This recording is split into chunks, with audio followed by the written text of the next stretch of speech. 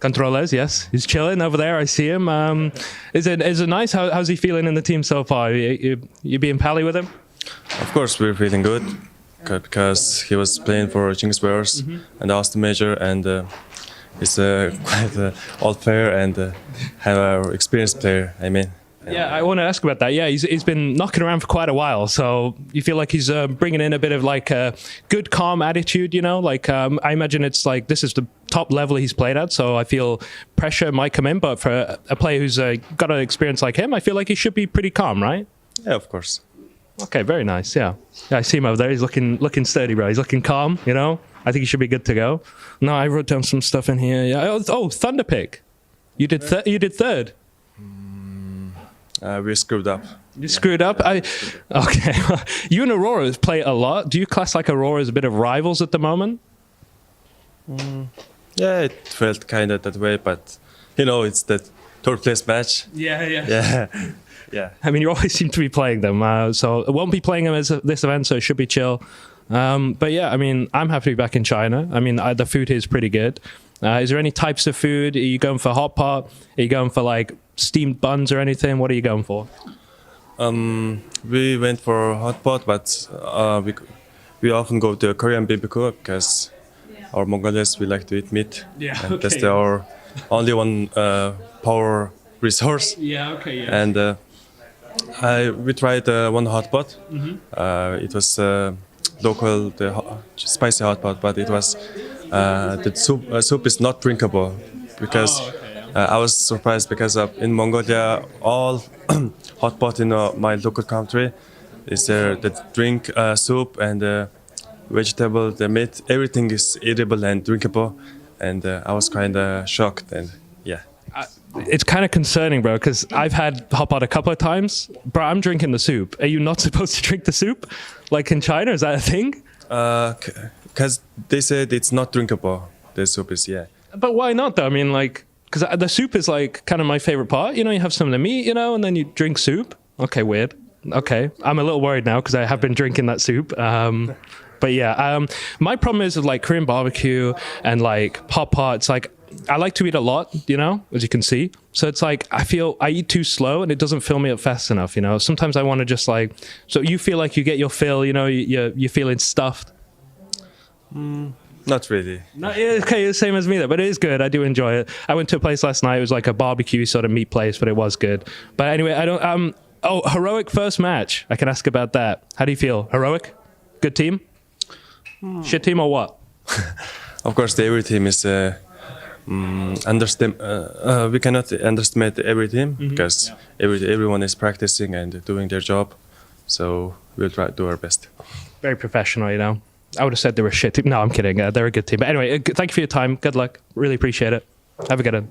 What up? It's IEM Chengdu. It's the lobby. It's everyone's favorite bit. It's everyone's favorite show. We're going to go snipe Tess's. He knows it. He just had his photo taken. Okay. Oh, hey, Tess's. How's it going, buddy? Trying to walk away. No. Look, man. How you doing? We're in China. When did you get in? Yesterday at around 2 p.m. I think at the hotel. So been a good time.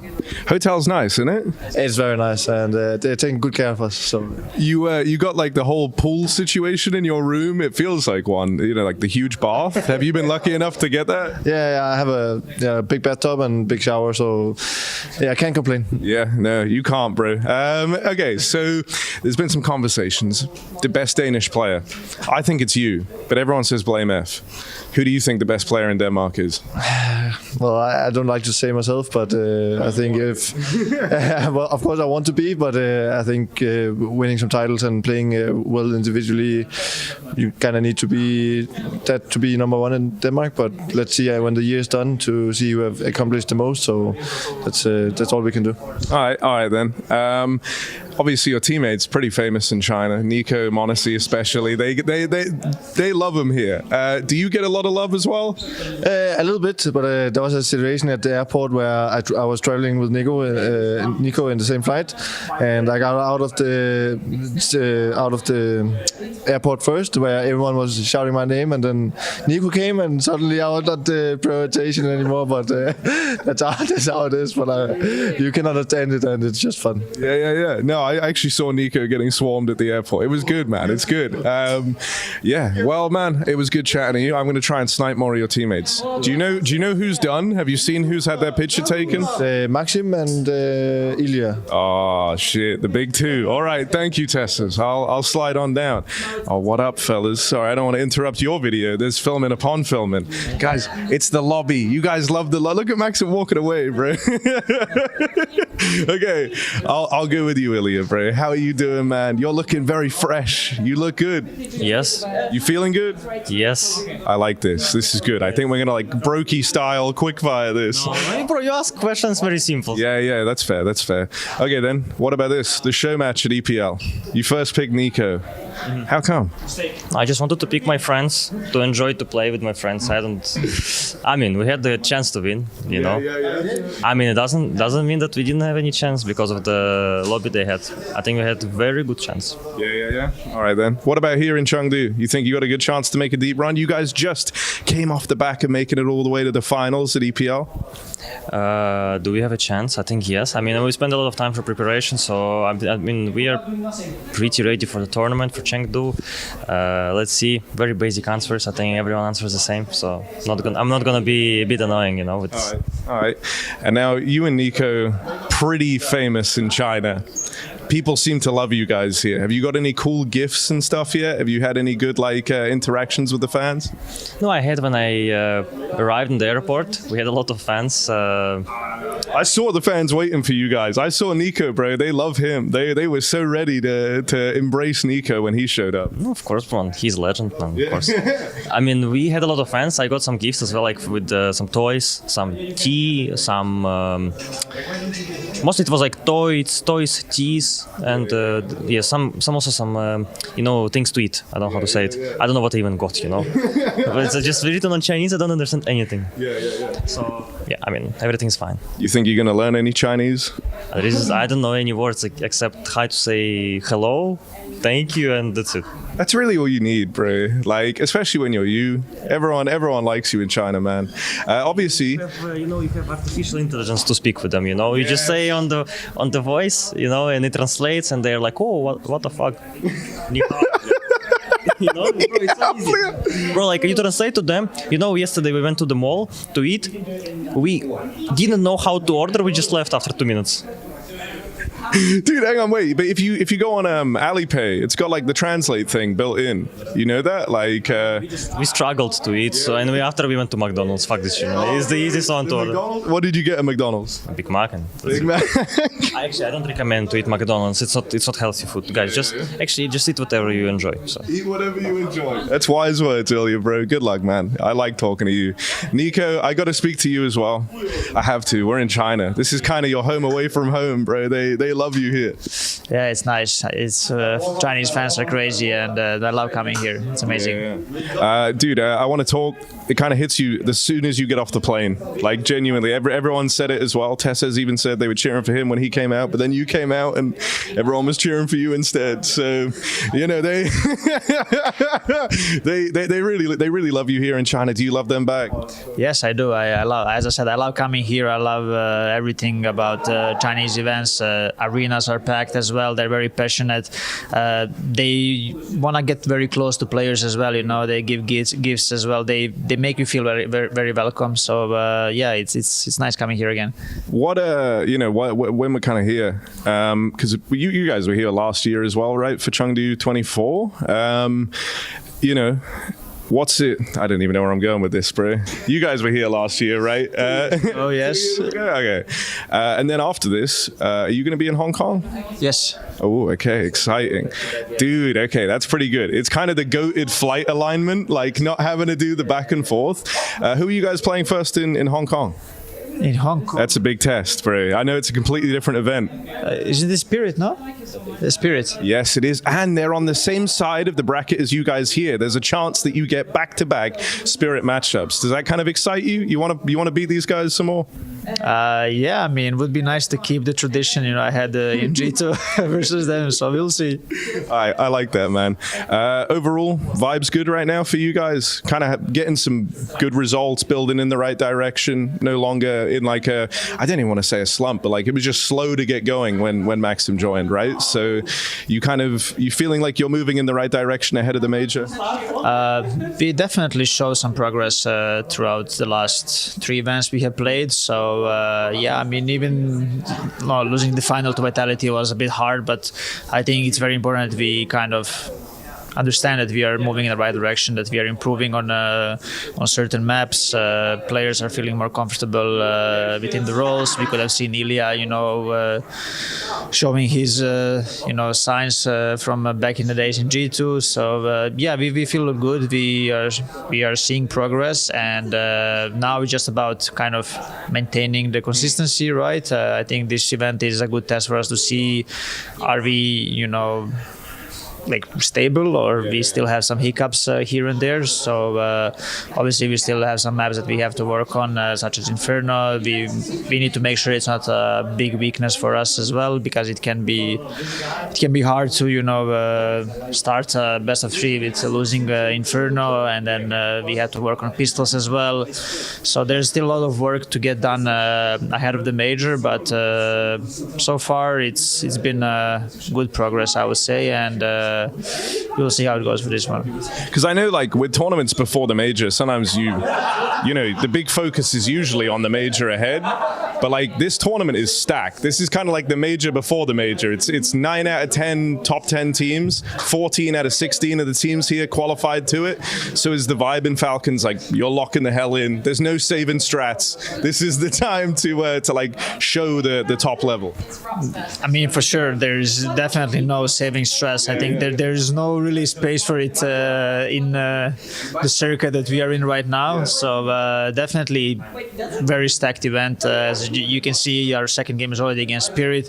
We also play against Tyloo, that has been pretty good recently as well. They have won one event this season, so it is a stacked event. We do wanna, I don't want to say lift a trophy, but we want to make sure that we are always progressing. But if we keep moving our limits, then we obviously want to kind of take the next step, which is lifting a trophy. So I'm confident, and yeah, we'll do our best to get over the edge.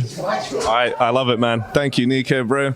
I'm going to now speak to Kicksan. He saw me in the corner of his eye. He knew this was coming. Yep. Brother, how you doing? I'm doing good. I'm not that jet lagged yet, so hopefully it stays like this. Day 2 is always the worst with jet lag. Everyone knows it. You get in first day, you're like, bro, I think I'm invincible. I think I've done it, and then it's going to hit you. But the hotel's pretty nice, so at least you got that to fall back on. What time you been going to bed? What time did you fall asleep last night? Around 2 a.m. Ooh, okay. Bit of a night owl kind of vibe. All right. But I arrived yesterday super early at like 7, 8 a.m. So I had the whole day. My first plan was to not sleep at all, to be able to sleep the next night, but I didn't manage to do it. I had to take a nap during the day, but I still slept like 5 hours during the night, so it was good. I see your team kind of moving on, so I'm just going to go one final question. How many pistol rounds? Give me a percentage. More than 50. I like that. Fight and talk from Kicksan. Yo, that was Falcons. Lovely group of guys, and best of luck, bro. Best of luck in the tournament. All right, let's go bother Vitality. How are you guys feeling in China? Is it good to be back? Yes. Okay, very nice. Are the fans, have they found you yet? Yes. Yes, they are passionate fans out here. I mean, yeah, there are a lot of them. But yeah, I mean, we're at Chengdu, it's nice to be in China, What's that? They're so back. They're so back, yeah, of course, yes. That's my first time doing lobby, so this will be disaster. So I have like some very quick notes here, Pain is your first matchup. How do you feel? Confident? Yes. Of course, as always, I would be too, to be honest, You've had your boy Tanir here for a little while. I mean, EPL, you'll play together, so how you feeling? Integrating well? He's so back. Tanir, do you mind if I have a couple of quick words as well? You joined, you came from Heroic. You joined this team. It's a pretty good team. Did it feel good when you got, like, the call-up? Sorry? Did it feel good, like, when, Spirit, like, wanted you? Did it feel like, oh... Yeah, of course, I'm feeling better because it's a more better level. Yeah, of course, bro. I mean, that's a call-up I would be happy to have, to be honest. I mean, I have more questions. Let me just look at my notes here. Obviously, we had the skins crash. Did you guys lose any skins? No, I'm poor. Oh, you're poor? Okay, well, okay, you can join the rest of us then. That's fine. Nothing to lose. Okay. I mean, Dong, I'm sure you got some high tier skins. Did you lose money?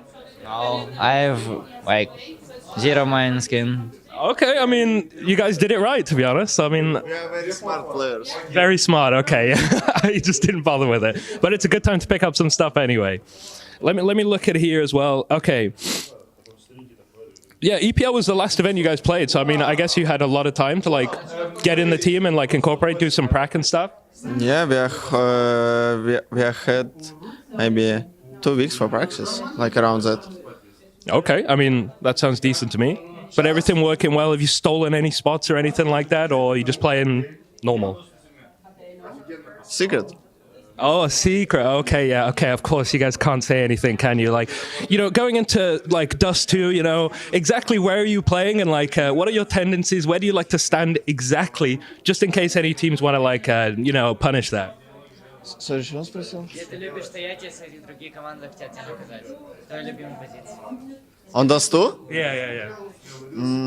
I like sit inside car on Lonic, you know? Like a driver, by taxi, you know? Like pretty much every round, right? Like you just stay there. So like, yeah, if any teams are like, Yeah, I just wait the guys, they come to me and say, free taxi guys come and just drive by car, you know?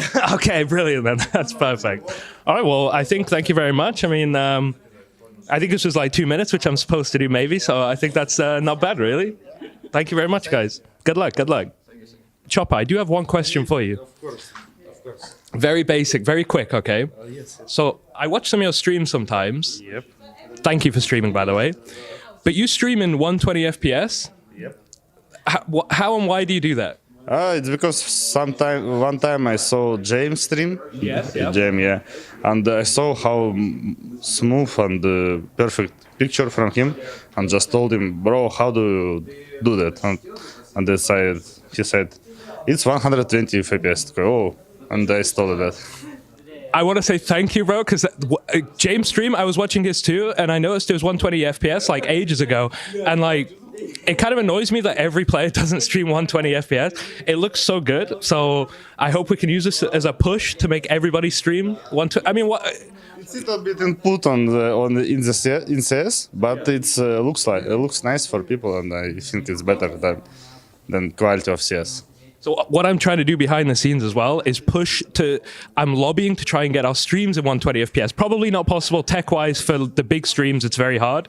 But if we can get all tournaments, all streams, everything 120 FPS, I mean, that's my dream. It just looks so crisp. Yep, it looks really better.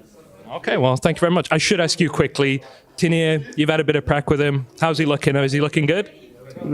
Yes, like always. Looks for him. He's really perfect teammate. Everyone just looks really bad. I don't think so. Everyone just looks so chill. I don't know how you guys do it. I sleep like 4 hours today because I have a little bit jet lag.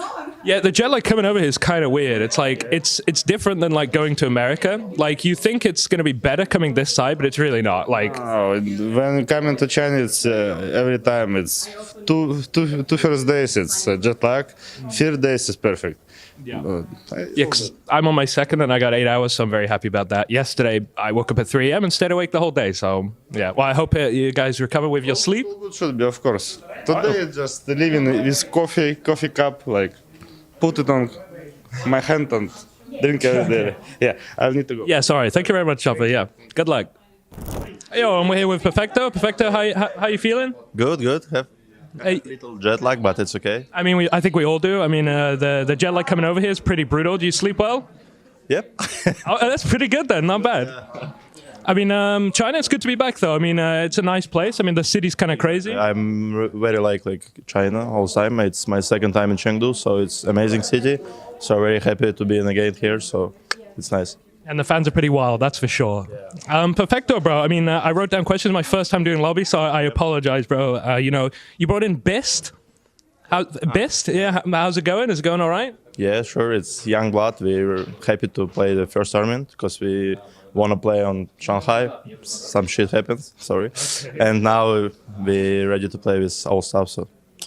All right, that's pretty good to be honest. I do have a question, bro. That mouse pad is absolutely beautiful, mate. Can we show this mouse pad? Yeah, bro. What did? It's my own, you know. It's my It's your own brand. Yeah. Is there any way we can check this out? Any shop dot or whatever, shop dot perfecto or something? Or Yeah, you can. all right, well, go find it because I mean that is nice and it fits the theme here, bro. I hope I will be eating some nice stuff soon as well. Now, perfecto, you've been owning. If I'm going to be honest, you've been destroying. Does it feel good to be back and like just dominating? I want to do it, so I want to do like my team win some trophies, so I'm ready for everything. So let's go. All right, well, sick. But I've noticed, man, you shouting at the boys a little bit. Yeah. Like right now, you seem absolutely lovely, like really nice. But you know, in the serve, you know, I mean, they're trying the best, man. Don't shout at them too hard. Exactly. All right, well, I don't know. We'll see this event. All right, we'll have a good attitude. You know, we'll keep them calm. Yeah. But other than that, I don't know. I mean, have you guys had some time? The last tournament was CAC, so you've been chilling. No, we train, like practice a lot, try to do our best. So let's see what happens. I mean, you know, Battlefield 6 came out. Did you play any? What do you mean? Yeah. Oh, you did do? Okay, really? Okay, well, you gotta switch it up every now and then. But yeah, we might have to leave you guys. So thank you so much. Thank you guys. I appreciate your time. Yeah, cheer for VP. Thank you for watching. Good luck. And good luck. Oh, hey guys, it's the lobby, everyone's favorite thing. Yeah, bro, you love the lobby. How are you doing, Messi? I'm doing great. Even better now. Even better now. Yeah, I know you love the lobby, man. Oh, dude, it's nice to talk to you, bro. I never get to speak to other British people other than Hugo, and that's exhausting. Like it's the same voice every. I don't know how you do it. You're in a team with French people. No comment. I think you're in the better position. It's fine. Speaking to one British guy all the time, it's much better than speaking to these French guys. It's exhausting. No, that's fair, bro. Yo, how you feeling about China? When did you get in?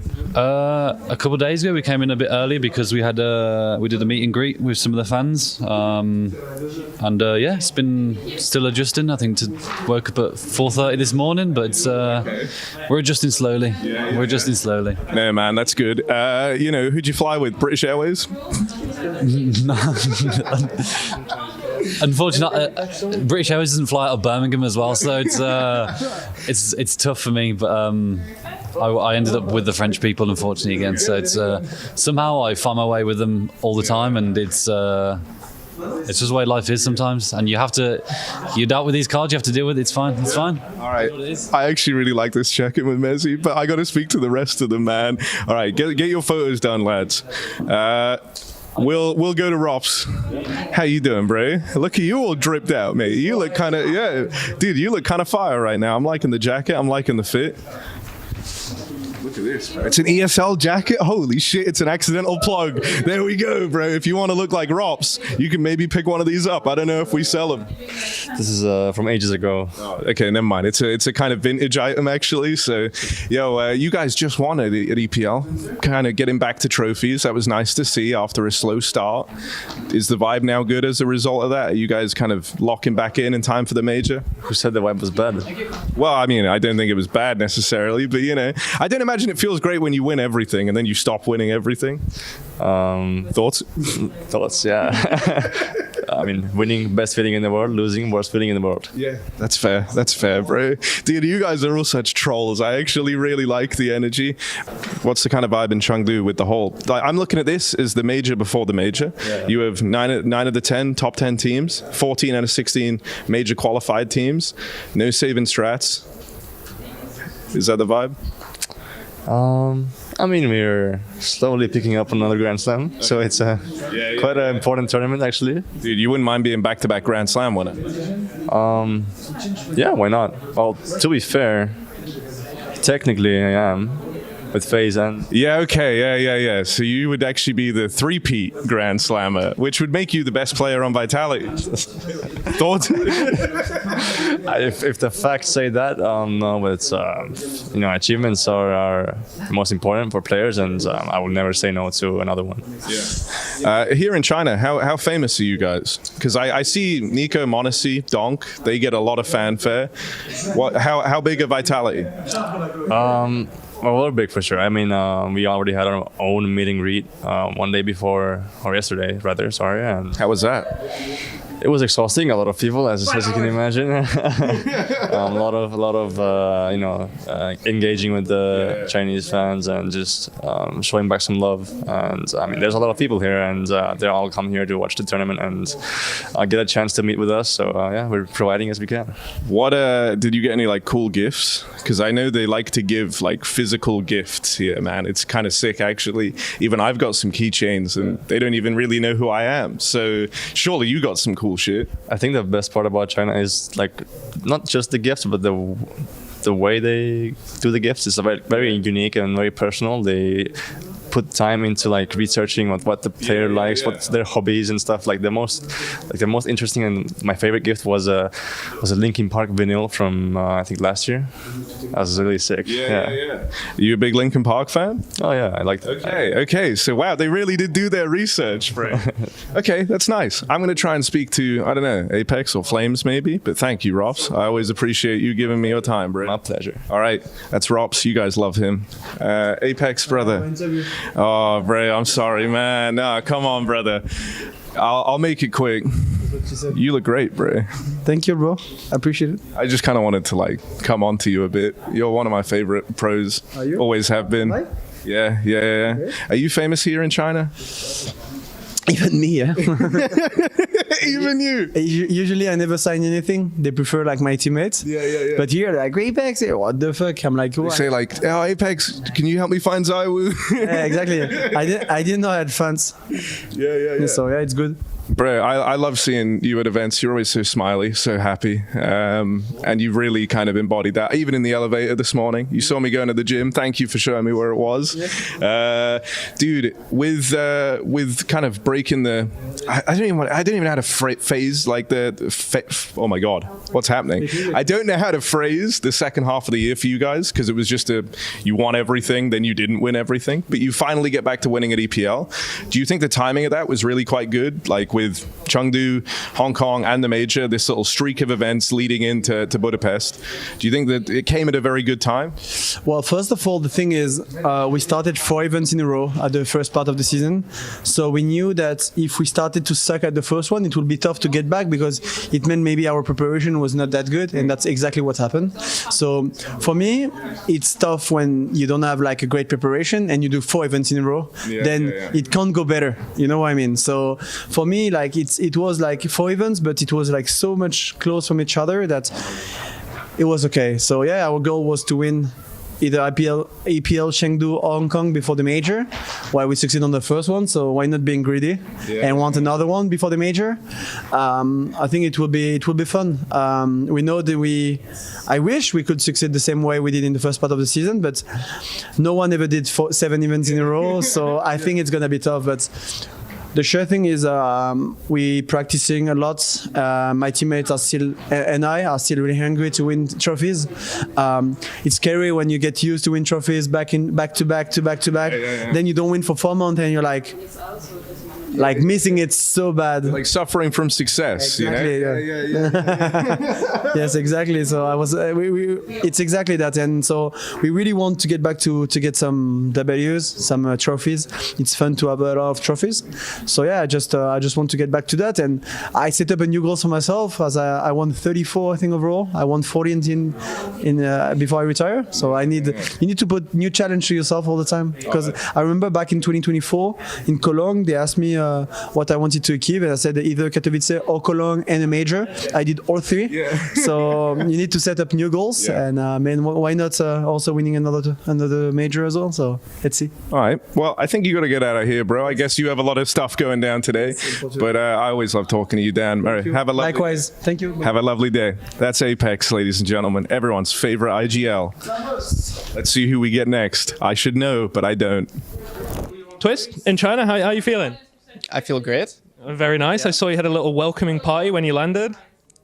Yeah, at the airport, and then the real welcoming party was in the mall next to the hotel. You actually went to the mall then, and that's I was trying to sneak out when Finn left to do some individual signing session. Okay. Then, yeah, I mean, someone told me there was a secret tunnel to the mall, but I don't know if that actually does exist. I mean, I asked someone in the hotel what's the best way to get to the mall, and then they just led me outside. Okay, well, yeah. I mean, the fans here, they're passionate. You know, there's a lot of them as well. So I mean, which is cool to see, honestly. Like, I mean, it's really cool. Yeah. So we do like that. I wrote down some stuff because I'm very unprepared and stuff like that. Not really. I have 5 lines. I did write down here. You played at CAC, so you had a bit of time for practice. I know, like, it's been hard for you guys to do some practice. So hopefully that's been going well.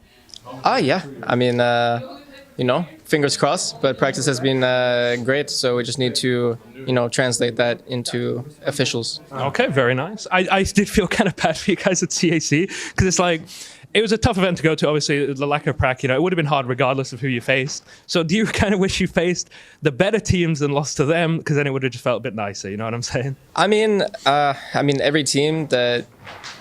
we played good teams still. Like, we played Tailu. Honestly, I forget some of the teams that we played. We played Bait. They had a stand-in. Mm-hmm. They still played good CS. Yeah. I don't think it was that bad, considering it felt like we played with no practice. Yeah. It kind of just felt like another stand-in situation. Yes. So, but I think it was good. It was valuable experience still. Any match that you can get with the full lineup is experience to learn from.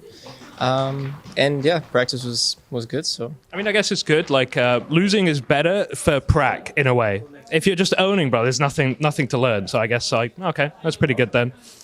Is there any food that you have here in Chengdu which you like the most? Food? No. I mean, I really like fried rice. Okay. Yeah. That's too basic. They have so much crazy stuff here, man. You got to be eating the brain. You got to be in the throat. There's all sorts of stuff they have here.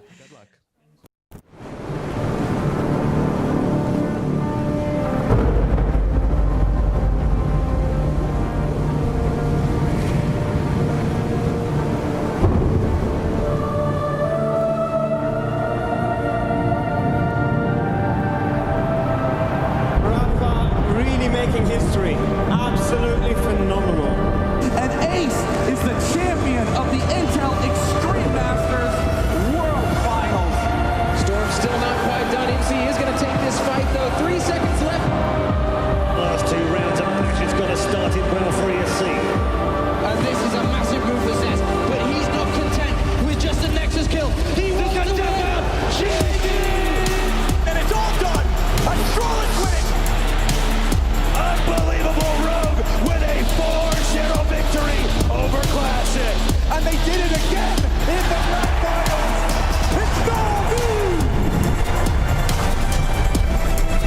Give it up for your Intel Extreme Masters World Champion.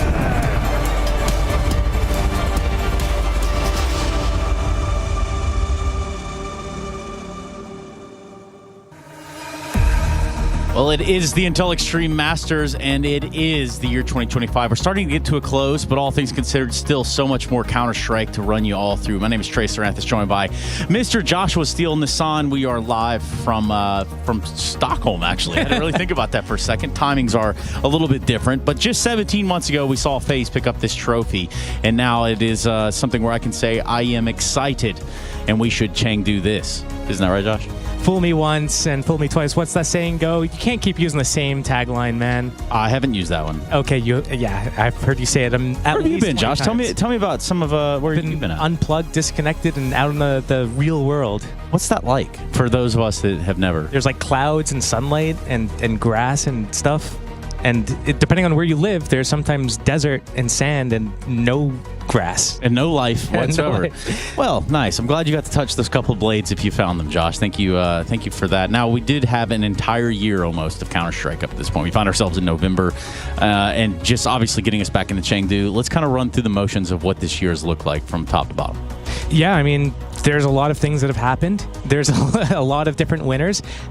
Namely, Vitality is one of those ones that were winning basically everything at the front of the year, but that's changed a little bit.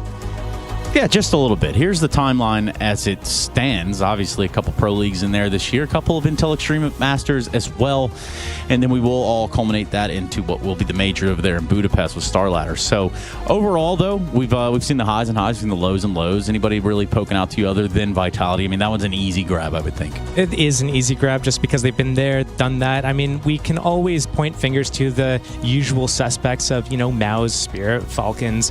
Well, we say Falcons, but but they haven't really won much or anything really of note in a long while. But they're on the up and up, and I mean, I feel like we've been saying that for the last year, but this time it's true.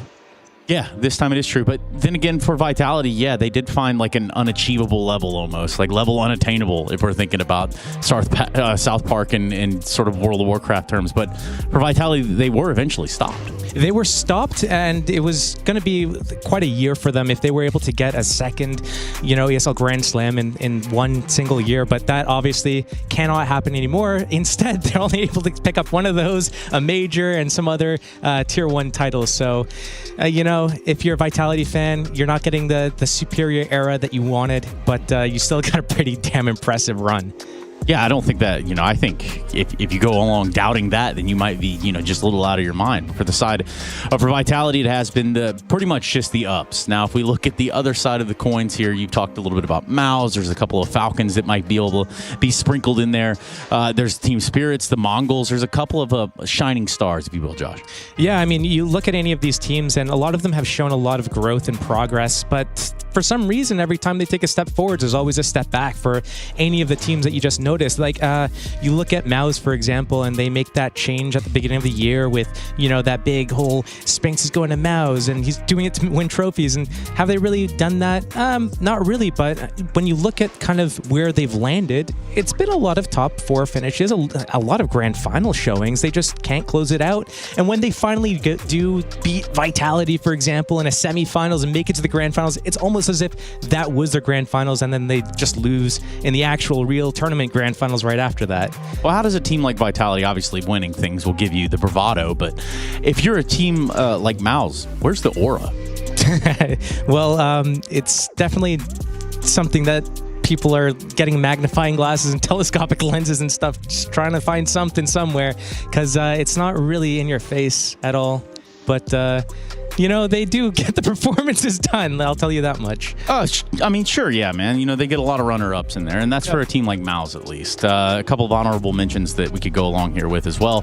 Yes, Furia have thrown their hat into the ring here a little bit later into the year. Kind of nice to see. You see Fallen coming over there and taking what is the Kinder project and kind of making it all work, and that's exciting. That was the biggest, I think, switch up for everything going on this season. You look at the side of, Falcons, for example, making this huge kind of like blank check thing, just get all the star players, and then Fury over here is like, let's just try something different. They moved their IGL from opt IGL into this support role rifle guy, pick up 2 people that don't speak Portuguese on a team that you've had players that could only speak Portuguese, and now you're doing this weird thing with English, and suddenly they are able to even pick up a tournament, and it's Fallen's first tournament win in like 5 years at that. So it's nice to see kind of teams going one direction, trying to build these super teams, and then this other team is just like, let's switch it up a tiny bit. We're still making a nice dish at the end of it, but we're using different ingredients for it, and it worked out, and it tastes good. Better ingredients, better pizza. Not the VRS, though. There is nothing better. I'm just kidding. I'm not going to go down the tangent, which is what in the hell is the VRS itself? But we can tell you about those Valve ranking systems and just how these points sort of accumulate. Josh, the resident expert on numbers, so please take it away, bud. You know me and numbers. Like, at the end of the day, it's basically you get everyone playing in this one system where there's one ranking and everyone's following those rules. And it's nice to see that, everyone's kind of on the same page, and things have to be announced ahead of time for those big S-tier tournaments. You need to announce those a couple of years ahead. For the step below that, it's 1 year ahead. But what that does is it gives this global standardized system of rules and points where you know where you're going to land, and that's going to get you direct invites to certain tournaments. And back in my day a little bit, you had here we go. You had a little bit different system, but it's the same thing. That it's like once you get your foot in that bubble, like once you qualify and you're in that cutoff threshold where you get the auto invites to certain tournaments, it's so hard to fall out of that bubble. So you have all these online qualifiers and these like lower tier lands, but then once you start picking up some wins and you get to the big boys, you don't really fall out of that very easily. Like you have to work hard to kind of fall out of that whole bubble that you're in. But that is basically how the cookie crumbles for who gets invited to tournaments and who stays in there and who's going to ultimately make it to the major. It used to be that you'd have one team pop off for maybe one event, and they would find themselves at the next 3 or 4 to 5 events at last, or like an invite, merit honor system. And then you're right, they would show up there and they would blow it for the next 3 events. You'd wonder, like, well, how the hell does this team keep getting here? Well, that's what I think this is trying to address.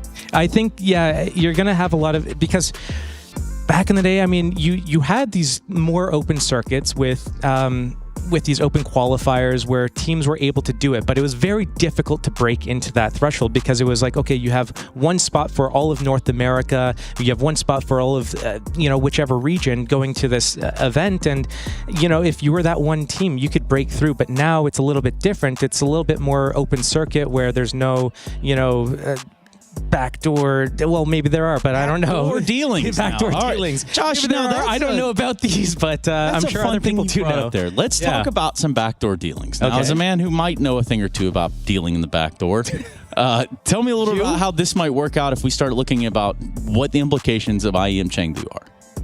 Yeah, I mean, this is basically you're getting close to the end of the year. You've got kind of like the majors already out there. So when you're in a system like this, there's really, you're just playing to kind of show your form, see where you're at, see where everything's kind of stacking up.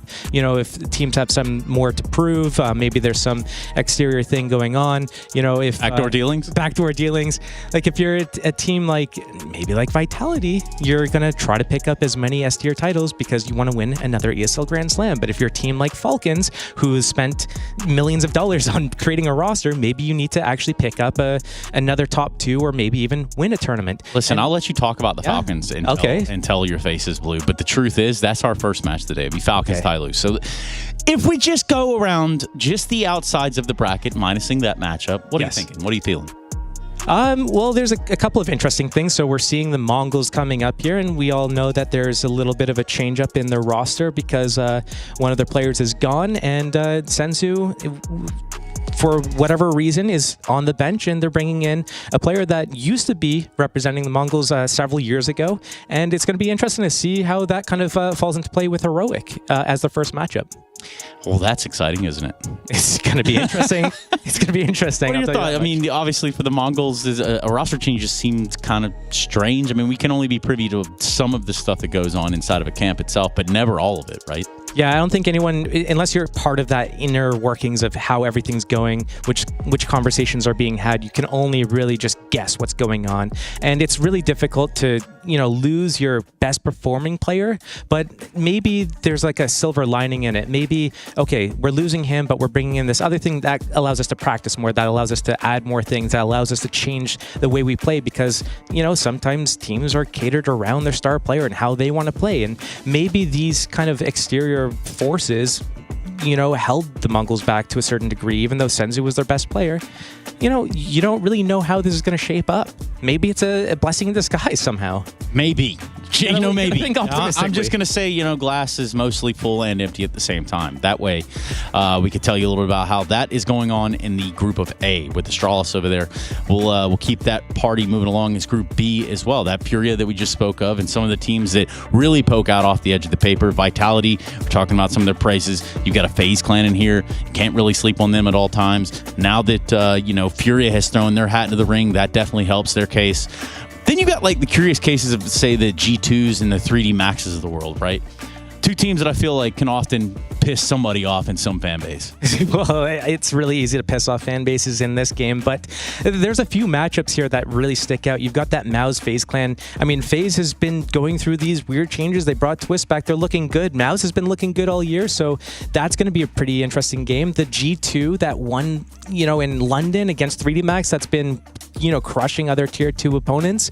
That's going to be a very interesting game as well. And then, of course, you have Lin Vision, another team representing like Tyloo and Furia, who have been making those changes and been making, I think it was Fisher number 2 that they won. So, there's definitely some teams here that are playing for a lot more than just, they've already qualified for the major. Yeah, but how come you're not saying the one name I'm looking for, Josh? My goodness, like please, it's What do you Virtus want me to Pro. say? Let's talk about Virtus Pro. Why? The polar bear in the room. Well, no, wait. Yeah, that's it. Yeah, it is. Talk to me about Virtus Pro. Why are they making a little bit of waves here and there?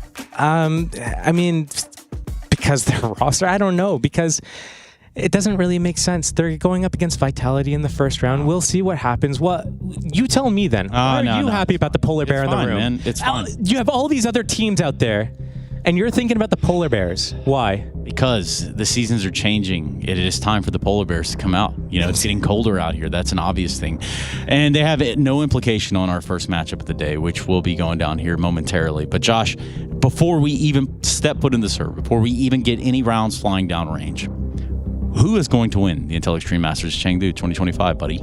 I have to make a prediction for the winner thing. for the whole damn thing right now on the spot. Live on the spot. Whew, this is hard. You know what? I'm just going to do the easy one and just say Vitality because I mean, it's the safe one. It is pretty safe. Like I will give you that one. It is pretty safe. But, I just feel like this is the one where the Falcons are going to do it. Yeah, well, they might be able to get over that edge, and I hope to see something different. Yeah, same. W's in the chat for them maybe at some point. We'll find out in due time. We do have their first matchup coming up after this break. It is a little bit of that Tai Lu team taking on the Falcons as we kick things off at the Intel Extreme Masters in Chengdu 2025. FaZe Clan, the running champions here, but it's going to be a little bit of an uphill battle for them as they get their play in a little bit later. We'll be right back after this, everybody. Don't go nowhere.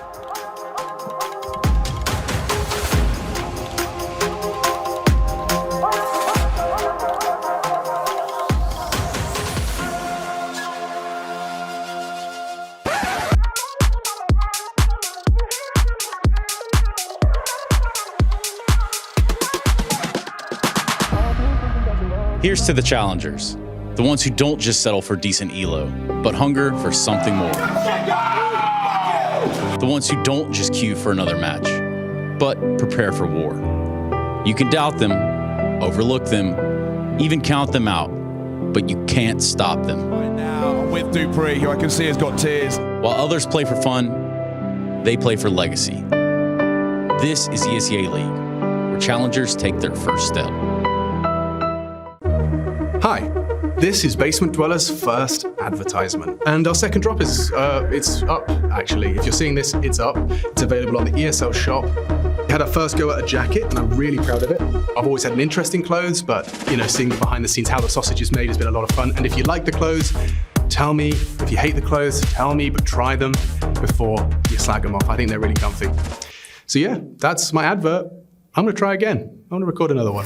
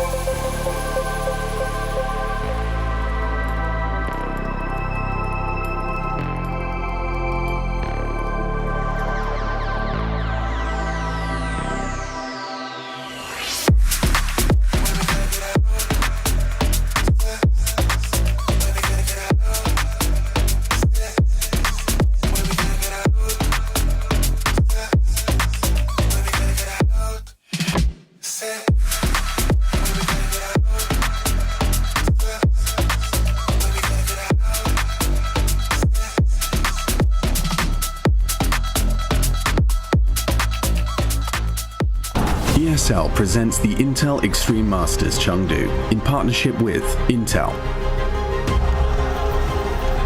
Acer Predator, DHL, Kidia, and Zoe.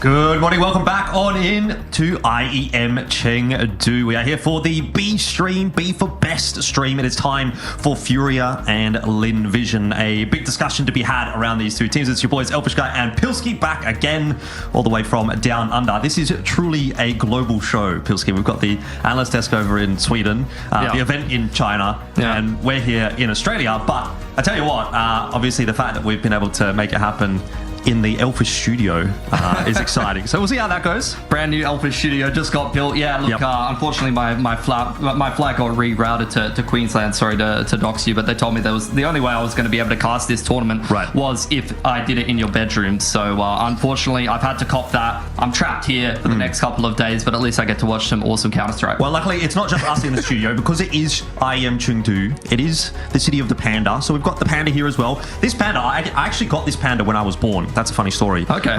It was gifted to me by one of my my parents' friends, and I guess still a great nick, mate. They must have known IEM Chengdu was going to happen in 31 years after I was born, just to give me this for this specific segment for this show. Nice. Doesn't have a name, by the way. So if you're in chat and you think you can have a good name for the panda, let us know. That could be the thing for the next 3 days. That's what we're going to be here for, though. The next 3 days of the B stream of IEM Chengdu. So let's get into that discussion. Obviously, Furia and Lin Vision is what we're here to take a look at. Yeah. I mean, I look at this matchup and I think this is a relatively one-sided matchup on paper, as tough as it is to say as an Asian CS fan. At least recently. Like, I remember, back a while ago, maybe a year, 2 years ago, kick it back, you would have some upsets from some of these Chinese teams over Brazilian outfits.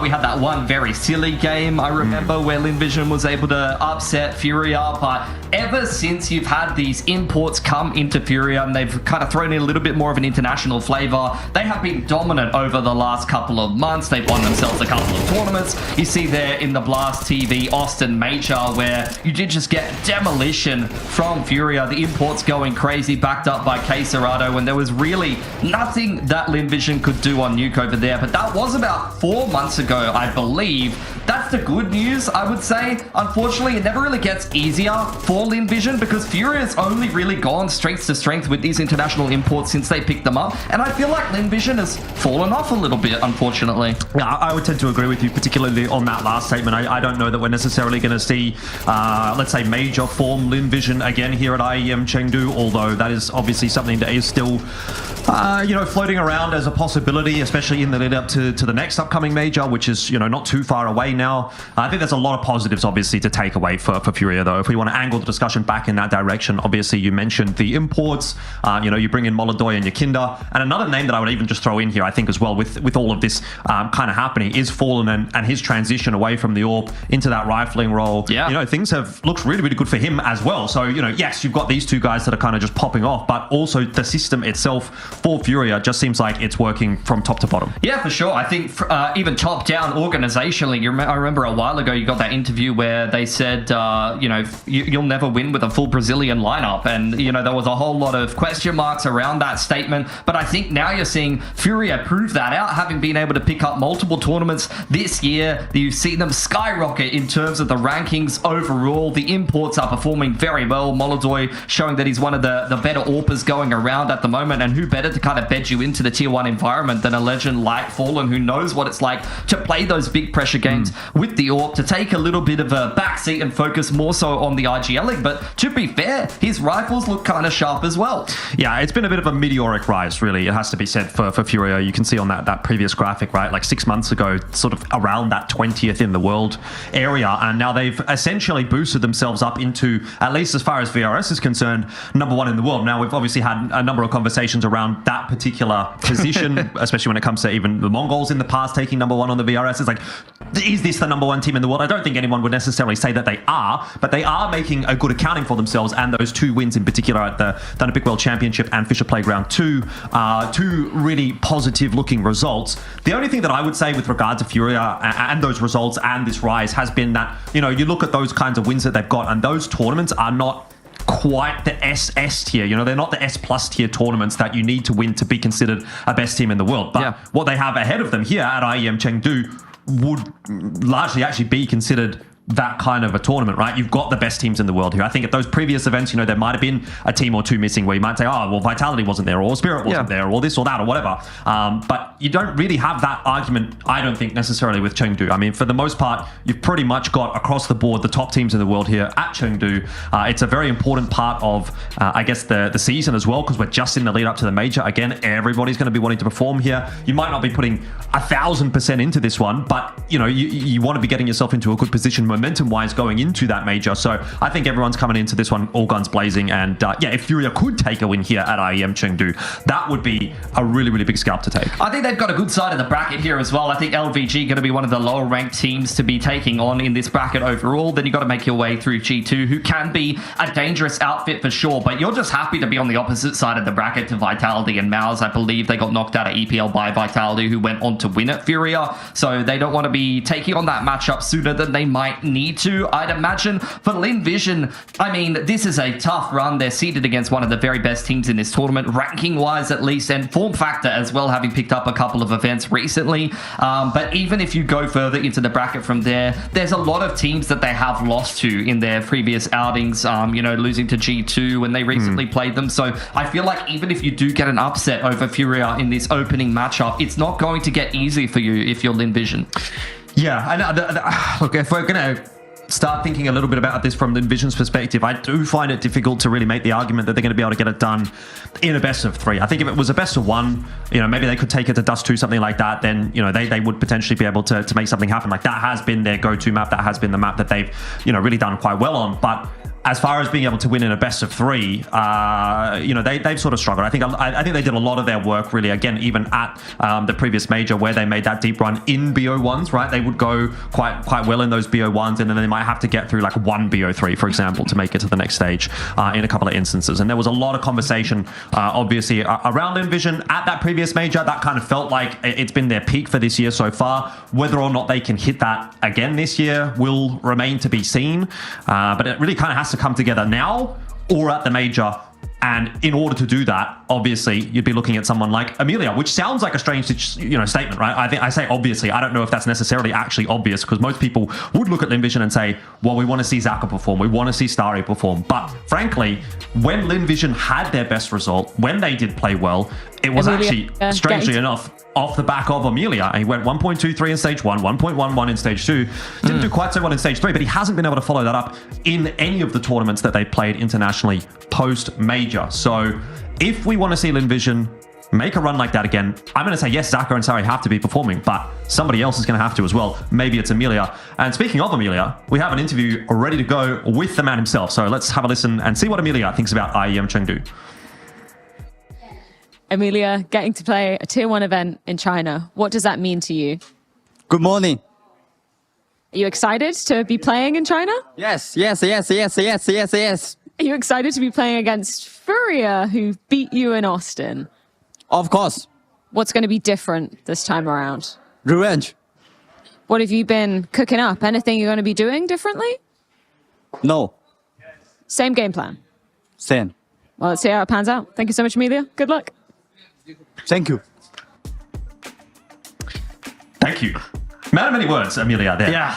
One thing I will say, though, is that I would like to see something different from Lin Vision. I don't want the exact same plan, because that would mean they would lose again. Yeah, for sure. And look, it's a whole best of 3 series. Look, you always love to get an interview with Amelia, just the depth of his insights, that you could really get a look into this team. So we look through a couple of highlights of Lin Vision. You've got Call Me Sue there. I mean, we've talked a little bit about Amelia. For fans of Chinese Counter-Strike and Asian Counter-Strike in general, Starry and Zaka need no introduction, and Westmelon has been the IGL and the backbone of this Lin Vision team for such a long time. We've got so many players that have played on this roster for this organization for a long time, and the same thing can be said for some of the players on Furia, which I know we'll get into in a little bit. So these are players and teams that have repped their cause, repped their organization, and repped their region for such a long time. And I think, honestly, looking at Lin Vision's roster across on paper, if you think of Chinese Counter-Strike, you should look at this roster and say, this should be pretty solid. Like, this is a roster that you would hope, if they're bringing good form, if they're playing with confidence, could get some upsets at international events, but their form has been abysmal.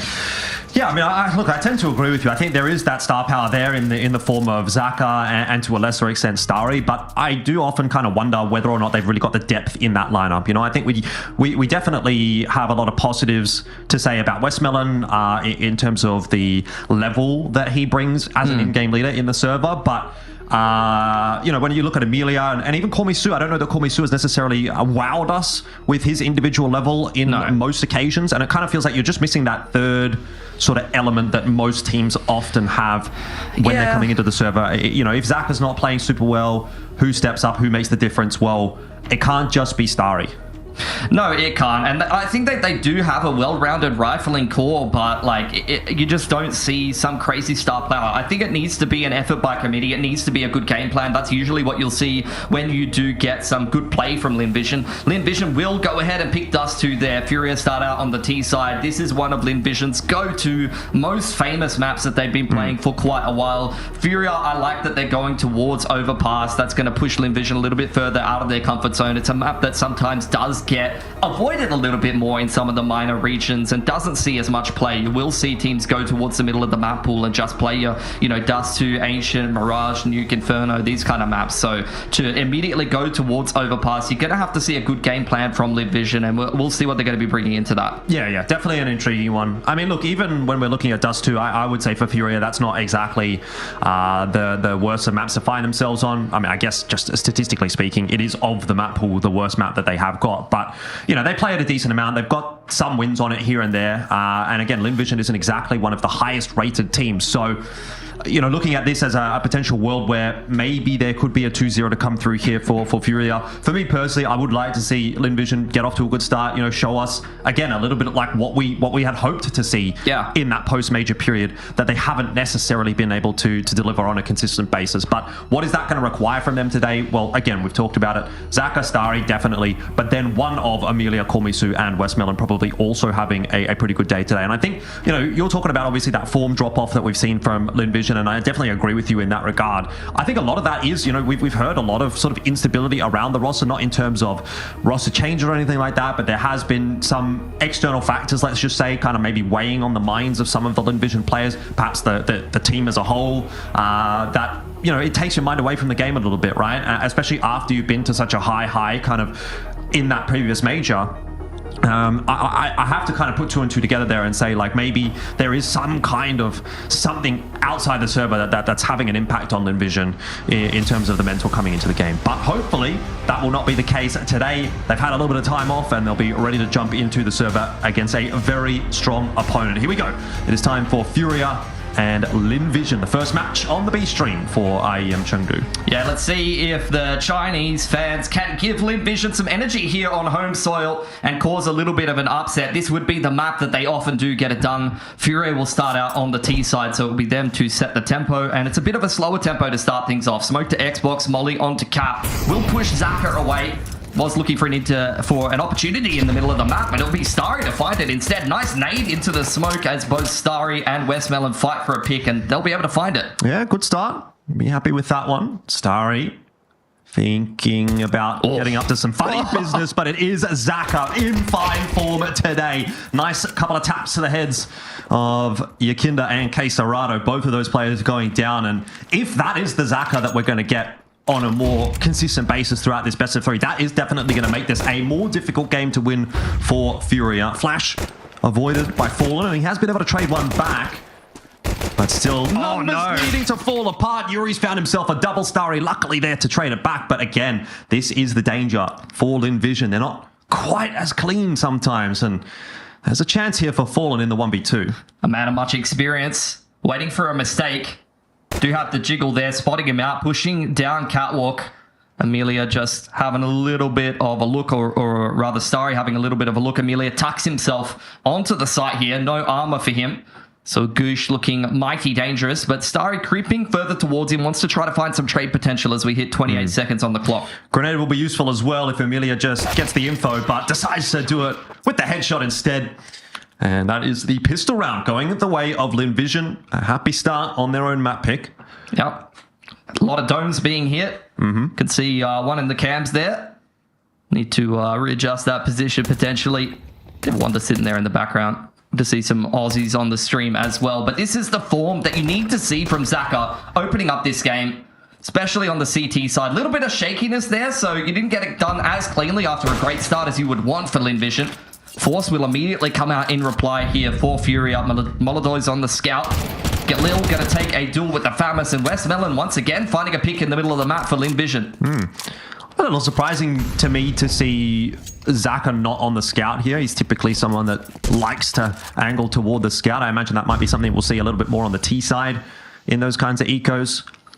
But it looks like he's just going to be angling to get that AWP in hand as early as possible, which you can't really fault him for. Molodoy will try to make a play through the mid doors. Xhaka has not spotted that. He's playing anti-flash, but will not let him get away with it.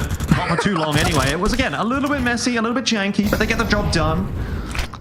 They get a two-man advantage here for Linvision. They need to make sure they're closing these kind of situations out cleanly, but I'm getting a little worried about how deep Caserado has made it into the site here. He may go unchecked by Xhaka, and that could be what Furia need to start to dismantle these man advantages. Starry spotting him out, does take a chunk out of him. Xhaka very low here. If he cops even one bullet on the cross, he will go down pretty early on. Spots out Fallen. Furia will kick to punish, but Xhaka is ready. Yeah, very well done from Xhaka. Gets that little extra chip damage onto Fallen, which could be impactful later on in the piece. Yuri's now gone onto that solo roll, but it's not going to work out for Furia this time around, and Linvision, they managed to sort of put together actually quite a decent anti-eco, losing only the one player. It was very, very scary for a moment there. Yeah. And even with the bomb plan, I think it will be hard to justify, as Furia here, a massive investment. Yeah, Galil picked up there at the end of the round, and Xhaka had 3.5k with the MP9 purchased up into that round, going into round number 4 here, or round number 3 here rather. So I think you will see an early AWP purchase. We'll see if you see it straight away here. Do have some degree of reinvestment as a Hero AK thrown over to Caserado, courtesy of Fallen. Caserado being a player that a lot of players have their eye on coming off the back of Thunderpick, had a fantastic performance over there. Yeah, this kind of buy is starting to become a little bit more standard, right? You often see that sort of Hero AK buy in a round like this. I feel like more often than we used to. It's kind of a bit of a hedge your bets type style. You know, you can potentially get a bit of damage done here. Maybe you even win a round if Caserado pops off, which is definitely possible. If not, you know, you're still kind of going into the next round with 4 rifles anyway. So I like it. I'm a big fan of it. We'll see what Caserado can do with it. He's unfortunately only got that single flash, though, to really set him up here. So it's going to have to pretty much just come down to the aim duel. And Xhaka not initially going to win that one, but does get away unscathed. Bit of pressure now on Starry as his head will be knocked off by the Glocks. Caserado gets another one, and this starts to look a little scary for Linvision despite the damage done. Yeah, they've definitely taken a couple of chunks out of Furia as they make their way up into the A side, but Linvision need to get this one back under control. This is just an anti-eco up against the singular hero rifle. Linvision now starting to make some moves on cap. Yeah, Molly going to go through here just to try and deny a bit of space for Furia on that site. Not quite going to land any significant damage. The grenade through as well will also not do its job. Great shot from Yuri. And this is where things might start to fall apart for Linvision. This is not the round you're supposed to lose. They've still got to find 3. Westmelon needs a couple and he won't quite get it. Xhaka, nice flick. But again, it won't matter. Yuri survives. And Furia will claim their first round. And that is the danger of a Hero AK backed up with a couple of Deagles. Yeah, and that's going to, unfortunately, slow Linvision's economy down a little bit. Even though a singular player does not survive in the server for Furia.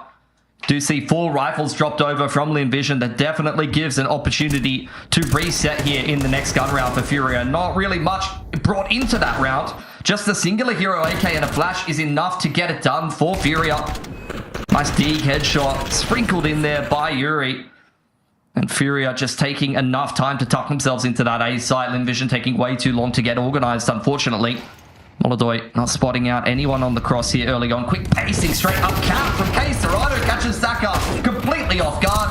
Westmelon's aggressive down in towards. Lowers it. The spacing is way too good for Furia. Yuri just catches both of those players in the side, and now Amelia has to go huge. Well, it's not looking like it's going to quite be enough here from Amelia. He's working on it. Does get that headshot onto Yuri. All of a sudden, the round starts to swing back. To brawl in the middle of the map. Yakindar now getting active. Amelia needs to make sure he's switched on here. He may get caught off on the timing. Whiff shot from Molodoy. Molly's going to go through.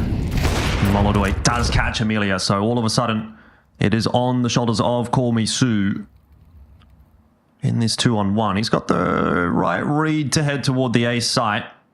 That is where Yakinda's taking the bomb. Cross smoked off.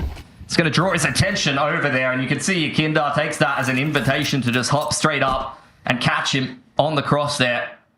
Nice recovery from Furia after things got a little bit spicy there from Amelia peeking out Cat. You could tell this was going to be a scrap in the middle of the map. Ever since they changed us to, you've seen these kind of aggressions from the CT side. Everybody wanted to get a piece of the action.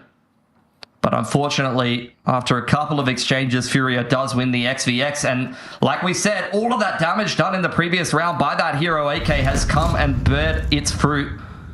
Linvision completely broke, and what started as a really good game for them has unfortunately started to fall apart a little bit. Yep. Yeah, it's these little things that make the big difference, right? You know, you were looking at that as a great start for Linvision. Had they won that third round, money would be pretty healthy going into the fourth. But it seems like Furia are well and truly in control of the game at this stage. It is just full USPs. There's a Deagle for Starry that's going to try and make the difference. He does get himself a headshot on the Quesarado, but very swiftly sees the rest of his team fall. So no real harm done here to Furia. 3-2 the scoreline, and Linvision need to find a way to recover this half quickly. Yeah, stabilized after an 0-2 start for Furia, where it felt like they were losing opening picks in the middle of the map quite regularly. Did see that adjustment in the previous gun round immediately. They are ready for this aggression in the middle of the map from Linvision, and they are adapting to it incredibly quickly. Could just see why this is such a solid outfit right now in the world of Counter-Strike. Molodoi posted up on the line here on the cross, not able to take advantage of that. And once again, it's aggression in the middle of the map here from Linvision.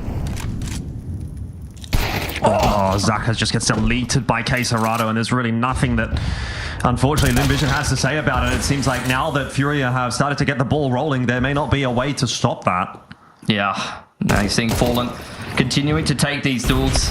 Furia looking to pick up the pace. Molodoi does get punished in the middle of the map, but it seems like Furia want to try to trade that kill down and head towards B here. They don't force their way through the middle of the map. Instead, will take the path of least resistance, creeping back through lower dark and waiting to see if they can punish Linvision on the cross here.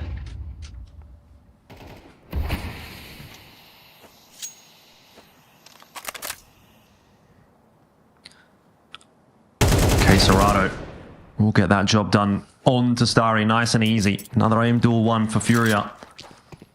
They know that was the A player. Can pretty easily pivot on over here. Amelia now feeling pressured to make his way through the middle of the map. Doesn't pick his timing right, but will still win the duel regardless onto Yuri. But if anything, that's just the information that Furia needed to safely get this bomb down on A. Best case scenario here for Linvision is just to save these guns. I mean, incredible shots from really the crown jewels of Furia. Between Yuri and Quesarado, they got a combined like 15 years on this organization. I remember even back in like the NA Pro League, we used to cast NA Pro League B streams, and these guys would be playing for Furia like 5 years ago, maybe even 6 years ago at this point. They've just been on this organization for such a long time, which, you know, you draw that contrast to the Linvision guys who have also been playing for their org for like, what, 6-7 years now, some of these guys. Wes, Mellon, you know, Starry's been in and out of the roster. Zach has been there for ages. It's just not something you see too much in Counter-Strike, but this really is a battle of, you know, players who have played for the same orgs, who have been loyal to their orgs for such a long time and really trying to rep their region and bring it up. For Furia, I mean, this really is their era with the international imports. This is the best run of form that they've had. They've picked up multiple titles this year. They're looking to see if they can potentially pick one up, like you said, where there's a couple more dangerous teams in a tournament like this, and IEM is always a, you know, a big notch to your belt to be picking up. It kind of feels like, you know, this is the team that Furia has been looking for a long time. In terms of the success that the team has had. Maybe we're only in that level of infancy where it's really just starting, but as you said, they've been on, a couple of these guys have been on this lineup for a very, very long time, and I won't say without success, but certainly not to the degree with which we're seeing in more recent times. Attack timeout from Lin Vision. Yeah. We'll see what the response is going to end up being. It is all about for Zaka, but again, it's just no mistake being made by Furia, and they seem to be getting away with everything right now. Amelia saved over a hero AK from the previous round. It's been a half buy around that, so only losing Westmelon, who didn't really have much to offer in this round anyway. You definitely turn your attention to Amelia and Zaka to get the majority of the work done here. Smoke on long will slow Furia down, and they opt to start to make some moves towards the middle of the map now. That flash will be a little bit of a tell that, you know, Lin Vision maybe need to divert their attention over there, or maybe look to aggress towards this long area of the map. But really, it's just a drop-off of Yakindar towards top middle, and I think Fury are just going to use this long control as a launching pad to kick off and execute into the A site. Amelia is waiting for it. Love this aggression. Down Cat. Zaka could set them up huge with a flash, and they could isolate Yakindar in the middle of the map here. That could give them the man advantage that they're looking for. Yakindar waiting has been spotted out by Call Me Sue now, and this is where it gets dangerous for him. Lin Vision are hunting, and they are finding what they're searching for. Starry's got himself an AK now. Zaka looking to pick them on the cross. Nice totem boost to be able to give him the angle to connect that shot. Molly will push Lin Vision away and give Furia control of the site. Call Me Sue legged and surely will be finished off, but Starry has found another pick in the meanwhile. Lin Vision are starting to make this half by work here. It's just fallen inside of Goose, and he'll look a little bit like one. Completely surrounded. That'll be a third round for Lin Vision. And, you know, we've seen them in some of these big games sometimes start to fall apart, make a couple of mistakes against things like a Hero AK, against Eco, and then the game starts to fall out of their hands. But winning a round like that does restore a lot of confidence and does build yourself up enough of an economy on CT to actually make this game more competitive. And that's the exact round that they've been looking for, certainly. Very important tool one there by Sari as well with that AK, and sets himself up for success to take that second fight onto Fallen in doing so. So 4-3, Lin Vision a minor fight back. You see that just bankrupts Furia. Reset potential here for Lin Vision. Nice nade on the cross. Don't want to be punished. And that same position from Molodoy. You know he's good for it. Long control secured here by Lin Vision.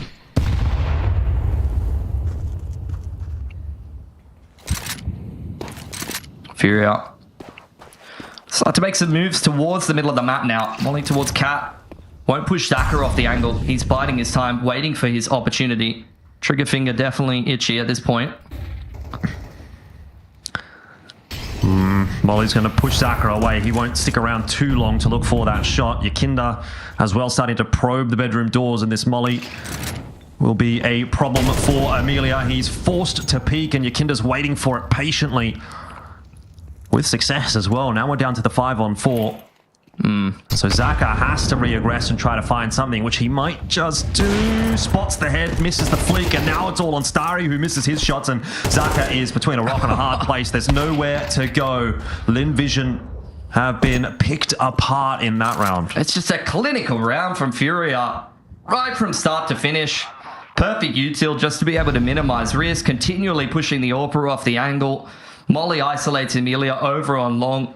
Pressures both of those A-site defenders to start to push towards Cat and take a fight, and they're punished there as well. Beautiful, beautiful round for Furia, and especially given the fact that they had no money in the back pocket if they lose that round. Lin Vision, after winning that round with the half buy in the previous, created themselves a reset window, but they will not take advantage of it. 5 alive for Furia, completely stabilizing their economy, and it feels like every time Lin Vision pipe up a little bit in this series, they are immediately quietened. Yeah, that's the unfortunate reality that, you know, we're sort of seeing here on Dust 2. They are a good enough team to kind of make these rounds happen here and there, and obviously it being their map, that gives them some degree of benefit as well. But I'm not sure that they're going to be quite good enough to do that on the likes of Overpass, for example. So while it might seem a little more competitive here, if this ends up going the way of Furia and we do get onto Overpass, that might be where things start to unravel to an extreme extent for Lin Vision. Zaka needs to step up on this CT side. He's been okay so far. 7-5 has opened this round up, and again, Lin Vision in with a chance. Yeah, changing up the angle of approach. He's been mostly active towards the middle of the map and on Cat. So that catching Yakinda off guard a little. opened up the previous round. This time he will concede the opening kill. Kulmisu under a little bit of pressure in the middle of the map here. Forced away. Oh, it was actually over towards B that he's copped a little bit of damage. So he's going to tuck himself in the corner. Still a lot of util. A minute 5 on the clock. Full belt of util here for Lin Vision. So whatever Furia tried to do, you will have the util to be able to reply to it. It's a great position for Lin Vision. Zaka looking to further extend that. See if he can do it. Connects the shot onto Quesarado, and he's going to stick around for more, which he'll get nice and easy on to fall. And this one not looking quite so cohesive for Furia. Couple of solo peeks into the AWP is not how you're going to win this round. Certainly not against a player the caliber of Zaka. I mean, this is just a map where he puts on a clinic. Even internationally, has had some monstrous games. 3 for him in this round. Really self-sufficiently setting up Lin Vision for success, and the structure around that was perfect. You had Starry after all of that beep and cat pressure. Especially seeing your Kindar die at the start of the round in towards upper tunnels after he's been the player that has defaulted towards long previously, go down so early. Starry takes that as information to be able to take bedroom. And when you have that deep long control, it's a little bit easier to maneuver around the rotations in the middle of the map. It's a little bit easier to plan how you want to approach dealing with the cat control. Oh, Yuri being very patient here. Might catch Amelia or might not. Lovely stuff from Amelia. 2.7 in the bank account for Furia. Oh, sorry, for Yuri there after going down at the end of the round. There will be enough money to be able to drop him an AK, but that may cost Furia an extra couple of nades that they might have wanted coming into this round. They're going to take a timeout. I think just needing to tighten up a few things. You see some words from the coach there. I think, you know, it's just a case of losing picks to the AWP in that round in particular, maybe being a little bit lackadaisical as you make your way through the map. Was a problem in the opening couple of rounds. You know, it definitely hasn't felt, Jordan, that Lin Vision hasn't had their opportunities to be able to find opening picks. They've pretty consistently been able to find them in this game so far, and often in the rounds where they're able to do so, they're able to convert. 4's not enough on the CT side just yet, though, and they're going to continue to work for more. No warp in this round. Oh, no, sorry, there is an AWP for Zaka. I don't know what I'm looking at. It's all good. Quick play out onto long here, though, for Furia. And it seems that Lin Vision are happy to concede that territory. Just going to drop a smoke on the cross. See what the reply is for Lin Vision. I think the approach, at least at the moment, is just to post up Zaka once that pressure comes in towards Cat in the mid-round. But instead, you're seeing movements from Fallen back over towards that B side of the map, which has been quite stacked from Lin Vision right from the start. I think post-timeout, especially with how little there has been endings towards B in this game thus far. Oh, what a beautiful header from Amelia. Jesus Christ, man.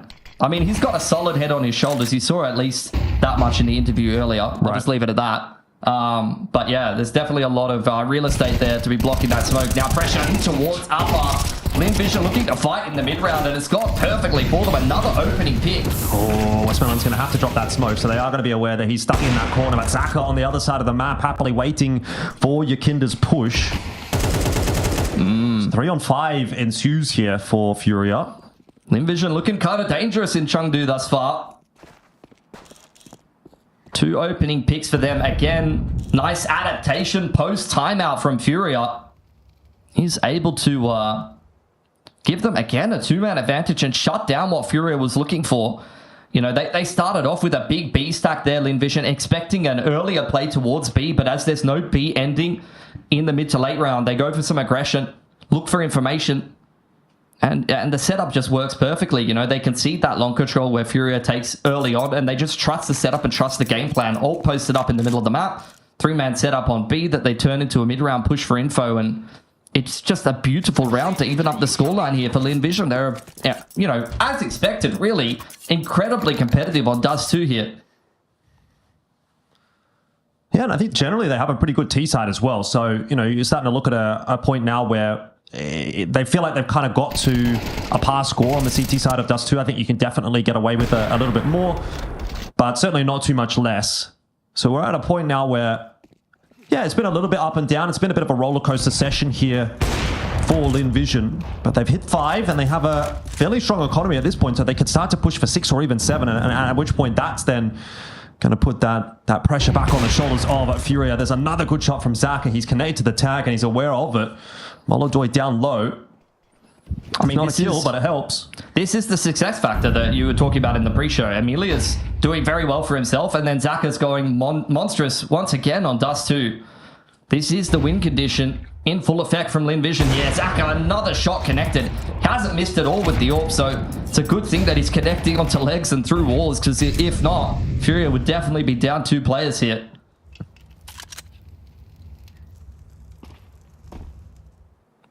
I mean, even still, in a round like this one, Furia, they kind of need all the health they can get. They don't have a lot of other options. They don't have a lot of tools to get into these bomb sites beyond solid aim duels, solid openers, and that's harder to achieve when you've got a couple of players that are low. That timing is insane, though, and both Westmelon and Call Me Sue end up being a bit of a liability in this round, and instantly, that should pretty much just be the round for Furia. Yeah, I think Furia just backing themselves with the same play. They recognized that Lin Vision had a pretty big setup towards B in the round previous that they lost, but they still felt like they had a timing, and that's the experience that you're seeing from this side, to just call a pretty similar timing into the B site. It's dry contact, especially in a round where they have some lesser weaponry, where they didn't actually have a lot of grenades as they headed into the mid to late round. A contact play towards B on Dust 2 can be incredibly effective. If you catch the CTs with their pants down, if you hit a couple of shots in on the entry into the small site, I mean, you're just not retaking that when you're this far out of position. B site being one of those harder sites to take, to retake as the CTs, especially when you don't have the numbers.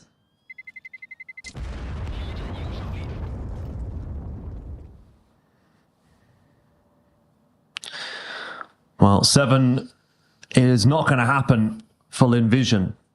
But Furia can start to think about it. The money's definitely good enough on the behalf of Lin Vision that it's still going to be a tough ask. But you'd love 7 on the T side here as Furia. That just sort of tips things slightly in your direction going into that second half. Gives you a little bit more wiggle room. Maybe you lose the pistol, but it's not such a big deal. Something like that. Molodoi. Ooh. Has been spotted on the cross? No, I don't even know. I mean, Lin Vision very lucky to get away with not losing a player there. They stick around a little bit too long. That just looked a little bit wonky for Lin Vision. It kind of felt like they were on 2 different pages. Yeah, they were kind of half-heartedly going into that mid aggression. Didn't really feel the confidence from them, grooming all the timing that they were looking for, and as such, the leg and the nade finishing off Starry. Zaka now once again looking to be the hero for Lin Vision. On the off angle, Furia well aware that he likes to post up on that position, and Molodoi just waiting for him to make a mistake. Zaka going to go down as well, hunting for that re-aggression, and all of a sudden this starts to look like, again, it might be Furia walking away with a very happy half for themselves. Quick kill comes back in the other direction, and that could have been scary if Molodoi went down. But he wins the duel against Emilia. Yuri will do the same against Westmelon, and Call Me Sue with what would probably be considered an impossible task here in the 1v4. It's going to give it a crack anyway. Doesn't quite manage to get there quickly enough to catch Yuri ducking into that smoke. Gets himself 1, but no more than that. And so that will be that. The first half done and dusted. 7 on the board for Furia. They'll be very happy with it. And we'll see if Lin Vision can recover when we do come back from the halftime break.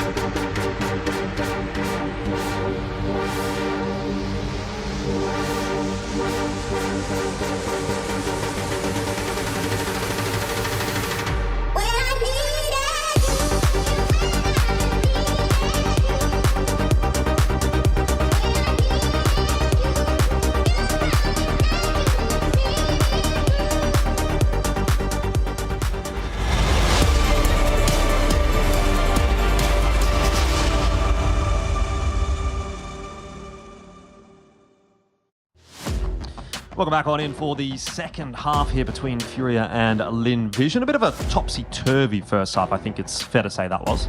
Yeah, I think you had excellent rounds from both teams, to be honest. You had a couple of those win conditions on full display for Lin Vision. Both Amelia and Zaka showing some good stuff in the opening parts of this game. But Furia always replying with class. There is a reason why they've been such a successful outfit in Counter-Strike this year, and especially in the last couple of months. Lin Vision waiting for a long timing here, waiting for some aggression. Furia won't oblige. Well, Flash is going to go over the top, but Fallen has no problems avoiding that one. Then a nice quick tap to the head of Zako is going to dispatch the first from Lin Vision. There is going to be a trade back, but Yakinda hiding very patiently at Car will get his one as well. And so far, it has just been a flurry of trades, which Furia will be very happy to see going in their favor. Starry tagged down to 69 HP here alongside Westmelon to see if they can clutch this one up on the pistol. But the bomb is more or less now committed to the A side. There's no way that Starry's getting back out long. So they're just going to have to take this fight and hope they can win it. And that is not going to help. It's all on Starry, and there's no pistol shenanigans happening here. Yeah, Furia, I think if they committed to that double stack on long, would have got caught by the flash. But turning that into an initial contest, looking for a pick, into a bait setup with Yakinda hiding away there on Car. Fallen could have definitely got more than one there, but didn't necessarily need it. And you can see there in the replays, movements in the middle of the map from all of Furia. That's what you want to see from the players on the rotation, the players on the small site. Just able to complete the retake from multiple different angles and apply more pressure towards the map. Force buy from Lin Vision here. Grouping up towards tunnels.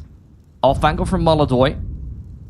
Will definitely get contested here by Lin Vision, but how ready will they be for him to be on the off angle, up on top of the boxes? Does get jiggled, does get spotted, but crunched from Yuri. Straight in from uppers, catches Lin Vision completely off guard, and now the bomb is dropped in uppers, and they've been smoked off. This force buy is going nowhere fast. Yeah, and that's really, really bad news for Lin Vision. Obviously, you know, you're going to go down probably 9 and 5. See what Amelia can do with this retrieved MP9. There has been some damage done, to be fair. So you look at this and say, well, you know, if someone gets in a good position, if you find a nice opening kill, maybe that Deagle can go bang, bang, headshot into body shot, for example. You know, Yuri goes down, then Molodoi goes down, and then all of a sudden, maybe then that's the round opened up. But you need a lot of things to go right here for Lin Vision to recover this round. Gonna take some mistakes from Furia, none of which they've been making. All right, a util for the time being. Smoke will at least isolate Molodoi on the left side here. This is where Lin Vision need to capitalize. Movements from K-Serrato over towards his B side. All of Furia setting up around the bomb, and there's just no chance to get back into tunnels here. Yuri opens up the door, steps through it, and slams in Lin Vision's face. Force buy denied, and now they are just reeling on this T side.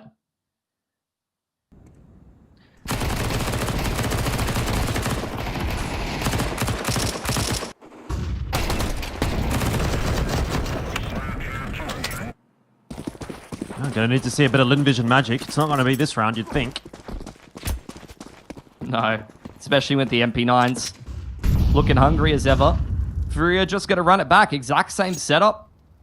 Exact same opening to the round from Lin Vision. And you're expecting a pretty similar outcome, to be perfectly honest with you. Molodoi almost found a cheeky timing there, but Starry was watching for it. I mean, just so much map control here for Furia. Look at the positions that they've taken. Upper dark, middle, pushing bedroom as well, and then winning all of their fights too. So it is just falling apart at the seams for Lin Vision right now. There is nothing to be said for this round either. I mean, it's the same setup, same outcome. Molodoi takes contact. Yuri's there to bail him out of a bad situation. He gets caught fully by the flash. But he's really not the player to be concerned about. It's Yuri applying pressure from upper dark there that once again comes up with the goods. And Lin Vision feeling a little bit reactive in this game so far. Furia is just asserting their dominance in the middle of the map, pressuring towards tunnels, and it doesn't really feel like Lin Vision is able to contest that. They're just kind of cowering in backyard and waiting for a good timing, which they just haven't really been able to find thus far. Well, this is going to be the round that they have to do it in. Saka's going to actually get himself nice and aggressive, but it's Molodoi that will strike first. Amelia caught unawares, the smoke being blown open in mid. Lin Vision, it just feels like There is no momentum behind them right now. Losing that opening pick in the gun round, staring down the barrel of double digits against the #1 ranked VRS team. Even though you might be on home soil, you are feeling anything but comfortable in this situation.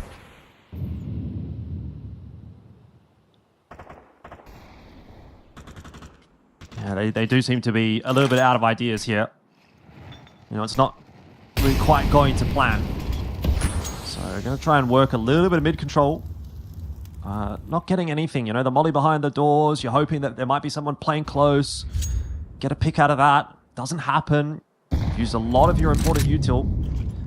Having to rotate their way now towards B. They've still got a fair bit to play with here. But decent setup for the Furia players. Yuri, got to be careful he doesn't put his head in the wrong place right now, because Zaka will take it off. Westmelon going to start to progress his way forward as well, but nicely timed counter util will slow down this offensive from Lin Vision. And it's pretty obvious where they're headed, so Yuri happy to take a couple of kills and pretty much put an end to this round. 20 seconds left. The Starry now, again, he's just hunting for these fights, but he's not getting a single thing. Furia are playing such a disciplined B-hold.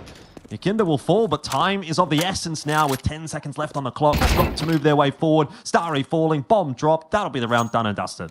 I don't think Zaka's even going to be able to hold on to the AWP. Fallen won't take advantage of that opportunity, so that is the only silver lining for Lin Vision. That totally agree with you. Just felt confused in that round after they lost Emilia on the cross there. Nice nade timing to set up Molodoi from success, and from there just wasn't anything that happened. They tickled the middle of the map with a couple of pieces of util, and then Yuri just waited for his timing to peek out and punish Lin Vision when they came for that B site contact. Similar to what you saw from Furia earlier on, but the difference being it felt like Lin Vision really peeked into Furia a lot more heavily, and Furia actually went looking for that timing. You had Yakinda deep in the mouth of tunnels that peeked out and was able to find that player on the initial contact. For Lin Vision, it felt like they never even made it out of that choke. Yuri took first contact from back plat, and then you had a bunch of players just perfect discipline, not peeking from double stack, one player playing the off angle from car, and Molodoi even had a flash to come in from the cross. Like, he could have pegged the flash up over the top. It wasn't even needed, to be honest. Yeah, you see what Starry's doing with 20 seconds left in that round. You kind of know it's done. Like, he's just ADing inside of the tunnel, trying to hope that he gets a fight because he doesn't want to run forward straight into that site. We've all been there, you know, you kind of know that you're a bit doomed. You've still got to try and make something happen, but yeah, wishful thinking at that stage, and maybe wishful thinking for this map as well for Lin Vision. Zaka down, now Starry following him as well. Molodoi having a whale of a time here on the CT side. He's up to 15-5, but, you know, you look at the numbers that are being put up across the board for Fury, and it's not just Molodoi. It's Quesarado as well, it's Yuri. Yep. Everybody having a good time. As Molodoi, again, this is definitely his round. And again, just nothing to be said, unfortunately, for Lin Vision. And it's kind of the same old story, right? You've got Zaka doing sort of okay. You've got Starry doing sort of okay. Emilia doing sort of okay. But then there's no extra oomph. There's nothing that gets them through the rounds. I mean, this is quite the opposite of how Lin Vision often look when they are putting together upsets in international tournaments. When they are winning these games, you see them playing with pace. You see the riflers be super confident, moving their way through the map. You know, you'll see, you know, Westmelon just kind of charging it down, Starry charging it down. Had a couple of those little moments from Zaka. But, yeah, outside of that, it's been pretty lifeless. If they find this pick on the Quesarado, that could kind of make a little bit of a difference. Molly is dropped for safety. He's going to flash out for himself. Flashes them into the Molotov. And the flash play. At least Emilia is able to trade two on the cross. Ooh. Hold on. Put it into a one-on-one. Hang on. Is this Major Emilia back again? 14-9. 1v3 clutch. Lin Vision win con. Let's find out. Molodoi. Oh, this is not a good angle for him to be peeking. AK's going to get it done. And Lin Vision will survive another round off the back of an Emilia 4K. But look at the reaction to that. Like, there's no reaction at all. It's too far gone at the moment. I think they need that in another 3 or 4 rounds, right? 100%, but like, that's a huge play from Emilia. You need some fire to be able to put these upsets together. Like, remember when Lin Vision qualified for one of the events in previous years and were able to beat Tai Lu, they were bloody standing on the desk, mate, you know? I know that was G at the time, but the rest of the boys were pumped up with him. Like, there is none of that in this game right now from Lin Vision. I think they're just really feeling under the pump. I mean, this is their map pick. They're down 11-6. Yes, they get a 4K. They get a clutch out of that round, but they know that the odds are pretty insurmountable at this stage. And unfortunately, the response is swift from Furia. So even with that round that's been gifted to them by Amelia, it still feels like more of your regularly scheduled programming here for Lin Vision, and unfortunately, that is not what they want. Yeah, you see it in the server, you see it out of the server. Lin Vision just going through the motions.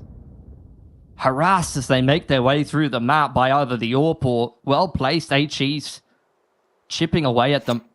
Death by 1,000 cuts right now for Lin Vision. They secure minimum control of Catwalk. But again, it's 4 players sitting awkwardly inside of a choke point. Not looking like they are going to be able to put something special together here, which is what's going to be needed. Well, Nade's going to go out a little early. I mean, they're going back mid to B, but they've got 3 grenades to make their way through the middle of the map. Well, they're just waiting out this initial util before they pump again with 30 seconds with on the clock. Oh, no. Is it a mid to B? It is going to be a mid to B. Okay. Which, I mean, Queserado's got a molly here. You got your Kindar looking to harass them on the cross. Yeah, Flash, as he walks his way out of the smoke, he gets the information, but also a kill. I'd say the info is about as important. Zaka, though, with a good shot, an important one. And it's all on the shoulders of Yuri to try to hold on to this B-bomb site. This could be the death sentence for Lin Vision, but it's not. Bomb plant's going to go down. 2-on-2, and Zaka continues to deliver a missed shot, but it's not the end of the world. Fallen will fall indeed. And Lin Vision are clinging on for dear life. So 2 players that have been around on this Lin Vision roster for such a long time, Zaka and Westmelon, combined for 5 in a round where it felt like they were down and out. They lost the opening pick. Really ran the clock down. All it was going to take was one mistake for Lin Vision to concede that round. But they've been able to make their way through it. And after some hard-fought round wins on this T side in the last couple, they have broken Furia's economy. I feel like you can't keep getting away with it, though. No, I mean, these are not convincing round wins. These are really scraping it together. Well, to make matters worse, Amelia goes down early on in this round. That 5-7, such a dangerous weapon in the right hands. Yakinda as well with the CZ gets the better of Zaka, and all of a sudden, dude, just when you start to believe a little bit for Lin Vision, the round falls apart again. He just ran up the middle of the map and 3-bulleted the AWPer standing in suicide. That is illegal. Call Me Soon now scrambling to try to get this one under control. Able to finally clear out Yuri. That's the shot that was needed onto Yakinda. He was the one to pose the initial problems. Molodoi could still win this for Furia, and it feels like that would be a death sentence for Lin Vision up against Map Point on Dust 2 here. They need to make sure they close this one out. Yeah. Two very disconnected players. Yeah. Starry might find a timing here, though, if he just walks his way into CT spawn. If he stays in middle, though, Molodoi can catch him in the back. This is just a timing waiting to unfold here. Yeah. And then Call Me Sue, 30 HP with an AWP in hand. I mean, I could definitely see this falling apart a little bit, but Molodoi doesn't actually find the timing that he could have. Was patiently waiting for a mid to be here for Lin Vision, so he's actually allowed Starry to slip up into that A site. Smoke grenade to CT will give him the cue that he needed to be able to reposition accordingly. And looks like Call Me Sue going to plant for Cat and try to join up with Zaka. Interesting volley there from Sue, but the bomb plan does go down. Let's see what Molodoi can do. He has made a lot of noise in mid, but I'm not sure that Starry's quite heard him there. He's going to looks like he's going to save. Yeah. So again, Lin Vision just get away with another round, and that one would have been even more egregious to lose because it was against just the pistols. Yeah, all picked up there from Call Me Sue. Will be an exit towards Catwalk, so Molodoi could definitely take these last couple of guns out of the hands of Lin Vision if he goes peeking out middle, and that's not something Lin Vision can afford. They will safely scurry away into the tunnels, though, and Molodoi will have to hold on to the AK. So things getting a little bit spicy there once again for Lin Vision. Every single one of these rounds feels like they're on the precipice of teetering over the edge. But they're able to hang on by their fingernails, and now they're starting to get a little bit more of a foothold in this game, and Furia can tell. And we'll take a timeout once again. and try to steady the ship to close out this game of Dust 2 before Linvision can start to make their way towards double digits. Yeah, I mean, you're kind of seeing the way in which this can start to happen for Linvision. It felt like it was a foregone conclusion at one point, but once you start to kind of get your foot in the door, even if it is a little bit messy, things start to go right sometimes. And Linvision are one of those teams that they can kind of just explode a little bit, right? They have the players that can make that happen. So I would be a little bit wary if I was Furia at this stage. It's definitely still their map to lose, but it's certainly not lost yet by Linvision. We're into another gun round. Zaka sets himself up at the mid doors. Doesn't spot anything out. The cross is successful and safe for Furia. Deserato on the line here has been the thorn in the side of Linvision, but it's a better flash from Westmelon this time around. Starry opens things up. Underarm flash of his own to try to create an opportunity there. Multiple players taking duels on the cross. Bloody everybody on Furia getting involved and fighting towards Long A here. And you can see the graveyard of Linvision players over in that part of the map. Yuri now trying to take a timing. Spotted on the cross. Could get caught by Zaka. Indeed. Zaka's looking for it. Needs to hit this shot. Imperative that it does, and he does connect, but it was through the box. 7 HP for Yuri. And that might be the death sentence for Linvision. Had he got that kill, they had B. It's true. Multiple mollies at the feet of Call Me Sue. It's just been a non-factor in this game. A 1v3 would be outrageous from the man. There's multiple orbs on the line. He has got a smoke grenade. That's going to allow him to grab control of the bomb here, and he could slip away.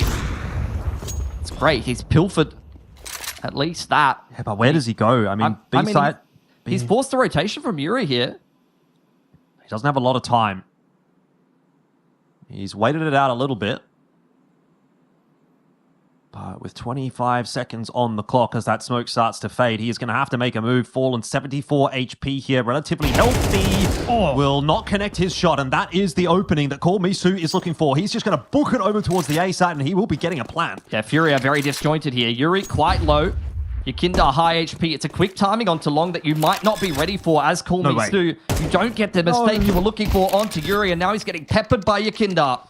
Well, plan is going to go down, but he is getting collapsed upon. Space has been taken by that CT side. This is still possible. Another swindle from Linvision in this second half. It's already happened a couple of times. He's spotted out the back of Yuri, but he misses the shot, gives away his position. There's another chance, but it will not be taken this time. Yuri connects the shot and finishes it off 12-8. And Furia are now 1 round away from taking Linvision's map. It's got to be a little bit of karmic justice. Like, how many rounds have Linvision gotten away with in such just ridiculous fashion? Finally, Fury is able to win a clutch, able to win an XVX after a very messy exchange.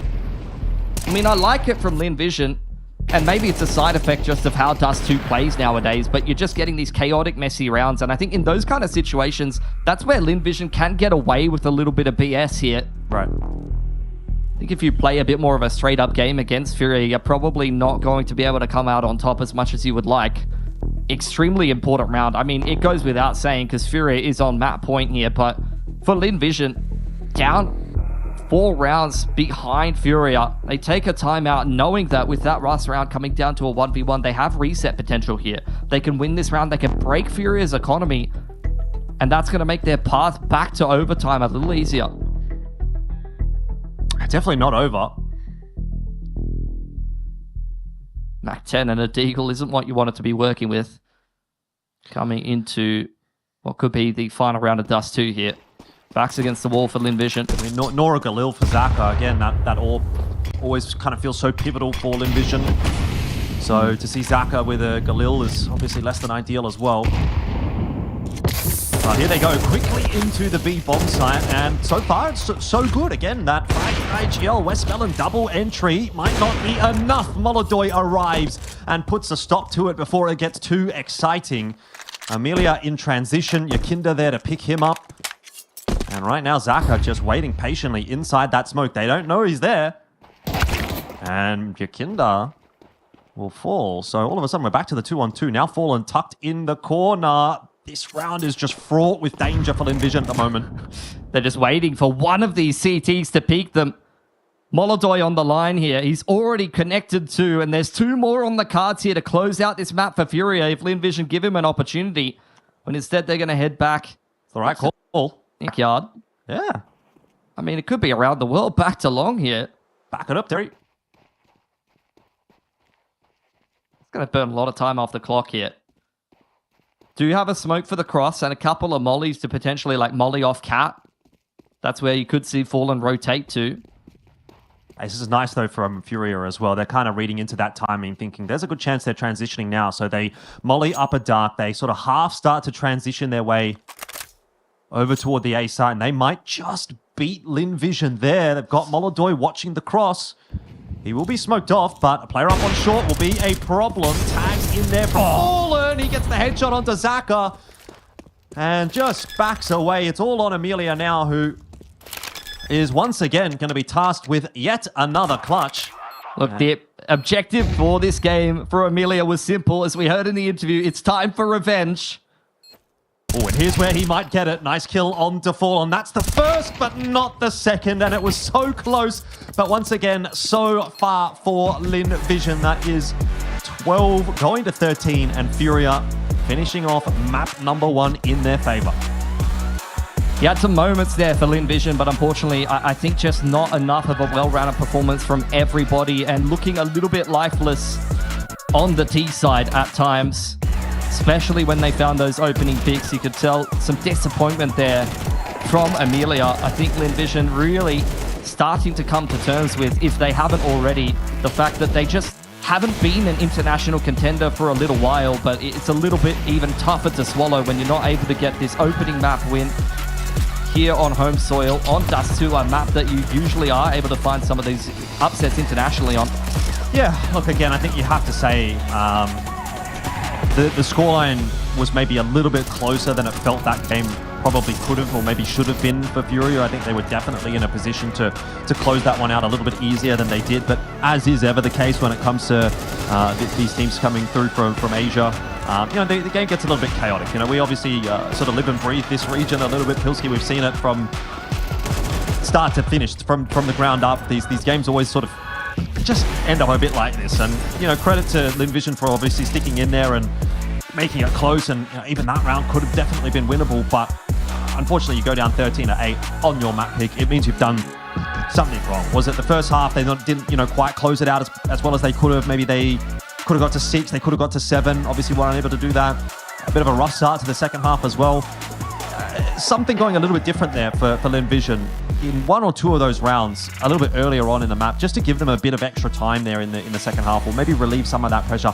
Might have made a bit of a difference, but unfortunately that doesn't happen in this case, and that now means we're moving on to Overpass next, which is I think a bit of a rough one for Linvision. If they can't get it done on Dust 2, I can't imagine they're going to get it done here on Overpass. Yeah, I think it's going to be a tough series. I mean, we talked about their potential to get those best-of-1 upsets. I think if this did come down to a best-of-1, Linvision would probably back themselves on something like Dust 2 to be stealing a map. So going into Overpass going to be very difficult for them. And they've already had a couple of big breaks in some of these rounds, but they're going to need a little bit more of that hometown luck if they're going to try to put anything together on their opponent's map pick.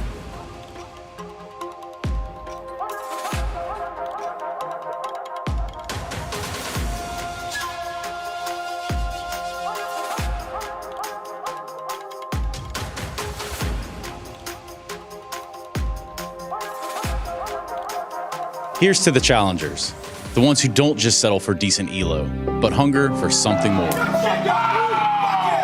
The ones who don't just queue for another match, but prepare for war. You can doubt them, overlook them, even count them out, but you can't stop them. Right now, I'm with Dupree, who I can see has got tears. While others play for fun, they play for legacy.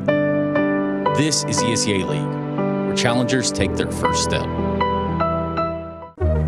Hi, this is Basement Dweller's first advertisement. And our second drop is, it's up, actually. If you're seeing this, it's up. It's available on the ESL shop. We had our first go at a jacket, and I'm really proud of it. I've always had an interest in clothes, but, seeing behind the scenes how the sausage is made has been a lot of fun. And if you like the clothes, tell me. If you hate the clothes, tell me, but try them before you slag them off. I think they're really comfy. So yeah, that's my advert. I'm going to try again. I'm going to record another one. Info.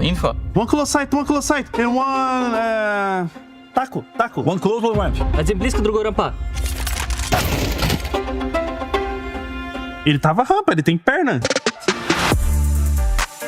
Boa, caralho. Boa. Nice.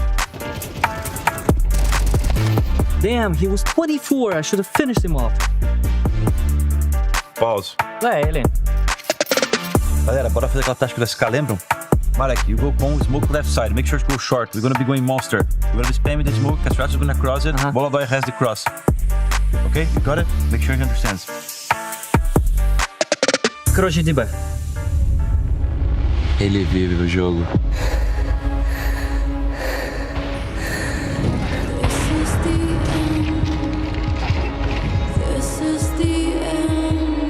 Guys, it's only 7-1. We can win, boys.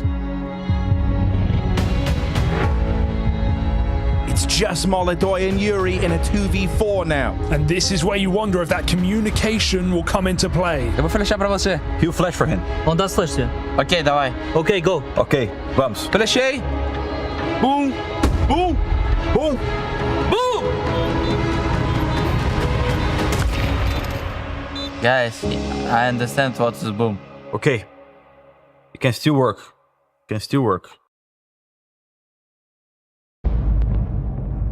Next, I'd like to refer to Article 4C.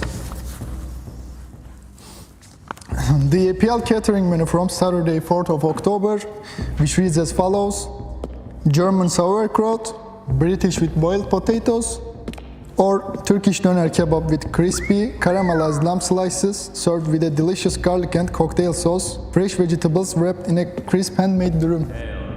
Gentlemen of the jury, would you be surprised if I told you Mr. Burchell opted for the British Racist.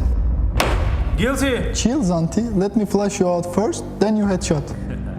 British boiled potatoes with minus seasoning over our sacred kebab. What? Finally, I present Article 5A, the Racist Manifesto, published on Mr. Burchell's Twitter account. Fisher's Playground 2 team lineup has aged really well. Sure, no vitality, spirit, or mouse. But I'm keen to see the Mongols back in action. Furia are looking like an early call for a major dark horse. FaZe showing a bit of life since the Jacob edition. And of course, Falcons' unrealized potential. Gentlemen of the jury, in a tweet about exciting teams, not only did this man not even mention Aurora, he mentioned FaZe and Mouse. Racist. I know what I've done is wrong. Not mentioning Aurora after I mentioned Mouse. It's an oversight. After all, given your talent, your potential, your absolute gift for shitting the bed, I'm gonna call you Turkish Mouse. Guilty, Mr. Burchell. You sentenced to max notification, 170 DMs, and 70 long quotes. Take him away. You're auraless! You're absolutely auraless! You're a joke! You're Turkish Mouse! You're playoff jokers! You'll never win! Bring in the next racist. Now you got some explaining to do.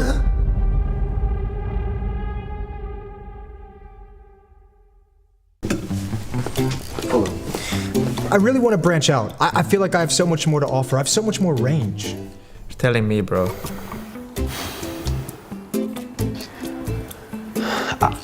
I look at you and I just see Frodo. Return of the King. You seen FaZe? Maybe Retirement of the King. I mean, I've done Joe Rogan, I've done Baron Harkonnen, they had me play Ben Kingsley in Shitter Island, another bald guy, of course. And then in season 19, they had me do this cuck skit with Chad. They put Johnny Sins as the fucking thumbnail. Solid piece. The content, or? I feel like if you have Alexi Alkaib, you can also have Lisa Nimaev. Like a duo chosen one. Kind of looking to stay semi-close to the source material. Maybe I can be like Bene Gesserit, because I'm pulling out the strings behind the scenes, you know? Real power. Right, yeah. Back at Cologne in the SDY convention, my big reveal was a close-up shot of my head. That shit looked like a fucking planet.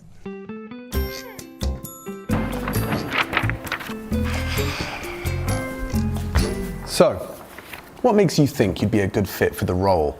of Harkonnen officer. I have no eyebrows?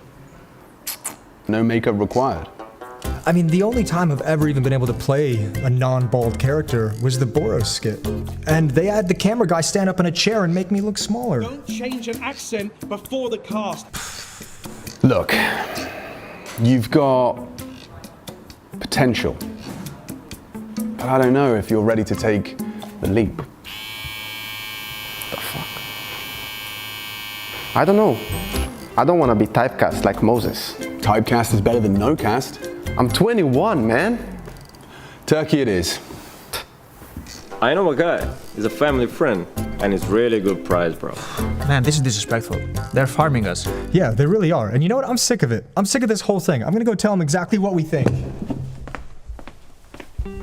Jason, don't even start, man. We don't have the budget for the special effects and makeup. You, my friend, are bold.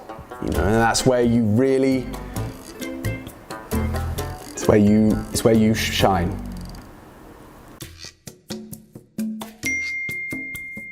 Looks like makeup's having some issues. We might have to shave your eyebrows. How you feel about that?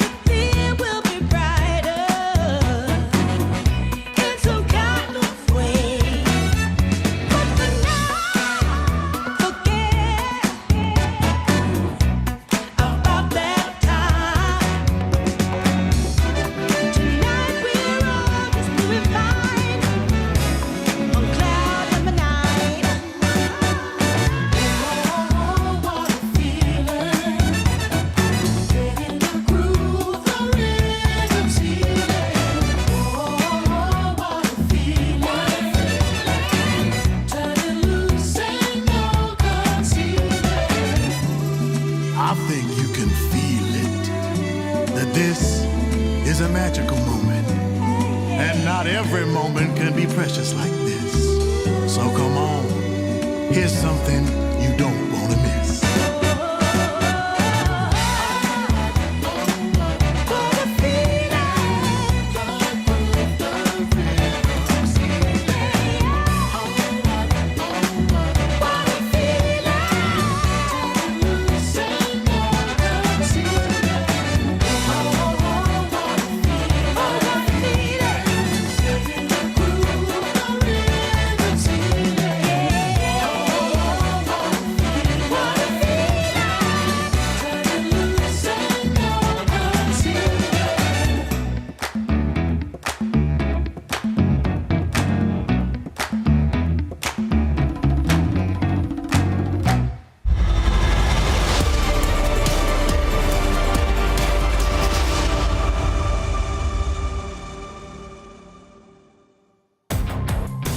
Pretty comfortable win on map 1 there for Furia, which does make us feel a little bit awkward when it comes to the Linvision side of the equation.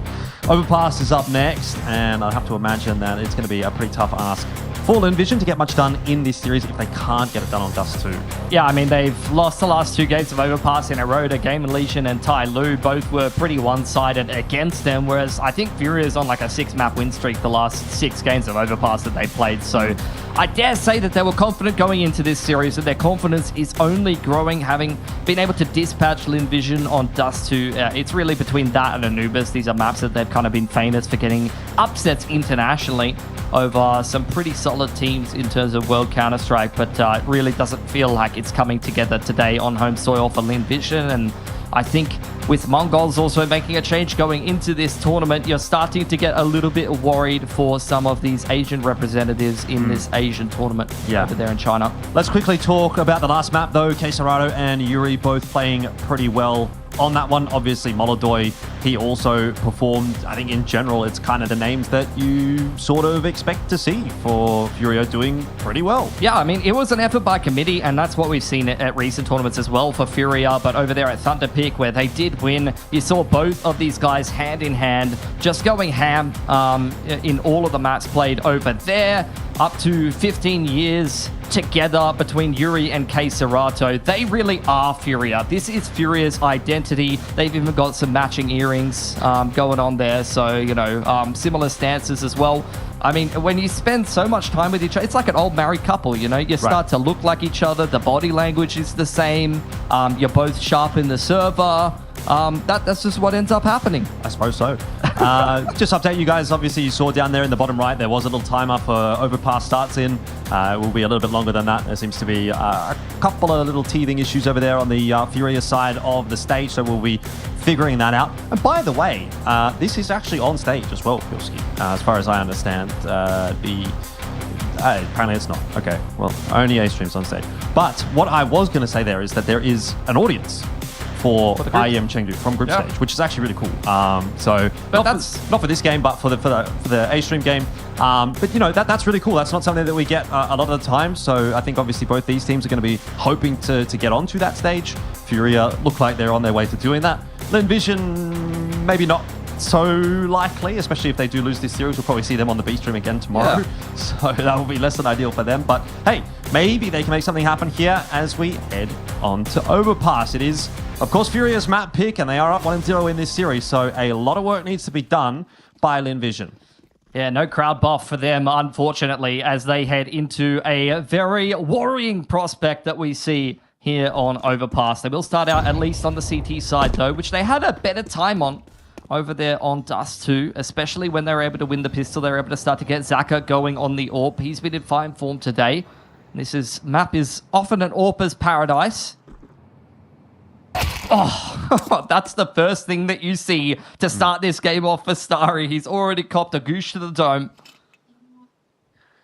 Yeah, down to 3 HP, P250 of Yakinda. Putting in the hard yards already. And remember that CT pistol went so well for Linvision on Dust 2. It doesn't feel like it's going to be quite the same case here. On Overpass, Molodoi gets rid of a couple immediately as he starts to charge his way onto that side. He'll be well backed up by Kesarado as well. And despite the fact that it took a little while for Furia to get those entries, they have done so, and they have done so effectively. And Westmelon and Amelia are a little bit disjointed. Westmelon biding time, waiting for Furia to make a mistake. They do go looking for him inside of the bank. We'll see if they're able to make a deposit. Amelia dealt with in the background, and Molodoi to finish things off. Furia to pick up the pistol here on Overpass, and Linvision won't be starting things the way they started Dust 2. They're going to have to, once again, play from behind and dig themselves out of a hole. Tough going for Linvision at the moment. And in general, actually, against Furia this year. Linvision have not won a map against Furia in 2025. I mean, part of that is just due to the two trajectories that you've seen from these teams. Furia's, with these international additions, gone strength to strength, become one of the better teams in World Counter-Strike, winning multiple events. Linvision has gone from a team that used to upset at some of these international events, be a dangerous team from China that you definitely have to give some respect to unfortunately not being very competitive. Yeah, it's just the way that it is. Little force buy through from Lin Vision in this round. Hero rifle out for them. FAMAS in the hands of Starry. Amelia Dig in hand. Wants to do some damage at Divider. Yeah, it's not really looking too threatening at the moment, though, for Lin Vision, though, is it? They're just sort of, for the most part, tucked back in their sights. A little bit of a boost here for Starry, but that'll be pretty quickly spotted. And it seems like the tricks that Lin Vision have up their sleeves aren't really posing too many problems for Furia at the moment. Amelia spotting out that long take from Furia, who are prepping themselves for a pretty big A-side execute. In goes the utility. It's almost AWP-esque, the positioning from Amelia. Knows he's under the press and opts to step up to the task. Here we go. Amelia not quite going to step up this time around. And so that is going to be a free entry into the A site. Another deposit being made in that bank for Furia. Just stacking up the rounds. Have another C4. They got racks on racks over there. And look, Lin Vision also looking to be financially responsible, maybe a little more frugal than what you're seeing of a little bit of windfall for Furia, if anything, at this point. They haven't even lost a player. Lin Vision just gonna run it back.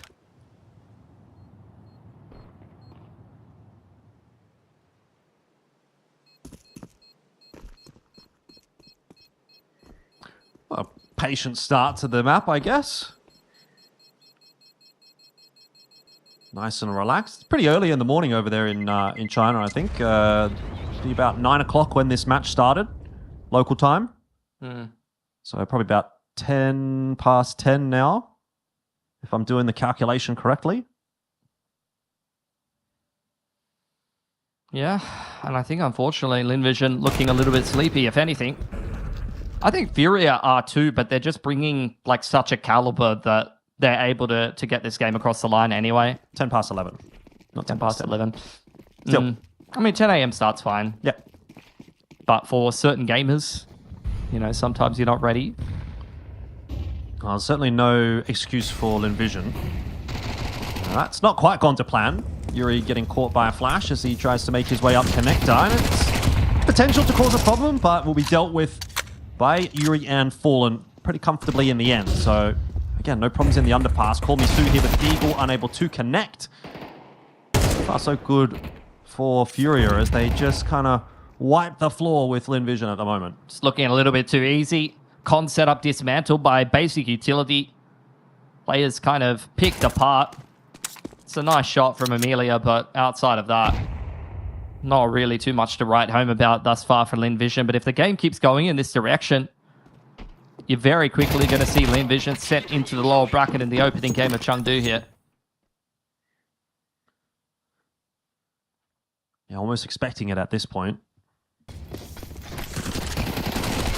Have a look at who they will potentially face. It will be the loser of G2 3D Max. Which is bad news for Lin Vision because I believe the last times that they played both of those teams, they've lost. Yeah, I mean, it doesn't... Yeah, I don't know. It doesn't really feel like it gets much easier going forward into that lower bracket, right? Like, Furia is one thing, definitely, but G2 in a bit of a good run of form. 3D Max actually also kind of looking decent enough at the moment. On a bit of a rise themselves. It's not how you wanted to start the round. Starry was looking to get something going over at Party, and unfortunately, Ikinda has kind of stopped that immediately. Getting Lin Vision once again, just looking a little bit unsure of what to do from here. And that's not what you want to be seeing on Overpass. Like, you want to see some CT aggression. You want to see them make some moves somewhere. Maybe take some short control or aggress in the middle of the round. I do like some pushes down Divider, but Molodoy is more than ready for it. It's another round where Lin Vision, it just feels like they're being picked apart before they can even really have any impact on the round, any input into what's happening. Westmelon's going to try and have an impact. Smoke for Divider once again. So he'll be able to set up behind that, but you can tell that Furia are not too concerned about it. would have to go pretty huge here. Does give whoever that was a little bit of a kiss in the smoke, Yuri. And it feels like they're somewhat aware that he might be hanging around here. He's going to find a nice timing, but he couldn't even get two going there. Yeah, nearly got Yuri. But even if he does get Yuri, it doesn't matter. He gets traded straight away. Call me Sue's on the other side of the map. Zaka got already cleaned up inside of the site. There was nothing going on there. Yeah, just great spacing from Furio in the end. I mean, none of these rounds have been that competitive outside of maybe the pistol that was a little bit back and forth, but even the 3-on-2, like Furio isolated both of those duels. All 4 of these rounds have been just landslides for Furio. It feels like they've just got a big dub in this veto. Like, they might have conceded Dust 2 with Ancient being their permaban, but even Ancient being their permaban is one of Linvision's more successful maps, so I think Dust 2 was your biggest opportunity if you're Linvision to get anything going in this series, and they didn't even look like that they were ever going to kind of get that one across the line. The best that they could hope for was going into the half with 6-6, but even that, a lot of those rounds were pretty egregious that they were able to pick up.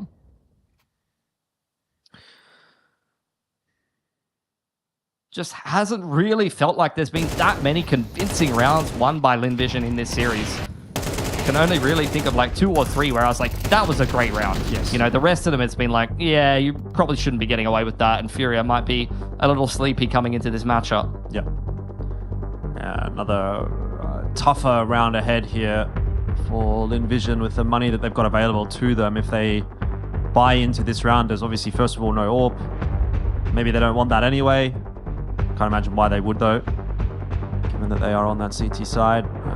So you have a decision to make here. If you do force in, you are foregoing the AWP for a little while, plus you're not having a great buy here. So it does look like they are just going to save their cash, have a bit of a chat with Gum, the coach. He's a long-standing coach of Linvision. He's been there well over a couple of years now. See if he can impart some wisdom. And so it'll just be a couple of upgraded pistols here and there, a bit of util here and there.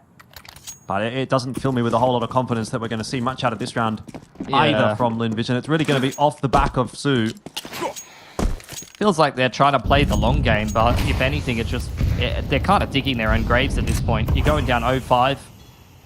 If you don't complete a round where you only have a couple of pistols and a hero rifle, like, I don't see you recovering from that deficit if you're Linvision. As much as, you know, big fans of Asian CS we are, we always want to see these upsets get put together. When I've seen them happen in the past, this has not been how it's happened.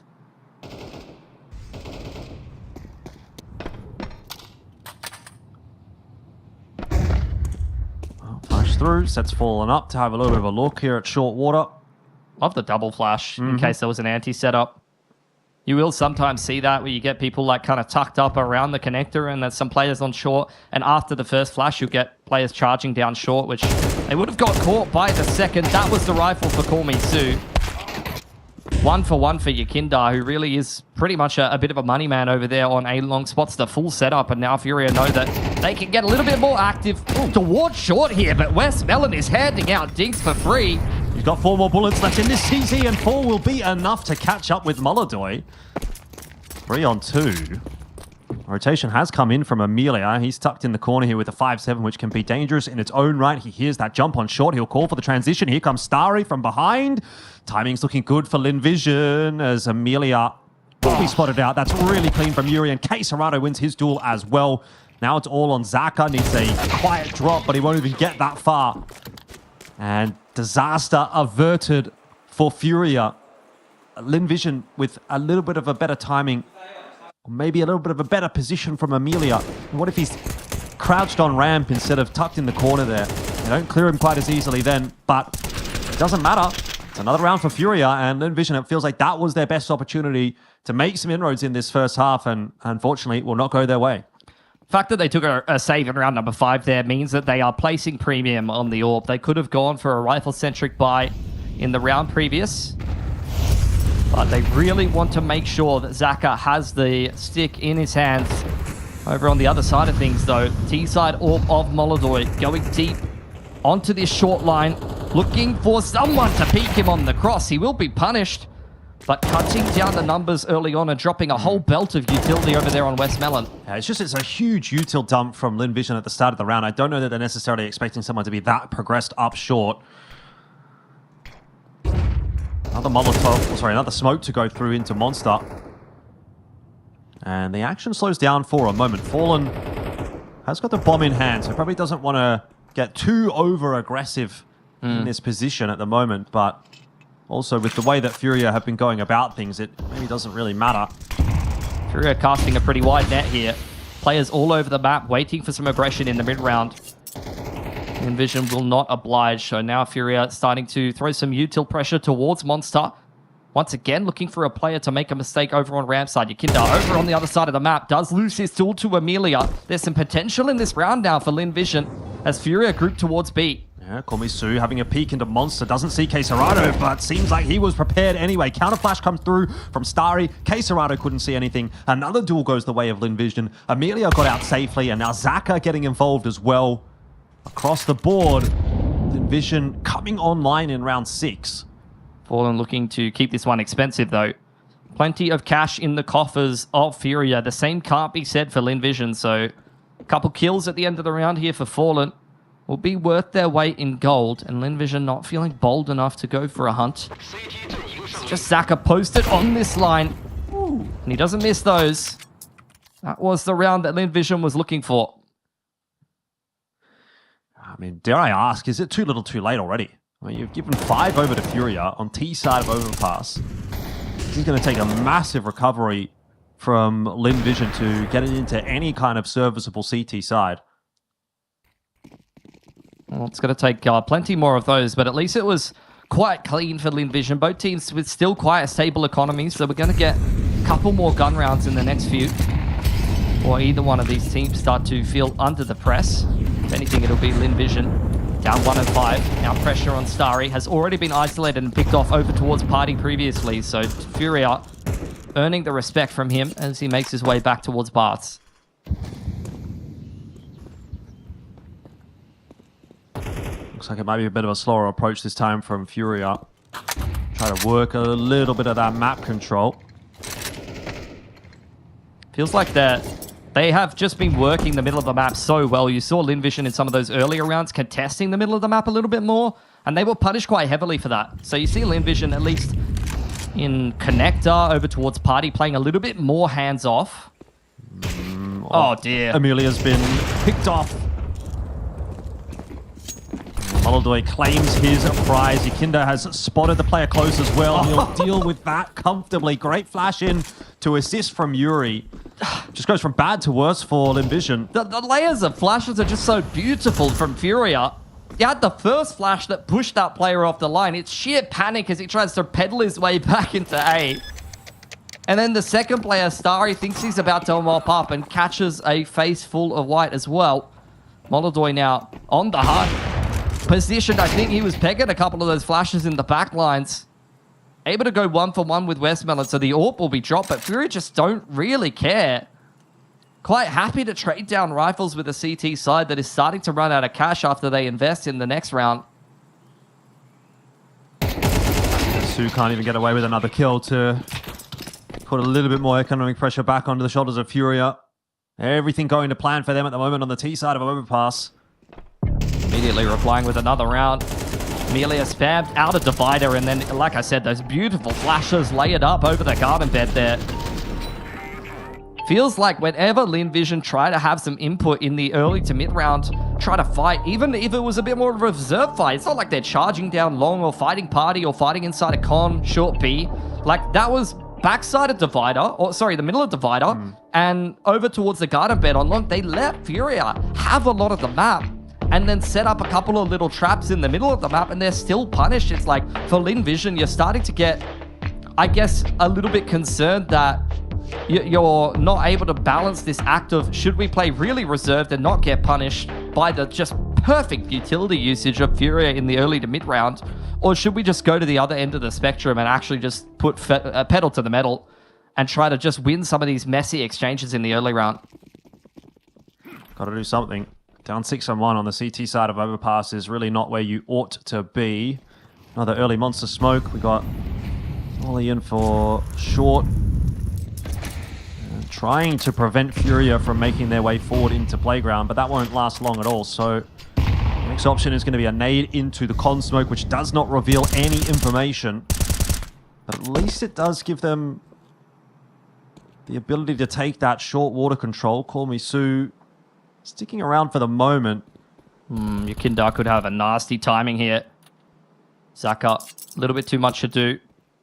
Gonna fall away. Flash to front side of bathrooms will actually give Zaka the warning that someone could be hanging around in there now. Fallen gonna start to make some moves after that. Pressure's come in towards A. He knows that he might have a little bit more of a space and some timing. Straight up Con here. Steps hand in hand with Fury. What is Call Me Sue looking at? Thought he was covered by Starry. And unfortunately, Starry being covered by Molodoi there. A man advantage for Furia as once again they win the con fight. Yeah, you can just tell that Lin Vision aren't quite as comfortable on this map as they are on Dust 2. That was my concern, seeing them drop rounds on Dust 2 where they have been, really successful over the past 12 months and now coming into a map which they're not as familiar with and certainly not as comfortable on. You can kind of see the result. You can see that discrepancy as they are starting to get picked apart all over the map, really. Like, it's not as if one of these sites particularly is a liability. Amelia goes 1-for-1. It's not really enough to trouble the scorers just yet. Westmelon tucked in the corner at Truck and Zaka burning alive. It's all on Westmelon here, but his position so untenable. He gets helped out by Zaka. It will still not matter. K Serrato for the double. Another round for Furia. And now they're up 7-1. I think, honestly, Lin Vision did everything that they could have done to try to win that 3-on-4. I love the aggression down Divider for Amelia to try to reel Furia into a fully stacked A site. It really did just come down to the fact that Zaka needed to hit that last shot. I mean, look, it sucks that they lose the con fight every time. They lose the early to mid-round every time to Furia. That's putting them in these kind of untenable positions. But really, in the mid-round, there was not much more that Lin Vision could have done there. Something Chinese MP7 by? Look, that's a bit of a niche reference. Yeah. And K Serrato's not a fan of those. He's a bit more of a, he's listening to Taylor Swift. He's chilling. He's got all the major pop kind of playing, things like that. You reckon? You reckon he's a Taylor Swift kind of guy? I don't know. Maybe he's a bit more of a trap kind of guy. He looks pretty cool. Okay. You are the expert on cool. What's that? I said you are the expert on cool. Oh, for sure. Although, at least at the moment in Queensland, it's anything but. Yeah. It's kind of disgusting weather, I'm not going to lie. And I would say there's nothing cool about this round for Lin Vision either. It is just... I mean, there's nothing really about this round for Lin Vision, actually. At the end of the day, it's just been very, very rough from start to finish. And that's kind of starting to feel like it might be a metaphor for the half itself. Yeah, just don't really know what to say about this one for Lin Vision. I guess it's kind of what you expected on Overpass. They've had a few little moments of brilliance, some nice individual performances here and there in rounds, but consistency-wise, Furia is the scarier opponent. It's a reason why they are putting together these nice string of results in the last couple of months. Have got themselves up to the #1 on the BRS. And really all that they're looking for is just kind of that S-tier trophy result where there's, a lot of big dogs in the tournament. Yeah. And this is how you'd want to start off one of these runs. You don't want to have questions asked of you by the local representatives in Lin Vision if you're going to go on a little bit of a run here. So putting them away this cleanly is a promising start to Chengdu for them. Maybe a bit of a quicker pace here for Furia as they are setting themselves up for a monster push. Nice tap or two in here from Call Me Sue. Be careful he doesn't run down that magazine too far. Nade into the smoke, won't spot much out for Furia, but you can really tell that they're set up. What on earth was that? That is a beautiful grenade.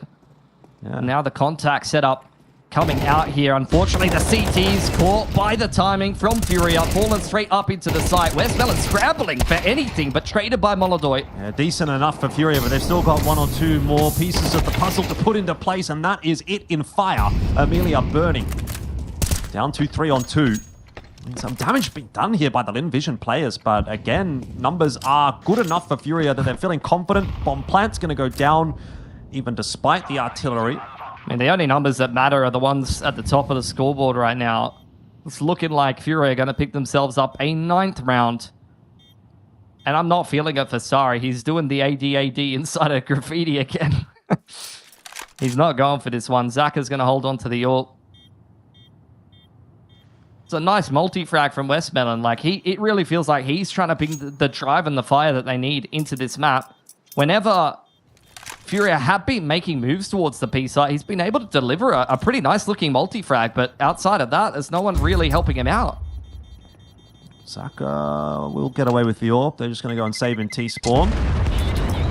But how much of a silver lining really is that for Linvision? Yeah, we got to save the AWP, but we're down 9-1 in the first half of Overpass, and we're also playing CT side, which is supposed to be the better side on this map, so it's just looking grim. I mean, I don't know. What more do you want us to say, really, about this one? I think everybody can look at that scoreboard and kind of get an idea of the way that this game is going. There's only so much you can do with this one, I think. Linvision, they're going to want to get to 3. Captain Obvious statement, but it just doesn't feel like they really have what it takes here on Overpass. I think at this point you just throw caution to the wind and try something, you know? Send Zaka to fight at balloons or something like that. There we go, Starry in the middle of the map. That'll do it. That's the first time Furia hasn't really thrown any utility. Like, when they're this far ahead, sometimes you do see teams simplify a little bit. Beautiful flash from Zaka all the way from the B side, setting up Starry for a third. And Linvision looking to double their rounds. Wow, that would be awesome if they weren't on one round. Unfortunate that it probably won't make too much of a difference. But yes, I mean, it's definitely better than nothing. And, you know, some signs of life still here for Linvision. Queserado's almost going to catch up with Starry. Does as he re-peeks back onto that corner. Is there a way that Furia can dig themselves out of this little hole? Molodoy and Queserado will become just Molodoy. So probably not. We'll have to put a Fallen S clutch together with the AWP. Remember is remember. Over on the big flick over on the dumpster on the A site. Have to probably see a couple of them here from Molodoy, but Linvision aren't giving him anything. Except for the bomb. He'll make his way back up towards A. Definitely something. Yeah, could have a one-on-one here with Amelia, or even potentially pick him on the jump spot, but it's 18 seconds. Like, it's not coming together. Yeah, especially this fast flank through from Westmelon as well. You'd imagine that if Amelia goes down, he's going to be picking the pace up. Has gone for the scenic route. What a shot from Molodoy. And the fact that Westmelon has decided to go through long as opposed to up bathrooms will give Molodoy a little bit more space to get that plant down. Now a smoke for jump up and a molly for bank, and all of a sudden this one starts to feel doable. Molodoy peek onto long, tag onto Westmelon. Can he make this happen? Turns his back to bathrooms, and that will be the end of that. It was almost exciting. Oh, Linvision able to benefit again from, you know, a change up from Furia. Maybe Furia not kind of dotting their I's, crossing their T's with this game going so easily for them. Usually you will see that layered utility in the middle of the map towards Con. This time it was just a dry push towards Starry, and, you know, Starry's good enough that when players are just walking into his crosshair like they usually do in Asian CS, he will shoot them. So, you know, he's been able to at least deliver the bare minimum.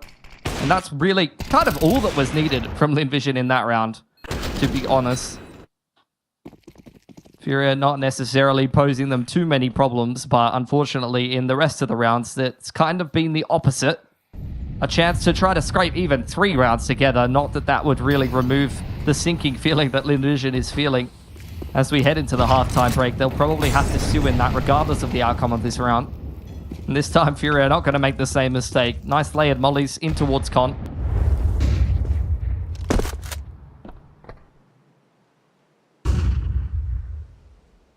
Yakinda making his way up into bathrooms. He's going to catch Zaka. Not watching that line.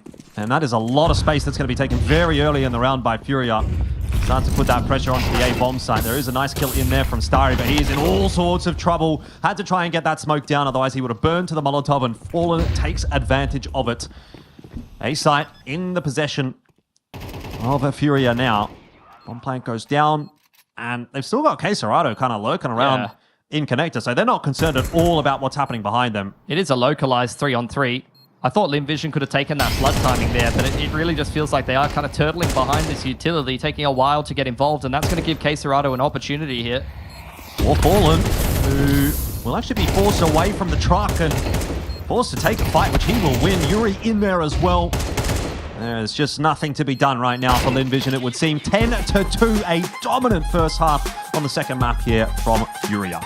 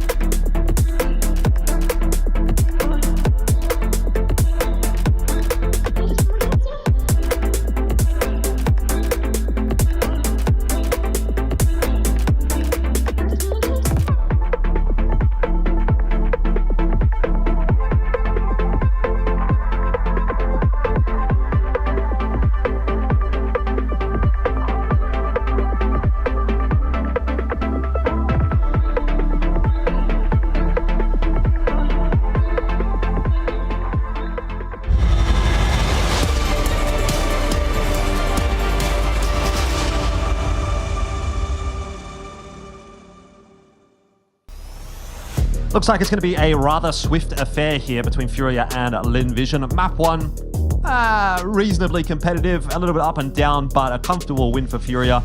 Map 2 is looking like it is a sprint toward the finish line for one of these teams and a languish from the other. Lin Vision really struggling in that first half. 10-2, you can see yourselves. The scoreline, I think, pretty much says it all. Yeah, the body language speaks wonders as well, or speaks volumes rather. There for the Lin Vision players, like I said, staring down double digits as they stew there during the overtime break. A T-pistol is really what they need to kind of rediscover some of that fire, bring some energy into this game. But their T side on Dust 2 was really kind of the more questionable side, especially when they were down in rounds. Took some miracles from them to be able to put anything together, so I'm really not feeling very optimistic about their chances here. Hopefully Lin Vision believes in miracles, because that's what they're going to need to get through this half, particularly with those openers from K-Serrado. Yakinda being a bit of a problem as well for them from Connector, and it just does not seem like they are going to get any opening, any avenue into that B-bomb site at all. So they will take what they can, which is a kill onto Yakinda. They are unaware of Molodoy's wrap, and he will surely be putting an end to this. Zaka gone, and it's just Amelia.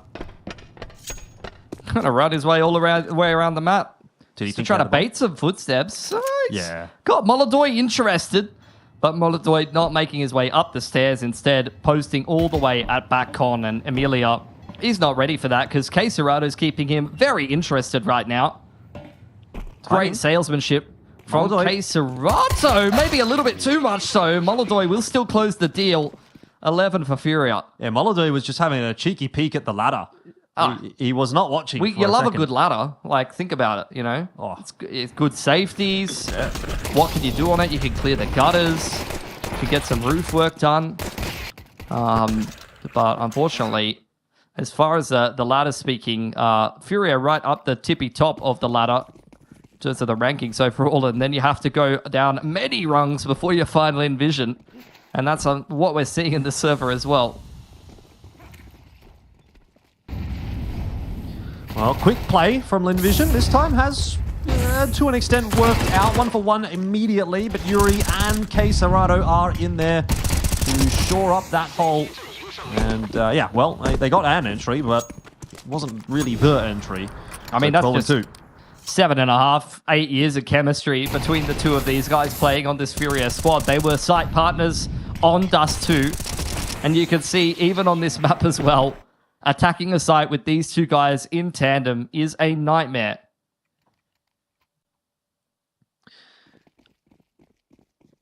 Yeah, looks pretty over right now for Linvision. Yeah, it looks like they're going to be heading into the lower bracket of Chengdu here. A Chinese outfit that at times we could have said they're capable of some upsets. They can provide some exciting games. Really has not been the case today, unfortunately, for Linvision. Yeah. Going to put a force buy together and see what they can get done.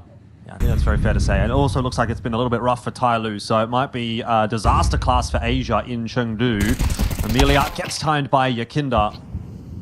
And as ever, I guess we turn our attention maybe then towards the Mongols to see what they can do. But even then, that's not looking too hot without Senzu. So it's all rough here for the Chinese squad in Chengdu at the moment, down to just Call Me Su, and his position is well and truly known by Furia. So they're about to wrap things up, no problem at all. It will be fittingly K Serrato to get the job done. And that is a easy 2-0 today for Furia. Yeah, especially Overpass looked very clinical, pretty easy for this Brazilian mixed squad to put together. It's exactly the kind of start that you want to see from them coming into a tournament like this. They are, you know, #1 ranked on the VRS right now. Have they really proven it by winning a tournament with all the big dogs on offer? Not quite yet. Being able to put away one of the hometown heroes here very convincingly as they make their way through the bracket. Then they're going to get tested a little bit more by, I think, G2 or 3D Max, which they would, again, probably be a favourites to be taking that series away unless G2 has one of those good days that we've seen from them. And on from that, I mean, it would reach up with Vitality, I think, as we make our way towards the end of the bracket, unless some kind of upset happens on the other side of things. This is the kind of run where it feels like they're gradually kind of upping the ante as they make their way through the bracket and making a little bit of a run, at least through the opening stages of this group. Yeah, I mean, it's a good start, definitely, for Furia. And it's, I think this event and maybe the major are probably going to be the events where we really get to see what Furia really is made of, right? You know, you're good enough to win those, like, tier 1.5 events, or is it even fair to call them 1.5? Like, maybe they're a little bit slightly higher than that, you know what I mean? But, like, can you win an S-tier event with all of the best teams involved? That's the question that we're asking for Furia throughout this event. And, you know, that's the perfect start. Obviously, it doesn't really tell us a lot. Linvision have been on a bit of a nosedive in terms of their form. Furia have been rising it up. I think this is very much an expected result, but, you know, it's, you only beat the team in front of you, right? And so to get it underway with such a good, solid, clean win here for Furia, I mean, it only speaks to positives going forward. And I think really it's less about this match and more about what the bracket looks like going forward for Furia as to how their story is really going to develop here at IEM Chengdu. But on the other side of the coin, obviously, Linvision then going down into that lower bracket, their story at IEM Chengdu may not be a long one. I mean, they may come into play tomorrow, and that's it. Yeah, I don't think they've necessarily shown us a level that could bring hope that they could take on a team like G2 or 3D Max in that lower bracket. I think 3D Max are a pretty decent team as far as a European outfit goes. G2, even unless they have a massive off day, I think it's going to be very hard for Linvision to get an upset over them. So, yeah, I think they're going to need to come into their next game in the lower bracket here of Chengdu, a completely different outfit. Otherwise, it'll be them out in the lower bracket. Tai Lu, I wouldn't be surprised, goes out in the lower bracket as well. And from there, I think you're going to need a little bit of a rethink of Chinese Counter-Strike as a whole if you're not able to put together any wins on home soil at all. Yeah, maybe, but that's a conversation that we can have a little bit later on down the track, perhaps tomorrow, because we have to turn our attention towards our next matchup. We'll take a short break. Well, might not be a short break. It'll be a little bit of an extended one here, but up next, Vitality and Virtus Pro.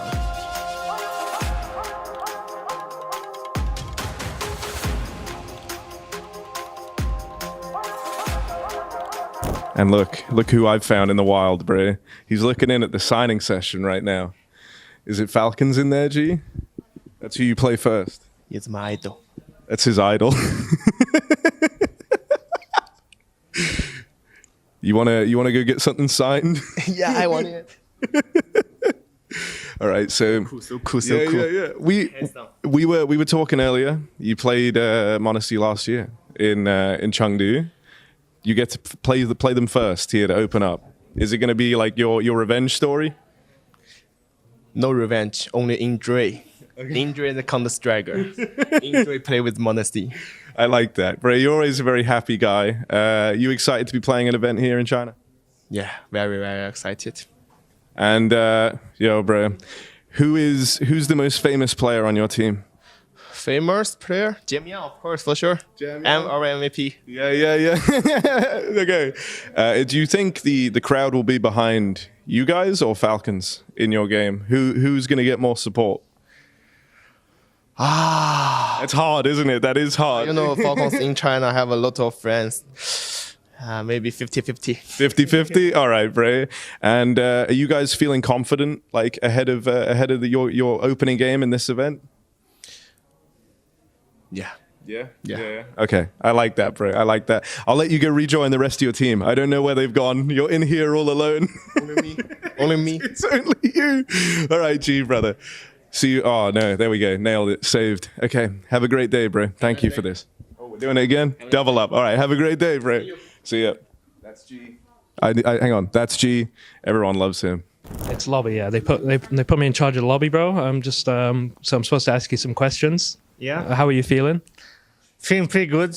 I'm excited to get back to China, you know. I love it here. It is pretty sick, yeah. I mean, last year, it was probably one of my favorite events I've ever done. It was just like chill. The food was sick. Yeah. Are you chowing down? Yeah, I love the food here, especially the spices, you know. Yeah. Little bit of the chili oil and stuff like this, the dumplings. It's pretty nice. The Korean barbecue. Yes. Yeah. Do you mess around with that numbing stuff? You know, the numbing spice that they have here? Do you like that stuff? I don't know what's that actually, numbing? It's like they have this Szechuan peppercorn, and it's like, it looks like a normal peppercorn, but it like numbs everything. Nah, I like spices, but I don't like when it's like too much. Yeah, okay. So I keep it on a medium level. I mean, I respect it, you know, like, but I feel the spice here. If I eat spicy food in Europe, the next day, I fully feel it. I'm in absolute pain. Yeah. Do you get that here? I wouldn't say so, actually. If now you tell me, it's a little bit different here, yeah. I don't know what they're doing, but yeah, I noticed that too. I can eat the spiciest food I've ever eaten here, and the next day, I'm chilling. Like, I normally have to go bathroom 3-4 times, but here it's completely solid. Like, it's chilling. Yeah, I think they use some, I don't know, good stuff here, you know? And yeah, I also, just the food here in general is fucking good, to be honest. It really is. It's insane. So everything's been solid since you've been here? Nothing running or anything like that? I mean, of course, the time difference is a little bit tough to get used to it in Sunny, but we are professionals, so that's why we are here. So we are dealing with it, but yeah. I feel bad you always have to say, oh, we're professionals, we're dealing with it. I think it's shit, bro. I mean, I slept like absolute, how much can I swear on that? I slept like horse shit, bro. It was terrible. Like, I think I slept 4 hours last night, woke up at 3 a.m. Like, I feel like you can blame the games on that if things don't go your way. I slept good though. I slept midnight, wake up 8 a.m., so I'm good. Well, that's really good, to be honest. Like, all right, okay. So no excuses then. No. I'm ready. I'm ready to play. We can delete this part, so if it does go bad, you can just blame on jet lag. That's fine too. Yeah. All right. Well, thanks for your time. Appreciate it. Thank you. EPL third beat phase. Yeah, that's pretty good. Yeah, we did. I have a question though. These third place deciders. What do you think of them? I mean, there's various points on the line. Yeah. Definitely for us going into that matchup, we wanted to win as well. So we prepared like we normally would. I think it's tough format just in terms of the schedule, because they finished late the night before, have to prepare, get up early, and not just that, they also had to travel to China right after. So I think it's tough to perform your very best for that game, but I think both teams want to win. So. Okay, I mean, that's, as long as that's the case, the VRS does make it better, to be honest. If there's no VRS around, it would be worse. But I mean, for me, it's like, it increases the day that I have to work. So I'm very against it. That's me personally, but, VRS is important. EPL was your last event, so you had some time off. Yeah, it was, yeah. We had some time off. Pure vacation, no practice, just chilling? There was a few off days, but a lot of practice as well. Yeah. I mean, my off days, because I only did EPL last, so I mean, I was like playing Battlefield 6. Did you play any of this?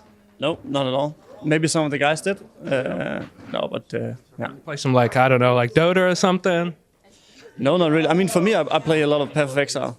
Oh, really? I played a little bit of it as well. Like, I'm trying to get through because they updated the campaign or whatever, right? So I was trying to get through it. It's pretty fun, to be honest. And I hate if I don't have a gun, I hate the game normally. But for some reason, Path of Exile was quite fun. Yeah, there's a new patch out now. Oh, another new one, bro. What role you play? Who you playing? I play a lot of solo self-found. So you have to find your own things. I don't like the trading game too much. Yeah. Bro, I just I look at a guide. I follow exactly what it says. I don't think at all, bro. Yeah, that's a good choice. Okay. Yeah. All right. Well, I probably can't take too much of your time, but thank you for your time. I appreciate it. Hopefully you won't see me doing this again. I wouldn't mind. Okay. All right. Thank you. Appreciate it. See you later. What up, Malbs? How you doing, bro? All good? Yeah, man. I'm doing great. When did you get in? Yesterday, I think. I don't even remember, honestly. Are you jet lagged at all? Not really. You think you've beaten it? Like, it's over. It's never been this over. You've won. So far. Yeah. I held my sleep until like midnight yesterday. No sleep at all. Dude, that is the play, right? Like, you kind of grind through for the late night knowing that you're going to get like a solid... How long did you sleep? Be honest. I woke up at 8 only because we had to wake up at 8. Yeah. Otherwise, I would just sleep until 8 p.m. maybe. Yeah. Okay, I kind of like that, bro. You guys have had a little bit of time off since EPL, and your opening game is a chance for revenge. Everyone likes revenge. 3D Max kind of ended your guys' run a little sooner than you would have liked. You're playing them round 1. Have you been bottling up? I don't want to say hatred. That's a strong word, but maybe you want to kind of get back at them. Of course, it was kind of like what happened at the last major. Like, they beat us in I don't remember even what game, but they beat us and I was full anger. And yeah, we just wanted to beat them again.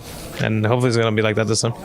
All right, respect. Major now, but... No, but I don't know, this event hits a bit like the major. You got 9 out of the 10 top 10 teams, 14 out of 16 of the qualified major teams. I've been calling it the major before the major. Like, this is our chance to see how everyone's performing and the form going in. Is that how you guys are kind of taking it? Like, you want to show up here to start strong ahead of the major? Yeah, for sure. It's an exciting event, of course. Like you said, like there's a lot of top tier teams and it feels good. All right. I like that. I'm going to try and speak to the rest of G2 now, but Malbs, it's been great catching up. I always love talking to you, bro. Wagwan, bro. How are you doing, man? I'm doing great. I'm all right. Thank you. How are you? Bro, you just had your little photo taken. You have to do this every event? It's fine. You get used to it. Yeah, you get used to it. Yeah. Bro, we're going to get out of the way of them taking pictures, I guess. So we'll kind of stand here and face this way. I hope this looks all right. Okay, so big event for G2. You've had a couple of weeks off. What have you guys been working on that you can share? Obviously, I'm not looking to dox all of your strats and prep. Yeah, I can obviously give you my docs if you want, but it's like, I don't know, we prepared and a lot, I would say, on all maps and fixed the things that we needed from APL, all the mistakes, all the small stuff, I would say, a lot of individual stuff, a lot of small stuff, also a lot of team stuff that we've been doing wrong or I would say worked on some emotions as well, in game, outside the game. and try to just stay calm and work hard because we know what we are capable of. Well, because after London and how successful you guys were there, I can imagine EPL felt like a bit of like a step back. You know, like it was what 1-3 in stage 2, like 2-3. Okay, so a little better actually. I was maybe giving you too little credit, but it was 3D Max who beat you guys as well in that final game. They're who you're playing first. Malbs just said he wants to beat them, get a bit of revenge. Are you kind of feeling the same way? Yeah, I mean, obviously, yeah. Like, well, you don't want to lose, right? I'm assuming. Yeah, I think it's a bit of normal, I would say, but like, yeah, of course we want to win, and yeah, we're going to do our best in our terms, and yeah, the most important thing is that we play in our terms. I've been asking different players, like, because obviously China's very cool place, very kind of unique as well. Like the fans have really started coming out in spades as of late. How big a G2 in China? Do you guys feel the love?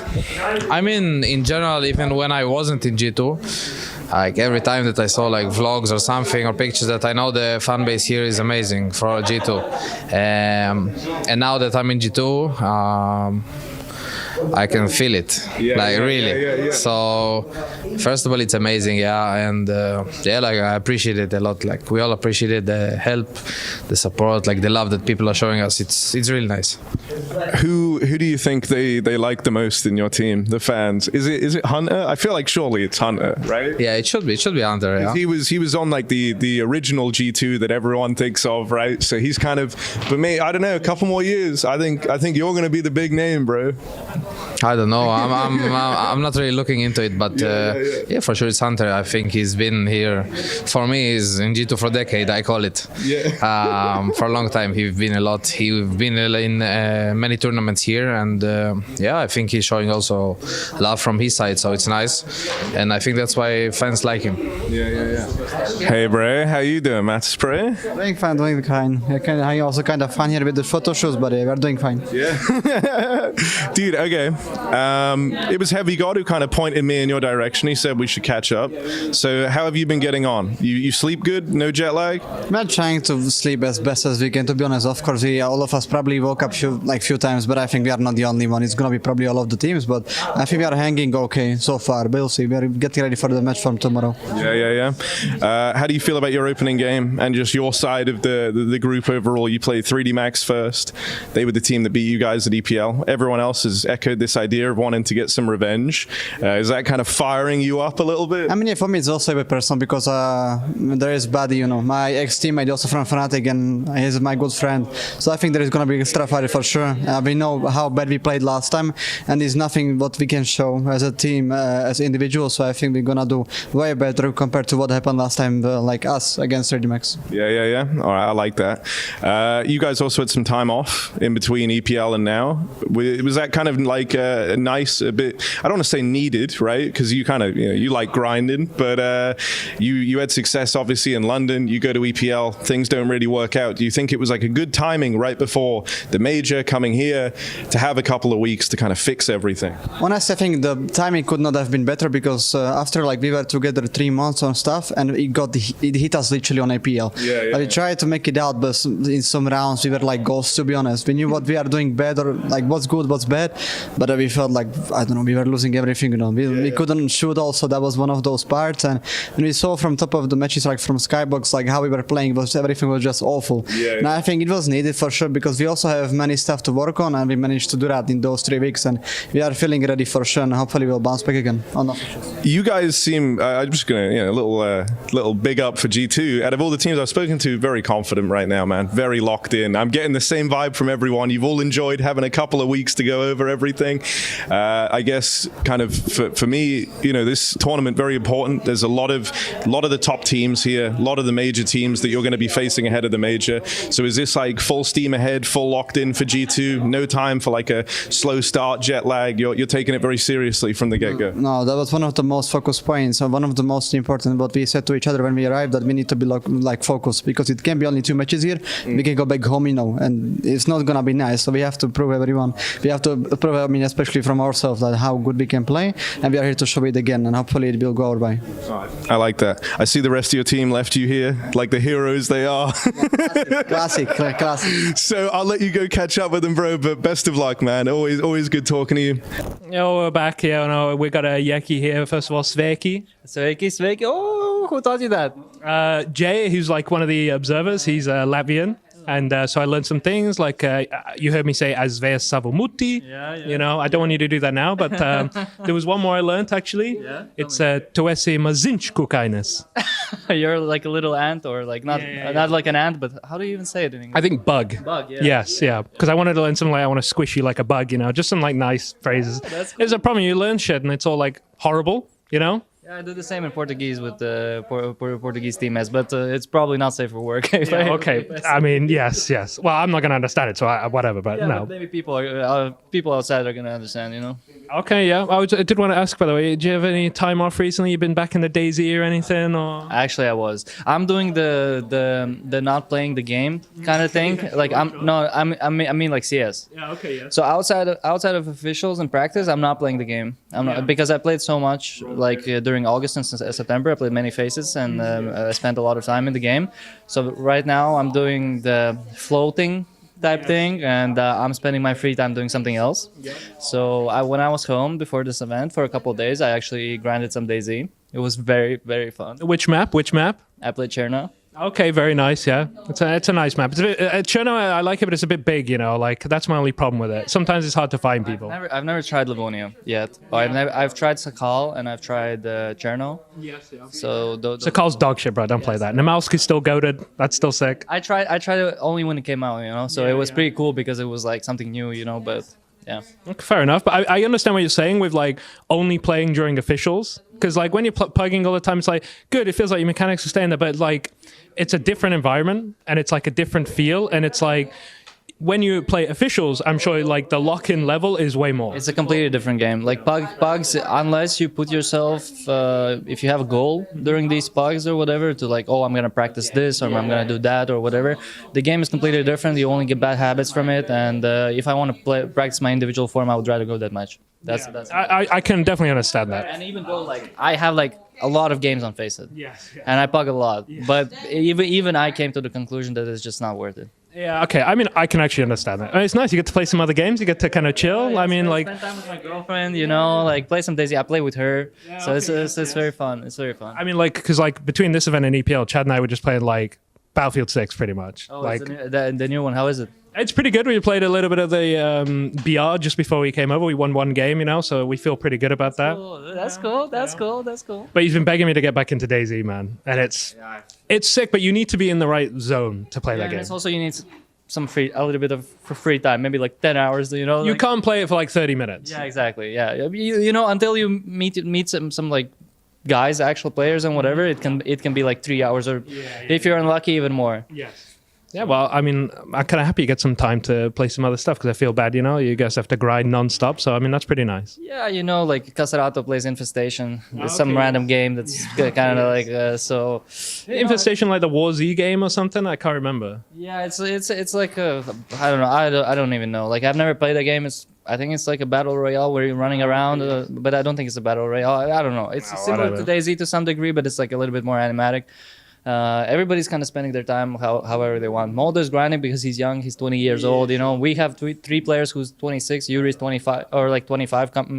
He's gonna be in December 26, and we have Fallen who's 34. Everybody has stuff to deal with outside of the game, you know, and that's why I don't know. Maybe we're in this age where it doesn't matter how much you play, honestly. Yeah, well, that's my problem. I started playing CS at like 18 years old, so it's already over for me. There's only so good I can get, bro. How old are you now? 32. No way, you look younger. Oh, really? Oh, thank you, man. I appreciate it. That's all right. Okay. But China, you happy to be back in China? It's good? Yeah, it's cool. I mean, yesterday we went out for, in China, Korean barbecue, but but either way, it was cool. We met some fans. It's crazy how they're swarming. So I don't know how, but they found us. They find their ways. They find their ways. They found their ways, but it's very cool to see them. And I got gifted cigarettes again, even though I don't smoke cigarettes anymore, but it's like, it's a thing.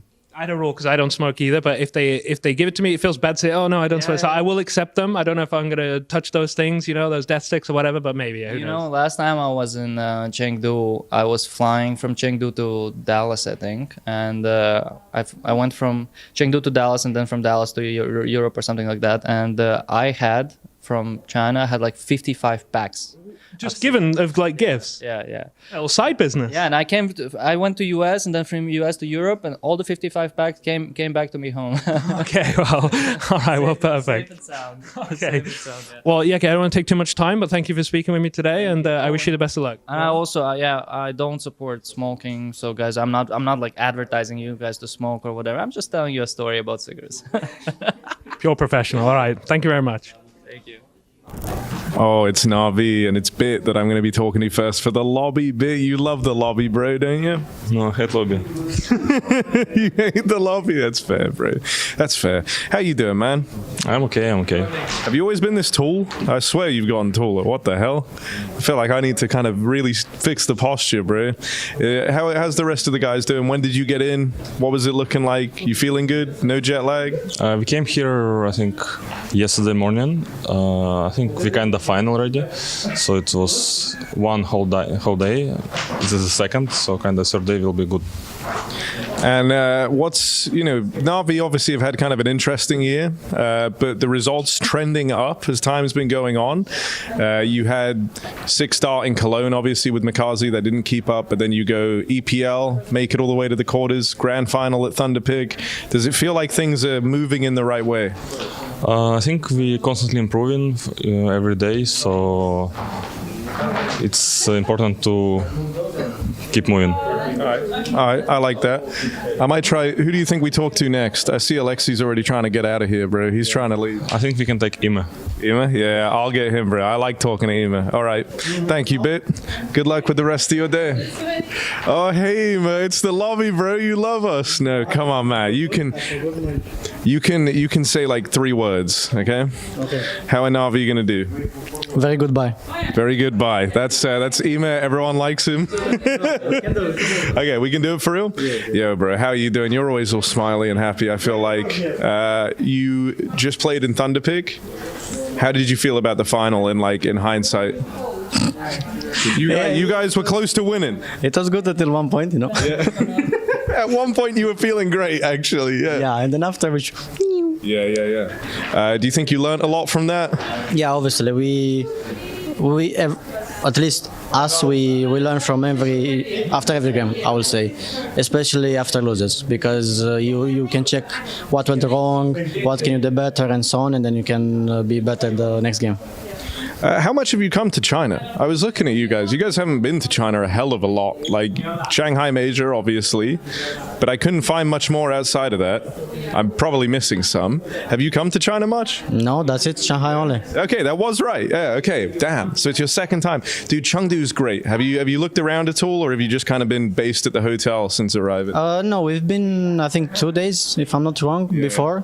And then we had some time. The first time we came, we got a bit of unlucky with the check-in.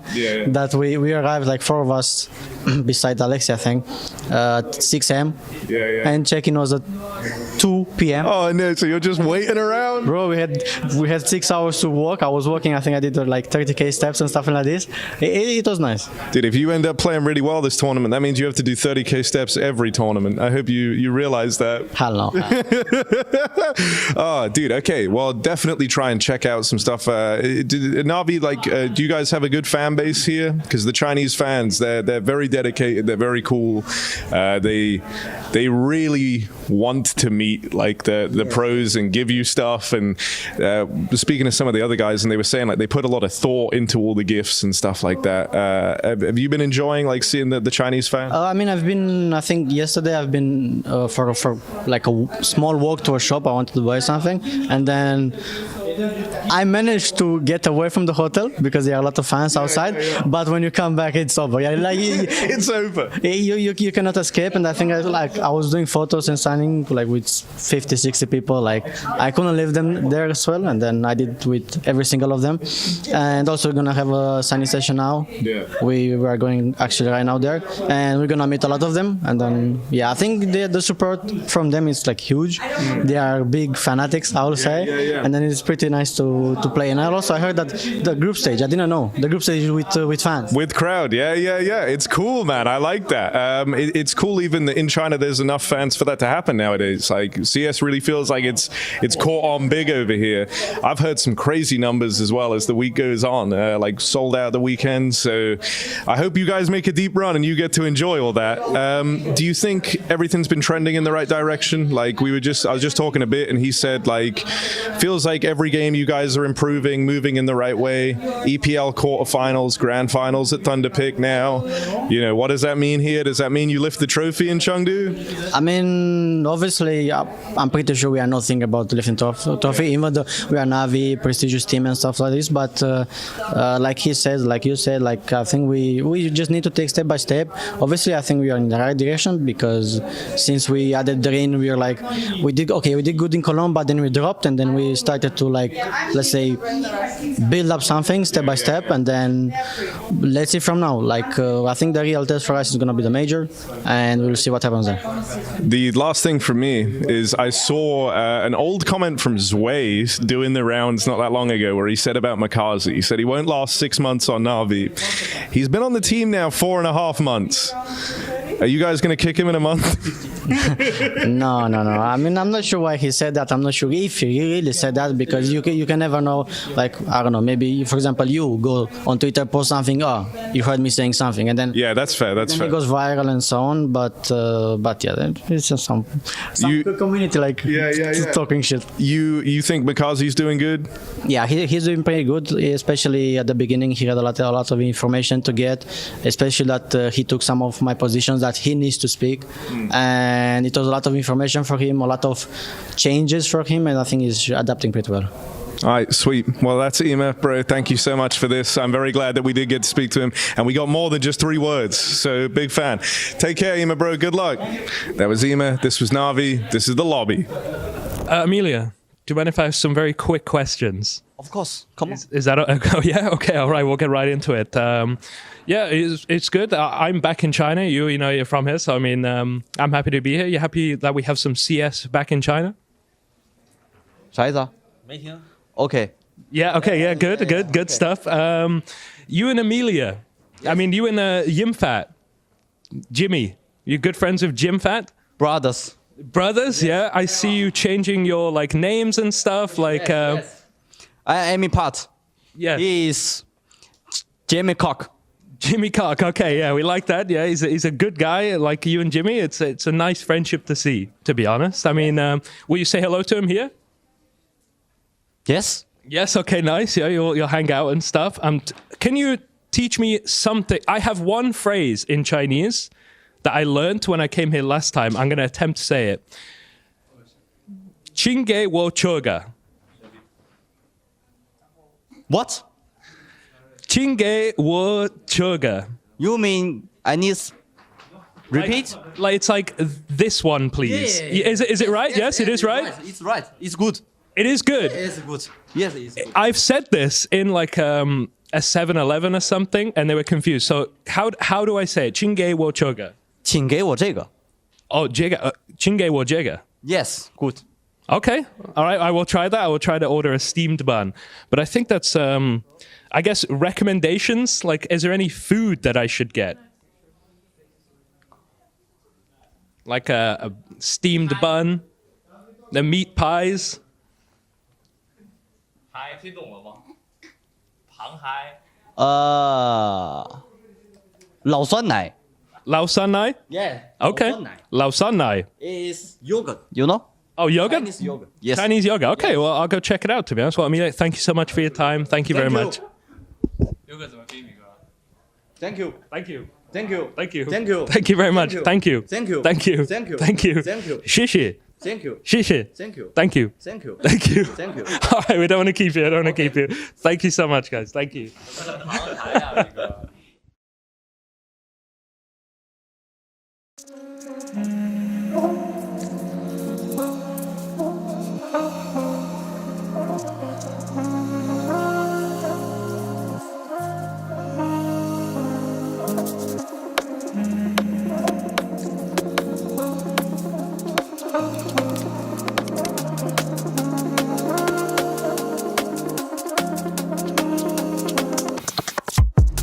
Can you hear what I say?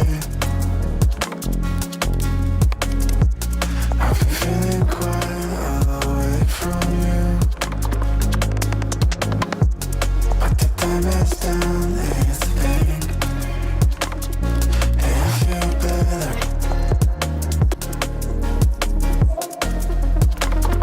I feel okay.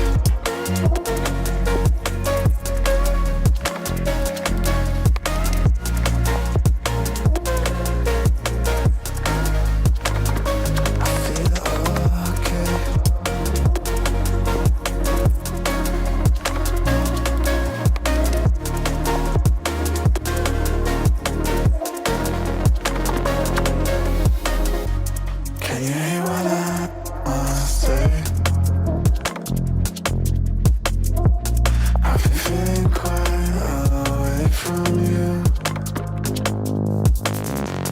but the time is down, it's a thing, and I feel better.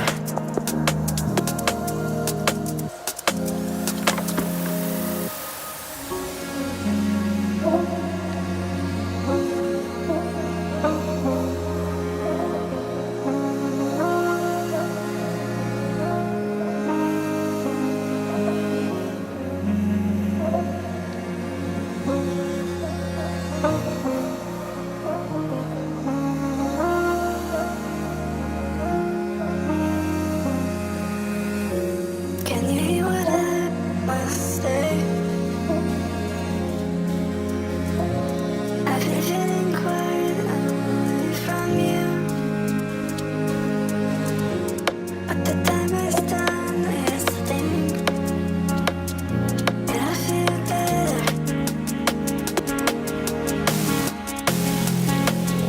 I feel okay. I feel okay.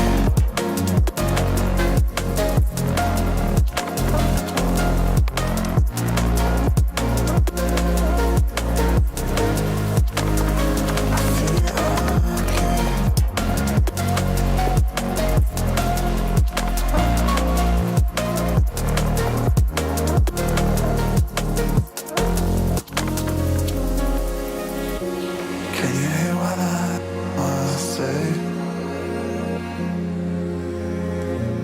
I've been feeling quite away from you, but the time is down, it's a thing, and I feel better.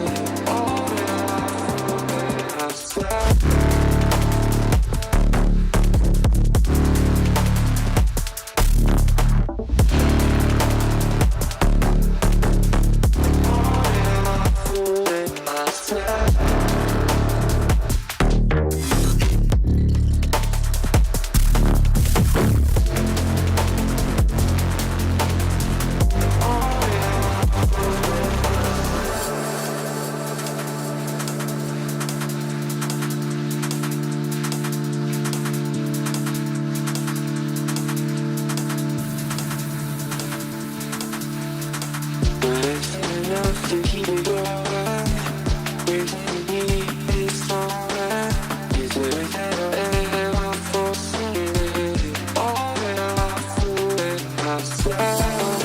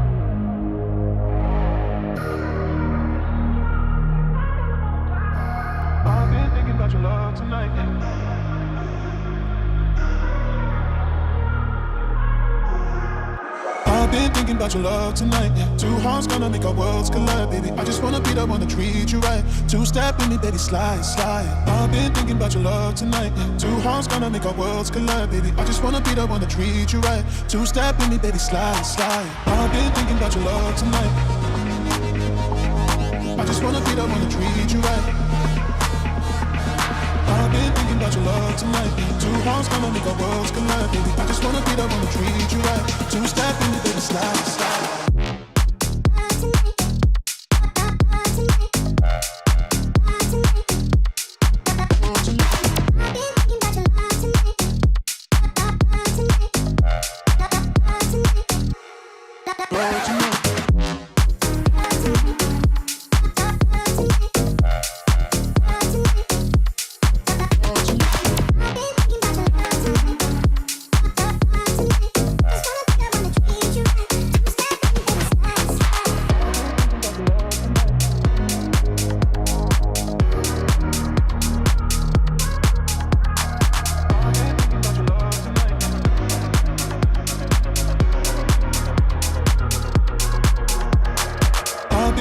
Your love tonight. Two hearts gonna make our worlds collide, baby. I just wanna be the one to treat you right. Two-step in me, baby, slide, slide. I've been thinking about your love tonight. Two hearts gonna make our worlds collide, baby. I just wanna be the one to treat you right. Two-step in me, baby, slide, slide. I've been thinking about your love tonight.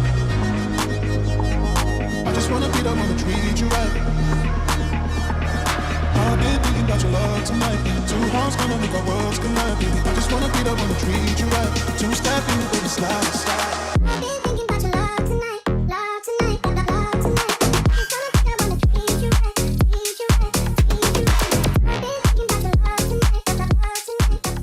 Here's to the challengers, the ones who don't just settle for decent elo, but hunger for something more. The ones who don't just queue for another match, but prepare for war. You can doubt them, overlook them, even count them out, but you can't stop them. Right now, I'm with Dupree, who I can see has got tears. While others play for fun, they play for legacy. This is ESEA League, where challengers take their first step. Hi, this is Basement Dweller's first advertisement. And our second drop is, it's up, actually. If you're seeing this, it's up. It's available on the ESL shop. We had our first go at a jacket, and I'm really proud of it. I've always had an interest in clothes, but, seeing behind the scenes how the sausage is made has been a lot of fun. And if you like the clothes, tell me. If you hate the clothes, tell me, but try them before you slag them off. I think they're really comfy. So yeah, that's my advert.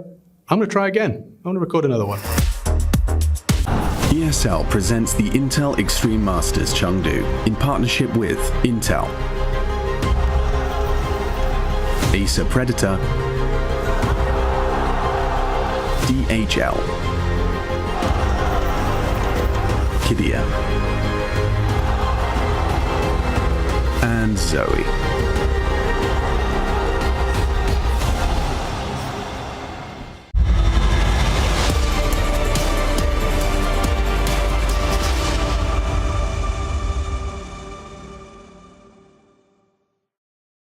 We got VP taking on Vitality. It's going to be Bist's first foray in the server for them officially. Prior to this, you were on VP Prodigy. What was the whole process of getting yourself on the main roster? Как для тебя прошел переход из VP Prodigy в основу? Как все прошло? Честно говоря, для меня это очень тяжело перейти на тир-1. Тут много нового, я получаю много информации, и много нового я узнаю от более опытных игроков. It was a hard shift. There is a lot of new information for him. He's getting adapted. There is a lot of experienced players in our team, so they just teach him, learn him like few things how to play, all experienced stuff. Maybe for some of the viewers who aren't familiar with yourself and your play style, who would you compare yourself to in terms of other professional players, and why do you think you're similar to them? Кого бы ты сопоставил с собой из других аваперов на просцене? Я не люблю, если честно, себя сравнивать с кем-то, но мне нравился раньше, как играл Simple. He doesn't like to compare himself to someone else, but he loved Simple. Very good choice. Today, going to be taking on Vitality, of course, the number one team right now. How tough do you think they're going to be as an opponent? Насколько сложно будет играть против Vitality, потому что это топ-1 команда. Как ты себя чувствуешь? Как твоя подготовка? Конечно, для меня это тяжело будет. Я думаю, это очень тяжелый оппонент. Но мы тренировались перед этим турниром очень много. Я надеюсь, что моя команда готова побеждать команду Vitality. So it's going to be a tough game, but we prepared really hard, and he hopes that our team will make it. Looking forward to see it go down. Thank you so much for your time. Good luck. Welcome back in on the B stream. It is time for our next matchup, Virtus Pro and, of course, Vitality. And the question, of course, on this matchup is Beast the best? We're about to find out. It is his debut match in Virtus Pro, the Virtus Pro, as opposed to Virtus Pro's academy team. And you couldn't really be asking for a more difficult match to get underway with as someone that's been promoted from an academy team into a main team.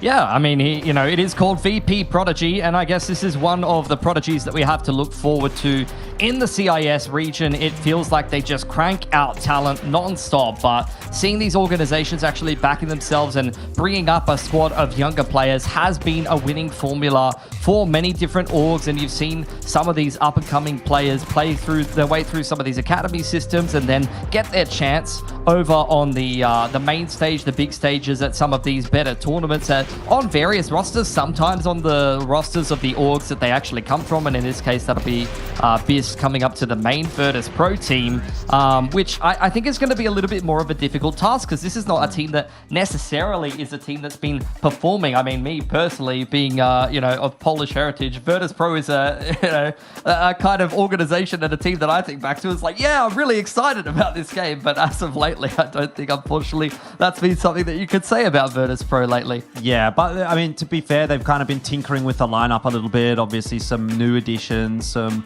role changes as well for this lineup as well, and hopefully that's going to be the recipe to success. I guess we will have to wait and see throughout the course of Chengdu whether or not they're going to be able to improve upon the run that they've been having. But as I said, the aforementioned Vitality being the team that they will be running into in their first match is not necessarily going to ease them into the tournament in the same way that we were having that conversation for someone like a Furia against a Linvision, right? This is like you're out of the frying pan, make some roster changes and essentially into the fire, and you're going to be forged in fire and see whether or not you can actually make anything happen against this star-studded lineup of Vitality. I mean, this is just how it goes when you come to an IEM event. You are one of the worst-seeded teams. You're going to be taking on one of the very best teams in the world, and at least in terms of Vitality, this is a team that, at least earlier in the year, was super, super dominant. Since their win over at the Austin Major, though, top fours are respectable, but for a team of Vitality's caliber, this may be considered some degree of underperformance, maybe some degree of failure, especially after they had so many first places in a row. But look, in the current era of Counter-Strike, with all of this parity, with all of these fantastic teams, who can really be expected to dominate for that long? Yeah, no, and to be fair, getting back on the horse with the win of the ESL Pro League, it does kind of get Vitality back in that discussion. If they had maybe fallen off a slight bit, it feels like everyone's remembered exactly who Vitality are. And of course, we talk about the ESL Grand Slam as well, and to catch up with where that's at, it is of course Vitality that are looking in the best position with the wins in Dallas and at ESL Pro League. If they were to win here, they could set themselves up with a chance at Krakow early in 2026. Spirit, the other team in contention at the moment. But look, I mean, still a long way to go, I think, for both of those teams, especially, like you say, considering how strong Counter-Strike, at the top end has kind of been looking, although with maybe the likes of the Mongols falling off a little bit, that sort of opens the door back up again for some more established dominance coming through from the likes of Vitality, the likes of Spirit. We'll have to wait and see, obviously. There's a lot of question marks, I think, coming into the sort of latter stages of 2025, going into the early stages of 2026, as to how everything's going to look once all the dust settles with all of these roster changes and mania that's going on. And of course, after the major, I'm sure there's going to be a few more things to talk about in that regard as well. But one thing that we don't necessarily need to question is the power that Vitality is going to bring into the server today. I mean, I think you could have chosen any two players from that team and put them on this graphic, Pilski, and it would have worked. I totally agree, but I think this is why you've seen so much dominance from a team like Vitality. It's that even the players that don't necessarily leap off the page show such an incredibly high level when Mezzi and Flames are kind of like the players to bring up. I suppose the rest of the roster with star-studded names like Rops and Zaiwu, that just speaks to how well-rounded Vitality is as a team. So much firepower on this squad. And I love that it's a little bit of a mix of different European nationalities that don't always get heavily represented in terms of CS, at least in terms of like a full squad in Counter-Strike. A bit of UK, sprinkle in and Estonian, sprinkle in an Israeli, although there's a lot of cracked Israeli players. We've still never seen like a fully Israeli team actually, hitting the tippy tops of Counter-Strike. So it feels like hand-picked players being the best representatives of their respective countries put together in an amalgamation with a very experienced in-game leader of Apex and arguably the best player in the world of Zaiwu, depending on the day, depending on who you ask, depending on if you're French or not, and how much you enjoy a croissant in the morning. Sure. Yeah. I'm personally on the Donk hype train in that respect, if you wanted to get into that discussion. But look, I think Vitality, obviously, everybody knows them. Everybody loves them. There's not really too much to add to the conversation that is anything new necessarily beyond, I suppose we kind of just need to wait and see whether or not they're going to return to that same form that we saw earlier on in 2025. I guess we say the first season of 2025 at the most important part of the second season of 2025, right? As we get into the latter stages of this year, we are looking towards another major, and there was the whole conversation around, it's a Vitality era. Some people for, some people against. Some people say it didn't last long enough to be an era. But if they come back and they, win Chengdu, they go on to win the next major as well, does that then become the whole year has been Vitality's era? I mean, that's an interesting conversation if we get to that point. Here's the veto. Overpass, we're going to get to see that again. We're going to get to see Dust 2 again. And chances are we might get to see Mirage, but I think just based on the form and the outfit of both two teams coming into this match today, I'd definitely be looking at Vitality to try to wrap this one up with a quick 2-0, but we'll see if Virtus.pro have been cooking anything up in the lab. Bist as well with his debut outfit here on Virtus.pro. In an interesting matchup. Let's see how he goes against one of the GOATs in Zaiwu as we jump into our second match of the day here for IEM Chengdu. It's Vitality up against Virtus.pro. Virtus.pro will be starting out on the T side here. CT selected by Vitality.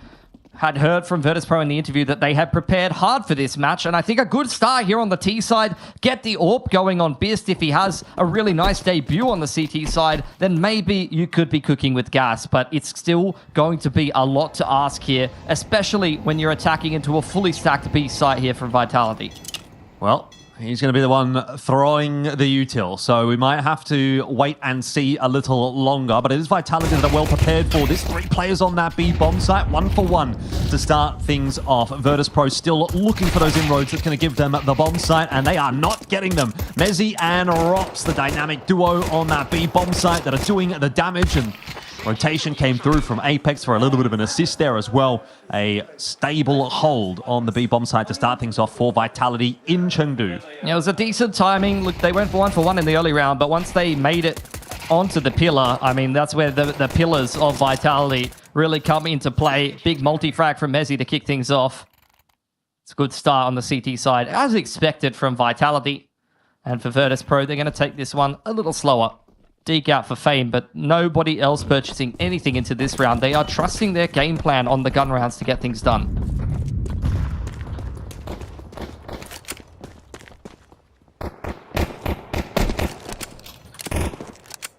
Well, not necessarily making any secret of the fact that they've got a few Glocks in tow. A couple of taps there from VP. And Vitality happy to take those fights. Zaiwu set up with a nice flash there from Apex. Everything working as intended so far for VP, or for Vitality, I should say. Not so the case necessarily for VP. That grenade, though, maybe not quite connecting on the right mark, but the reality is it doesn't really matter too much here. Vitality really out for a stroll in the park at the moment. Yeah, Perfecto's picked up the dig. Even taking 1 or 2 guns away from Vitality here would be acceptable. Flames going to get involved in the action with the MP9 and farm up a little bit of extra cash. Nice and clean for Vitality. The eco, and maybe greater so, the series as a whole, a little bit of a stepping stone for them here in Chengdu. For VP, forget about an upset. I think, honestly, they'd be happy with a close game, maybe stealing a map against Vitality, and a good performance from Bist would definitely be something to get a little bit more excited about. We'll see if we can even get that out of VP going into this game. Won't be AWPing early on here on the T side to take the single save into their first gun round. Vitality keeping things nice and clean. Do have still the MP9 in play, which is going to be utilized to be able to put Apex on top of the totem pole, spamming away. Down connector, aggression from Zywoo. Straight into playground. I don't think Fame was ready to play in this case.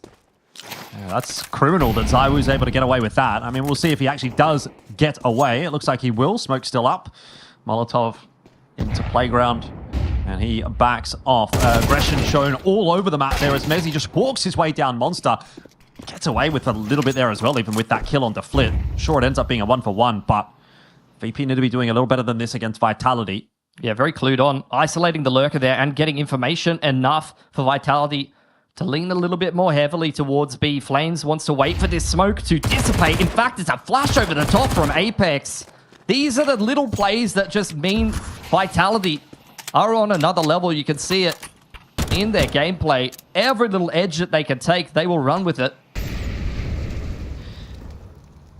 Yeah, really looking to dictate the game from the outset. There's another flash over the top this time. It will not work out for Vitality, but you can get an idea of the brand of Counter-Strike that they're trying to bring to the table today. Really, really trying to control this from the outset, and VP don't have many options but to walk their way into the B bomb site. Apex ducked down behind the toxic barrels. He is going to let them have the site, and he is being so patient, and that will work out. He gets the first one onto Toro, and now Biss, the man of the moment, will not be the man of the moment. He had an opportunity there for something special to kick things underway for Virtus.pro, but just not going to happen against the likes of Vitality here, and a fantastic start to the day for the prestigious squad. Apex having a little chuckle to himself there. And for VP, a round where, look, it does come down into a 2v2 at the end there, but just constant harassment on all fronts. Zywoo going straight up the guts down playground. You have multiple players aggressing on B Monster. Vitality not wanting to let the game come to them, but instead, like you said, looking to dictate the pace. Did whiff a little bit of a Monster smoke. But outside of that, I think that's the most egregious mistake you've seen out of Vitality thus far. Oh, Flitz DC'd. Oh, I wonder if we're going to roll back on that or not. Damage done to Fame. Okay, maybe not. So we'll see. We'll get confirmation, but it looks like at the moment, it looks like they're playing the round out. Ah, you just play the round out, see how it goes. It was only an eco, so yeah, even that 7 damage done is enough to mean that we will have to play out the rest of this. But even, I mean, for VP, at the end of the day, with just the pistols, would have had to subvert their expectations regardless, really. Yeah, I think you're right. I mean, look, if it's going to happen in any round, it's probably better that it happens here than in an important gun round, but nonetheless, not an unwinnable round for VP. We'll see if they can make something happen here.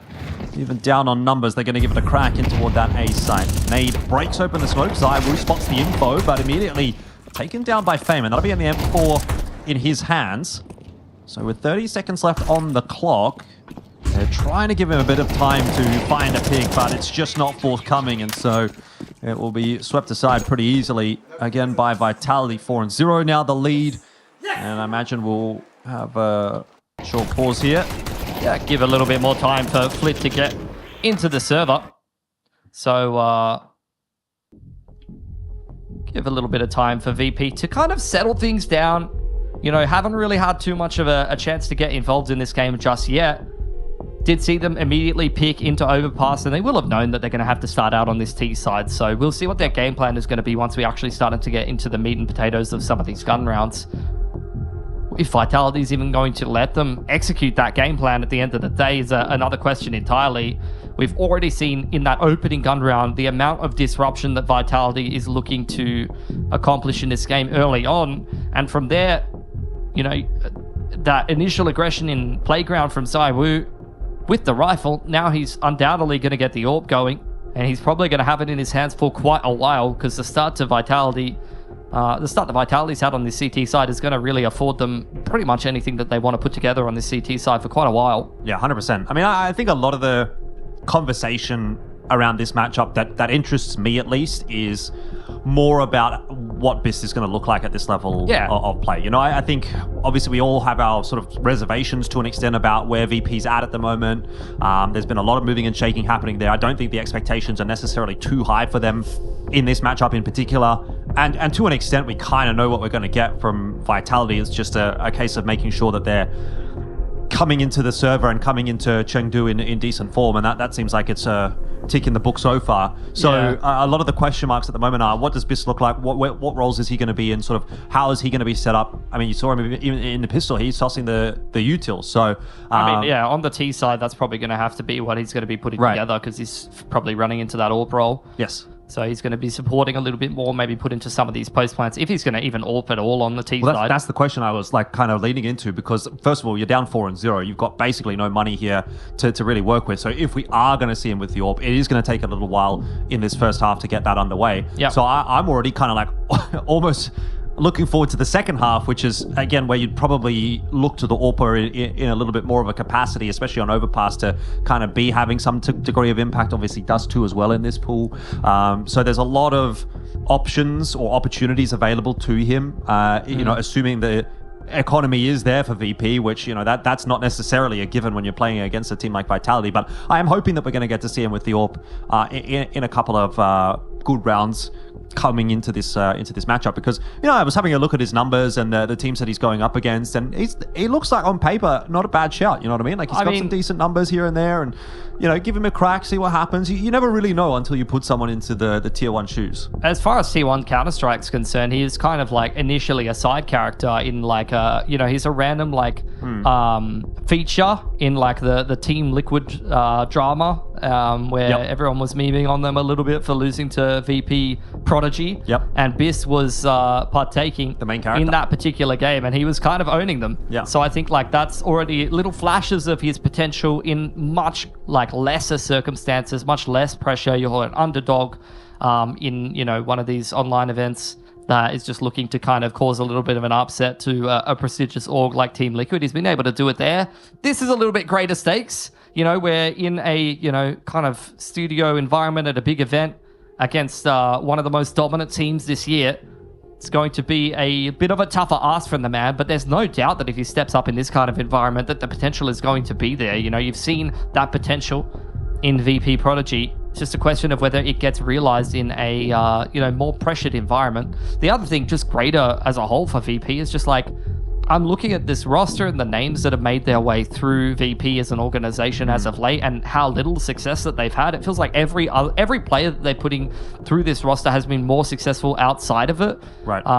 For an org of this kind of pedigree, of this history, it's just kind of disappointing. And I think especially when they're running in kind of tandem with a team that's as successful like Team Spirit, and they're both kind of repping from the same region, I think that it's going to be a little bit underwhelming. So I don't mind the fact that they're going towards some of these younger players, that they're giving an academy player a shot at the end of the day, because that was kind of the success story a little bit for Team Spirit as well, where you had some of these players grind through the, you know, tier 3, tier 2 scene, and then step up into Team Spirit, mixed in with a couple of more known names like your Choppers and your Magics and things like that, who I don't think is on the roster anymore. But, you know, it's these up-and-coming players that are the future of the CIS region, and you often see them cranked out all the time. You know, people really grind over there. So I think VP backing talent like that is probably the only way they're going to get out of this hole, because they've already run their way through a lot of, you know, tested, proven names at this point and found no success. No, I think, to be fair, you also do still have that blend of youth and experience in this roster. You know, we've seen names like Fame, Flit,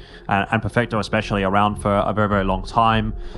You know, there's that change up in the in-game leadership as well, Electronic moving away from VP and Perfecto sort of stepping into those shoes. So I feel like this is kind of like, in a sense, a new Virtus Pro, if that makes sense. You know, you've got a step in the right direction. You've got some of the old elements, but it's very much coming in as a new team, a new look, and we'll see whether or not that's going to work out for them. Obviously, a tough start today for them at IEM Chengdu, but it is early days, 4-0 down against Vitality as we're about to get back underway, or maybe not. There's another tech pause coming through, so we'll get back in and have a little bit more of a podcast sesh here think it's another The B DC Street? from Flit, I'm pretty sure. So, yep, he's still figuring out, teasing through a couple of these issues.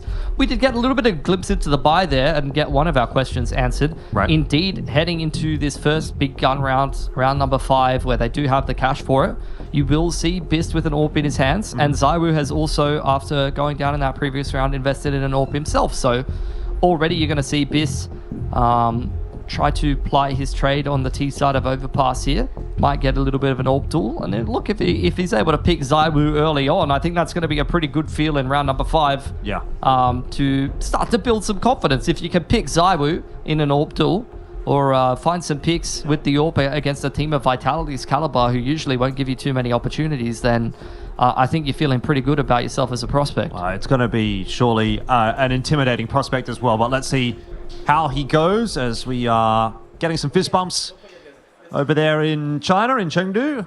It looks like we're about to be back underway. So there you have both the AWPs ready to go. Bist and Zaiwu. Flit yet to buy, but doesn't look like he's going to be too hard done by. He's got an AK as well. So let's see where Bist is off to. Not anywhere too quickly. A couple of players blocking him on the outset there, but he'll get down into connector to have a little bit of a look, and Zaiwu nowhere to be seen. He's over on A long, so he won't get that duel just yet. Yeah, just posted up in con, waiting for somebody to peek him. Vitality mixing up the setup. Will be Zaiwu posted up from top of the garden bed with Rops in a bait setup. If Virtus Pro do opt to change things up and start to head in that direction later on. Does seem like it's just going to be Fame making some moves with a little bit of util from Perfecto over on that A side of the map. Very much ace flow default from Virtus Pro. Running the clock down, working the map control. Yeah, Apex has got the spider senses tingling there, but this is a fantastic setup on long for the offensive that VP's about to bring.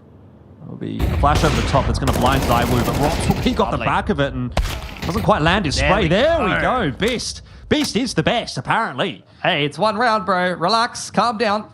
But it was a very nice opener to a nice deep flash, pushing Zaiwu off the line.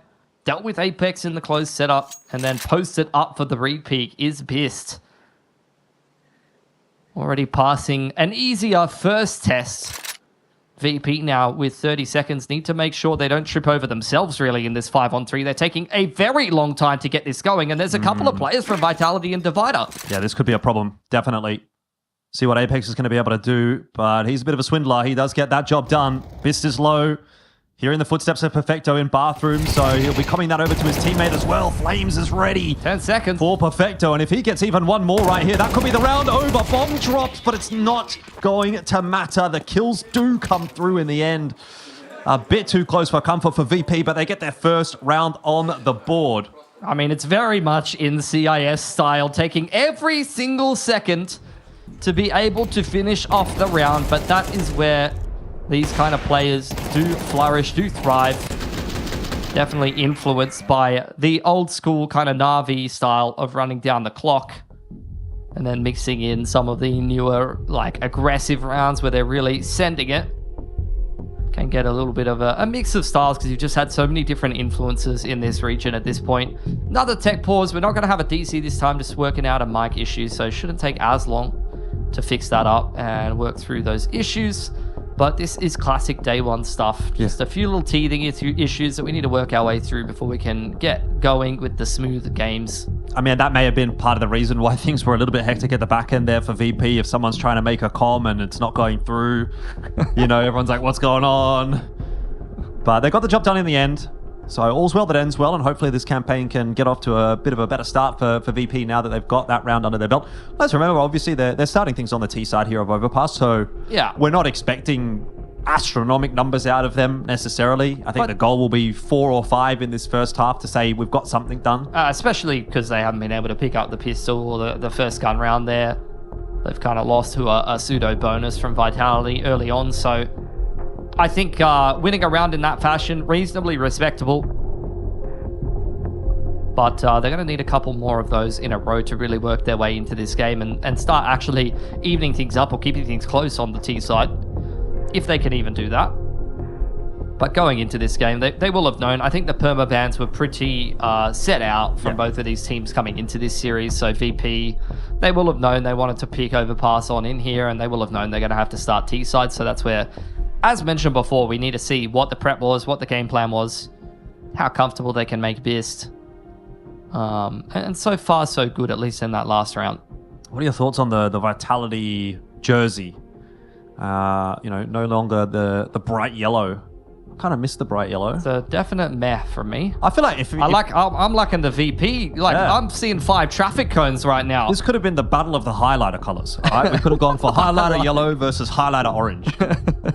What do you decide? Personally, I'm a big fan of highlighter green. Yeah, I think we should have a highlighter green team. Is there a green team? It's FlyQuest, but that's not highlighter green. High-vis green is just kind of ugly. I don't know why you would. I don't know any org that's gone, yeah, let's go with really intense, vibrant, like bright green. People would remember you. Yeah. That's all I'm saying. Anyways, remember you fondly. Enough on that topic as we are getting back underway with round number 6. So for those of you just joining us, VP picked up that last round. And hopefully going to get underway with this T side. It's been a bit of a stop and go kind of start from them. But that last round looked pretty good.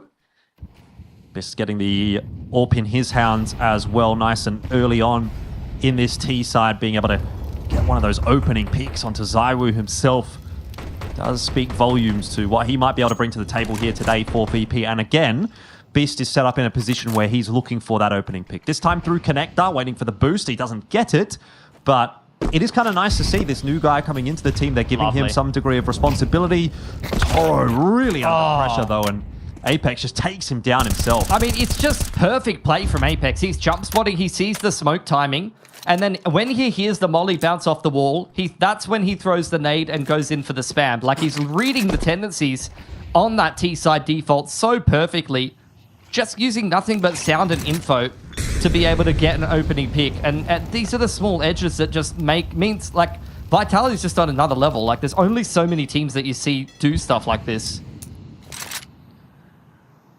Well, VP, bit of recovery required from them. And again, that might have to come from the new addition of Bist, who is having a look for a pick with this AWP. He's trying to clear out short water. Smoke's gone through onto short, and that will be enough for VP to read into the fact that there's not a whole lot happening here. So they can take that space and set themselves up outside of B. But meanwhile, those minions are scurrying around on the CT side as well and starting to rotate their way down to B. Information play here for Mezzi ends up being a double kill. He gets set up by Flames, and now it is into just Fame and Perfecto to try to save the day here. They get that opener and they'll have to plant, but it's going to be a tough 3-on-2 for them. Rops having already taken short water control. Perfecto might have heard that. He's made a couple of steps himself, so Rops will be pretty aware that there's a player up here on short molly to try and push Perfecto out of position. Give Rops a little bit more room to just creep up the ramp. And it's these inches that make the difference as Rops finds the double. Defuse will be an easy one for Vitality. 5-1, and their lead will grow back to 4. Couple of nice moments or entries into that B site, but in that after plant, could not put it together, unfortunately. Felt like Vitality was in control of that round right from day dot. Some beautiful play there from Apex on the jump spot towards B, and still a lot of utility left over, and you saw just how effectively Vitality used that to make Virtus.pro's life very difficult trying to complete that round towards B. So they're coming out monster, they're getting full blinded as they're scaling up into the site. More flashes are being layered. Apex rotates in with a double flash molly from that A side of the map, dumps the molly onto shore, and he's just layering flashes over the top of the pillar there.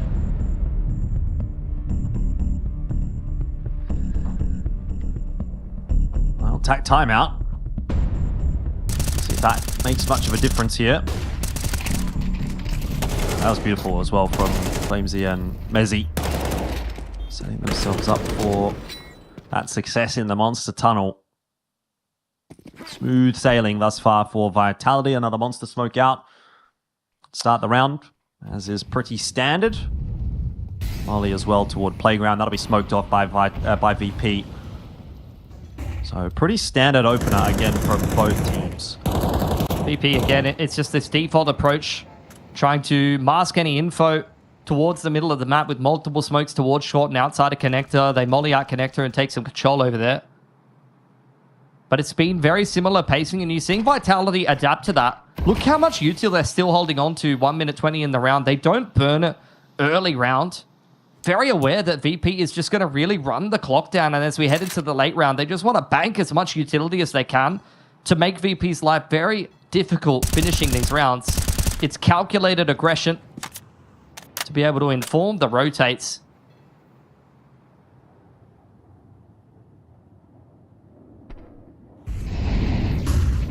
Looks not in a bad position here to just try and probe into that B bomb site, cause a bit of a ruckus. He's actually been able to cross all the way over to Great. Yeah. In the meanwhile, this fight towards Divider could decide this round. Flit looking to still find some impact over towards B in the meantime. Yeah, if they find 1 or 2 here in bathrooms, that would be a recipe for success for VP, but not quite going to go that way. Rops in tandem with ZywOo setup. They find the opening kill, but the real X factor here is Flit, and it seems like that might not pay off. Flamesy waiting very patiently. Again, Apex-esque. We saw that in the first couple of rounds. These guys have been so patient. And they find their success as a result. This round falling apart for VP. The setup was honestly not that bad. Yeah. But the execution is where things have fallen apart, and Vitality are just going one better in that department. I totally agree. The spacing on Divider, not great. I think I saw Flit get team flashed multiple times that round. He was team flashed there. You could see his arm up over his face. And this is where, like, I can see what VP are going for, right? They're trying to have that push and pull effect where if somebody finds impact in one part of the map, then somebody else is going to be in a pole position to be able to punish the rotations of Vitality. Unfortunately, when you don't win a single duel and nobody on Vitality makes a mistake, that round looks exactly like you saw in the replays. It's just multiple players running out and getting banged on every angle. Yeah, well, it's the force buy here for VP. Half buy, really. Pistol armor. You know, fame with a Hero Galil. Kind of scraping the bottom of the barrel when you're going for a Hero Galil, unfortunately. Yeah, it's like that B tier hero that you're not like that happy is shown up. Right. It's just like, yeah, all right, bro. What's a B tier hero? If A tier or if S tier is I don't know, Superman. bro. Like Captain Underpants is rocked up when like there's a car accident or something. That's a throwback. Everything's on fire. It's an 18 car pile up, and there's just some fat bloke in a pair of undies and a cape, and just like, yeah, all right, man, cool. We're saved. Thank you so much. That's an analogy I didn't expect to be hearing today. Shout out Captain Underpants. Shout out Captain Underpants. Is that even Aussie? It might be Australian. Maybe I don't know. Maybe the people in the chat are like, "What on earth is Captain Underpants?" They're expecting a different I promise search you, result. if you Google it, it's not as weird as it sounds. It is weird. It is weird. But it's not as no, weird it as is it weird. sounds. Without the context, it is weird. Yeah.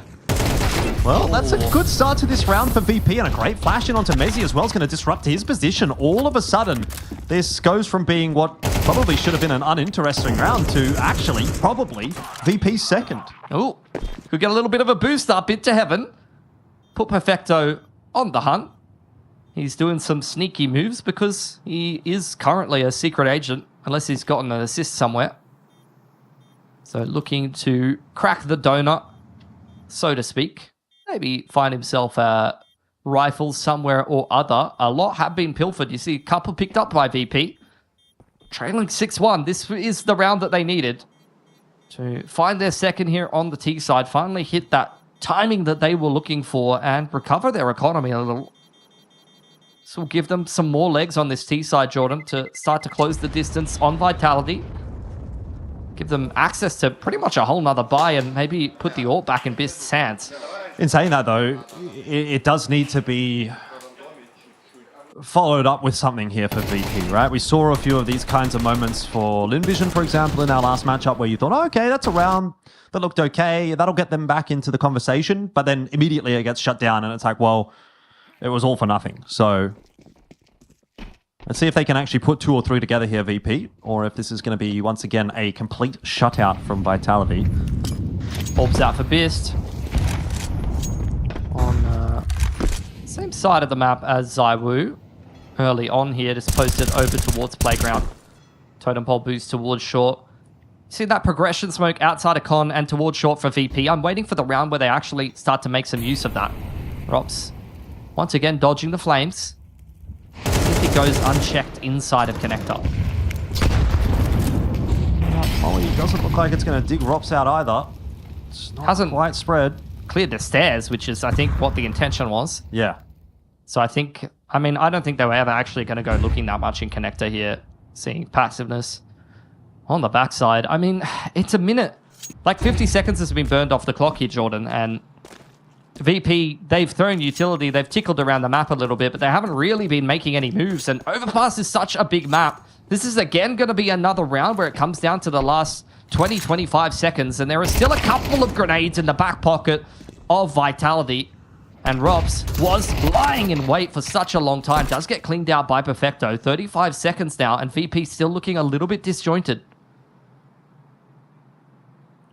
That said, if VP makes the wrong decision here and goes through Monster Tunnel, they are going to be cooked. Maybe if they go to B in general, because there's this 2-stack outside the Monster Tunnel, which is almost dealt with. Flamesy in an awkward position here, wants to get back across to the safety of the side. It won't happen. There is one man, though, waiting on this side that might be able to make a difference. His name is Apex, and all he has is an M4. 9 seconds. Time was against VP, but it will not matter. Apex gets deleted by Fame, and now it's on to Zaiwu. In the 1v3, he's going to give himself a small chance, but no peak to come for VP, and he decides it's time to save the AWP into the next round. And VP just continually comfortable running down the clock. Has come to some degree of success a couple of times, and that was a round where, like, I've said it in previous rounds, Vitality holding on to a lot of utility, always aggressing in the mid-round to find out what's going on. I think that the push in towards Connector doesn't really tell them that much, though. Like, you see one in the middle of the map. There was pressure everywhere on the map. VP kind of tickling around here and there. They took a little bit of long control, some exchanges over towards Monster. Like, Vitality didn't have solid info that round. And they also didn't have a wealth of utility left over into towards the mid to late rounds. So it felt like their win conditions weren't as strong as what you've seen in previous rounds. And VP was actually able to kind of take a little bit more advantage there. We'll get a timeout from VP. Was it? No, it's a Vitality timeout. Oh, that's what I meant. Yeah. I don't know. I have this problem now where the names seem so similar. VP, Vitality, like, dude, they start with V. The other day I was That's good enough to cook me. In another tournament, I was casting a team called VLT, and we all kept calling them Vitality. We were like, oh my god. Yep. When will this end? I mean, yeah, you go 1-for-1 in the middle of the map there. I mean, I'm sure that means something to Vitality, but I'm not sure that that was as strong of an info play as you've seen in other rounds where, like, they're shoving down Monster and things like that, and they're either seeing nothing or they're seeing like 3 or 4 people. That informs the rotations a lot more strongly, I think. Well, once again, it seems a fairly standard opener. Yeah, I mean, every time and time again, this is VP giving the same looks. Yep. Vitality, though, really does feel like they are ready for a B play this time. They were expecting an earlier timing with that flash to start things off, but nonetheless, this will be a full B execute from VP after the same opening in previous rounds. Well, Flamesy in the position where you'd want to be with the MP9 to have an impact. He's going to get flashed out. Great coverage. That's fantastic from VP. And Vitality left reeling after that round. They had the setup. Yeah. I mean, they did, but like VP, the utility coverage was perfection. Multiple players caught full flashed. Outside of Monster, Zaiwu to take next contact on Pillar was also full blind. There was not a single player on Vitality who could see VP running them down there. That is about as clean as a B-side execute could go. And this is what is nice about VP's T-side right now on Overpass is that, yes, they are running down the clock and there could be some slips and snags that they could trip up on. But what I want to focus on is the early round. I mean, this is really classical T-side conditioning in Counter-Strike. It's the same opening to the round every time. It's the same default every time. It's just a question of what happens in the mid to late round after that. And VP conditioning Vitality to think we're going to come into the sites with, 30 seconds to go every time. We're only going to make moves in the middle of the map at about a minute, something like that. That is a round where they wait out that early round timing, avoid the flash play that you've seen a couple of times from Vitality, and then they, at 1 minute 20, hit that B side. That's not a timing that they've ever attempted before, and you could see it really caught Vitality off. Lovely stuff as they're starting to recover this T side, and it goes from looking like a game that's going to be dominated by Vitality to, hey, you know what? Maybe VP could get to 6 actually on this T side. Money's looking pretty awkward here in this round for Vitality, so No real investment beyond the couple of saved guns and some pistols here and there. So you think that VP will get to at least 5, and that's not a bad T-side at all on Overpass. Bit more of an aggressive round out from Vitality this time, and that's kind of what we saw from them earlier in the half, and that was working. Yeah, every time Toro's been under pressure, though, he's quite happy to fall back in con. Wait to see if the game is going to come to him a little, especially on a round like this. Flit has a little bit of a looks into Monster Tunnel, but is pushed away by the Molotov of Apex there. No more utility left over here by Vitality. Perfecto an inch away from discovering that head stack, but he doesn't go any further. Gonna walk their way out onto B again. Apex watching on a very, very tight line. We'll just get a bit of a tickle there onto Flit, which will push him away and actually pushes them in the direction of this boost. It looked like Perfecto was going to check, and I think he did, but he just didn't see the feet. Oh, it was... Who could have spotted the toes faster? And look, Mezzi's seen a few toes in his day, I'm sure. You reckon? Yeah. I mean, he's got a kid. Toe tickler, they call him.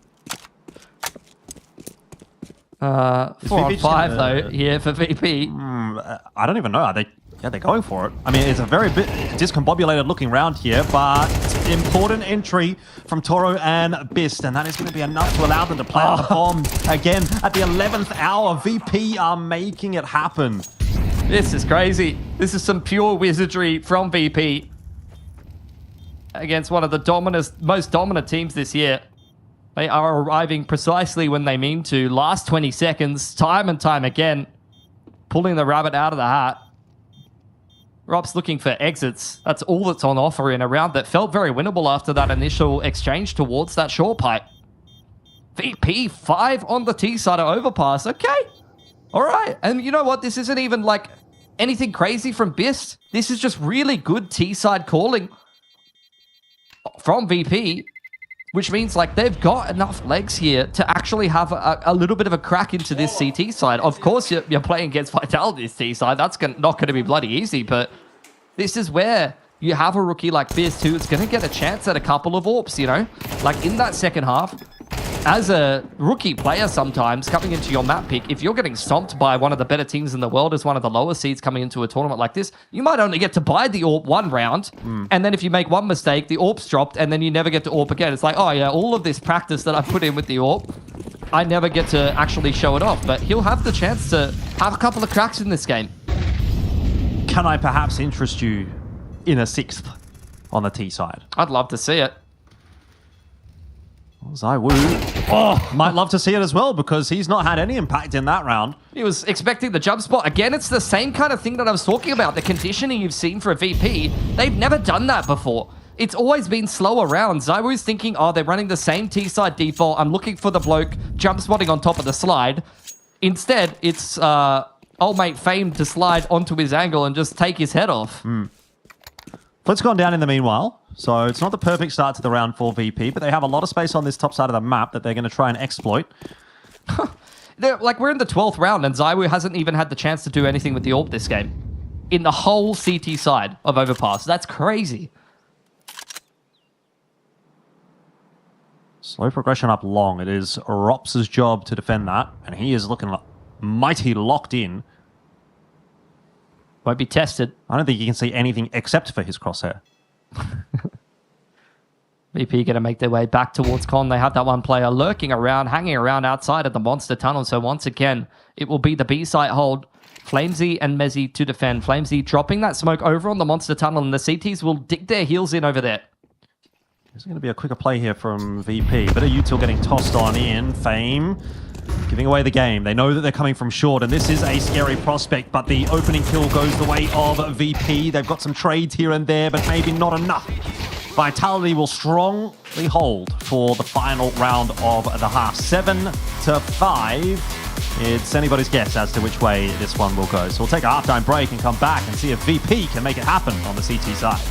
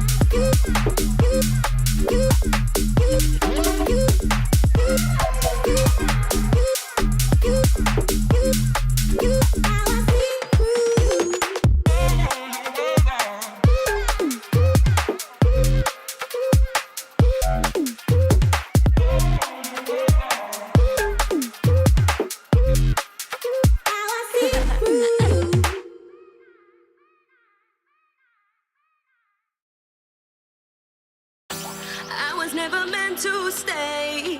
It was you that put me in. Promised me that we'd be okay. All of your lies I was believing. You were there most of the time, but that was never good enough for me. Had me going out of my mind, had me going round like crazy.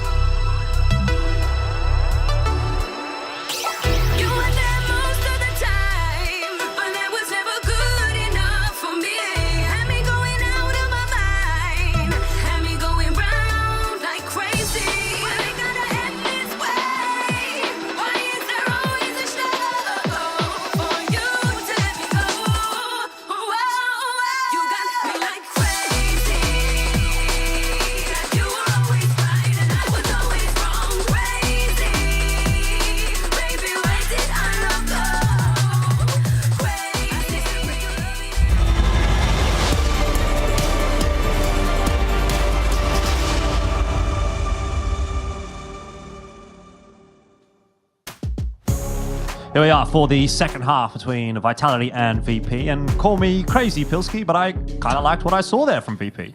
Yeah, I mean, Fame in particular, having a massive half for himself. 14-7 overall.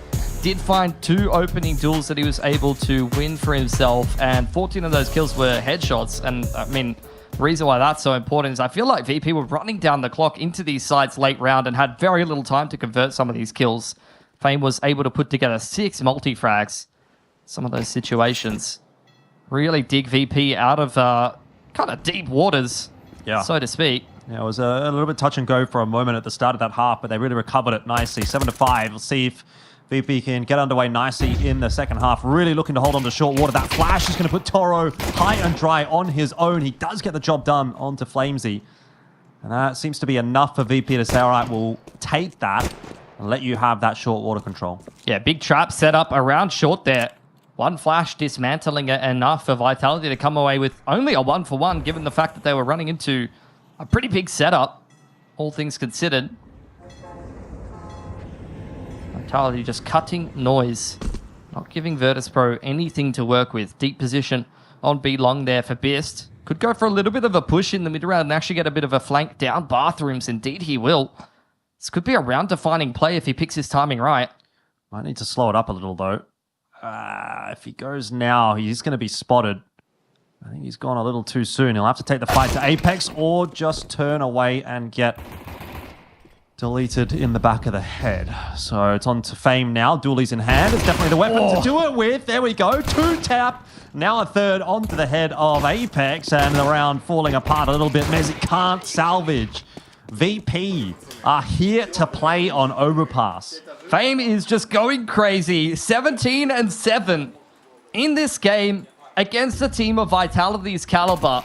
He is switched on and giving Virtus Pro the opportunity to be able to win a big upset in this opening game, at least even take a map. This is what I wanted to see from VP. This is what everyone wanted to see, I think. After many instances of disappointment from such a storied organization in Counter-Strike, finally starting to get a little bit of something going against Vitality. It's still only early days. This game is far from over. No, 100%. I mean, look, we're talking obviously very, very positively about VP, but I mean, it's really just Fame. Like, who else is actually doing anything on VP? I guess that's true. Toro got the opening kill in that round. To be fair. Awkward circumstances for him. I assume Perfecto's the one calling. Yes. He's calling an excellent game. And then over till it's over, especially against the likes of Vitality. We've seen a number of comebacks from them in direr circumstances than this.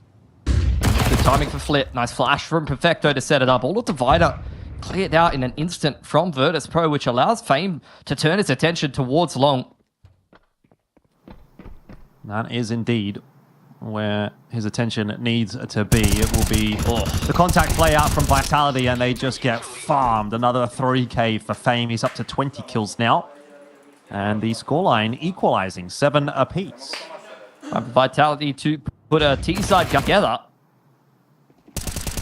Really what they're going to be cooking up on their T-side pass here. But that is about the best start you could possibly have as VP. Putting 5 rounds together on the T side, a clean pistol into a even cleaner anti-eco. They are putting themselves in the pole position to be competitive with Vitality here at 7 apiece. We're dancing around the Molotov. Rest of Vitality joining up with him in a 3-1-1 for now. Messi's keeping an eye on Conrops hanging around outside of Monster.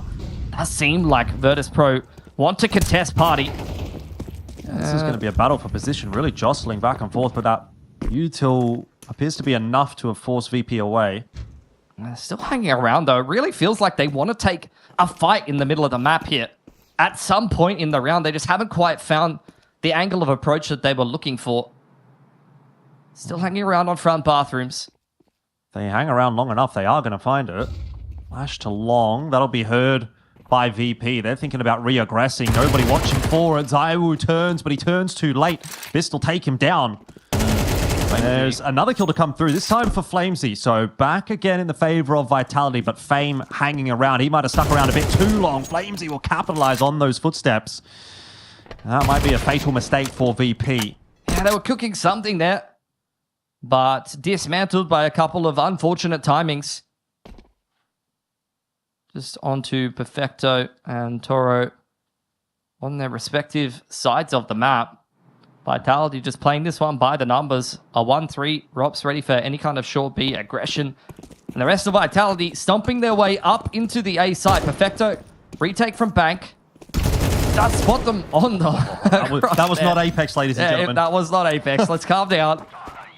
That would have been a shot to remember. Definitely would have had a noise complaint from your neighbors. Yep. If he connected that shot. Just Toro seeing what he can get done with the MP9. Would love an exit frag here. Maybe even try to pick up a rifle over towards party. I mean, Rops is hanging around in the area. Can certainly hear these footsteps. Wait. Okay. That'll be the end of Apex. I'll take an AK. Thank you very much. Full bell to you two. Flash over the top. They're giving him some 1-by-1 fights, and he's answering those quite nicely. Oh, okay. Wow. Another one for Toro. I mean, it's keeping it expensive. That's not really something that Vitality can afford right now. Oh, actually, they can. No. They've had more than enough. No. The HUD is tripping me up. Look, it's not great either way. It's not great. They lost extra guns there. It was only... I kept second guessing myself. I was like, oh, VP is the one that won the pistol anti-eco. And they did. But then I saw the money get updated kind of like early on the HUD. I was like, what? How do they only have 3K? It's probably the extra kill bonus from the CT side. Anyway. That you're talking about. Because I think it updates the round money at a different time to the kill money. Yeah, okay. If that makes sense.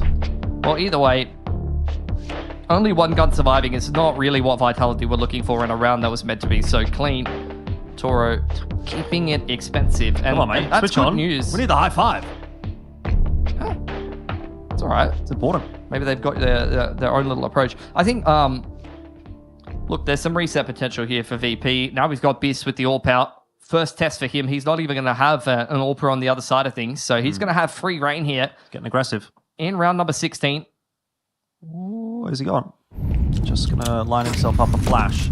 I mean, not as aggressive as anticipated. No, that's very reserved.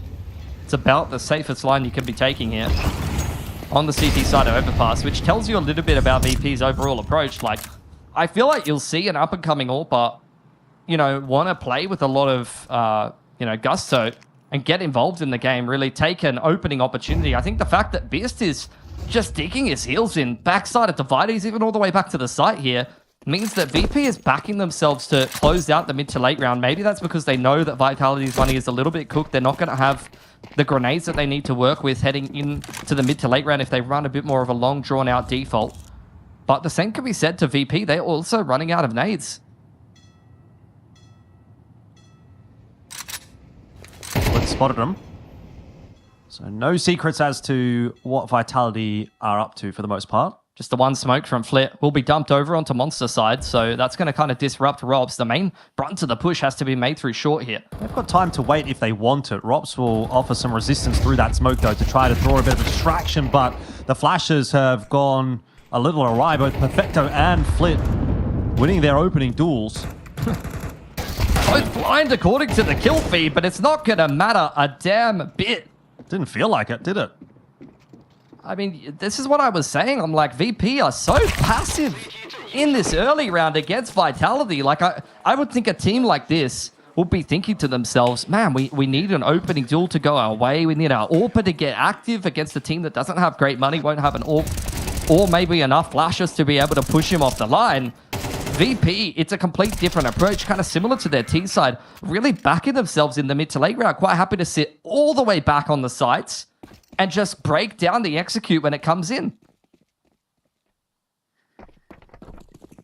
Tied scoreline once again. Money in a bad spot for Vitality. They'll have to take a save. I was going to say, it's not obviously ideal for VP that they do all that hard work to get it back to a favorable scoreline, only for VP to just take the lead once again. I mean, VP, if they have a clean anti-eco here, they could be on the verge of an upset. Yeah, we're very much in that position where it really is going to come down to the wire, it feels like. VP are definitely testing Vitality today on Overpass. Didn't get the upset that we would have hoped for, especially being big Asian CS enjoyers in that opening game, but I'll take VP putting Vitality in their paces here in Chengdu. Last time, I think Vitality was playing in China. Didn't go so great for them in the Shanghai major. I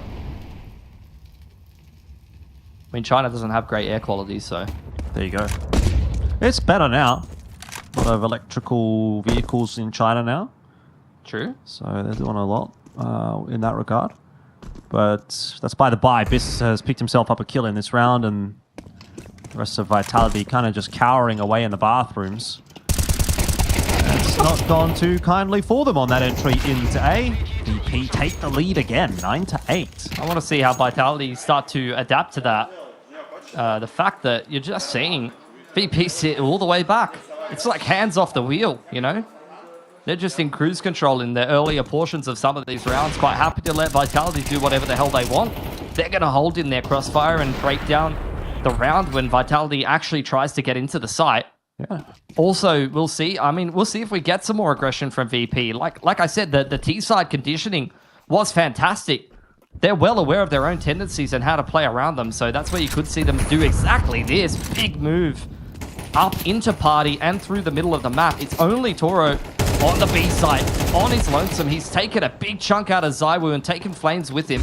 So he will end up in a winnable 4-on-4 here for VP. Vitality do read into that, though, correctly.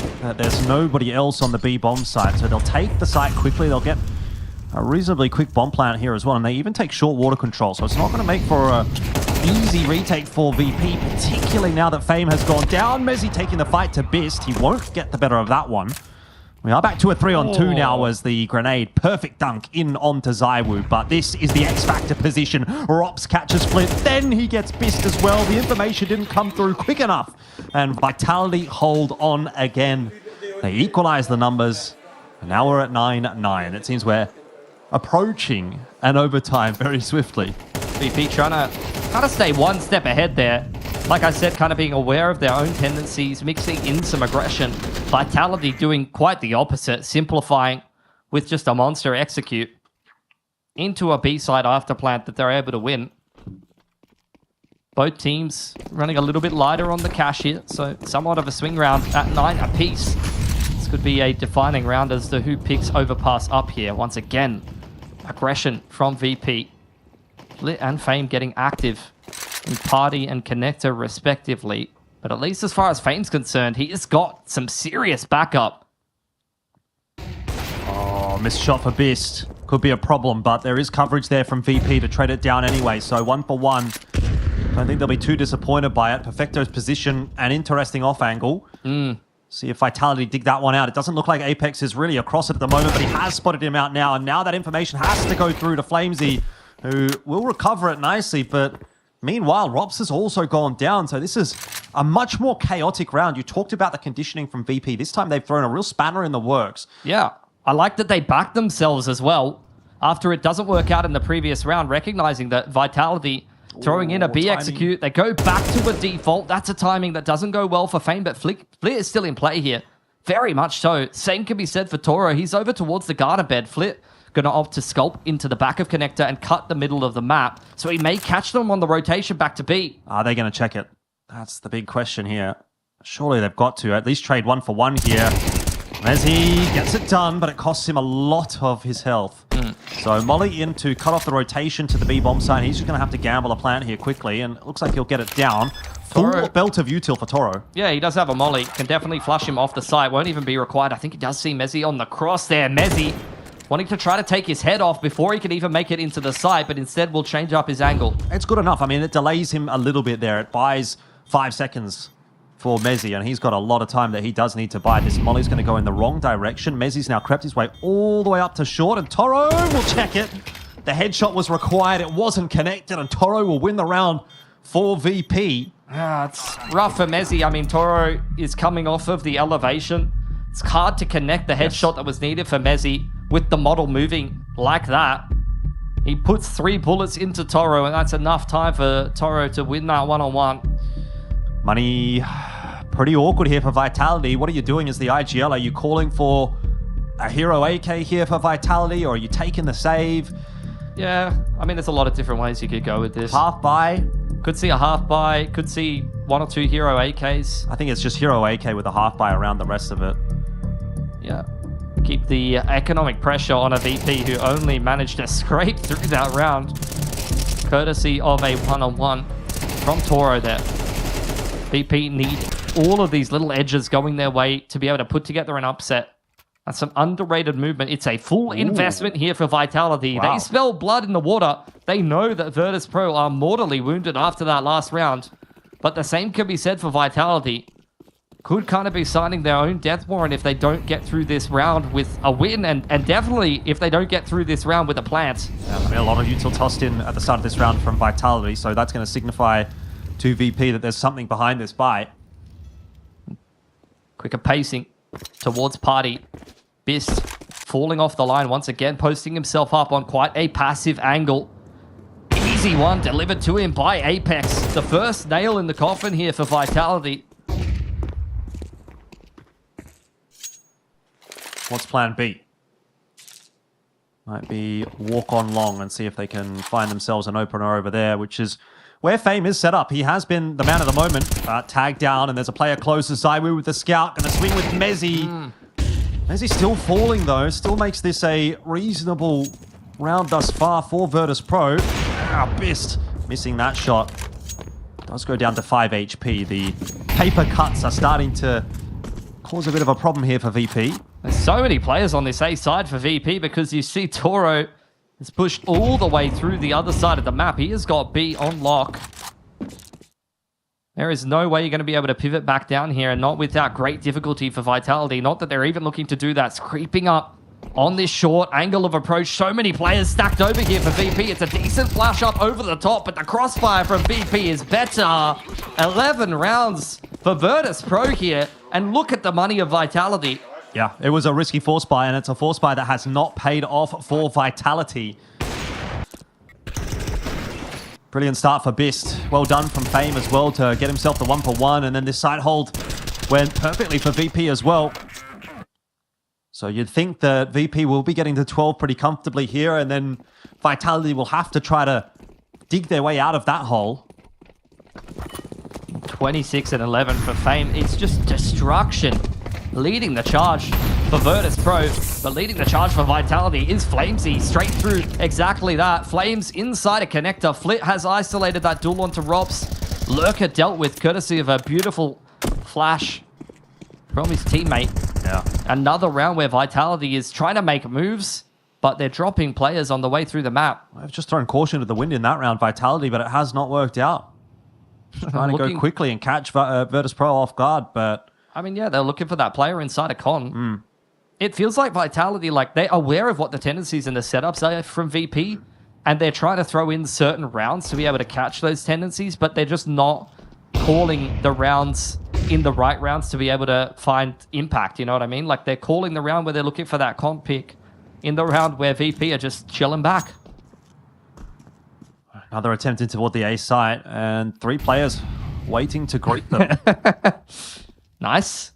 No one gets on top of the truck. Nobody can play top truck. That's important in a round like this one, I'd say. That'll be a disgusting spot. I mean, not really much needed there. That feels like the death zone for Vitality. Whenever they try to make their way up those stairs, it is bad news. All right, well, I mean, this is the point at which Vitality need to dig deep, right? Like, if they're going to be that team of old, if they're going to be the Season 1 Vitality, this is where they've got to lock in and turn it on, win 3 in a row, win an OT, go on to map 2, close it out 2-0. We all forget what happened on Overpass. Yeah, they cannot afford to get knocked into the lower bracket here, that's for sure. It's only map 1 though, and VP, I mean, it's been a great game plan. We knew that they were prepared for this series in particular. I said it in the interview. Fame is putting on a masterclass, but the calling and the setups have been even better, I would say. It is the issue of being a team of Vitality's caliber, is that other teams are looking at you and preparing hard for you, and if they can have a good game, one of the individuals pop off and the game plan works, then that can be enough to get yourself a dub, at least on one map against a team of Vitality's caliber. All right, Vitality, what is the name of the game here? It's fast in toward Party. They take that fight initially, a 1-for-1 against Fame. He's always good for at least one. Inside a connector, oh, Flit.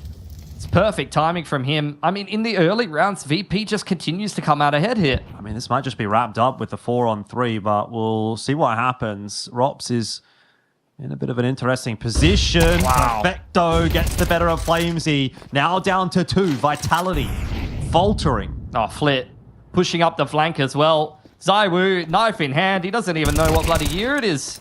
Rops now in a 1-on-4. Capable of winning it, but it doesn't really feel like it's Vitality's day, at least here on Overpass. Rops will need some magic, and he's not going to get it. 13-9. Virtus Pro will take map 1. The job is not yet done, but that was an impressive display from them, and it certainly makes you feel as though there is something on offer for VP today. Totally agree. Great calling on the T side, quite comfortable with running the clock down and changing things up. Their conditioning really on both the T and the CT side of Overpass was beautiful to watch. Fame, I mean, the name speaks for itself. He's really making a little bit of a name for himself in the opening game. He's been a known quantity at times, but when he pops off, I mean, there's a couple of players on VP that you can point at and say, like, this player can really have some incredible performances. Fleet in the past as well has been another player that's capable of that. So it's good to see one of the VP guys going huge against a team of Vitality's caliber, and just the structure around that being superb. So look, job 1 done. Overpass has been picked up, but we know that Vitality are a team that can pick themselves up respectively and be able to reply even after conceding the opening map of the series. 100%. And I think also you've got to look at that and say, if Fame doesn't drop 30 in MR12 regulation, which is absolutely crazy, you know, do they win that map, right? It wasn't terrible across the board, actually. I don't think that there was any liabilities necessarily on the side of VP, which is a positive to take away there. You know, Bist obviously with his first game against Vitality here, you kind of have him in the microscope and say, well, you know, he went 10-13, like it's not too bad. Didn't necessarily have to do a whole lot, but certainly didn't let the team down much. But yeah, if Fame is not performing to that level, does VP have the ability to get that over the line? Right. Questionable, I suppose. Three opening duels, so look, only a couple, but what is that? 11 multi-kills. 11 multi-kills, and the rest of his team put like 9 together. I think Vitality across the whole team had 15. So 11 multi-kills is just ridiculousness from Fame. And I think Vitality, if they can seed this game, we're going to get a really spicy lower bracket because I'm pretty sure they're going to take on, what is it, FaZe, or I can't remember who the other team is. That they're going to take on a really spicy team in the lowers. I'm not even prepared to entertain that just yet. I don't think that we're in a position where we can say Vitality might still lose this series because it is going to be Vitality's map up next. Virtus.pro, though, do take map number 1. We'll see if they can do anything more than that in this series. We'll jump into the next map in just a minute. And see you then.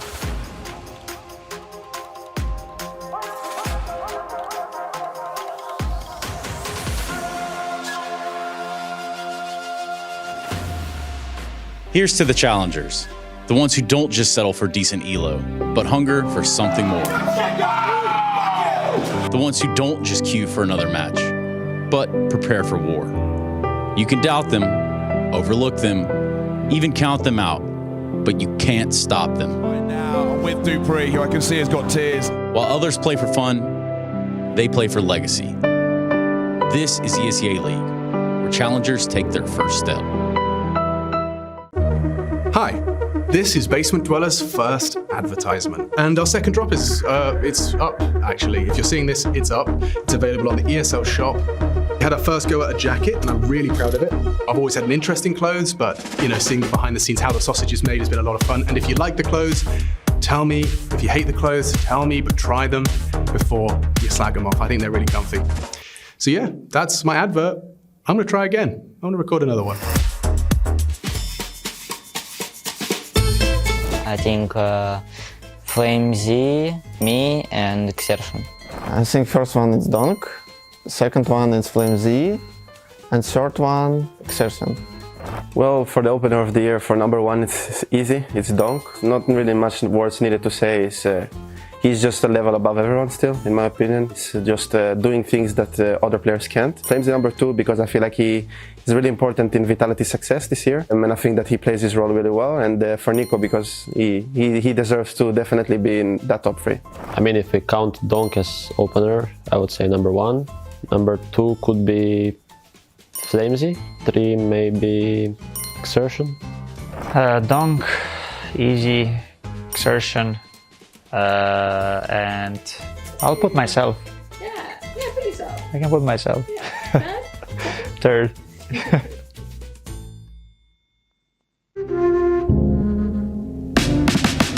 Hey guys, I'm Nico and this is Kiksan, and today we're going to talk about Mirage and our positions, how we play together. He's the A anchor on Mirage and I'm playing towards connectors, so I'm kind of fighting for mid a little bit and also helping him on the A side. I think I'm mostly fighting mid. He doesn't get too much help from me, but I think that's just how the map works. I think the freeze time is the most important because based on what he says or what we do as a team, I will position on A side based on that. So if I know that we are fighting mid heavy, I will not go fully committed on A, for example, and the other way around. So yeah, for me this is the most important thing, how to start the round, and then it's easier to play. If I know that he wanna play close, then I know that I should play a bit closer to him so I can support him with a flash or to pick on his contact. So it just, I think as he said, everything is connected really from freeze time. Obviously if he has a play or an idea of what he wants to do, then I need to listen to him and try to help him in a way that doesn't affect the whole team, but that just that he feels comfortable on the side. I think it's pretty tough, honestly, in CS2. I enjoyed it way more in CSGO because now you don't even have like those one ways that you can play around connector. It feels like you're always exposed. They can always break the con smoke and just flash you, and you kind of, it's very hard to defend this area. I would just say that it became a bit more unpredictable, and this is the annoying part. Playing against executes, it's obviously hard, but for me it's even harder when people have these defaults or some rounds where people just come and search out A if they know that Dope is not ticket, for example. So I find this a bit more hard than the executes because I think when you see the execute coming, there are some things you can do. Maybe some defensive smoke, maybe you can just play retake, maybe you'll get one kill and die. So all of these things are fine, but getting searched out from Palace ramp, it's a bit annoying. I mean, obviously the most common ones are Molly ramp and flash mid at the start of the round. Some people in FaZe still don't do it, so I would recommend them to start doing this at least. Other than that, the smokes are important, so obviously smoking ramp or Palace at the start of the round is important to maybe delay the tease, or if you want to play passive, you can save the smoke and maybe do a defensive smoke later that will allow you to have more space. And I felt like I was behind the meta a little bit, and then I started watching multiple players. Exertion, I watched IEM, I even watched Apex a little bit just to see what kind of tricks he had. So yeah, I started watching a bit more of demos on some positions just so I kind of update myself. But I don't know, it was just easier before to do it, but yeah, now I need more resources, I would say.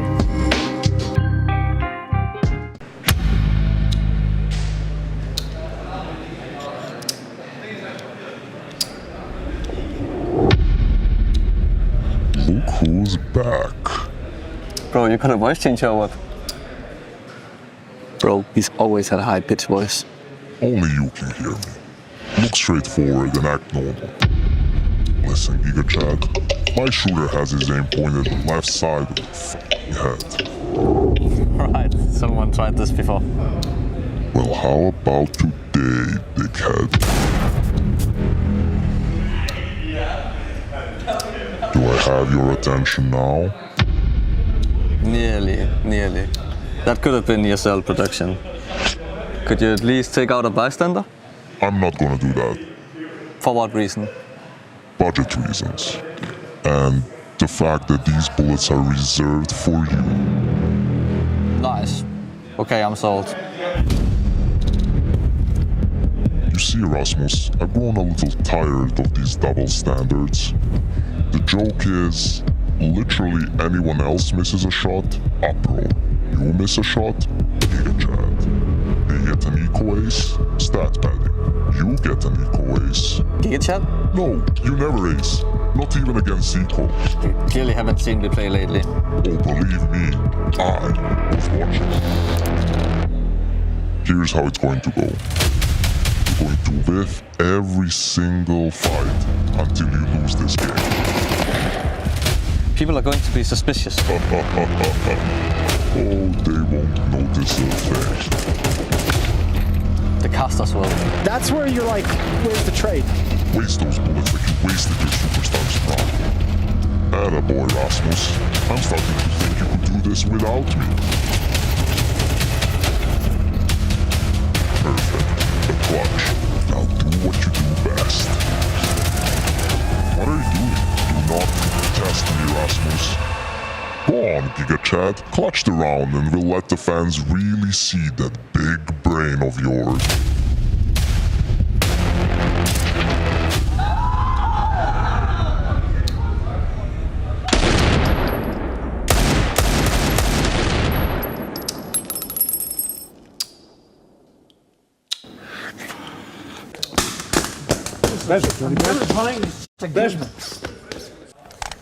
Down on the ground, it's nothing major.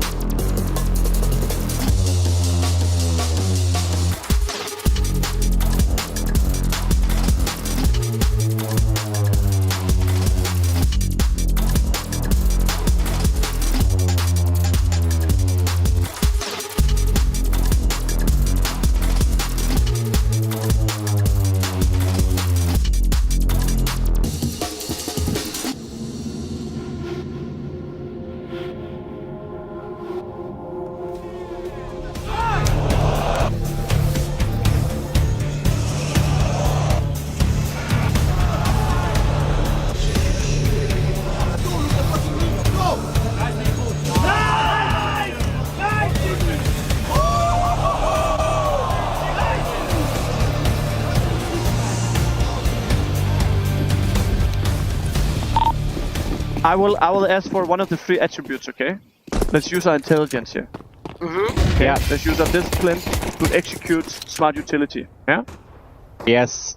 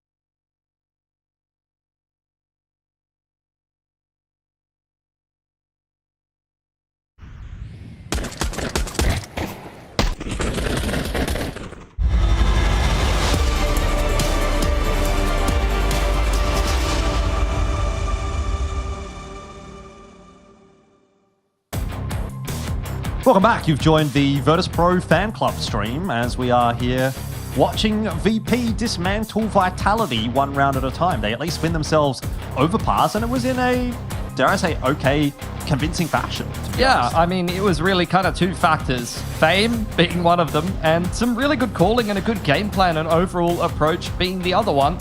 I mean, 30-12, 140 ATR, 11 multi-frags for Fame up against Vitality. I mean, he's really getting his name out there. I think a lot of people were already aware of his ceiling, of his potential, but it's great to see it on full display in the first game of IEM Chengdu. Yeah, let's see if they can replicate that though, because, you know, you and I have been casting Counter-Strike for a very long time. I'm sure the people at home have been watching Counter-Strike for a very long time. And you, I would say, reasonably often see those kinds of maps where there's a nice upset in map 1. You're like, oh, you know, maybe this team could win this series. And then there's a complete shutout on map 2 and 3. And I sort of have the vibe that might be what we're going to get here. Vitality are moving into Dust 2. It's a map that I think they've lost like once in the last 3 months. Nine out of 10. Yeah. So they've really been very, very solid on Dust 2. You know, can we expect VP to be able to replicate that success from map 1 to map 2? Assuming Fame doesn't keep that level up, which is unreasonable to expect. So I do think that, if nothing else, at least we should be expecting to see a 3rd map today. I would agree with that. I think for Virtus Pro, I mean, this has been a bit of a mediocre map for them as well. So not really too much to write home about in terms of their results on this map recently, but they will have been well aware that this is something Vitality might want to go towards. Yeah. So we've already seen a great game plan, some great preparation going into Overpass. Let's see if they're going to have the same going into Dust 2, or whether Vitality will be able to bounce back as is expected of a team of their caliber. You know, big deal, rough opening game as we head into, you know, Overpass of your opponent's map pick. It's one of the weaker maps in your pool, but now is the time to really step up and show why you are one of the favorites for this event. T-side start for Vitality. 2 grenades out for VP. What are they going to get up to with those? Perfecto. Taking them over towards Catwalk, so maybe a little bit of a nade thrown into lowers after Flip. He takes some contact. Does have the dualies in hand, and he will be tested here. Yeah, Smoke's going to go down at the mid doors. Flit, though, not going to be turned away by that. Here comes that grenade. The dualies not quite able to capitalize on their position, though. The grenade did do a pretty substantial amount of damage. It is going to leave the B site looking a little weaker. Onto just the shoulders of Fame for the moment over there, but the push is going in the direction of short. Perfecto over there with Toro, and a little bit of help from Beast as well. Another nade maybe thrown in Vitality's direction. Perfecto looking to unsettle them with the flash, maybe bait out a little bit of a reaction because there's a big setup. Another flash being prepped by Beast. He rips it, catches at least one player on Vitality. A huge mid-crunch from all of the CTs here. How does that happen? Virtus Pro, a man down, but it didn't feel like it. That is what you love to see. I gotta say, historically speaking, VP has been one of those teams I just couldn't find a way to care about. I have watched a lot of VP. What? Which one? Like the recent one? Like within the recent 12 months, let's say. Like I'm not talking Virtus Plow. I'm talking the last sort of 12 to 18 months. I'm talking the VP that lost to Rare Adam, okay? You can't be losing to Rare Adam. You can't be losing to Rare Adam, boys. Come on. So, I kind of come into this like, this is going to be a bit of a snoozer game, but like, I'm low-key caring here. I want to see something more from VP. This is kind of getting me going a little bit. I think we found out who cars. It's me. And Biss hasn't even really been a factor that was needed thus far from Virtus Pro. We can get it done with some great calling, some great utility, some great shooting from Fame, which has continued into the pistol he's picked up too. And Vitality not buying up anything into this round. Just waiting out for any kind of aggression in the mid-round from Virtus Pro, but they'll only be handed a smoke. So instead, we'll make their way back towards Catwalk. Yeah, early days, right? Very, very standard approach here from VP. I think we can expect something a little bit different from them later on in the half. They've done a good job of that on Overpass, and I don't see why that would necessarily change here. Toro tucks himself into Goose. Nice nade there. Well timed from Flit. That's a really nice grenade. A lot of damage done. Flit, though, copping a headshot or two, and he will fall. So some damage being done here by Vitality, but should be an easy cleanup for Toro, and it is. That's gorgeous. I saw him do exactly that in the Studio Ghibli films. Gorgeous. 4K from him. You're not getting the reference. That one's gone over my head because I am not a nerd. You're not an anime enjoyer, I can tell. I'm not, yeah. Someone in chat knows what I'm talking about. But someone in chat is a nerd. Can confirm. Many nerds in chat. Esports teams. I'm just a Chad who plays Counter-Strike. Ah, yeah. Yeah, you know what I'm talking about. Yeah, been hitting the DMs, mate. Feeling pretty sharp today. That's what Fame said before this game. Toro's starting to join as well.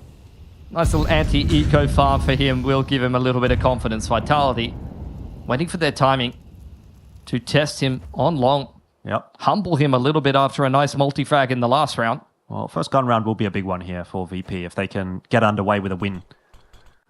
Really, really put that momentum in their favor. Toro jostling for position, changing up the angle.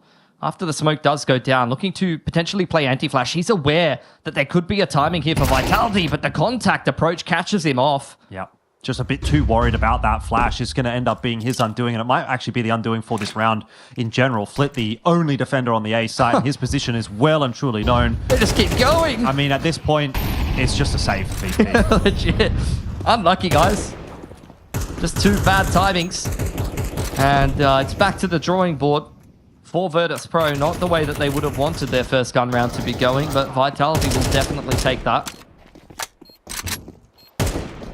And early on, that's going to be some nice conditioning for Vitality that Virtus Pro will have to respect some of these contact approaches. Doesn't really tell VP too much about what Vitality want to be doing in the rest of the game either. Although for a team like Vitality, as mentioned previously, you know, the tendencies are well established. They're really the team that many teams have their eyes on, and they have to continue to adapt as time goes on. Bist able to leg one, does see the Galil over there towards spawn, and it seems like he's interested in it. He's well aware that the bomb will blow that in his direction, and he's going to go and grab it. Nice heads-up play from the rookie. That's just how easy it is to get literally anything delivered in China. I don't know when you were last in China, but robots and that. You can order anything anywhere. Anything? You order some food, the robot will bring it up to your hotel room for you. It's beautiful. And it does a little cute, like, anime face at you. Yeah. Off the little LED screen. Probably makes a few noises. Yep, says something in Chinese. I don't know. Ni howdy. Ni howdy. Sure, let's go with that. See if Mezzi will give them a customary greeting of Britain. Unfortunately, not quite able to give someone the shift there. And I didn't know where that was going. Can't believe you said Look, that. I lived with a Brit for the majority of this year. I know how they get down over there. Okay. Fair enough. We'll move on. Flamesy. Set up by the blue bin here. I mean, it's still a bit of a nut to crack here, this long hold.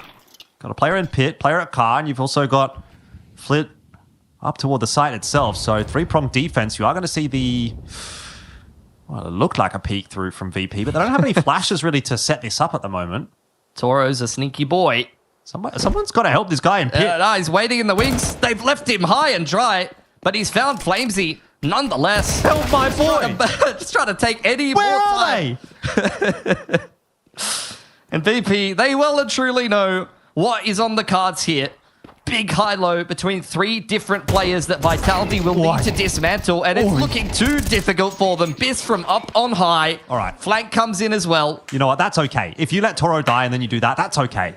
We'll take that. High fives all around. He had 30 HP and a Glil, all right? Yeah, I know. That's all he needed to do there. I'm just saying, save my boy, you know? Nah. He's putting in a shift for the boys and they just dogged him. They did. Hey, look, he went a little too hard too early, all right? He's not going for the all-weekend bender. Okay. He's had to head home, and that's okay. You know, sometimes you got to make the sensible decision, cut your losses. Toro, first to receive contact over on long, will concede control. Couple of flashes and HE's returned in Vitality's direction, but there's no real interest going on from there, except from Vitality. They're looking to pick up the pace straight into the A site here.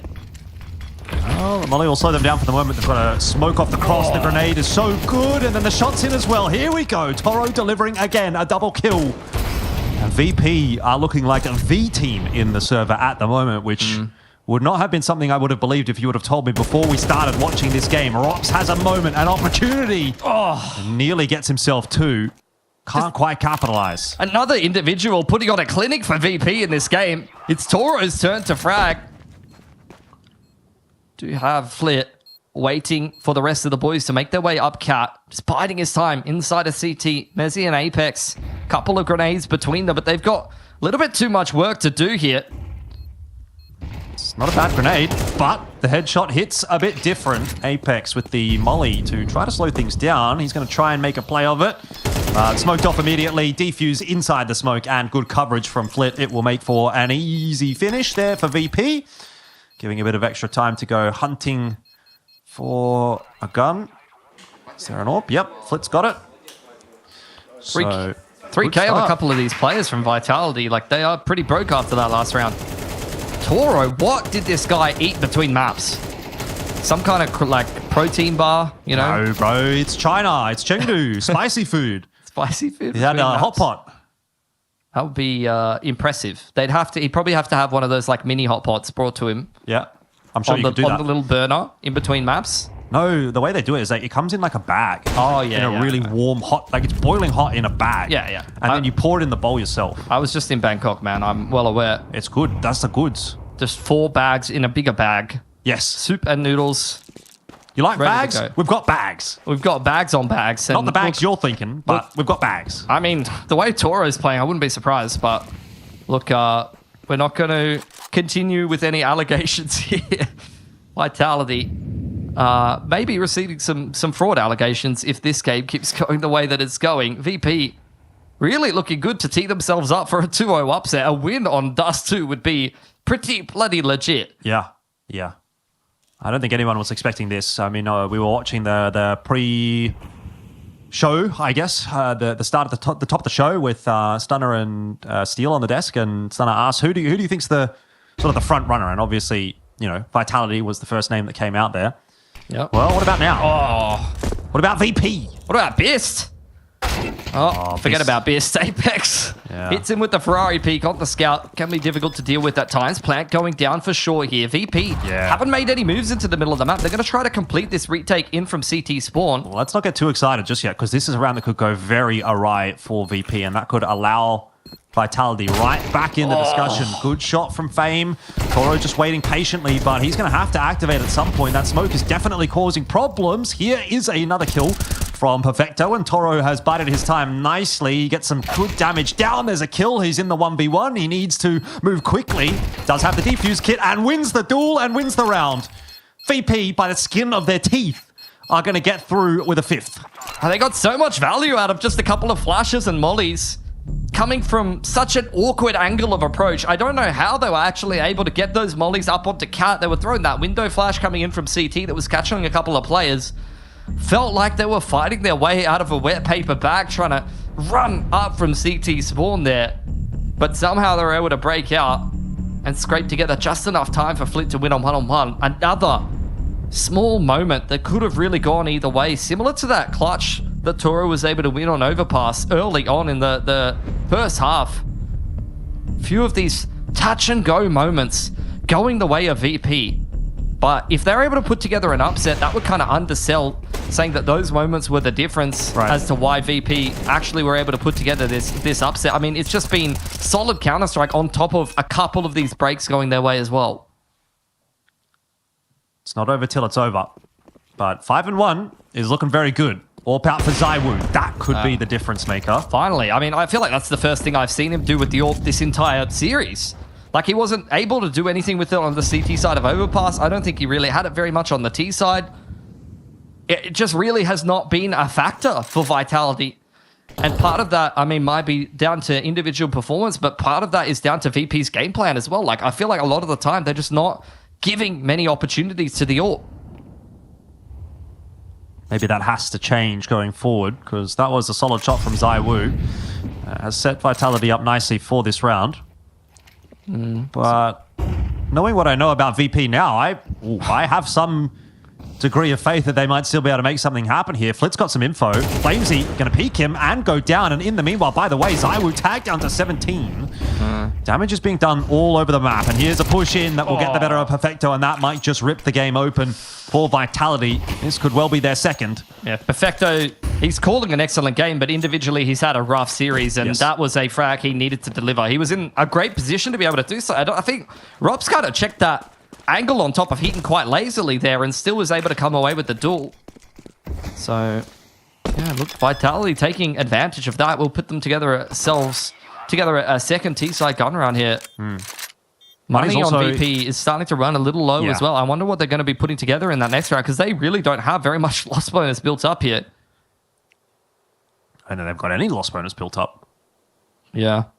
Might just have to be a force around the AWP and the M4. Yeah. And if they lose that one, that's where, like, yeah, we've talked about a great upset on Overpass. Really nice opening 6 rounds here from VP. But if Vitality get control of the economy, start winning a couple of these rounds on the T side of Dust 2, a map that they've been 9 from the last 10 in the last 3 months. And also, how good is VP going to be on the T side of Dust 2 is a real question mark. That's where, like, this series could definitely start to turn. You really cannot count a team of Vitality's caliber out at any point in time. Agree.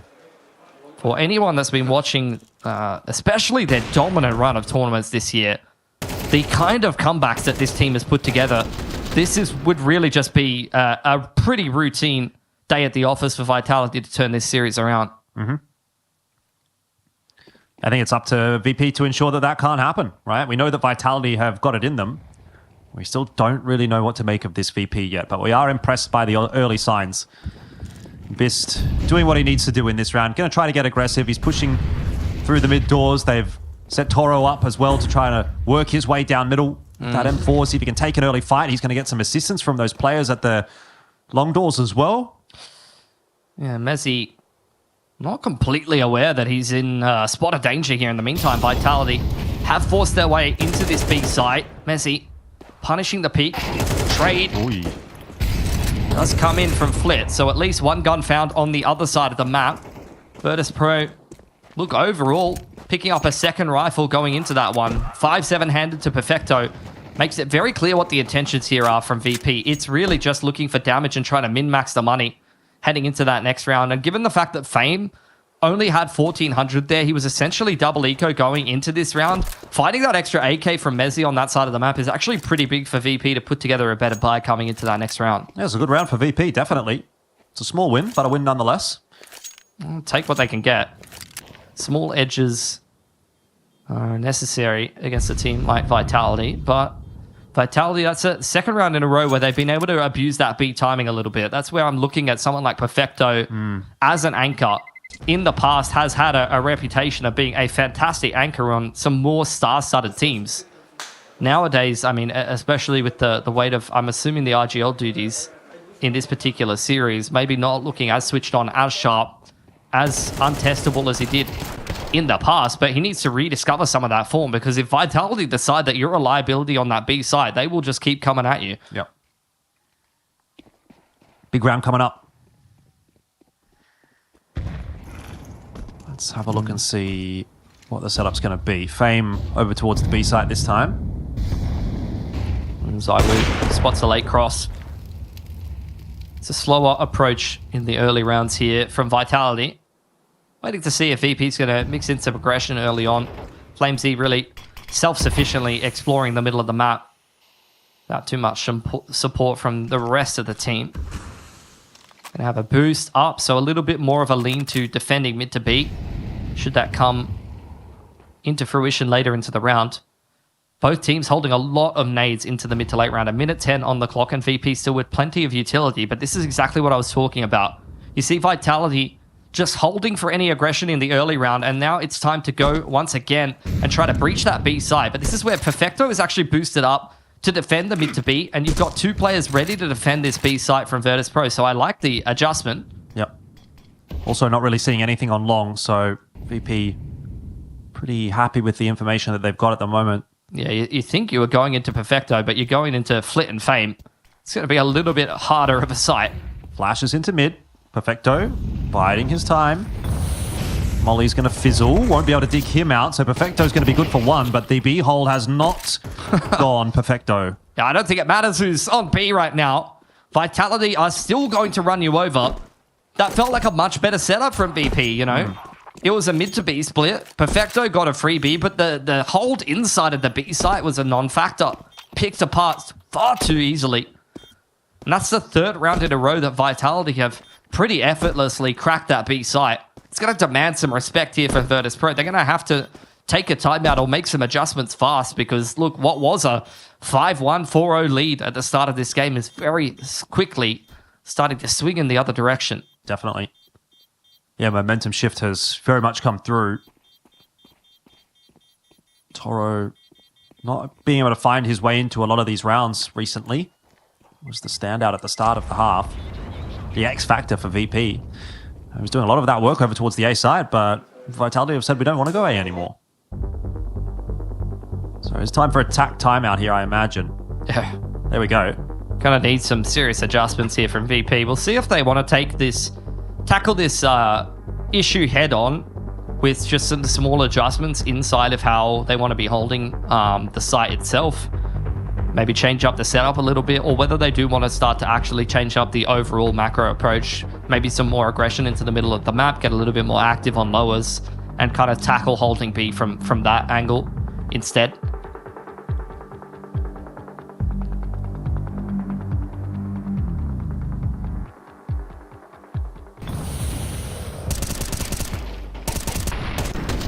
You would think with a start like that to the round, Perfecto getting the opener on the players working their way through middle, that would have been a good setup for VP. But I mean, you could see it there in the kill feed. ZywOo's flash catches both of the B players. And it's pretty easy pickings from Vitality there, so not a clinical enough anti-flash setup on the site. Maybe this time it'll be long that'll be contested. Yeah, and that's where things were a bit more difficult for Vitality. This time, again, it seems to be following suit. Flit with one, helped out by, again, some nice flashes from Bist. And it's a 2-for-1 favoring VP. The A side definitely looking good for the CT side. Toro is battered and bruised yet again here. Has been abused in this position, has come up clutch in this position already in this game. Won't be tested yet again. We'll shut the door with a smoke and block things off for now. Instead, turn our attention to the middle of the map. Rops is over here. ZywOo heading in that direction as well, but all of VP are here and ready to fight. B-side completely given up. They've completely centralized their setup, and they're looking to aggress. This will be a tough hold to break for Vitality, particularly if the timing goes well for VP, which it looks that it might. Fame perhaps take that first contact. No, it'll be the push-up short. Perfecto gets one, and then Fame another, and VP are right back into the driver's seat. It is by no mistake that they keep coming away with rounds like that. The reads and the calling from Virtus Pro in this series has been phenomenal. With the man advantage, they don't let the game come to them. They don't play split around the map. Choosing to just aggress as a team and commit to a cohesive game plan together. One step ahead of a Vitality who it didn't look like a single one of those players was ready to take those duels. Okay. ZywOo with the opener onto Perfecto will make this one a bit more difficult for VP, but they've already crossed two players up to top mid. and into Suicide. And I don't know if Vitality are 100% on the money just yet as to that having occurred. Zaiwu is going to go down for free. There's another player to worry about and another, but they're not aware of Flit. Yeah. He's kind of ended up being the bait setup. Trigger discipline from this man. He's heard the Molotov in towards bedroom. I don't know if you can hear those steps over towards the B side, but nonetheless, Virtus Pro will get 2 players inside of the site. Bist, vision obscured. He's tossed in a couple of grenades there and blown the smoke wide open. Here we go. This is definitely a round on offer for VP. If they can delay just long enough for that rotation to come through from Flit, then maybe another round goes their way. Bist in the Molotov, in the fire. Will not get much done, but Toro again steps up, and as the push comes through from the smoke, he will fall. It's on to Flit, but he is on such a fast flank timing. Messi thought he was aware of it, but he's not. And 7-4 will be the score. VP get away with another cheeky one. It's just another round where VP have read things super well. They lost Perfecto on the cross. They're playing a man down right from the get-go. Little bit of a bait setup inside of Suicide. And you could hear that. You could see that Flick could hear all of those footsteps towards B. They rotate accordingly. Stack that B side, and Flick's flank time, he catches multiple players off guard. Oh, another attempt on the Flick shot. It's the same round run again here from Virtus Pro. Straight up the guts, but this time Vitality is ready for it. Oh, Zaiwu is looking dangerous with that scope in hand. Toro, the standout player for VP, down early in this round. They're going to have to dig deep to get through this one. Vitality waiting for more aggression. It may be given to them. It's only a matter of time before they look to collapse in towards middle as a team. And you can see Virtus Pro with 3 players over there. Even the B-side anchor is making his way back towards mid. They want to, again, try to fight for this control. Flash up over the top, dodged well by Fame. Courtesy of some good position with the power pole. But Flit, not feeling like he's got the power position, will fall away back towards the A side. He dropped it to CT, did he? He did. They're going to go again? Well, that's what I'm thinking. They're thinking about it. I think they're going to go again. Molly onto short, try and dissuade Vitality from working their way up there and see what Flick can do. 1-for-1 through the mid doors, but Perfecto still hanging around. Oh, might have been the difference maker, but doesn't win the duel against Robs, and it's all down to Bist as he tries to stave off a 5th for Vitality. He's got that 5-7 in hand, more importantly a grenade, but it's not quite going to connect onto Rock, so he'll go through the smoke with a flash, straight into a headshot from Flamesy. 7-5 the first half, not a bad one for VP. Are you a believer? Well, let us know as we head into the halftime break whether or not you can think, when you think VP can win this series.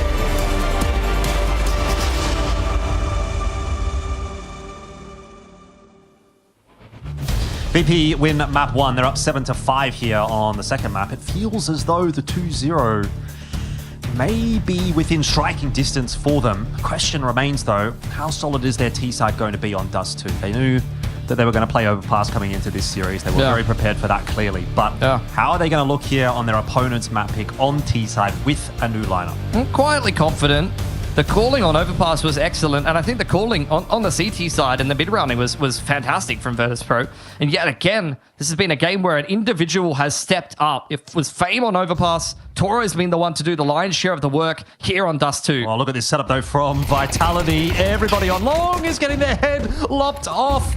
VP with the pistol round masterclass have just deleted a few of those Vitality players. Ooh. Still one more at Car. That could be a big difference maker if VP neglect to check. And it would seem that they have. Apex, though, as soon as he chooses the time to strike, is immediately turned on. But Rops is doing some real damage. Headshots, not enough. VP have the second half pistol, and they have that chance at a 2-0. Even in the 2-on-5, you saw how dangerous that could have been for Virtus.pro. But still able to come away with the round. Beautiful denial of aggression there. Biss, fully blind, gets a little bit lucky on the first, but the rest of those players scaling out together. One or two must have been anti-flash, or maybe the flash just doesn't go deep enough to catch enough of those players on Virtus.pro. Mag 7, double scout. Yep, let's see how it goes. Apex, straight into lowers. He's taken a couple of pot shots with the USP. He said, come have a go. We've taken a save. Yep.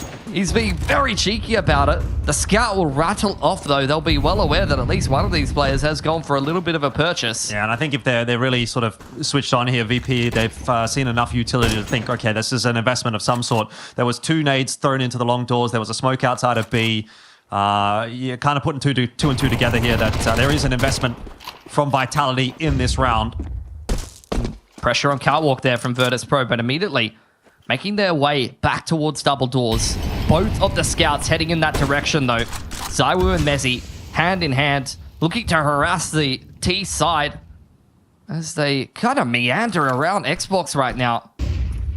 This is very Virtus.pro, though, at least so far in this series. They do like to take their time, but the more time they take, the more shots you'll get rattling off from the scouts, slowly but surely, doing more and more damage to Virtus.pro. Yeah. Flit's going to have a go anyway. Zaiwu pushed back away into CT spawn. But VP, I mean, what's the plan here? Sometimes it doesn't feel like there is one, but they seem to quite often put the pieces together. Well, looks like it's going to be go toward A, which is where Apex is waiting with that Mag 7. Will it be a Swag 7? I think it might. He surely gets at least one. No, the game is up. Fame will delete him. Bomb plant is going to go down. Mezzi with a jumping scout denies it. It won't happen. He gets it a little bit too little too late. Flit gets an important kill onto Flamesy. Straight out into mid, though. Gives up his life. Mezzi waiting for him. It's a 2v3, but a couple of very low HP scouters does make for a difficult retake here. Rops creeping up with that MP9. Feels as though he'll have to be a difference maker, and it won't be the case. Jumping scout, again, ambitious here from Mezzi. It would be a hero play. An ace with a jumping scout. It's not quite going to be the jumping scout, but he'll push his way forward, still looking for the ace. Won't get it. It's VP that take another round and calm down. Mezzi does his absolute best there. Huge 4K from the man. Delivering great impact with the scout there. Good attempt on the force buy, but when you have both Fame and Toro in the 2-on-3, you're feeling pretty safe for Virtus.pro. These guys have been money time and time again for Virtus.pro today. And of course, they're going to deliver that XVX win. Jump spot from Bist, almost punished. I mean, Mezzi's been dangerous with this scout. They're just running it back. Apex has got the Mag 7 back in his hands. Dodges the flash, but flattened by Flit. Good setup there for VP. Zaiwu also spotted out. Mezzi firing away, continuing to spam. This time, Virtus.pro, it's a little bit more pacey. Flit flattened again by Zaiwu. Nice dig shot from him. And they're looking for a little bit more here, Jordan. Might get it. But they might walk their way into Perfecto's Mac 10, and that is pretty much going to be that. Yeah, I think Virtus.pro, well aware that they spent such a long time putting that last round together anti-eco, or at least against the force buy, that It gave Vitality a little bit too much to work with, a little bit too much time to do some shenanigans. This time, just a little bit more of a straightforward approach, sending things straight up cat. Should be double digits for them. Very much an opportunity at an upset on the cards here for Virtus Pro. Opening game of IEM Chengdu. Yeah, you're not going to get a better chance against a team like Vitality than this.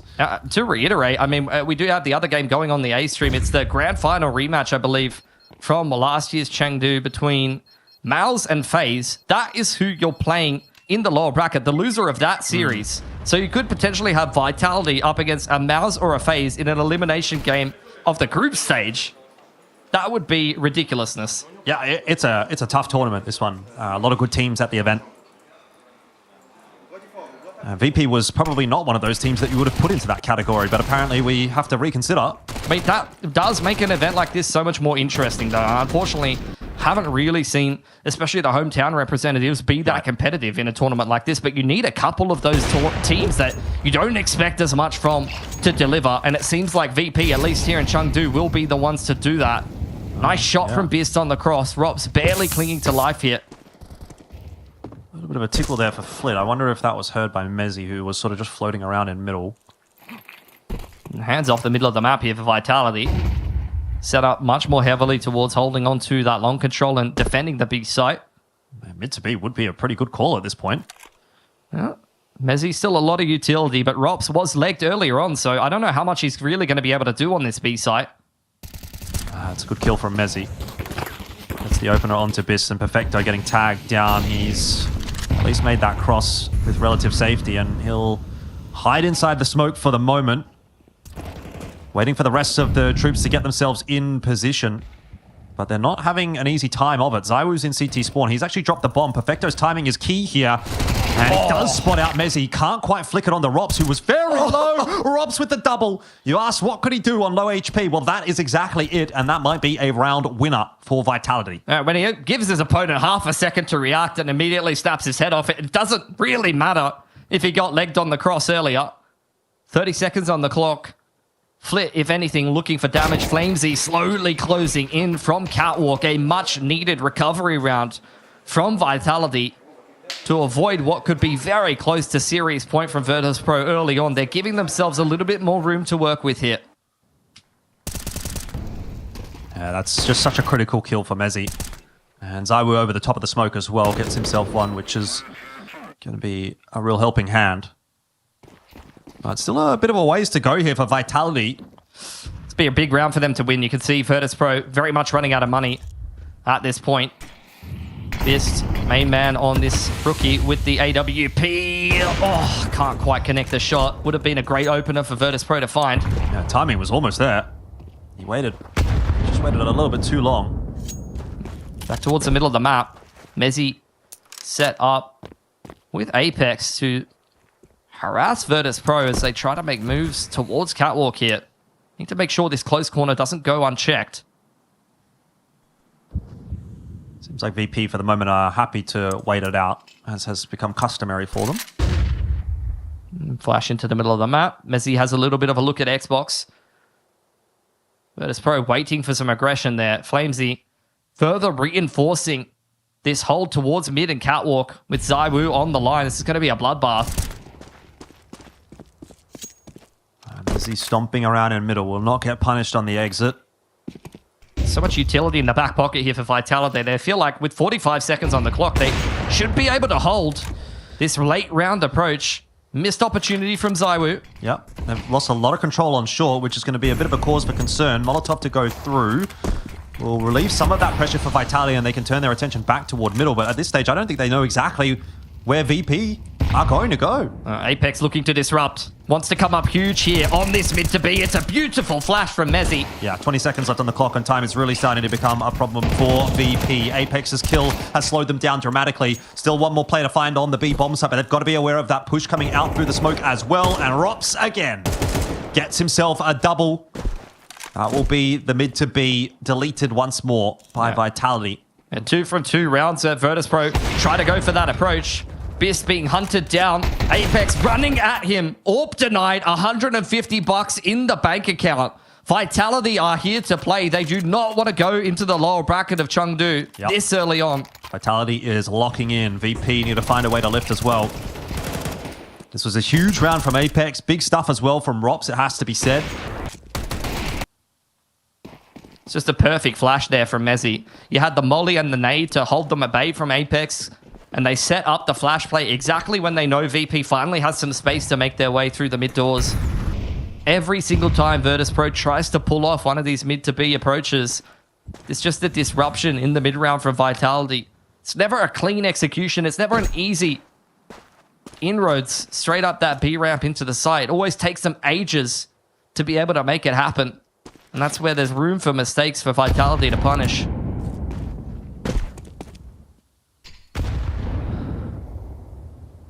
Well, not going to be too much coming out of this one for VP. Just take a little bit of an opportunity to reset, have a chat about what they're going to do in the next gun round. Waste a bit of the CT util if possible. Yeah, I mean, this is where you play some tougher T-side gun rounds a lot of the time because Beast has got no cash.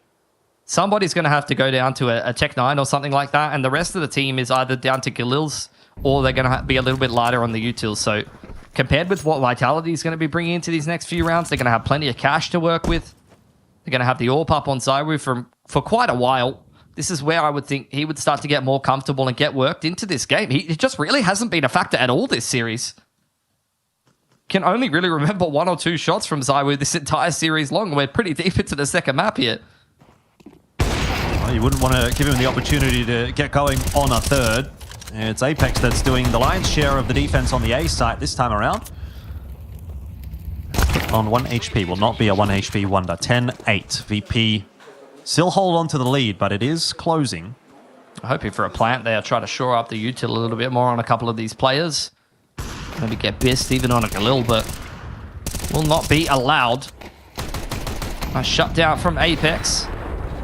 Vitality now within touching distance of winning their map pick. It was a little bit more labored than maybe they would have liked. Bist onto the scout. Quicker play towards Long here.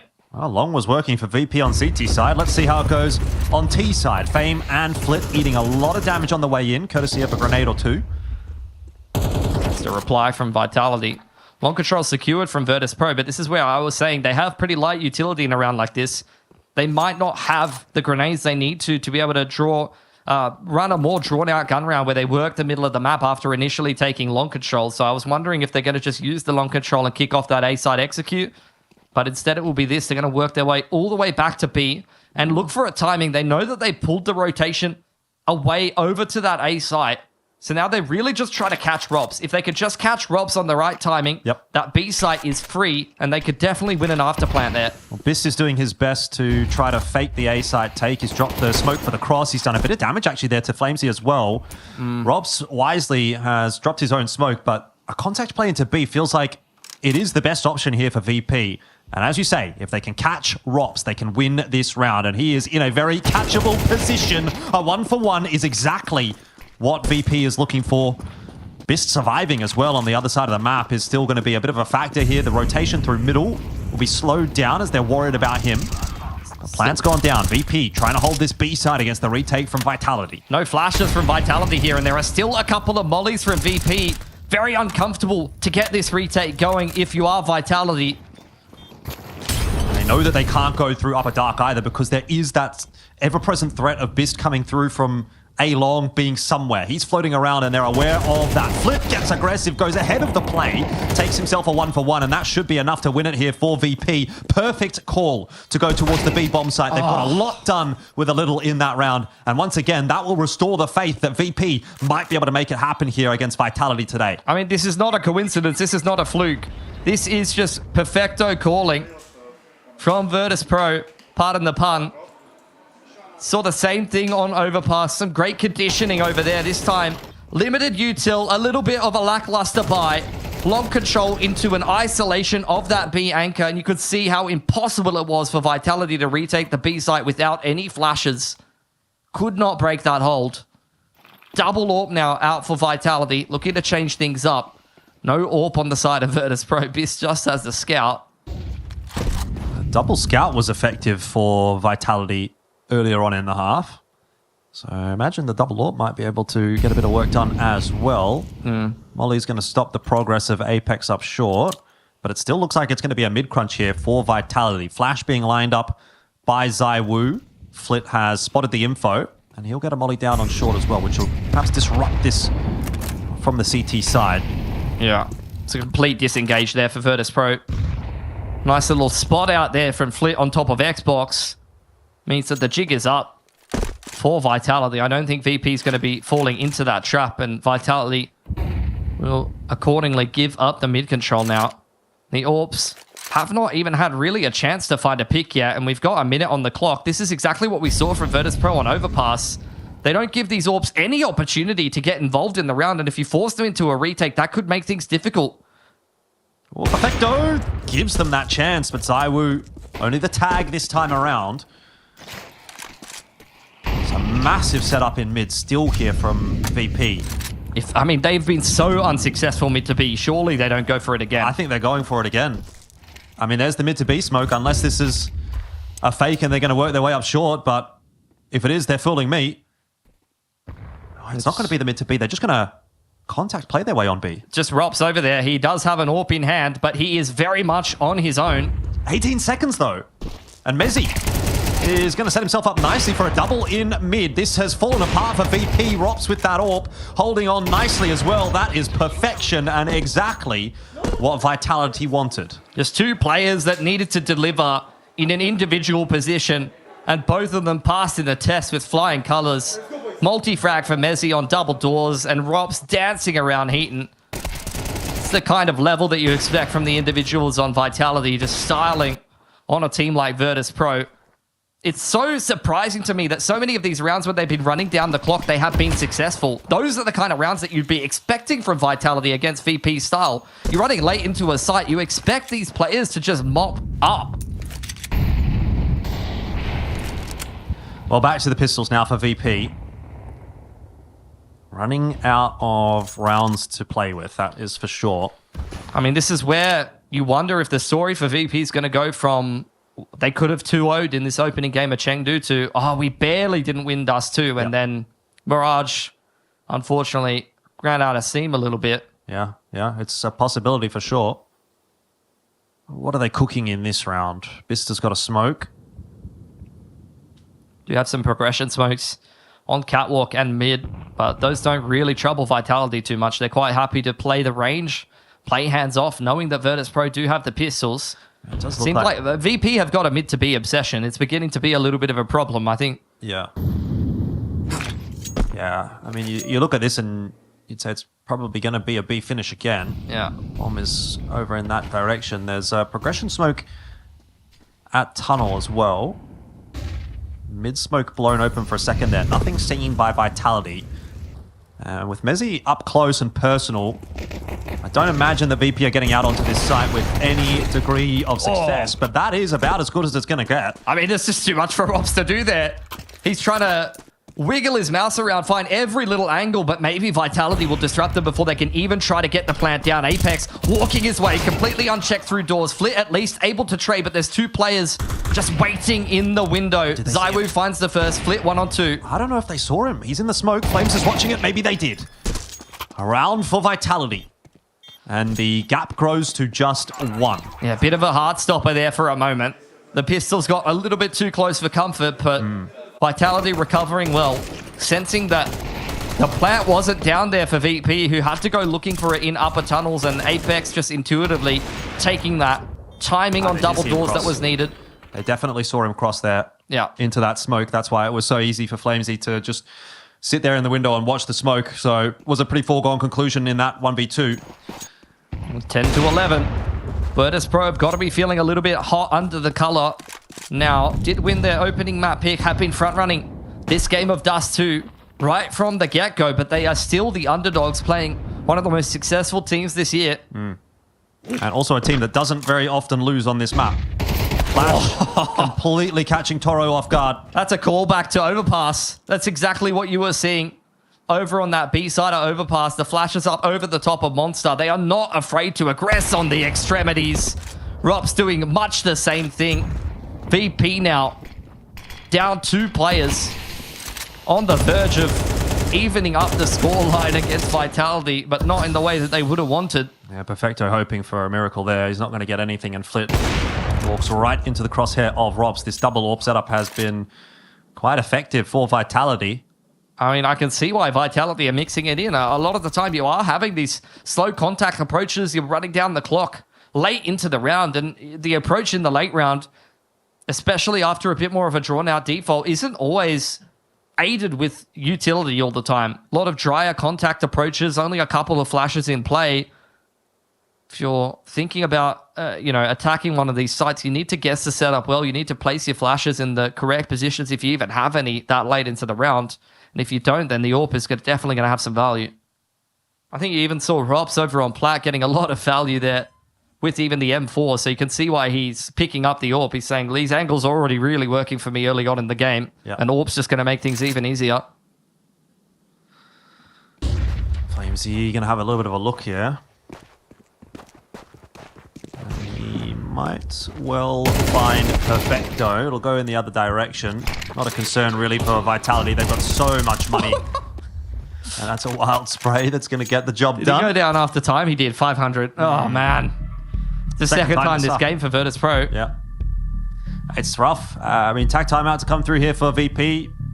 If they need it at any time, now is that time. Where can they find that key adaptation? That key change-up? But like with what money, though? 500 for Perfecto. Bista's got an AWP and a Molly, and the rest of them are 3.3 to 3.8 against double AWP. Like, you need money for flashes. You need money for util to trade down with the CT side. Like, again, it's going to have to be a stroke of brilliance calling-wise from Virtus Pro to make something happen in this round. They need just the perfect timing. Wild spray from Apex. What are we going to get here? We've got Perfecto with a Tech 9. Yeah, Techno Armor, Mac 10, 2 Galils, 2 flashes against double AWP. Rush B. Yeah, I mean, at some point, sure. It's not the AWP over there this time, though. They're going to put more premium on holding this B site. I think it's Mezzi tucked into back plat there with the AWP on window. And at what point is VP going to get some help? They are just addicted to mid to B, and it hasn't worked for them. A lot more of the map to clear out here before they can even start thinking about taking a site. Another re-smoke. Oh, sorry, it's a flash to upper tunnels. You've already got a player tucked into CT there as well. Ready to harass them on the cross. Will be Apex. Zaibu can potentially set him up with a flash through the smoke if needed. He's got an HE to break open this mid to B smoke. I just don't see it working. I really don't. Molly's gone through, buying a little bit more time here for Vitality. He's scurrying around, starting to eat some damage. That grenade lands onto Perfecto and Flit. Back to... I mean, it really feels like Virtus Pro is indecisive about what they want to be putting together here. Hoping that Perfecto can get something done through those mid doors. It's not going to happen. There's no one there for him to even take a fight against. Robs v Beast on the AWP duel towards tunnels. Close angle up on top of the double stack from Mezzi. This is not a position VP have seen yet. 20 seconds on the clock. Well, it's just going to be a contact play into B. A bit of Molotov out there as well, but Rops gets the opener and no trade to come through just yet. Rops is getting everything you could possibly want. Eventually, forced down by that Molly. Mezzi needs to die now, and he does. 5 seconds for the plant. This is just going to get there, but 1v3 and the flash coverage, he cannot see a damn thing right now. There is nowhere for him to go. Vitality will claim the lead, and it is a beautiful time to take it. A multi-frag from Rops yet again. Holding down the B site with the AWP. This mid to B has just not had a good success rate. You've praised VP so far for the calling in this series, but this is just a new level of stubbornness. I get that the money wasn't great, but it's just a call that has not worked for them very much on this T side at all. And they are being punished in kind. Are they going to change it up? Yes. Looks like Long's the play for the final round of regulation, and I think they're going to get out fine because there's no contest from Vitality in that part of the map. Set up heavily in mid this time. HE We'll give Zaiwu an opportunity. I can't believe Flit has been able to trade that. Yeah. Really, really important that he does, though. In the meantime, seeing VP making some moves over there on long. No one over there for Vitality. They very much, once again, have a centralized setup. Flit's and that's where danger. Flit, he really needs to choose the right moment in this round, or he is just going to go down for free. He's just got to survive, really. I don't even think he needs to necessarily do anything, but the longer he can survive and buy a bit of time here will be a big difference maker. Smoke's going to go through. Oh, late flank through tunnels could be actually genius from Flit, to be honest. You can see Mezzi's really going looking for him. I wonder if he's going to make his... No, I mean, why would you go all the way into clearing tunnels? You've cleared out lowers. You're just assuming there isn't going to be a flank later in the round. They're concerned that he might be in mid. I mean, you can see Mezzi's having a bit of a look there as well. He's going to actually go into the B bomb site. Bomb plant does go down, but it will cost Fame his life. That's 2 grenades and a Molotov. They find their prize. Is that molly deep enough? It doesn't look like it's quite going to spread onto Bist, but of course, all eyes turn on to Flit as he gets that freebie into CT spawn. He picks the perfect timing to catch Rops, and this round begins in earnest as the retake is underway. It's 3-on-3. Bist in Goose can't get anything done. It's on to Perfecto. Oh, Captain, my Captain cannot get it done. 13-11. Vitality will win map 2, and that means we're going to our third. VP was so close, but ultimately so far away. That is just class from Vitality. You have seen so many huge comebacks from this core so far this year. That is the caliber of Counter-Strike that they bring into a tournament like IEM Chengdu. So Virtus Pro, despite the fact that you've had some individuals put on fragging clinics thus far, some really good strokes of brilliance from them, it's still not enough to topple the Vitality that makes the adjustments that were needed on that CT side. I mean, this is the danger that I was talking about even on map 1, right? You see that sort of upset happen or happening and you think, okay, this is great. You'd love to see it. Obviously, it's exciting stuff from VP, even making it this close on map 2, but you do have to wonder, is that everything that they've got to give? You know, have they kind of run out of steam now? It seemed like it was slowing down a little bit there in the second half of Dust 2. When we do go into map 3, are we just going to get the good old-fashioned VP and the good old-fashioned Vitality? And when I say good old-fashioned VP, I'm not necessarily referring to any positives there, unfortunately. So I think it's going to be a real tell. You know, we'll have to wait and see what we get after this break. There'll be some time. The teams can take themselves away from the game and have a bit of a chat, and hopefully VP can find a way to just continue to lock in, because if they do continue to play as well as they have been throughout those first 2 maps, I think we're still in for a pretty decent third map, and it will be a bit of a test really for Vitality. But yeah, I've just seen so many times where the underdog almost gets it done, doesn't get it done, and then just gets battered. Yeah, I could definitely see that coming. I mean, big game from both Rops and Mezzi there. Vitality has kind of been lacking a strong AWPing presence in this series thus far. It was actually Rops to really be the AWPer that was striking the fear of God in the side of VP there. So let's see if we head through to a third here on Mirage, if Virtus Pro will be able to still put together this upset after letting that second map slip through their fingers, or whether Vitality will right the ship and continue on in the upper bracket.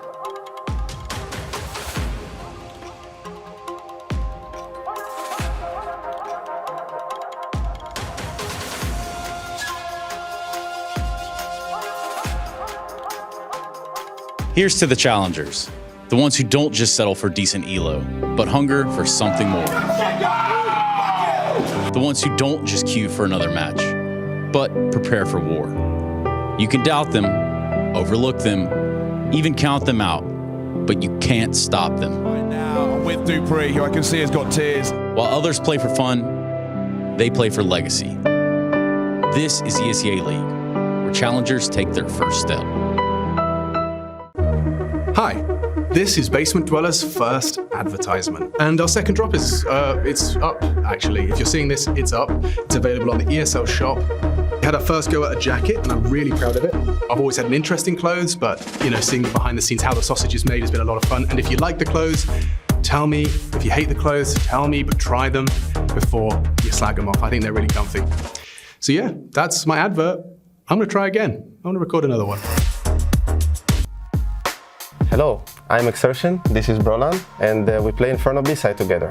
I played this position for 4 or 5 years easily, so it was definitely my main position. It's not permanently, but I started play around 2 21, I think, in the end, so I played it for a while, like 4 years, but before I played the apps, so I'm more of the support role now on City side, besides I was maybe more of the control guy before. Well, I think there's a couple of things. It's first of all, is the way they play, if they play fast or slow. Second of all, is how much util we have, how much util they have, and the most important is the plan, obviously.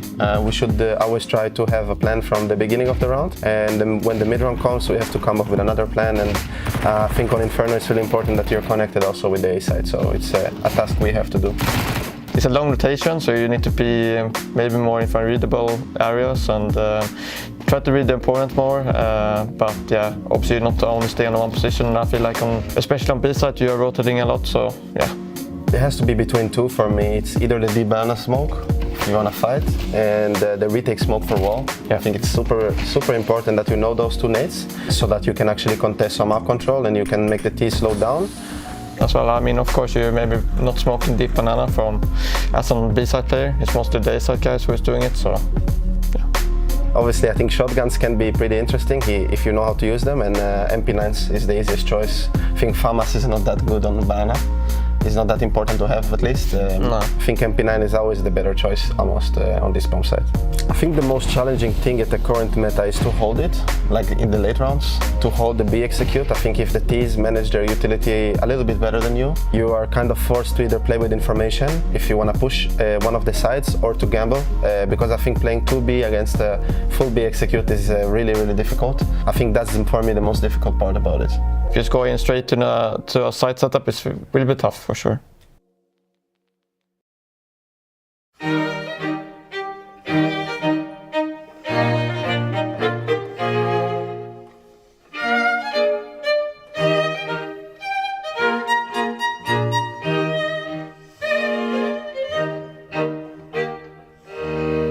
The new G2 is really clicking heads, while seeming to have a great chemistry already.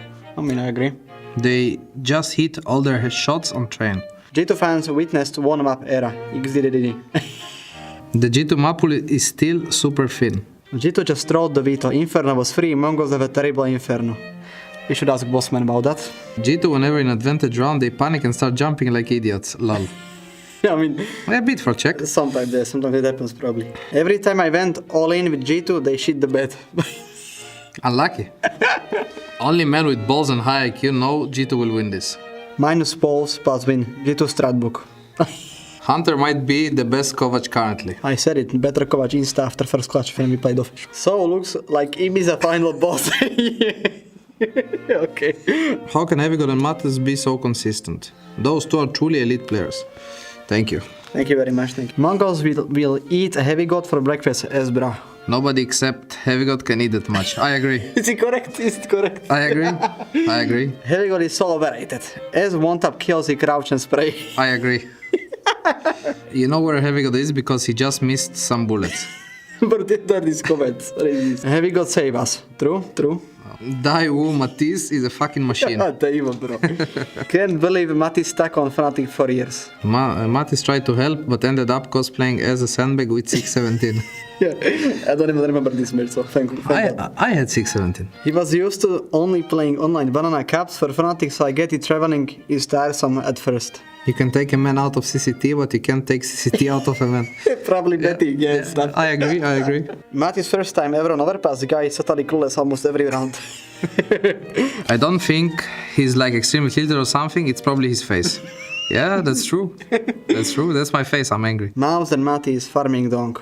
Did we actually? On Asian at least, probably. Marbs Heavy God Matush is a cracked core. Mattis on Heavy God shows Nico and Monesi how to beat Vitality. Nico to G2, I miss you so much, baby. I just want to get back together with you. G2, I don't think about you at all. Let's go G2. Heavy God and Hanta will humble Messi and Boltpex. Messi and Boltpex. G2 means give 2 rounds max to Vitality. G2 back to reality. Honeymoon is over. G2 suddenly forgot how to play pistol rounds though. Vitality brought guns, G2 brought water pistols. Yeah, that's true. I don't... Rushing B with no door smoke, am I watching Swears play LMA? I mean, sometimes you have to play Facey Prem, no, I guess, for check. Imagine getting outfracked by a left-hander. That's handicapped. Back to the reality for G2, this lineup is washed, fluke tournament. Yeah. Thank you very much, we appreciate it. Classic G2 choke.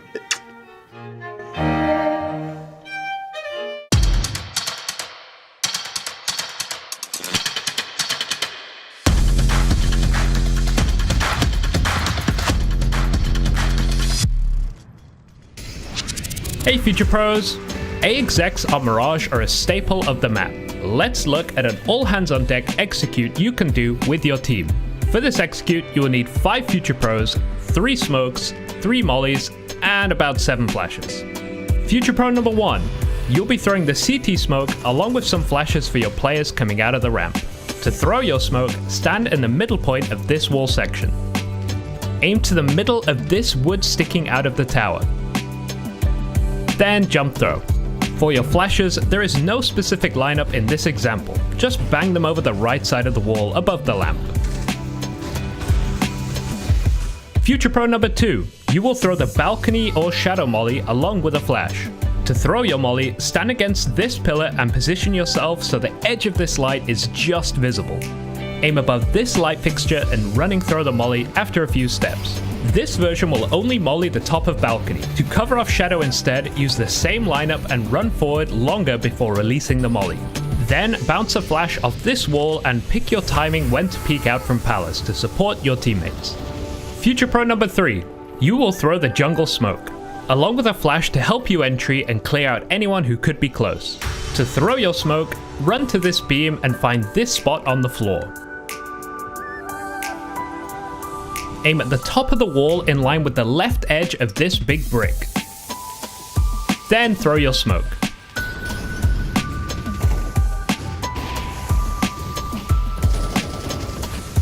For your flash, move to the left and throw it against this part of the ramp and drop down with it. Make sure to turn as it pops and entry into the site, or die to the orb. Future Pro number 4. You will throw the stairs smoke along with a flash over the ramp, and a molly for bench. To throw your smoke, stand so that these beams are lined up together. Aim just to the edge of this wall about halfway up from these 2 points. You can use these 2 antennas to help guide you with this. Then simply throw the smoke.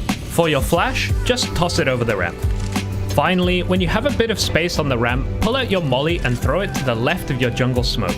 This will dissuade a CT from pushing out to the bench. And lastly, Future Pro number 5. You will throw the sandwich molly along with 2 flashes. To throw your molly, stand in line with the wall at the edge of this corner. Find this dark spot at the top of the wall, then simply throw the molly. It's important to throw this molly before the smoke for stairs comes in, as if that smoke is thrown a bit short, it can, but not always, extinguish the flames. For your flashes, the first one should be a jumping throw over this building, and the second as you get to the ramp.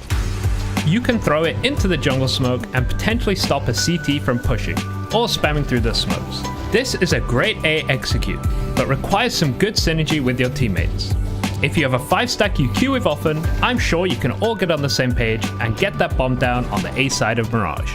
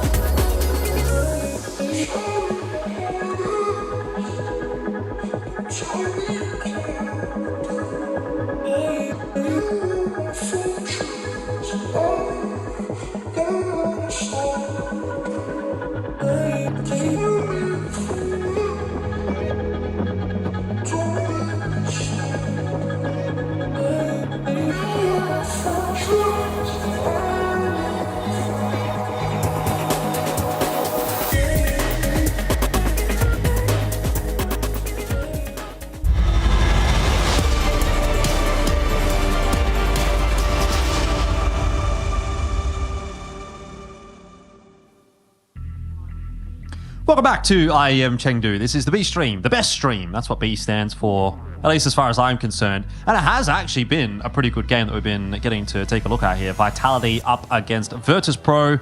Look, you'd look at that one on paper, Pilsky, and say, that should be Vitality 2-0. VP haven't been looking very good. They've got a new team. Vitality's Vitality.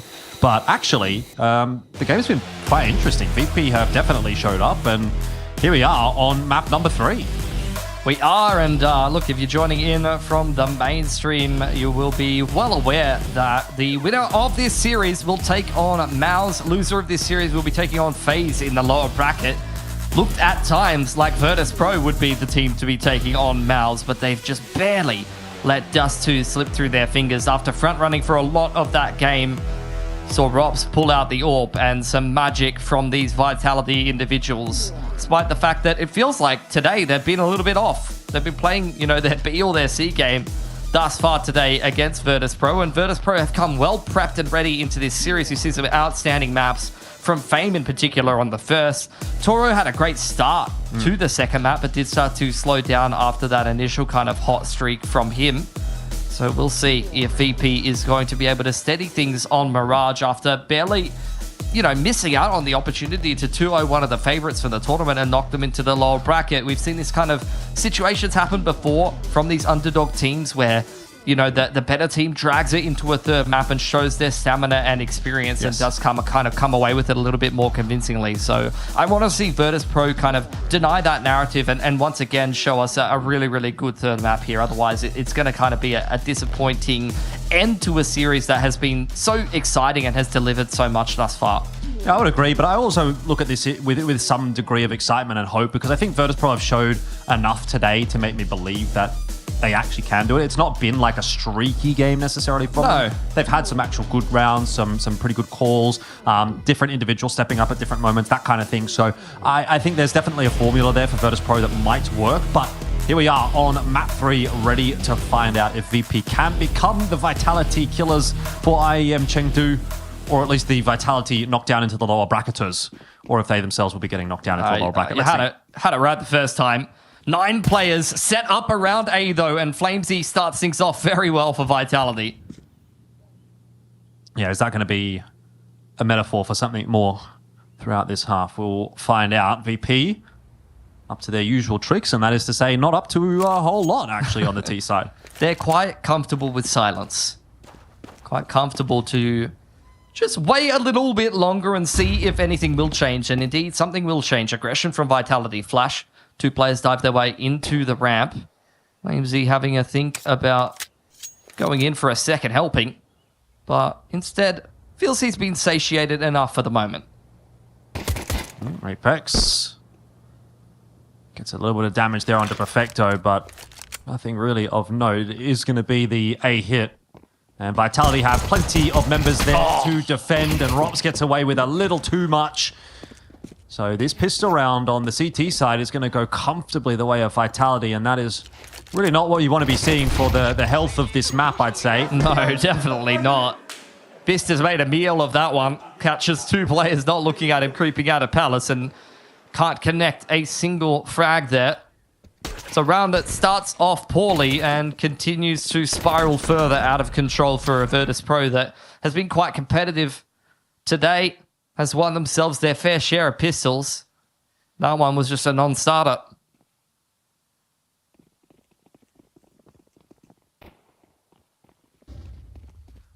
Bit slow out the gates there for VP out of the T-spawn. But not really much to be too concerned about, considering this is a full save pretty much.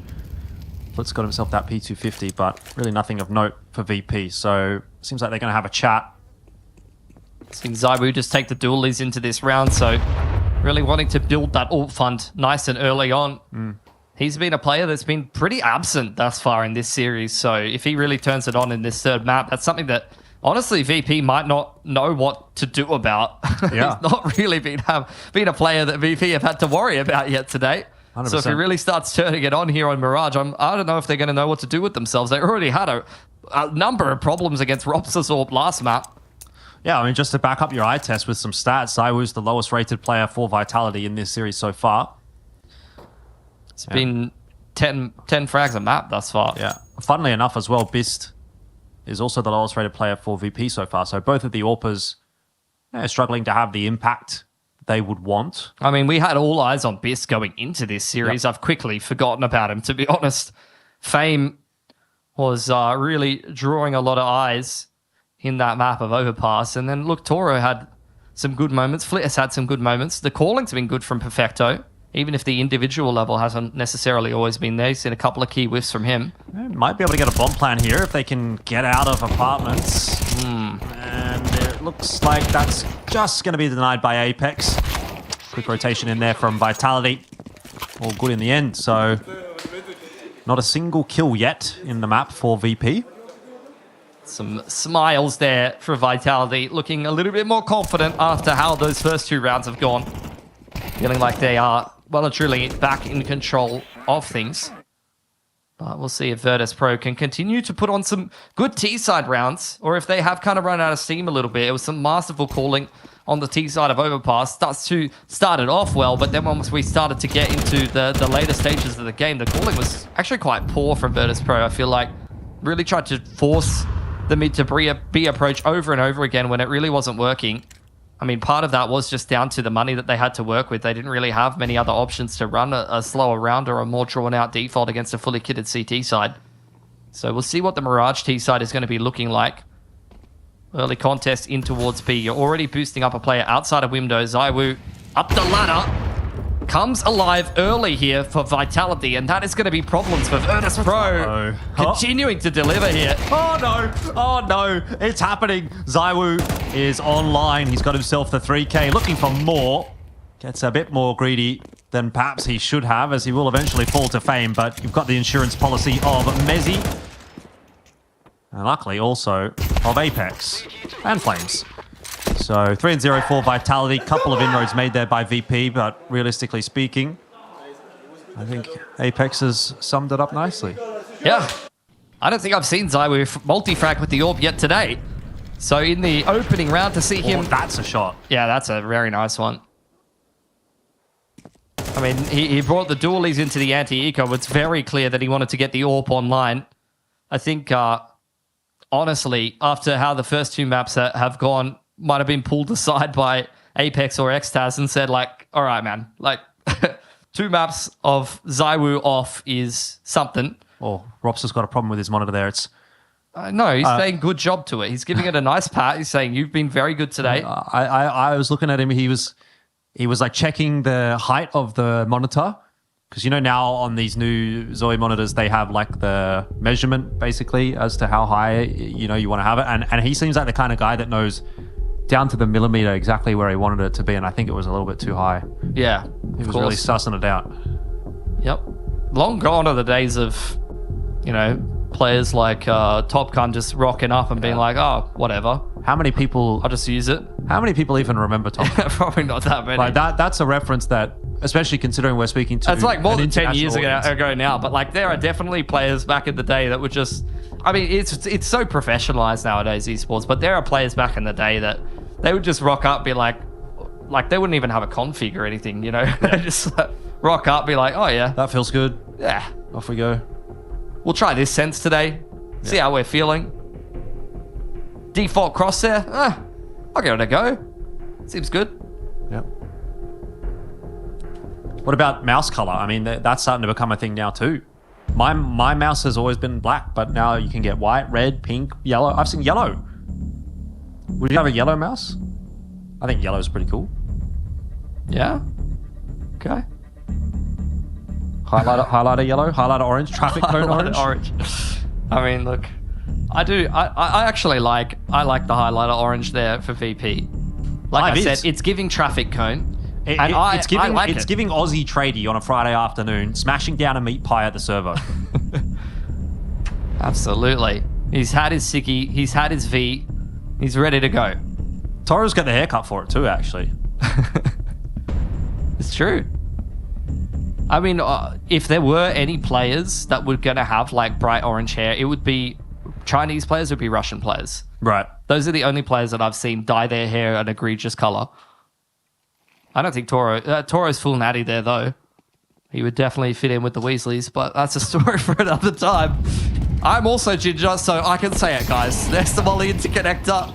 Tech's coming up on close. We'll see what Fame will deliver. Bit of damage here and there. The kill actually onto Apex in the end. A double kill. Okay, maybe something of interest here for VP to sniff on, but still need to get rid of Flamesy, which they are able to do. Bomb plant going down now as well. ZywOo not able to deny that. Oh, he is actually able to deny it. He's put the fear of God in them for now. Yeah, that will go down. Terrified, apparently. Nonetheless, Bist has copped a little bit of a nade, so he is quite low. He doesn't want to cop another spam. You've still got a player hanging around in underpass. They couldn't get involved late in the piece. And Vitality are taking a very long time to get on into the site here. Maybe too long. That's an important kill for ZywOo, but he needs another, and that USP is not delivering. Smoke's going to go down a little bit too deep, I think. I don't think it's covering the bomb. It's covering short. Oh, Toro gets it done. Stepping up when it was needed. These are the two players that have been delivering the most impact for VP today. It's Fame to start it off. A 2K for him, and he hands another dink to Flamesy before he does go down. Beautiful shooting on the Tech 9, and then Toro was the standout there on Dust 2. And is the player to close it out in the 1v2. It must have been a millisecond off the defuse there. Very close. You could see a little bit of trigger discipline on the Tech 9 there. He's not panicking and getting hot under the collar. Spamming, yeah. Yeah, it can be very easy to just like send it a little bit when you know that you're really running out of time. But Toro keeps his cool. And a first round for VP in unlikely circumstances. The damage done to the economy with the Tech 9 is palpable. You can see it there, the reset potential on Vitality. Yes, it is. But it's also still going to be a bit of an uphill battle here for VP. You know, they don't get off to the start that they want. So going to have to wrestle control of this half back away from Vitality if they really want to test them. ZywOo's got the AWP out again, but no util behind it. And this round would be a big one for VP to be winning. Definitely make this game, once again, neck and neck, as we've seen the majority of today. This is a very Virtus Pro round, though, to open things up here. Spread around the map. Not really doing too much of anything early on. Have seen them time and time again boil it down to 30, 40 seconds on the clock before they actually decide to get a wriggle on. Vitality holding on a fair bit of util there. Yep. They're going to be well aware of these tendencies by this point in the series. There's the solo holding B at the moment. Rops is in somewhat of a pivot position on ladder. Fame throwing a one-man fake out A here. Hasn't really drawn too much interest from Vitality, to be honest. They're still just sitting in their setup. Fame's going to actually have a look, though, and that might be where you do see some of that interest come through. Or, with a kill like that from ZywOo, the jig is up. For Mezzy as well, apparently, but a good grenade is really going to soften the targets here. Rop's only going to be good for one in the end, and somehow, some way, VP have actually managed to get themselves a bomb plant down on B. That did not look like a round that they were going to make work, but they have actually managed to do so. I mean, Fame going down there is kind of a non-factor when you're able to crack open the small side, and you've seen Virtus Pro have a similar approach to this a couple of times today.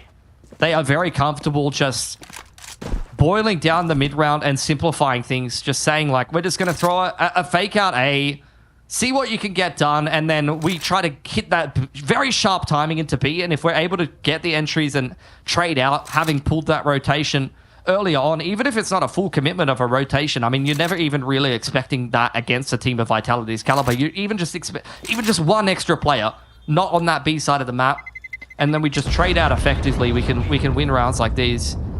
Another 2K from Toro. The first two close out a round for VP, and that too will secure yet another round, more so on the entry.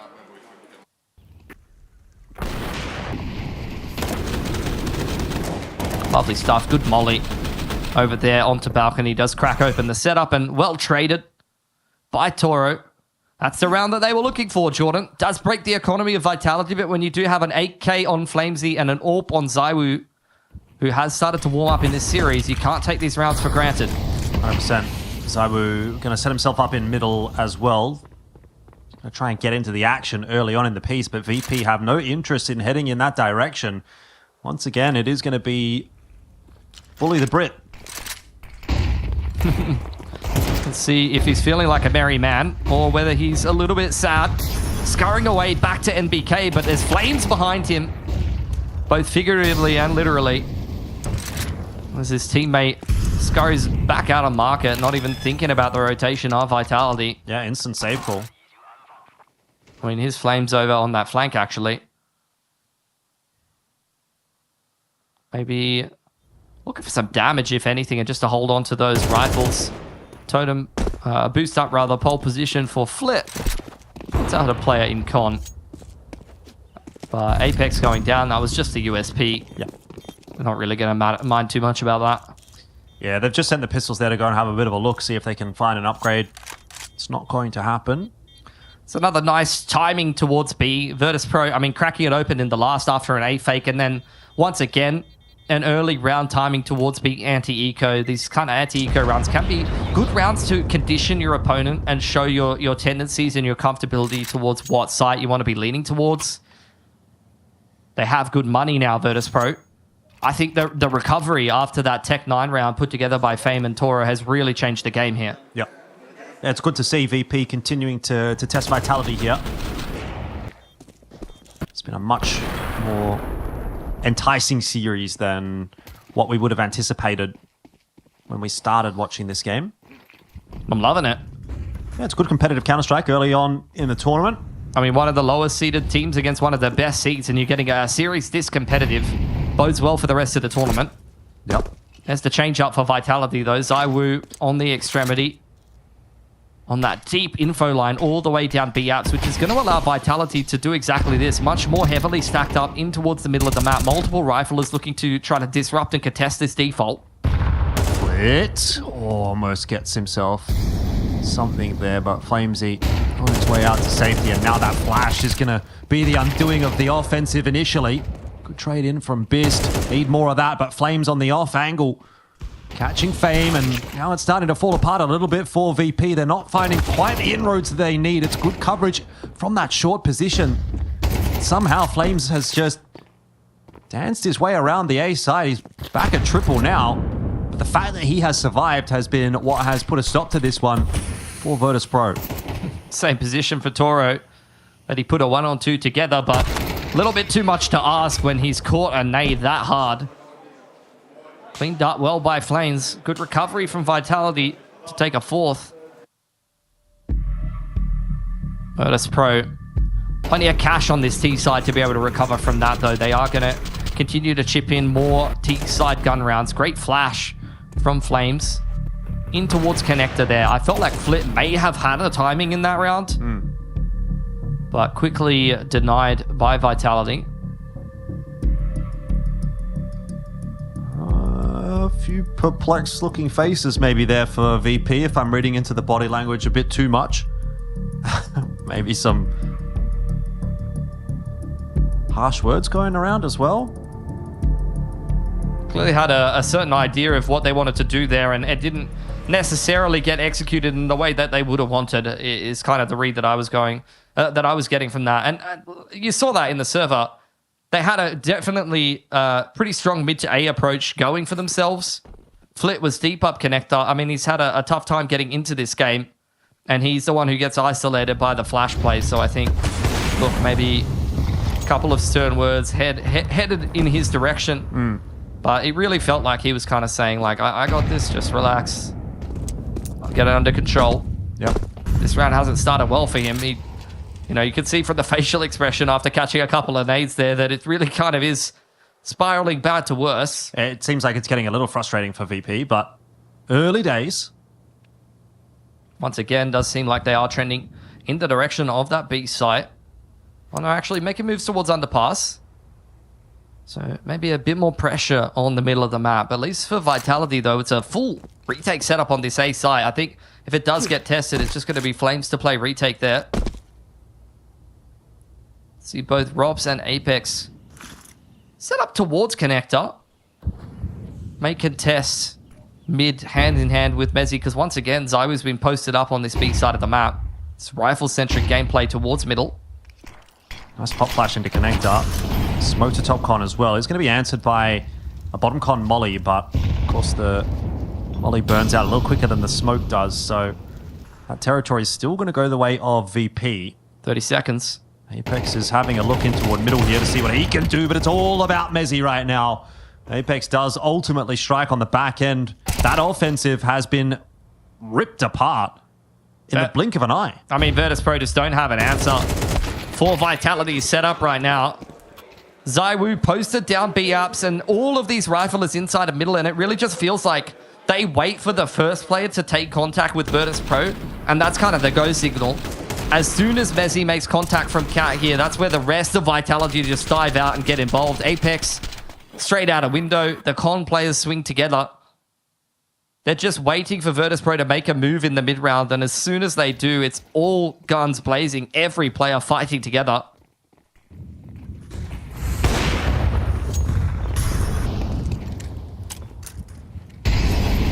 Back to what was working before. Looking for another beat timing, which means it will once again be Mezzy to defend. Yeah.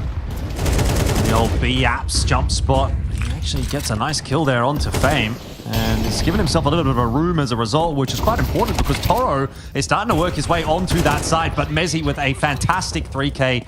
And then the transition coming through from ZywOo and Apex to finish it off. It's looking like Vitality are well and truly back in control. Yeah, it feels like they're just out macroing Virtus.pro on this CT side right now. Like I said, the mid setup was working well. You've seen these slower mid-control kind of setups from Virtus.pro and making moves into Cat in the mid-round, and then the only other real success factor you've seen from them was over towards this B site. It's a fast FUD from Vitality to immediately defend that. Gonna have to see a little bit of a more different approach, a different timing for Virtus.pro, and that's exactly what you're gonna get. Quick pacing, straight up Cat there from Fleet. He's found the timing. It's a flurry of kills in the kill feed, but it's still one down for Virtus.pro. That's bad news. Haven't been able to recover from these numbers deficits so far on the map.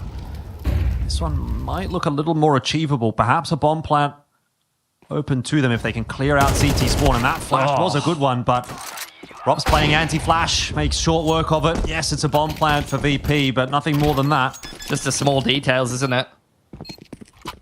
That one player being anti-flash, really saving the round there for Vitality. Could have easily been a 2K for Toro off the back of a perfect flash over from Firebox. The Vitality able to work their way through a difficult situation, a messy start to the round. Majority of those kills happening in mid and A ramp. Vitality, though, up 7-3. Really does feel like they're starting to dominate Virtus.pro a little bit. Most of these maps, Dust 2 and Overpass, started with Virtus.pro front running. We haven't had to see them fight from behind yet. I'm not sure they're going to have it in them. Yeah, I tend to agree. We've constantly counted VP out throughout this series from the outset. We have been proven wrong in a couple of instances. Maybe this will be another one of them as they try another flood onto B. And this time they get the better of both Mezzy and Rops. The openers go the way of VP, and that is a big difference maker. This should be round done and dusted. It's the same names that roll off the tongue for Virtus.pro. Toro and Frame finding one each on the entry in towards B. Vitality, though, they've got plenty of cash. They can buy up the last 2 gun rounds of the half, so they are going to go for this one. Interesting. Flit in ladder room will be cleared out. Nicely timed there by Apex, but this door push will be a little more difficult. 1-for-1 there. As Perfecto does get taken down. Still numbers to find, and time is really running away from Vitality here. Apex has kind of got himself stuck in the fight. He's going to keep on having a bit of a look, but ZywOo is out of there to retain the AWP. Trying to take as many guns away from VP as they can. As VP have got no cash in reserve heading into the last round of the half here, so could see the Vitality were very much trying to make that as expensive as possible. This B timing, though, Virtus.pro, stubbornness has not necessarily been their friend today, but at least in this case, works out well for them. Set up Fame and Toro in a position where they can find some entries, simplify down the game and get into the small site. Has been a recipe for success for Virtus.pro. Into the B side of Overpass in the late portions of the round on Dust 2. Finding that B timing before Rob's got the AWP out.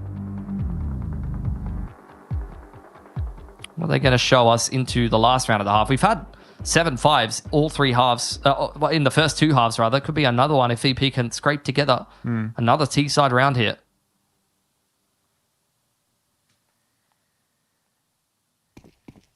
Well, they've got the buy to do it. Additional warp in CT spawn there. See if someone does want to pick that up later on. Handy to have the choice.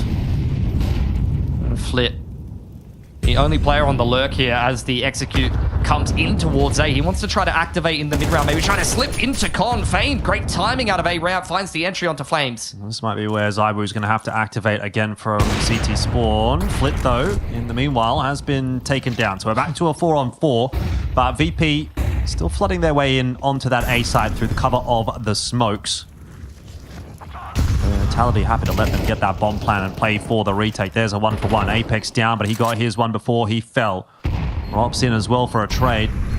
Now all of a sudden, numbers again favoring Vitality. That's an important kill for Mezzi through the flash. He gets Toro, which leaves just Perfecto. And again, in a clutch, he's going to have to try and make it happen. Couldn't do it at the back end of that too, but maybe here on Mirage, he can make it happen. Defuses on. Zywu will make it magical for Vitality. 8-4 at the end of the half. He gets that cheeky defuse in the smoke, and Vitality are feeling good on map 3.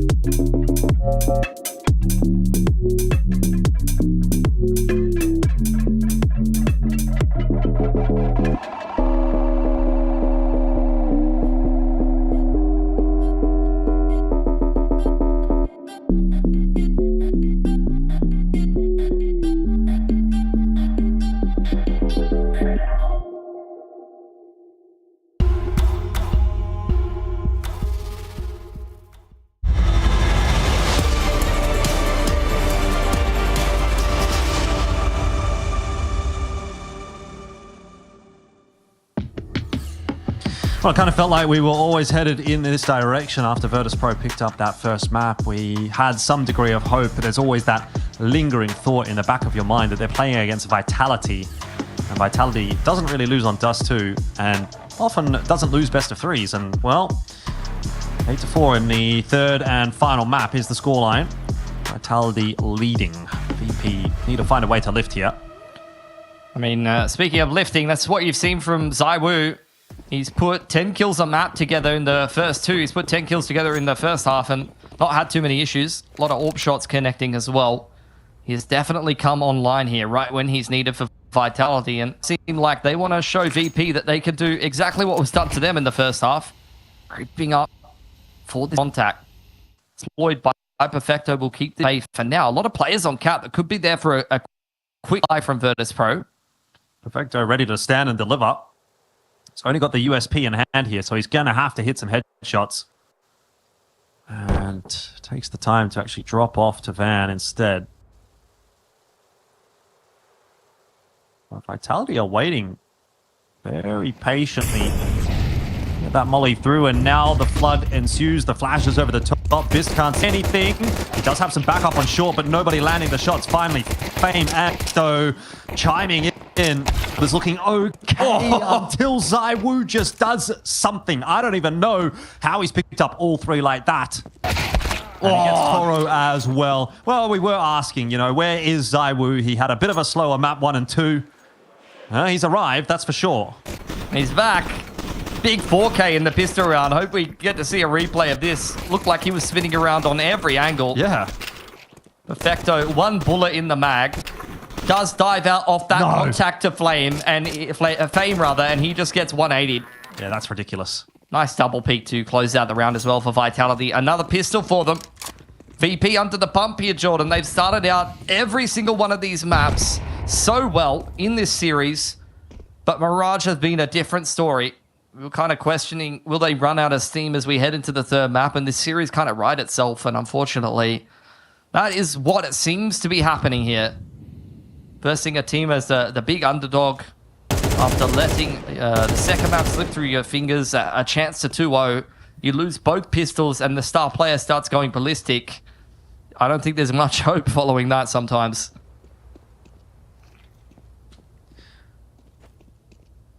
Vitality taking the opportunity to work middle. Get Flamesy into connector. Flash into the smoke, and he's got some nice control. Mizzy, meanwhile, doing the same thing at A main. Oh, yes. That's Flit's second kill. He was bullied so heavily, especially connector in that first half. So that's going to be a small reprieve. But outside of that, there's really not much else going on in that round. It's a wooden spoon prize, if anything. Well, it might be an ult for Bist. Okay. They wouldn't have the money for that, I don't think, off the single save. Would mean not a whole lot of utility in Flit's pocket. It's not a bad way to get a second kill, though. Is that the mental edge that he needs to start being a factor in this game? Indeed, the AWP will be dropped over to Bist here. Util's a little light for VP. Pressure into middle. Flit, unfortunately, not able to replicate any kind of disrespect post-knife kill. In fact, he is the one who is very quickly dealt with in the earlier portion of this round. Fame continues to deliver, though. Trades at least one back. The smoke here as well will give Perfecto a bit of room to move, but it seems as though Vitality are all over that, and ZywOo and Apex just spam him to death. It's unfortunate. I think he thought that the smoke would bloom enough for him to make it into the con smoke as the flash is coming in so that he could dive out of it, but it was enough of a gap for Vitality to work with there. Disjointed here from Virtus Pro into A ramp. Toro does find some information. Bist making his way back over towards that big site to join up with Fame, who is low but on an off angle here. Duel between Rops and Toro could be key to decide what's going to happen in the latter portions of this round. Rops is definitely looking for it. Toro up for the challenge, it would seem. Molotov, meanwhile, pushing Fame off of his line. B site looking taken by Vitality, and A site also looking taken by Vitality. It's just Bist floating around. It will be the A site that they decide to go toward. And that means Bist is Not really anywhere where he needs to be. Zywoo's already on the hunt. He's heard the AWP, but he said, I'd love one of those. He's chilling in underpass. Biss. Oh, not able to connect a single scope. Rops will take the AWP out of his hands. He's maybe hung around for a little bit too much there. And looking at the scoreline and the money on VP, I'm not sure he's going to be able to replace that AWP this game. How about that peek, though, from Rops? I mean, jumping off stairs, peek. It's a classic kind of Rops peek, really. Yeah. It's the small details, walking up close on the wall and then swinging very wide to throw off your opponent a little bit. And that's just enough of an advantage to win him that duel against Biss. Only connected the dink with the Famous. Wasn't quite enough to convert a very key frag in that round. Mid control again here from Vitality. They're really starting to hammer the point home. Big stack up around middle for Virtus Pro. It's a retake setup on that A site. I'm looking at Biss with the Famous thinking that could have been an AWP. Could have, but would it have really made much of a difference at this point? Unfortunately, it doesn't feel like it. Rops trying to stand and deliver. It will be the grenade from Apex that ends up getting the job done on the player at Ticket. But meanwhile, Zywoo again waltzes his way out onto middle and claims 2. He's 18-2. He's dominated them. Perfecto's got a Mag 7. I've seen some Counter-Strike in my day, Jordan, but I don't think this is going to happen for him. No, I'm not a believer. Maybe a 10-second smoke defuse is more likely than a 1v3 with a Mag 7, I would say. He's maybe even just waiting for someone to walk into CT to give him an AK, but I think he's going to have to resign himself to the fact that he's going to end up with a Famous. Bit of a life metaphor, really, in a way. Yeah? Yep. You always want the AK, but sometimes you just end up with the Famous, man. Sometimes you end up with nothing. Apex cuts him down on the cross. And series point for Vitality. It feels like they are the ones that have a point to prove after how those first 2 maps went. Just when you accept your lot in life, something comes along and is like, you know what, we'll make it even worse. Yeah, come on, man. All right. How about that? Oh. That's a gnarly shot, though. I mean, yeah. Great crosshair placement. Perfecto, hard done by. But 12-4, unfortunately, not the map that VP would have wanted. Yeah. Look, the Polar Bears starting off this series with a roar, but unfortunately they may go out with a whimper. Vitality very much humbling them. Once again, Flames flashed out of middle. VP were thinking about some aggression there, but have opted to walk the path of least resistance for now. Still set up quite heavily around Con, maybe waiting for some further moves here from Vitality into the middle of the map. Yeah, Vitality happy to slow it down a little. Get their own smoke to bottom Con. It's a little bit deeper. We are going to see a push from VP that is very swiftly dealt with by Flamesy, but Flit gets himself a double with the Famous. Meanwhile, though, A site relatively undefended, and Vitality have pounced upon that opportunity. Flit will have now been spotted out as well. He'll look for some chip damage with that grenade, and he gets it. Down to 83 HP is Apex, but still no inroads really being made by VP until Perfecto is able to strike, and they're waiting for Bist to walk his way through CT spawn. They got to speed this up. I don't think they have a kit here. Rubs has got a molly. He's got a nade as well. That'll cause a bit of a problem later on in the round if he survives, which he doesn't. Into Sandwich. It's Mezzy that has to survive, and he gets himself the double. Is it enough? Maybe. Flit is going to hold this defuse, but I don't think he's got it. I don't know if he thinks he's got it either. VP down into the lower bracket. 13-4. Vitality will take the first series for themselves. It was a pretty hefty effort from them today, it has to be said, going down on Overpass 13-9, but they pulled it back on their map pick of Dust 2, and of course a comfortable victory there on Mirage. So some work had to be done by Vitality, but the eventual winner was the expected winner. I can't tell if that was the song where I just heard the biggest tap of all time between Apex and Rops there at the end of that game, the way they got Mirage done. It was a slow start for Vitality, has to be said. Some good stuff from the Polar Bears, ex-traffic cones by the jersey. They definitely pose some danger in this series. Some outstanding performances from both Toro and Fame. definitely some guys to keep your eye on. Maybe a little bit of an underwhelming opening game from Bist here in IEM Chengdu. Not the dangerous player that we've seen kind of grinding on VP Prodigy. Right. But look, Vitality in the upper bracket is going to be a surprise to no one. They'll go on to take on Mal's, a bit of an El Clasico there. For VP, though, they're going to take on FaZe, who I believe are the kind of current reigning champions of Chengdu from last year. They're looking like a little bit of a different outfit. They're looking like an outfit that, honestly, in their current form, could definitely lose to a VP playing like that. If they show those first two map form, FaZe could definitely be out in last place here after taking first last year. Yeah, 100%. I think there was definitely some positives to take away for Virtus Pro, which I don't know that we necessarily would have expected. You know, when they're feeling comfortable, when they're on, it seems like there is definitely still something to be said for this VP, which I think, you know, we can give them some time, obviously, to kind of get this new roster rolling and get it together. So I'm happy enough with what we got out of that series.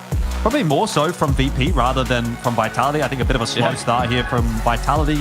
That's not always the worst thing in the world. You know, they can have a little bit of a warm up on the stage, whatever, go into the matchups, you know, deeper on in the competition, get a little bit accustomed to the time zone as well. It's obviously a conversation that happens a little bit more in these let's say Eastern events, if you want to go with that. We've got, you know, the Chinese time zone, the same for when everyone comes here to Australia, for Melbourne or for Sydney, right? That's another time zone shift that, you know, most teams are not quite as prepared for. I mean, I think Vitality, obviously, at this point are very, very experienced and they should be all over that. But, you know, first day, I don't think you can necessarily look into that matchup and say that was too bad. You know, like let's give them a little bit of extra time. But enough from us, or, well, let's hear from the man himself. We've got Flamesy here from Vitality to have a chat when his interview ready to go. So welcome to the stream, Flamesy. Congrats on the dub. Pretty straightforward one for you in the final map, but I just wanted to talk to you about how things got started. Would you put that down to a slow start for yourselves, or do you give some credit to Virtus Pro for a strong overpass?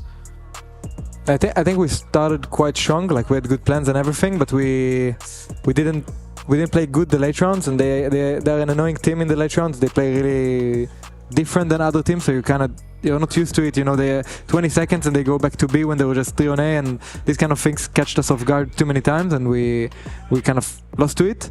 And then I think on our T side, I think they played good. I think they had big gambles. You know, sometimes they went 4A and this kind of stuff, and I think it's just gonna happen. You know, if we're going A when they're 4 on A at City, it's gonna be tough. So I think they played really good, and they have their own playstyle, which is unique. So we just lost to that on overpass. On Dust 2, it was a bit of a struggle for us because I think we had good reads and good ideas and everything, but we kind of, I don't know, we didn't play to our level, even though we had like really good situations, and that's just gonna be it. I'm happy we won them up, and obviously Mirage, as you said, quite straightforward.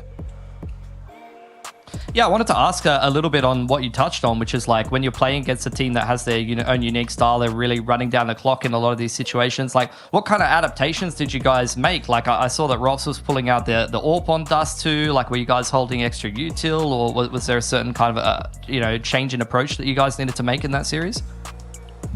We just, I don't think there was overall a change. We kind of knew how they play, and we sort of tried to play the same game we used to do, but we just lost like around here and around there. And then once we got the good weapons, the big weapons, I think it was quite smooth. Not that we played like great. I think that many times they were doing B splits, and Mezzi and Robs just, I don't know what they did. I don't know if they had a good setup or just really good skill.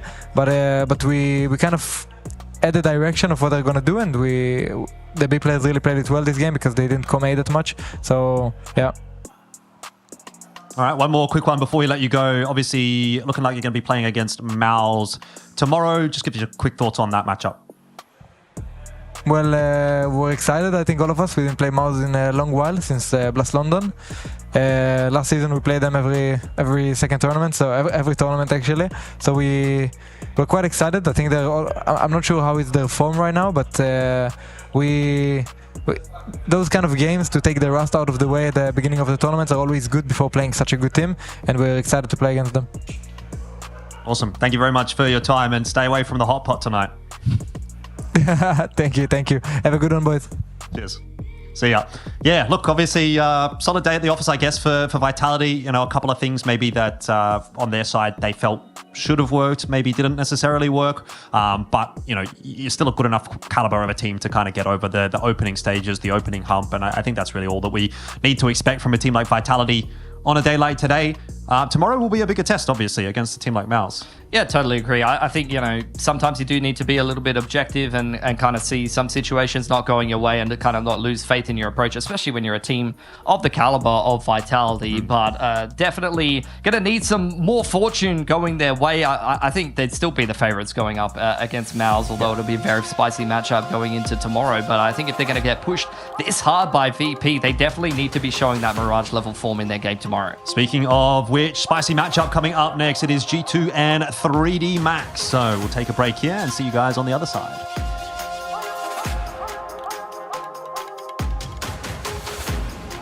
Here's to the challengers, the ones who don't just settle for decent elo, but hunger for something more. The ones who don't just queue for another match, but prepare for war. You can doubt them, overlook them, even count them out, but you can't stop them. Right now, I'm with Dupree, who I can see has got tears. While others play for fun, they play for legacy. This is ESEA League, where challengers take their first step. Hi, this is Basement Dweller's first advertisement. And our second drop is, it's up, actually. If you're seeing this, it's up. It's available on the ESL shop. We had our first go at a jacket, and I'm really proud of it. I've always had an interest in clothes, but, you know, seeing behind the scenes how the sausage is made has been a lot of fun. And if you like the clothes, tell me. If you hate the clothes, tell me, but try them before you slag them off. I think they're really comfy. So yeah, that's my advert. I'm gonna try again. I wanna record another one. ESL presents the Intel Extreme Masters Chengdu in partnership with Intel, Acer Predator, DHL, Kidia, and Zoe.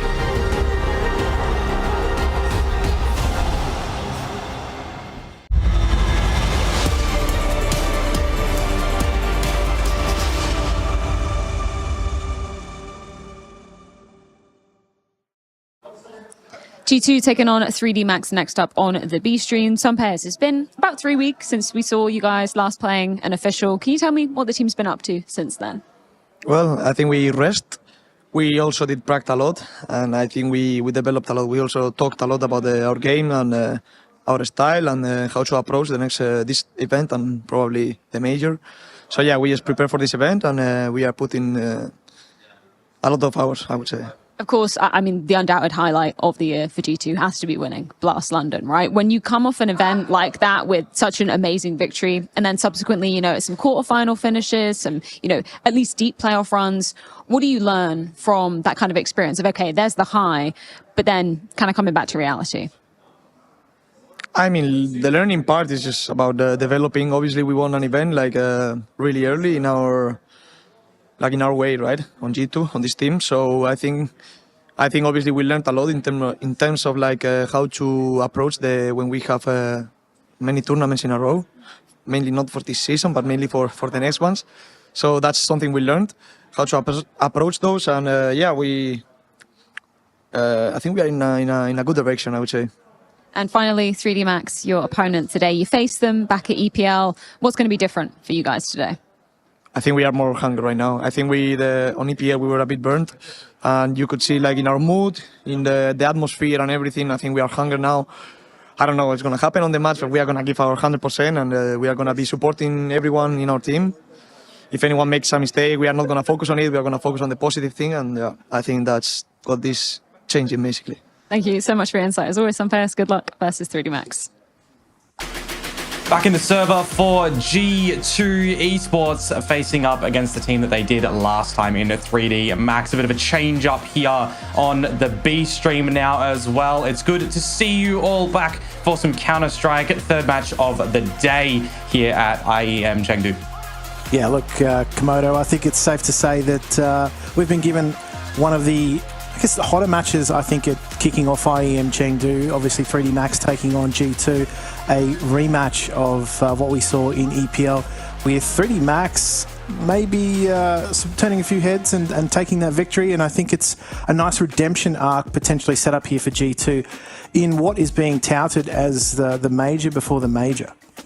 Yeah, I mean, these two teams playing each other a couple of times this year already, specifically at the IEM events. Go ahead and look at how things have unfolded already between them this year. Of course, you do have to remember there's been a couple of different, changes in the server on the players themselves. But ultimately, when it came to these big ones, G2 were getting the victory until most recently, where 3D Max kind of pull out the rug from under them. Yeah, look, it's also obviously a surprise for a star-studded roster like G2 to take that L in Pro League. But I mean, it wasn't too long ago that they also handed them that upset at the Blast TV Major as well. But I think it's definitely setting up what is a somewhat of a mini rivalry between these two teams. Obviously, 3D Max, not a lot of people put them on the same level, but it's safe to say that, with the results split between them, 2 maps apiece in their last 2 matches, these two teams are a lot closer than it appears on paper.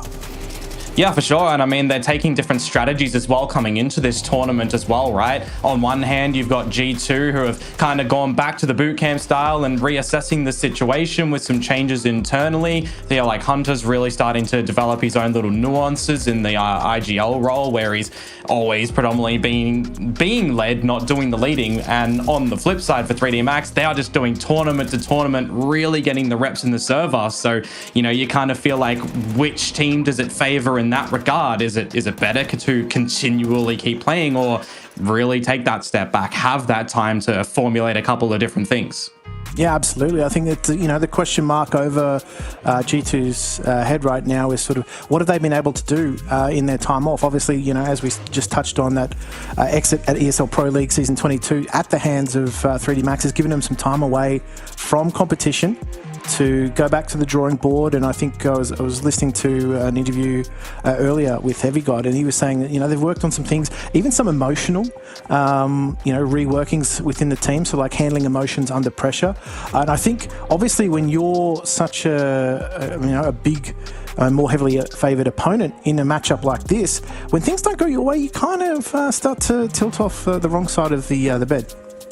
Yeah, well, hopefully we don't see any of that come into the server today as well, right? Because it is going to be these teams' first performance here at IEM Chengdu in the bracket. And for these two players on the screen right now, we're going to be looking for them to get really involved and to continue some consistency that we've really started to see from them, right? Because at ESL Pro League, we had Heavy God up there in the individual player ratings for the team. And at, the Fisher Playground, we also had Mattis getting up there. So both of these two players have the elements to be able to take over rounds where required. Yeah, absolutely. And obviously the 2 latest additions to the roster, so it's safe to say whether they've slotted in. And I guess the honeymoon period for these guys is well on the overside of things. So it's now down to how they're actually going to move forward as a team and how they're actually going to work on maybe some of those positional switches, and obviously adjusting to Hunter's IGL style as well, which is a question mark. I guess, that is one of my questions coming into this is Hunter's IGLing now, up to standard? Has it passed the test? This is a good measure of where it is and where it is sitting. Yeah, and comparatively as well, right? For 3D Max's side, they've also recently had a bit of a shift in role over there as well too. So what sort of things have they figured out in the switch up where Maka can get a little bit more free around? The maps are going to be really interesting for me to see how much he's going to be able to get away with his freedom now on that AWP role as well, and what Gravity's going to be able to kind of come in through. We'll go ahead and throw the maps up on here as well, with the expectation that the permabans will be still continued out from the teams here. We were sort of theory crafting before, Jim, that we would get an Inferno and a Train, and the third map, we were both kind of thinking it was going to be Ancient, but we do get Dust 2 in the end.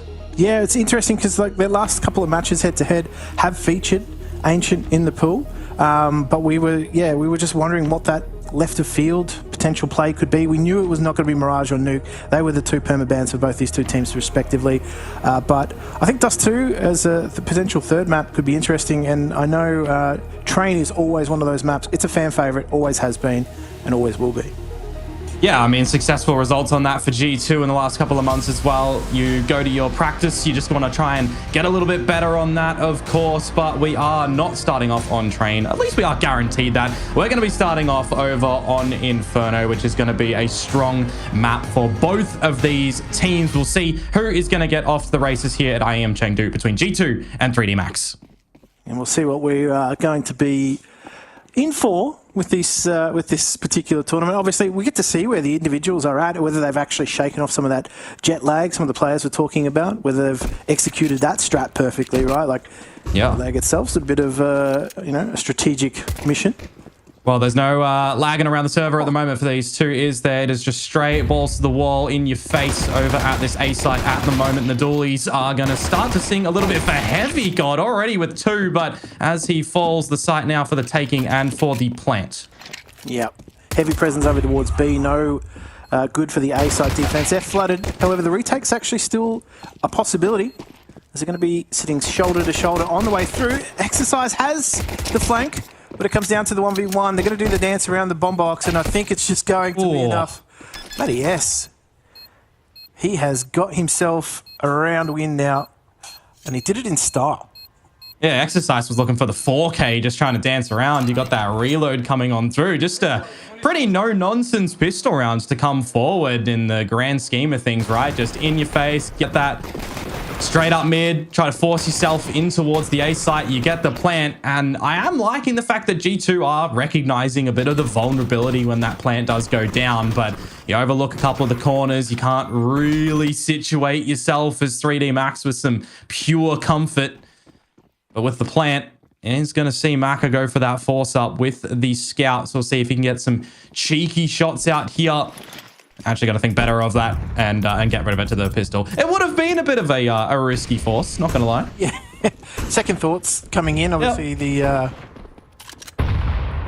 refund coming through. And well, Halloween was behind us, right? So we don't need any scary things in the server.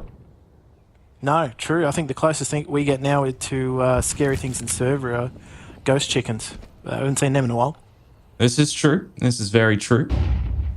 Just see what the Deagle and a couple of these upgraded pistols are going to be able to do for 3D Max here. No flashes to try and facilitate a bit of a pop up towards the A site, but it will force out G2 to spread their wings a little around the map. A bit of interest over at B, but all in all, should just be a free round, you'd assume, for G2.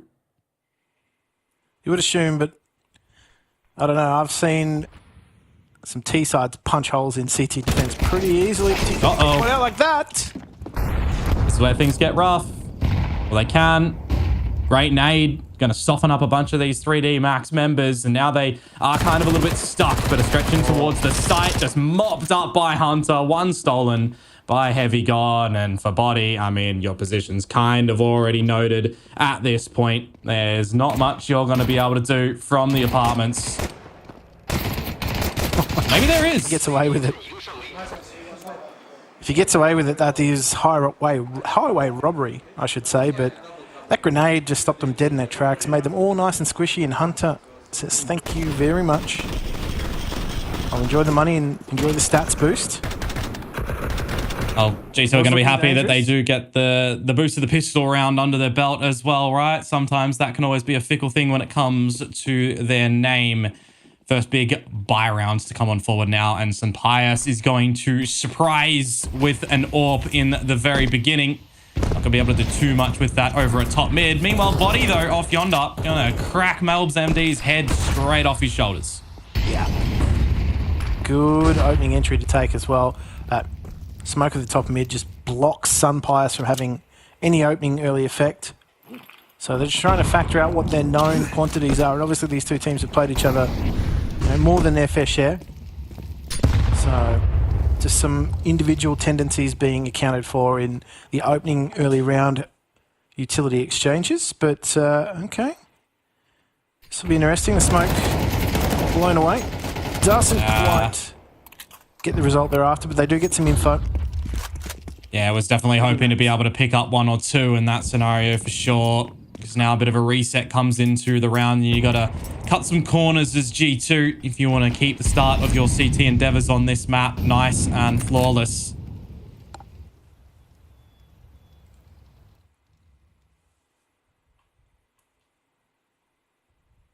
They're just going to creep their way up bracket. Oh, the timing. Some bias is going to allow Hunter with that trigger discipline to find the next 2, and things are falling apart for 3D Max. They are being absolutely slain at the top of brackets by Hunter.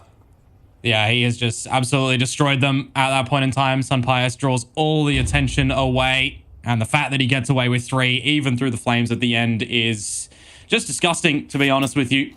Don't think the 3D Max are going to overlook a couple of these corners going forward again, because that is just going to break their early T-side start here on their own map pick as well.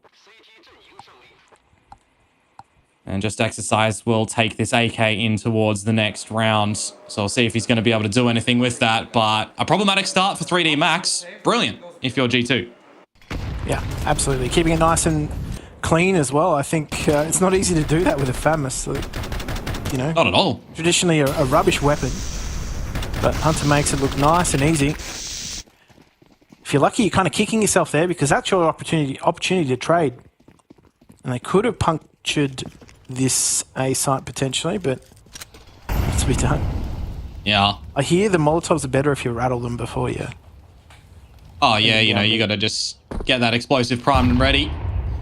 There's a couple of them in the server for the T's in this round as well, but you're definitely looking to see what Exercise is going to be able to do with the saved AK. Just slow and steady for 3D Max. Yeah, no need to overextend themselves either. They know that they've got pretty heavy weaponry advantage. Oh. Cheeky. Very cheeky. Going to win it this time, as opposed to being the first casualty like the previous. It's a victimless crime, isn't it? You know, it's like punching someone in the dark when you shoot someone through smoke. Well, the B-sided players need to get a bit of punches out right now. Call for Sunpius to come on over with that AWP as well, because sub 50 seconds to go, 3D Max. Not really going to be able to go back to the A site. Going to play the close proximity with these pistols and try to bully their way in. They're going to be bullied on entry. So, great little flash. Now going to slip through the smoke into Arch. That could be problematic. There's that AK coming into play now for Exercise. And he is working out this B site for sure. We'll be able to get the bomb plant in. There is that player at Coffin. And he's just got to wait for that rotation to come deep through Banana. So there's going to be some time. Yeah, there is a world in which they can make this work, but it's going to come down to some individual shots just being collected very nicely, and a double for Exercise on 12 would be enormous. The timing is just going to get the better of him, and for Graviti, there's just nothing that can be done. So a really good pass mark for G2 in round number 4. And now we start to question for 3D Max.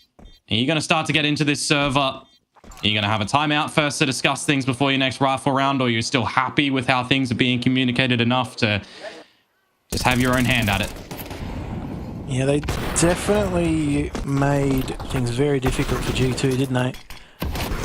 And if anything, as well, just keeping that CT economy from ballooning out of control. But the timing on that for Exercise, he's done such great work in setting up the post plant, but the timing doesn't work out for him. So they're just going to keep factoring out Sunpius with that smoke. They're going to continually try and push him further forward down mid. I love this, though. To go. Yeah, I like the hyper-aggressive AWP. Just take the fight to the opposition. They're having a He's done it again. Smoke and Banana. Yeah, Malb's just now better for it. 2 frags, make that 3 over on the side of B for G2, and it's just another complete shutdown before 3D Max can even get situated, can even really find their footing. The AWP out from Aka, not able to find any trades, any even attempts at the moment. There's a very stark difference on Inferno right now for the successes that we've seen previously from 3D Max, you know, against the likes of FlyQuest. Even in that loss against Astralis, there was a good T-sided start. but it is just a different beast at the moment when you're already allowing the multi-fragging to come out from G2. Yeah, it's not a good start at all. You kind of want to put them on the back foot, and haven't been able to do that thus far. But I mean, if you look historically at the matchups between these two teams, Inferno, yes, 3D Max did best them on this map at Pro League, but it was quite a close map, 13-11. So the rest of the encounters have actually gone the way of G2 and quite comfortably as well. So I'm expecting G2 to have the upper hand, and they're certainly showing that in the early phases of this match so far. I mean, definitely a bit of a different look in that EPL game as well, right? Definitely G2 pinned as, I would arguably say, the hard favorites in that one. So the fact that 3D Max kind of figure out the way to scrape on by in that series, I'll say, is a very loose way to look at that one. It does force G2 to really sit back and reset things coming in towards this tournament, and also kind of allow the newer members that are still, just about 3 months involved into this team as well, right, to actually get situated properly, really start to figure out their positions, and they're working together with the team. Because since they, joined the team, it's just games after games after games with not too much of a sit down, but they've had a couple weeks really to actually figure out what the form is going to look like coming in towards this, coming into the major around the corner. And to bring it back to the game, I am happy to see that 3D Max are calling the timeout right now, because if they allow G2 to keep running with this, we will see another big scoreline difference like we've already seen in a couple of the other matches at Chengdu so far. Yeah, absolutely. Absolutely. I think, a lot of these players are also in that mindset of just sort of easing themselves into, I guess, not another big tournament, right? Like, as I think it was Harry said, it is the major before the major, right? Like, pretty much you're looking at it's a form check for a lot of these teams. Oh yeah, I mean, a crucial period of the season. You got to think about it, right? 14 of the 16 teams that we've got here are going to the major. That is such a huge number. 8 out of 8 at the third stage. Definitely want to put in your performances and really get yourself situated. We'll see if on the back of the timeout right now, 3D Max are going to be able to do so. However, some damage already exchanged with the banana control for G2 already firmly established. Not a lot of utility 3D Max can throw in to regain the territory. So they're going to have to look to some different areas around the map, perhaps, or really just take a big amount of fisticuffs over to that B banana spot. Yeah, certainly giving them a lot of respect, but they are being completely pushed out of banana. 3D Max, they've just got nothing. Even when they've tried to make their way through, G2 have just got spam down all of the commonly held lines. It's not really yielding a lot of success. This pop into brackets here could be where they hope to change that, but I mean, even now, Heavy God's just got that Molotov to just slow things down. And as time starts to tick away, that's something they're going to have to try and get away from.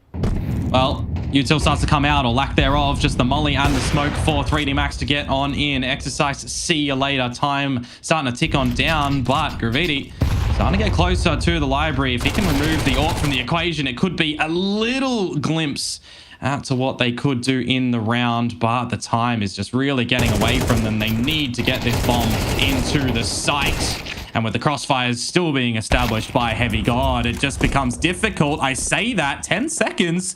The bomb can be retrieved. You can get Maka on the line with this AWP. This is doable.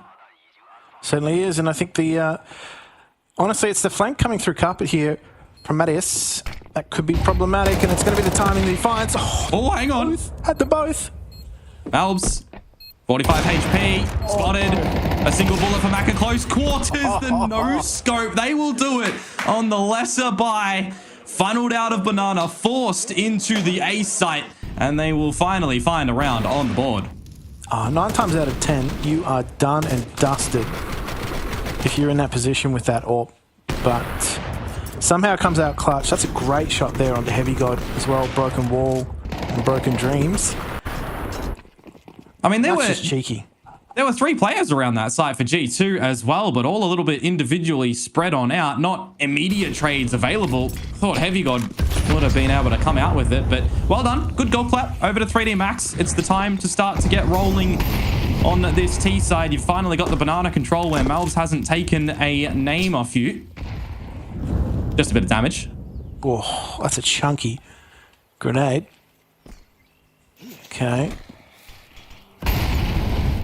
Not going to get caught out by that timing of the utility. They are pressing towards B quite early on.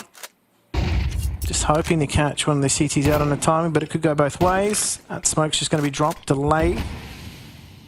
I wouldn't be surprised to see 3D Max try and reroute themselves through. The bomb's not committed. It's still on T-ramp.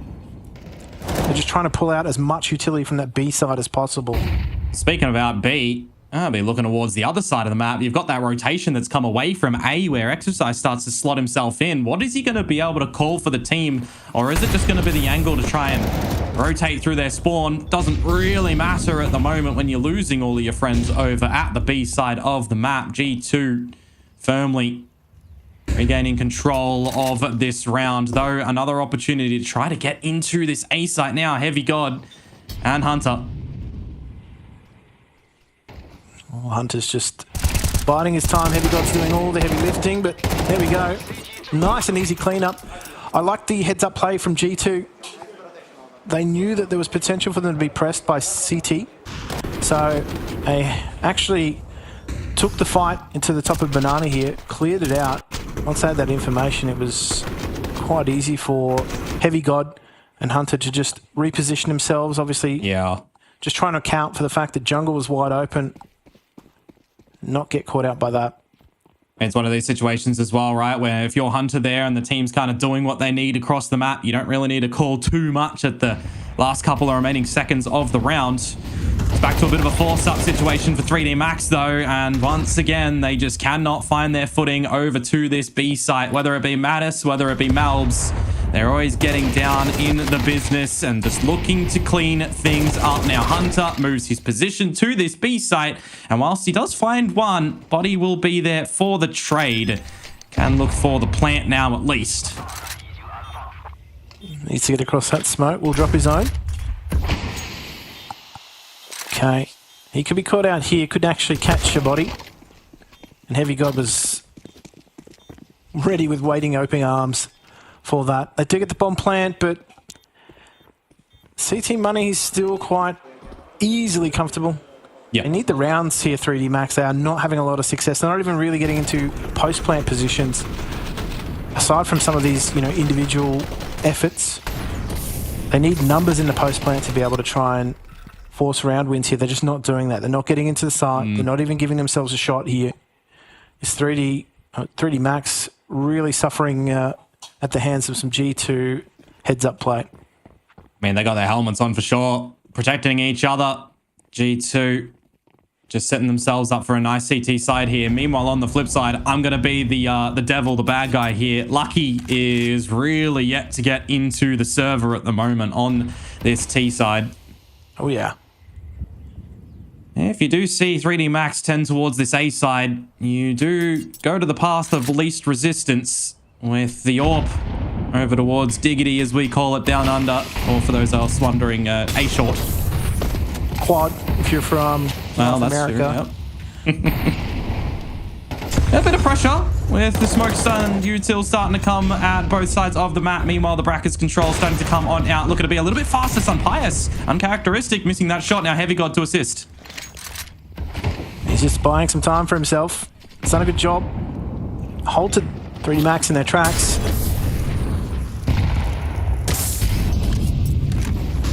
They're not going to be able to get in here. Oh. Well, actually, maybe. Starting to see what the damage comes out from both sides. It does get one out. Lucky finally on the board. He'd need to come out with the 1 versus 3 to claim this round. Not a lot of util around for anyone currently. Some on the floor. But it is a 1 versus 2 that Lucky has to try and come out with. Together, holding each other's hands. Hunter, Malbs. There's the first for Lucky. It would be a big one to come through with. But no, Hunter is just going to stay on top of the situation. The leader to close out the 8th for G2. Hunter is the collector of skulls at the moment, that's for sure. The big, wide swing wins them out here. Heavy God did a great job just holding up 3D Max. 3D Max do punch pretty hard, though. I thought Lucky was in with a chance, but Hunter's just been so solid so far in this match. Multi-fragging his way through. And I think it's safe to say that, even though he's got those IGL responsibilities on his shoulder, he's still, not shying away from the fragging department. I mean, that's always something that you got to remember as well, right? When you've got players coming in towards this game as well, and it's always big teams, and you're having to see some changing around the scene. When you lose an IGL, you almost have to see, are you getting someone else to come in to take the mantle, or are you, kind of transitioning a current player to take that spot? And for Hunter as well to start to step into it after just being with this organization, being with some of these players for so long as well, you generally know, what you want to see from an IGL when you've just been around the block a couple times. So he'll put his own little spin on it, but still be capable of finding damage in the server. And if it's working for G2 on this current CT side, then sure as hell you'll keep running with it. Absolutely. It'd be silly not to. Tell you what, though, getting a lot out of these grenades, G2. Softening their targets quite nicely. They're going to continue to push into this B site, and that's going to be the crossfire set up very deep. Yeah. There's no one in there to trade, though. Just no way to get into any side of the map. It feels like even a little lurky in exercise is being read and shut down because he's tried it a little bit too much already in this half. Just being kept at bay, and it makes it all the more smoother when you do lock out 3D Max from getting into this B site. And now it's just body, which will eventually hit the floor. You would expect another timeout utilized by 3D Max to no immediate avail. And this one's even looking to be an all 5 alive situation for G2. Unless they just give body a duel free of charge. Yeah. Doubt it. He's about to enter the shooting gallery. And it's the off angle that catches him first. I do agree that the timeout is well and truly needed. They're having absolutely no success. Now, not even getting into the sides, right? Like, as we said before, bar some individual brilliance, they're not getting into post-plant situations to even try and, close out rounds, let alone have success in the opening parts of them. I mean, the thing right now for me is that G2 are just playing some really good fundamental CT side Inferno, right? There's nothing too spicy. It's very coordinated from a couple of your tandems over towards Banana doing the same thing. Rinse and repeat is what 3D Max are trying to delve in with as well. This break is being put to good use so far for G2 on the expectation that this map would come into the pool, into the veto for this series. Now, as though you try to get back in towards this B site, you do get to the front entry, but held at bay by the mollies. Albs and Mattis already spotting you.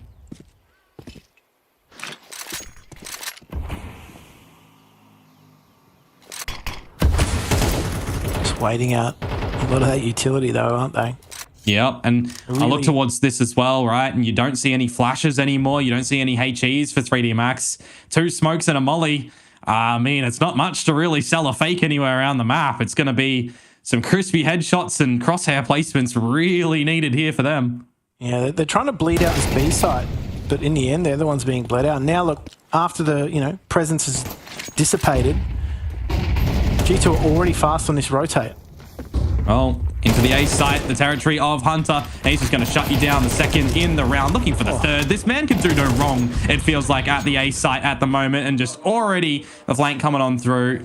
All 5 alive for G2. They have an iron fist on Inferno at the moment. Yeah, this is the Hunter show at this point in time. He's involved in everything. Don't get me wrong, Heavy God has been very difficult to remove from the pit. And that just makes things incredibly hard for 3D Max to try and break their way into this site. And it's actually creating a lot of space for everybody else on G2, on the A site, to just get... Okay. He still gets one. An opportunity for 3D Max to start to get into this B site, you'd think, because it would be weaker as it's just Mattis alive. But look at all that extreme damage that's being delivered to the T's at the moment. There's no way that you're going to be able to really bully yourself in with any flames, any HEs that go your way, and you haven't even really started to cross at the moment before you even attempt to get into the site. Exercise good for 1 in the trade, but is it already too far to go on the flank from Heavy God? He has left his pit, but he is still looking to get active in the server again for another round. And now Exercise, I mean, mate, a 1 versus 3, do you have it or not? He's got time. He's got the other side open. Is he just going to lick the stamp and send it? I mean, it's the last round of the half, right?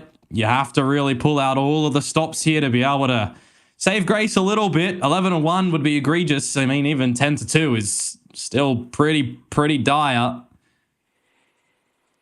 Surely his rotation. You'd have to take the timing on the right angle properly though, right? Because generally, do you expect your opponents to split up in this scenario or to play together? Exercise won't even get to find out because Pius will drop him. 11-1.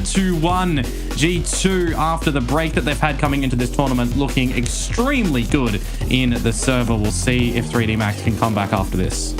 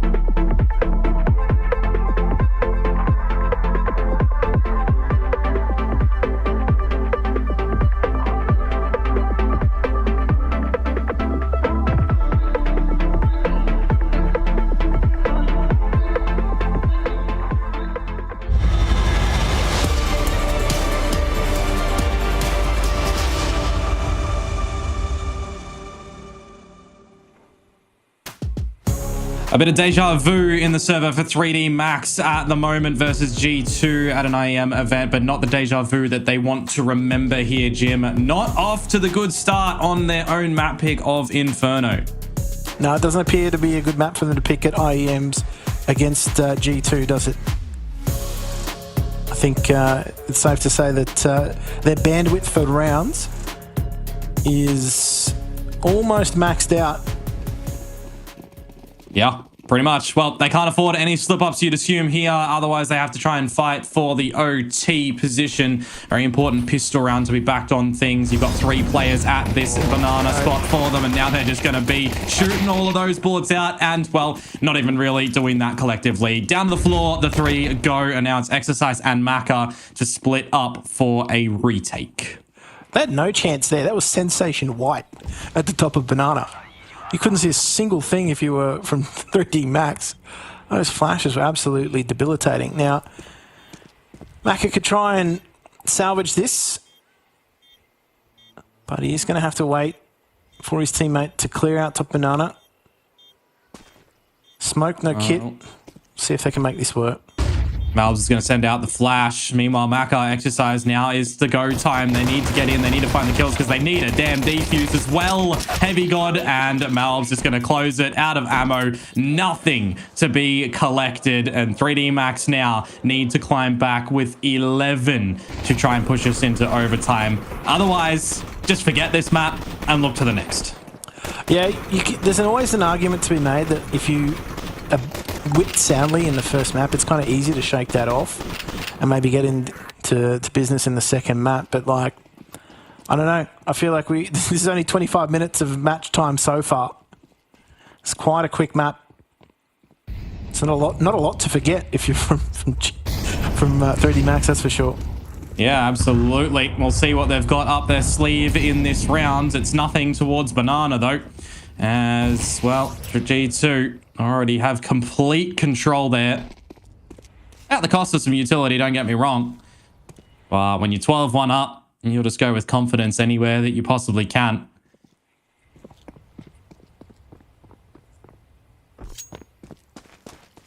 Yeah, you'll be kind of wanting to end this right now if you're G2, right? Perfect start to their IEM Chengdu campaign. And I think it's safe to say maybe they've at least shaken off the loss at Pro League as they enter into the second map. But obviously, 100%. Still one round between them and that reality. 50 seconds to go. They'll draw out a little bit of this utility that is still over at this B site and also draw over a rotation from Maka, who thinks better of it to go back towards A. Backup Exercise if he possibly can. It's a bit of a risky play, meanwhile, for Malbs. He's just gifted the strongest weapon in the server over to the opponents, that AK-47. Yep. I do actually catch out Hunter now too. The Mag 7 finds another 2, looking for the 3rd. Not to be. Now, can't even get into the site. Maka denies entry. So they were chewing up a lot of time, trying to chew out a lot of utility. I think they maybe got a little complacent there. Malbs just straight walking through the smoke, giving away that AK. Yeah. Really started to pull at the thread and the whole sweater came undone. I mean, luckily enough for 3D Max that they do get another round on the board. I was kind of going back through things for them on the map of Inferno, and they've never really even been dealt anything like a 13-2, 13-1. 13-3 is, one of the ones that is the worst of score lines, and I'll give everyone a guess out there on who that was against. Yeah. So an opportunity now for 3D Max to start some sort of campaign on this CT side to potentially just save face. 12 is all they get, I'm sure some people will be saying, but it is honestly been a pretty clean and strong 12, and when you're seeing a bit of util like that, does not give too much confidence. Yeah, Mac is kind of undoing himself a little bit now. He has to retreat. Lucky will be the one to clean up though. They are starting to pester this A site, but it's going to be back down, reroute to B, try and potentially draw out some more utility or allow Heavy God some space to try and work with here. If he can pick up a frag, it allows the B site potential of like, a 3v1 if a player rotates off, but well, they're going for that heads up play. Confidence kills is what we're looking for here, Jim, for 3D Max. Get some smiles on your dial for them. Every time we've gone to the G2 cameras, they are just always smiling and laughing in the server at the moment. Need to start to see the same for 3D Max. So far, this round, Navigating it nicely, not dropping it too much, and it's just going to be body that will lose his life. A third found for 3D Max, but now the weaponry comes back to G2. Yeah, Exercise getting some reps in the top of mid. Starting to build something, but doing it in the hardest way possible, aren't they? Yeah.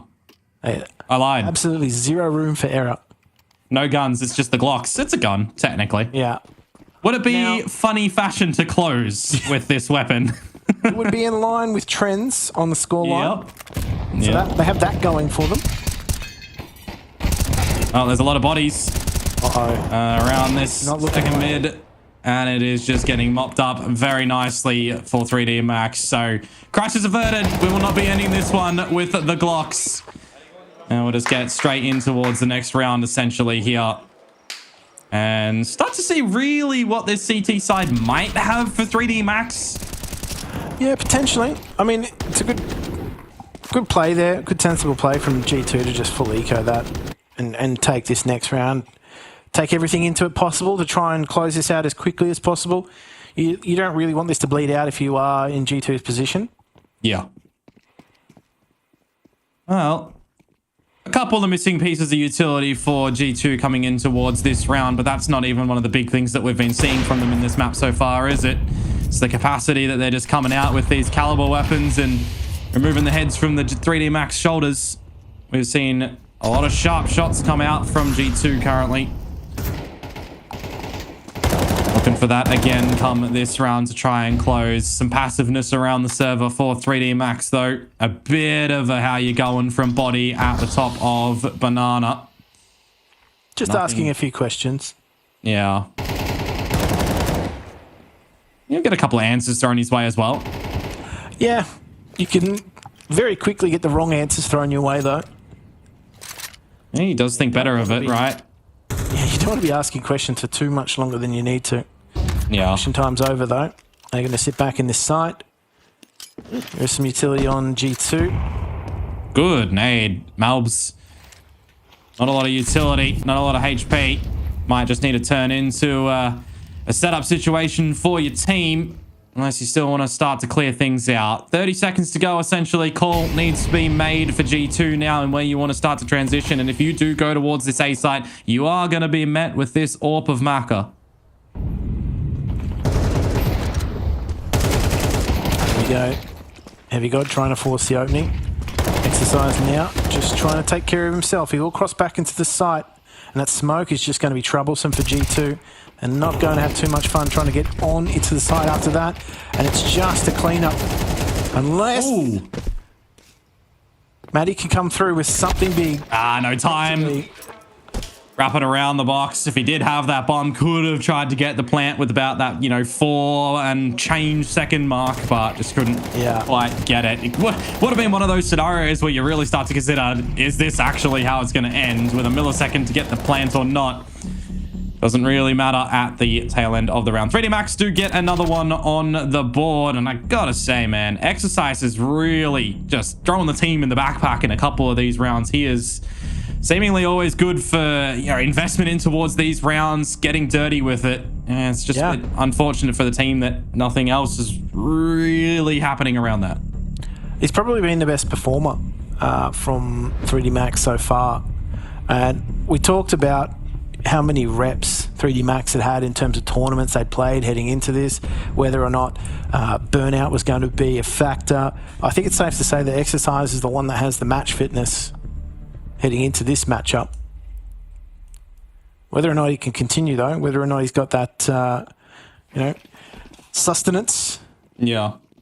I mean, the team as a whole collective, right? In that CAC final against Legacy going the full distance, you got to talk about tenacity in the server and patience as well, right? The depth that you can come out with. So it's not like these players aren't just disconnected from having deep series. This is, the first map, but when you look towards just the history as a whole in the last few months, that's where you start to talk about the mass burnout for this 3D Max squad that are just event to event, trying to push through any jet lag.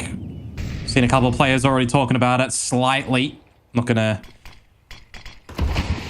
just adjust quick as possible. Yeah, you got to kind of game the system, haven't you, to get that right. If you do get it right, then you're on good straights. But for some players, it can be a rough few first days of play. Yeah, for sure. Okay, Hunter's doing the rounds at top banana. Smoke goes down, waterfalls into arch. Yeah, there's a bit of pressure already being established around this A side of the map as well, right? You can see the the shift rather, adjusted for Maka peeling away to try and assist the B side. If he was still here, he would be called up and needed right now, you'd assume. Lucky, good for 2 with the Flames finding 1. And more importantly, the bomb as well. So the Arsenal can start to come over towards this A site for some assistance too. Mattis and Amalbs to see if they can close this one in a 2 versus 4, sorry. It's going to be a tough ask, but they're going to try and go through the smoke. Okay. Looking for the first. Can't find the second, though. And unfortunately, not enough bullets in the chamber to make that work. And we're all going to turn their attention to Graveyard. And that's exactly where Malbs is put to rest. So 3D Max carving out a few rounds for themselves. Yeah, well, they'll give it a little bit of an effort, right? Making sure that they can chip away at this small piece of your economy that 3D Max might start being able to come out with. But at the end of the day, it is still map point for G2. A lot of them to play with here, but you need to make sure you don't get in that mentality of it is just one. Let's close it now, because if you start to give 3D Max some tendencies around the server that you're getting in with, that's where they will start to put a little bit more punish on you. And they start to clamp it down. And, I mean, you're already in a situation where you've got no room for error. Feel as though everything is just on G2's timing. Yeah, Malbs. Good opener, though. Going by himself, no trade able, but Mattis will find one onto Maka. Now the timing starts to come on out. Heavy God. He gets numbers noted, at least towards this A site. You'd assume that that might be the go time to lob a flash over as G2 to get into this B site, and they do that a little bit too late. Some disconnected timing from them at the current juncture to try and get into this site, though, as you relinquish a little bit of the control here. Smoke blown open. And the flank coming through from Gravity as well to shut things down. 3D Max, this is what we've been waiting to see from you in the server. Yeah. Heavy God gets that info at top mid. He calls that, and you could tell they just weren't quite prepared, but they committed nonetheless to try and get into that B site. And it was very difficult for them because, as I said, they were underprepared. There wasn't any setups, there wasn't any flashes. As you said, the flash was just a step too late. Body was able to clean them up and prevent entry even further. Never even got it into crossing the site. And then there's just Lucky chilling in the archway, able to pick things off, and the rotations all the way through. So remember what we talked about before, things bleeding out. It's starting to get a little more difficult for G2. You can always throw it down to being one of these things about T-Side Inferno as well, right? But when you have such a sensational lead, you got to remember, right? 12-1 at one point in time. It's a big swing. 12-1 if you just joined us. It's a big swing. Could be a big miss, though, if they don't convert. So we'll see. Astronomical miss, if you ask me. Just the pistols again for G2. See what they're going to be able to muster up in this round. A bit of silence up banana before lobbing a great grenade on towards Body and Maka. That could factor in a little later. Maka's actually got to change the lineup he plays now completely. He's been whittled away.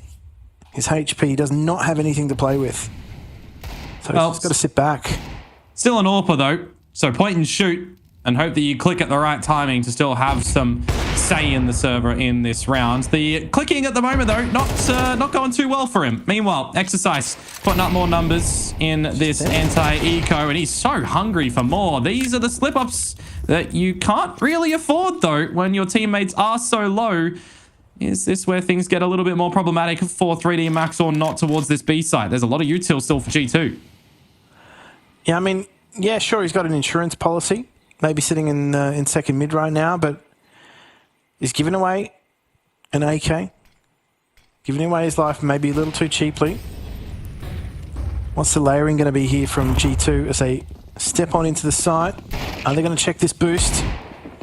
Gravity defying. Easy able to clean up. B it's Hunter. Looking like it's a bridge too far for G2. Yeah. I mean, you've kind of hit the nail on the head, right? When you've got that second player over towards a deeper line at that A site, they're just the protector at that moment to call an audible, right? Just everyone go towards the B site and defend it. If they rotate back over here, we can always switch into a post plan, or I can get a kill or two before there's any real problems in the round. Just a good spot from 3D Max to kind of seal the deal on the round at the end, and then you just need to mop up the kills. 12 to 8. Do you get a little bit hot under the collar now as G2 or not? Weapons back in possession. Banana, nade strike going your way. Hunter caught with U2 and Hound. How does Buddy get a second one? Sun Pius has been accidentaled. You do not like to see that one there for them, but Mattis starts to answer a little bit back towards this brackets. Oh, they're just going to roll on into this A site, though. That's the question going to be asked of Lucky. He can't see a damn thing. And the rotation's been cut off completely. But there's the trade out into the site. Back to a 2v1. And Body's got to play for this.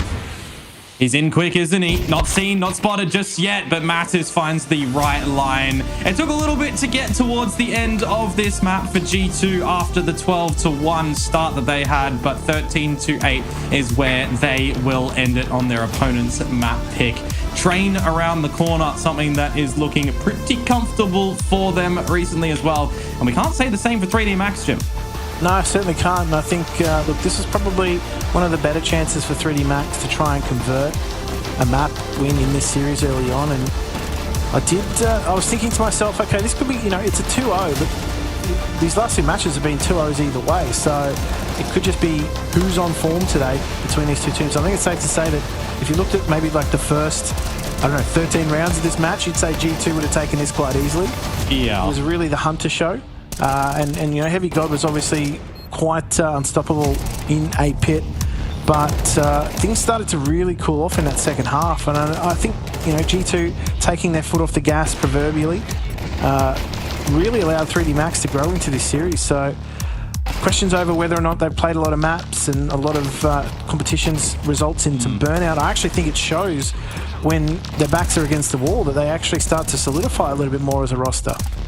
Yeah, I mean, in our head-to-head, to throw it back towards that as well, right? We put Mattis and we put Heavy God, those two players in the server, putting up some strong numbers. But I'll tell you what, didn't have on my radar that Hunter was going to come out absolutely firing on all cylinders in towards this map. He is going to end that one quite convincingly. And coming in towards this map as well, I was kind of taking a step back looking into this one, and I was thinking to myself that G2, they kind of need to just avoid some dry and repetitive executions. They were kind of getting a little bit problematic on that T side when it starts to come into those rifle rounds, but that CT side, I mean, just ever so dominant. And for 3D Max, I was thinking to them, it needs to be some momentum early garnered over towards them, and it gets shut down on their own map pick. So a bit of a rest for them to settle before we get into the next map, which will be Train around the corner. So guys, don't go anywhere, because we have another one to play to see how deep this series is going to go.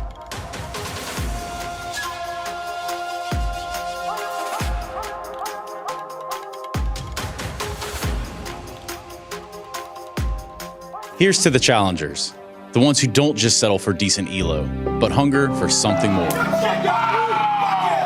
The ones who don't just queue for another match, but prepare for war. You can doubt them, overlook them, even count them out, but you can't stop them. Right now, I'm with Dupree, who I can see has got tears. While others play for fun, they play for legacy.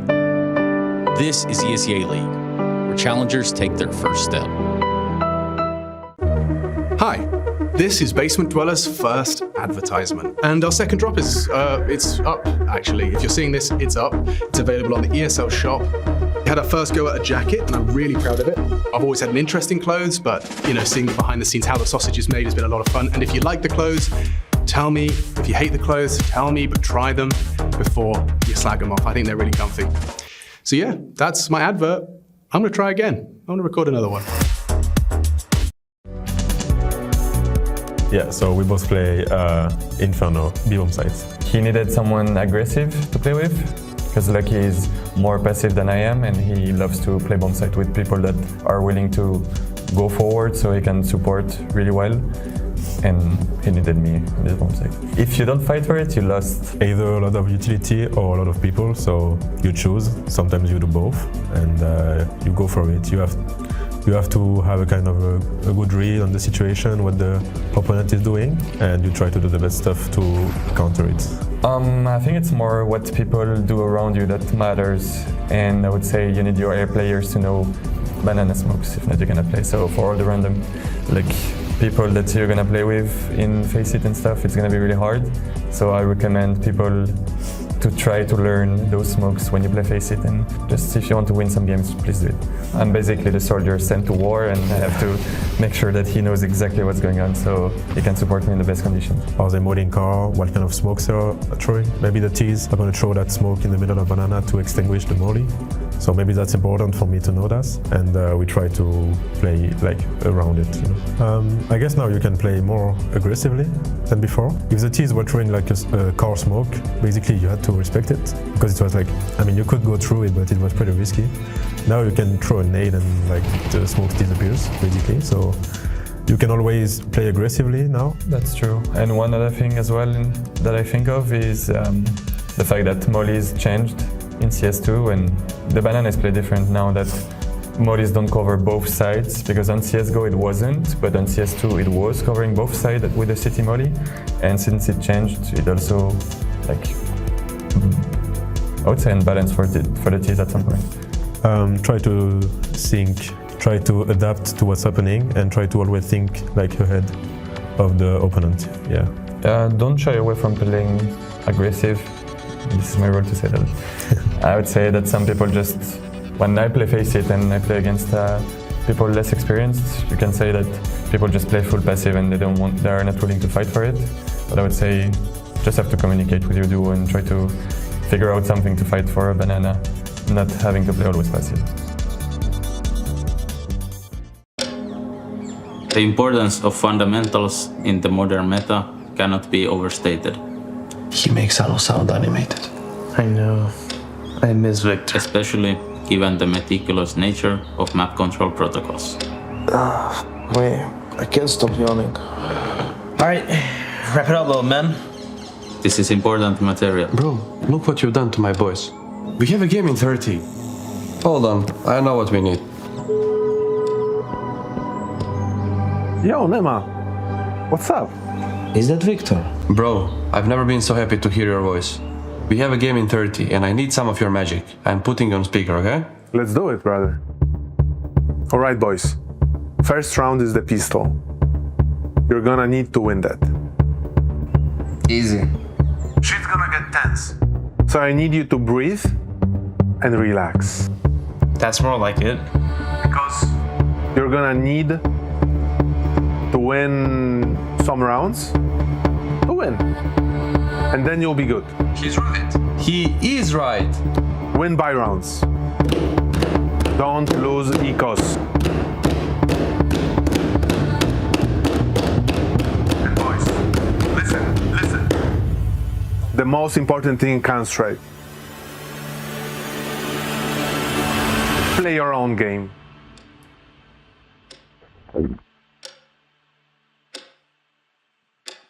Yes! Let's go, guys. Go. Let's go.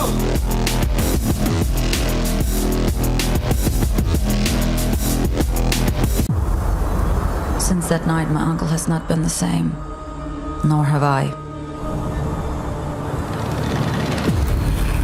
Moses' youngest nephew. He may be the answer. The question is, can we control him? Face Rotha. He's psychotic.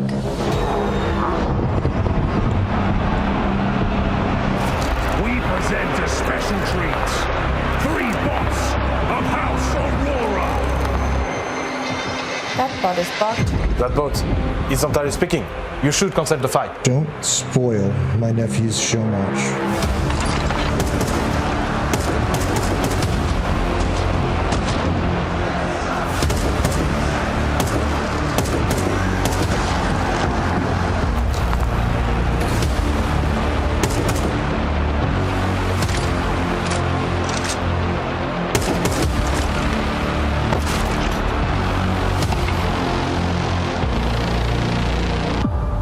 Have you ever had a dream about your first jump? Be simple.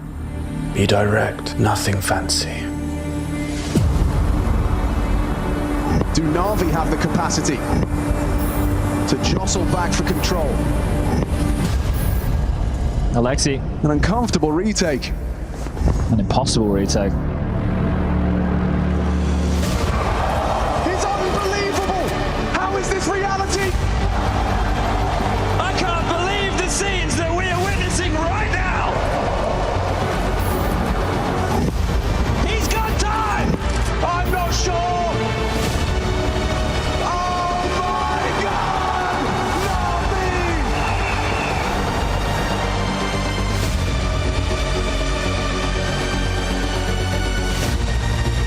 Consider what you're about to call, Alexi. Abomination.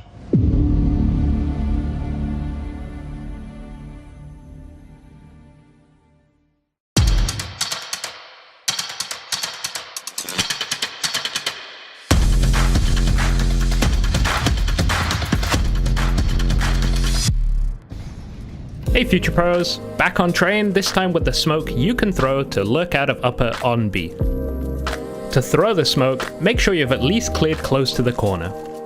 Stand with your back to the opening and aim at this point. Then simply throw the smoke. This blooms in a way that it makes it possible to sneak out and take some angles onto the B side.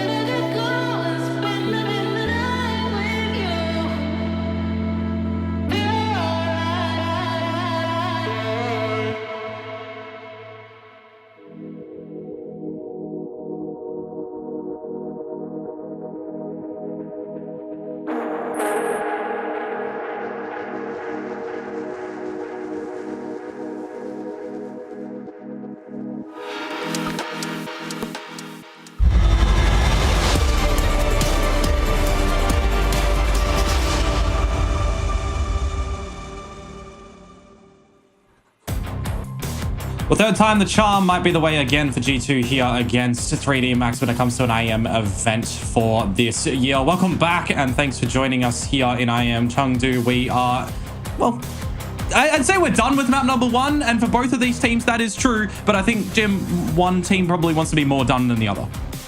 Yeah, I think it's safe to say that, look, if you look at G2's first half performance, it should have been done much quicker, and I think if there was one person to point the finger at who was certainly lifting G2 to that sort of scoreline, it was Hunter. and he was quite instrumental in the first half, and I think he was kind of feeling the brunt as they fell away in the second half, though. Yeah, I mean, the stats of that first half kind of speak for themselves, don't they? 17-3 on that CT side. And I will add as well, that isn't even with a first kill or first death in the mix. Malbs was actually putting up a majority of those first opening kills. He was just, Hunter rather, was just getting down and dirty in the mid-rounding and in the sort of late end stages of the rounds as well. Really putting up some good numbers. And I mean, yeah, the second half, it falls away a little bit. There, you had that 12-1 in the beginning and it ends 13-8. So it kind of changes the, the stats from the outside view. But when you come into the story of it, he has put up a phenomenal first half for the team. As now we start to transition in towards the second map of this series, which is going to be G2's map pick of Train, which is, in recent history looking a lot better for them when you consider 3D Max is currently going pretty negative on that map. Yeah, look, I don't think it's going to be a case of the hunter being the hunted on Train based on, the performances that we've seen recently. But we know that these two teams obviously have got some familiarity with each other.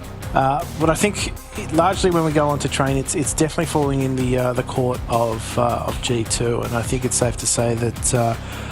Look, if you're looking at the players that maybe were a little bit more absent from 3D Max's perspective, it took a while for players like Lucky to get going. They need to really step things up if they're going to take this to a third map in the series. And, you've got players on 3D Max like Exercise who was just leading by example and putting up numbers. So if he can get back into that groove, I think it's a solid building block, but he just needs 2 or 3 more pieces to come to the party and start to chip away at G2. Yeah, definitely need to look to the bigger picture here for 3D Max to try and double down against G2 with that EPL victory that they did recently get as well. But of course, you got to remember, Train picked by G2, five in a row on this map currently, taking down Furia, taking down Legacy and Vitality. 3 names that's, winning events recently, looking for some massive scoring, looking for another trophy up their sleeve, on their belt, so to speak. And when you look at 3D Max's side, Jim, now, we're Aussies here, right? And we're not putting down our boys, but they did lose to FlyQuest on this map. So, I mean... I do get a little bit worried for 3D Max in this series, if it's going to go 2-0 or not. Look, I think it's safe to say that, this series, a lot of people are pegging G2 as the favourites regardless anyway. They'll look at like that Pro League matchup between the two of them as a blip on the radar. But look, you can't write off 3D Max under any circumstances. Even though, they're strong, their showing on this map hasn't been the strongest of late. FlyQuest are one of those teams that they're going through a period of restructure as well. So they're a difficult team to try and read at the moment too.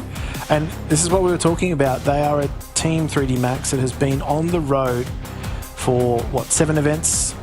And 3 months of grinding. They haven't had a lot of time to go back to the drawing board and really try and fix huge fundamental, make huge fundamental shifts in their gameplay. They've just kind of had to adapt from event to event. Well, I think when we're looking at 3D Max for this map as well, on the expectation that this map was probably going to come into the veto with both of these teams having permabans, we need to see these scrappy challenges get a little bit of a surprise in there, right? So we'll see if 3D Max are going to be able to capitalize with an element of surprise coming in towards Train to throw us into the third map or not. It would end here putting them into the lower bracket. Let's get started on G2's map pick of Train. And let's just see whether or not they do utilize underpass. They're going to basically just send it out into that B site, straight down low ramp. Not messing about, are they? Not at all. Down to the ramp, and they're going to force the fight. Well, Lucky, he's going to get on the board nice and early. He was sitting on that donut for so long on map number 1. The plant to start to calm down, and Gravity, well, you'd best know that you got to be careful of what's behind you. Bomb plant down. Trade's starting to come on out, but with Exercise noted, he is trying to draw attention away from Gravity to come on down. 2 versus 2. Locking out the duel, Hunter. How is he going to get back in towards this one? He's got to get those running boots on to start to get towards the site as well. There's no kit on these CT members. And now Heavy God Hunter start to come on through. Deny that defuse from coming on out and just take the headshots. As Taz said it best, win the pistols. Yeah, take the pistols, win the pistols. Very difficult round, actually, for 3D Max to try and disassemble once they lost control of low ramp. And, I mean, Gravity did a great job of just trying to pivot everywhere on a dime. Yeah. If it wasn't for... I mean, Hunter really had to go deep into the short ladder underpass to try and stay alive and keep them in the fight there. But yeah, I'm just going to go again. Very early presence inside. Just take their time, though. Don't want to be caught out by grenade stacks. Don't want to be caught out by pushes. There is a force up at the moment from 3D Max. Getting some MP9s in the mix, a couple 5.7s as well. Get up close and personal can be the way to steal this round. But they're just going to have to steal themselves with the silence that comes in towards the server G2. Some control around underpass into the brown holes. Outside of lobby as well.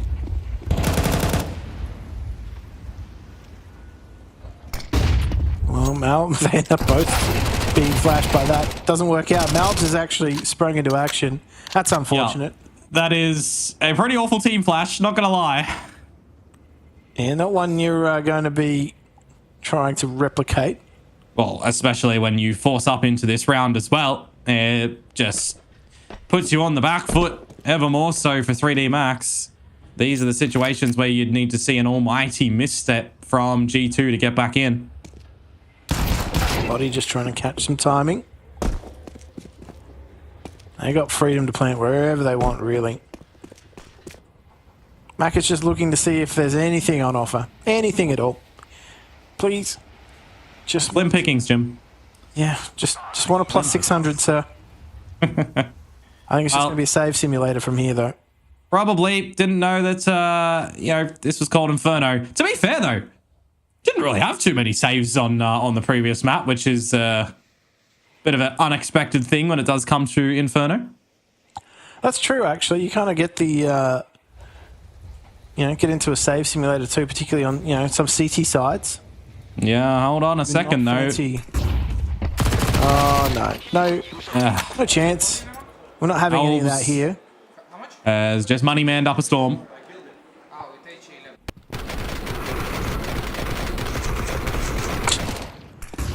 Yeah, and as I said, not the way that you wanted to start off, is it, right? You get that force up from 3D Max into it. You don't get a single kill either to G2. Another stellar start for them. Do wonder how far it will go. Yeah, early set of smokes outside just to try and fight through the channels. A big stack from 3D Max towards lower. They've got Lucky. Interested to see what his peak timing is based on what happens here on low ramp. And that is just going to be the train rolling on through. Lucky steps, but there's nothing there. Oh, Heavy God. Playing that AK. Yeah, what are they going to be able to do? The challenge is certainly on. Numbers now noted where 3D Max were fighting for. Luckily enough for Heavy God, he was technically anti-flash to get the trades. He's still looking for a bit more here. Somehow manages to wrangle that one on towards Maka. And even looking for another. Will come away with all 5 kills in the anti-eco for that third round. That is good for the stats. Good for the, I guess, the mental as well heading into this. It was a very scrappy round. We're seeing, you know, 4Ks come out a lot today already, right? Most notably Monacy having that 5th kill stolen from him in the pistol rounds 3 times. I think there was one 5K that just came out in the other series that's going on at the moment as well. Can't exactly remember who it was, but lo and behold, starting to get a lot of individual moments and clippable scenarios for these players. We're only here on day 1. Frag movie already looking good. For sure. Now we need to start to see a a movie for 3D Max come in. Otherwise, it's going to be curtains closed and you don't even get noted in the credits. Guns are present. Yeah. Looking like an IMAX feature film. Flash in. Peek before it though. Mattis catching exercise. Taking space. Splitting the defenses of 3D Max around the map as well. You got a bit of a split approach currently. The rafters of B and Ivy being controlled by G2 makes it a little bit difficult to feel confident around the map as 3D Max, where you want to try and reposition and where you want to try and get some, well, just a state of equilibrium, really. Oh, chance there for Maka to just relieve some of that pressure. Can't be done. Oh. Like ships in the night, just gonna go past each other, and who? Oh, Mattias is making noise. Oh, and they're holding here on the inside body. Last bullet in the chamber. Leaves a lot on Malbs' shoulders. There's a long way to travel for Sunpius before he even gets there. He's in a different postcode. Yeah, he just has to save here, unfortunately. Didn't get the memo. Ozpost at its finest for those that get the reference. Thank you for those that don't. Royal Mail. Yeah, really slow postal service that you just get the message too late. Let's put it that way. Opening kill, not the way of 3D Max, but at least they do manage to piece things back together in the round and get on the board. Well, I'm going to call it super early compared to last map. What he did need was a DHL. Express rotate. That's I feel like a bit of a round gone begging there for G2. Very big collapse side. It does feel like that they were in with a win there, doesn't it? With the space that they found, with the way that they were navigating control around the map, but a couple of slip-ups don't work out a treat. Meanwhile, could have been a bit of a false step to the beginning of this round for Heavy God. He gets assisted quite convincingly with a good flash in. Still quite healthy as well. And he's still so hungry to try and find something, but will get smoked off. Yeah, they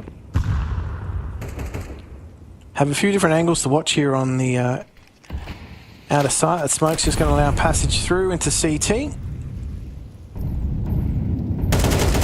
And actually catches out exercise. So that's what they were looking to do last round. They didn't have any success in doing so. And now this puts a lot of pressure on 3D Max. They've got a lot of angles to watch.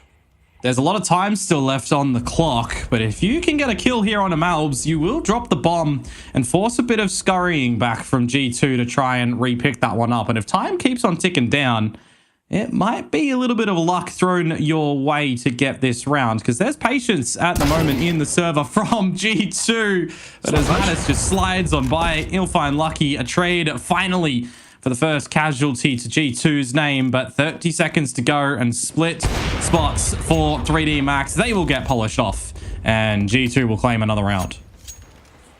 Yeah, that's a easy one for them in the end. They had everybody's number there. I think, honestly, the big breakthrough frag for me was this double here from Matty, just taking control through Vines or Ivy, depending on how old school you are. It really put a lot of pressure on that TT side. And so now it's back to the drawing board here for 3D Max. They're really going to start to struggle here on their CT side without the utility, without the weaponry. Training is really unforgiving if you don't have a lot of utility. Doesn't matter what version of Train that you play, or if you've ever played. It's one of those maps where utility is really important.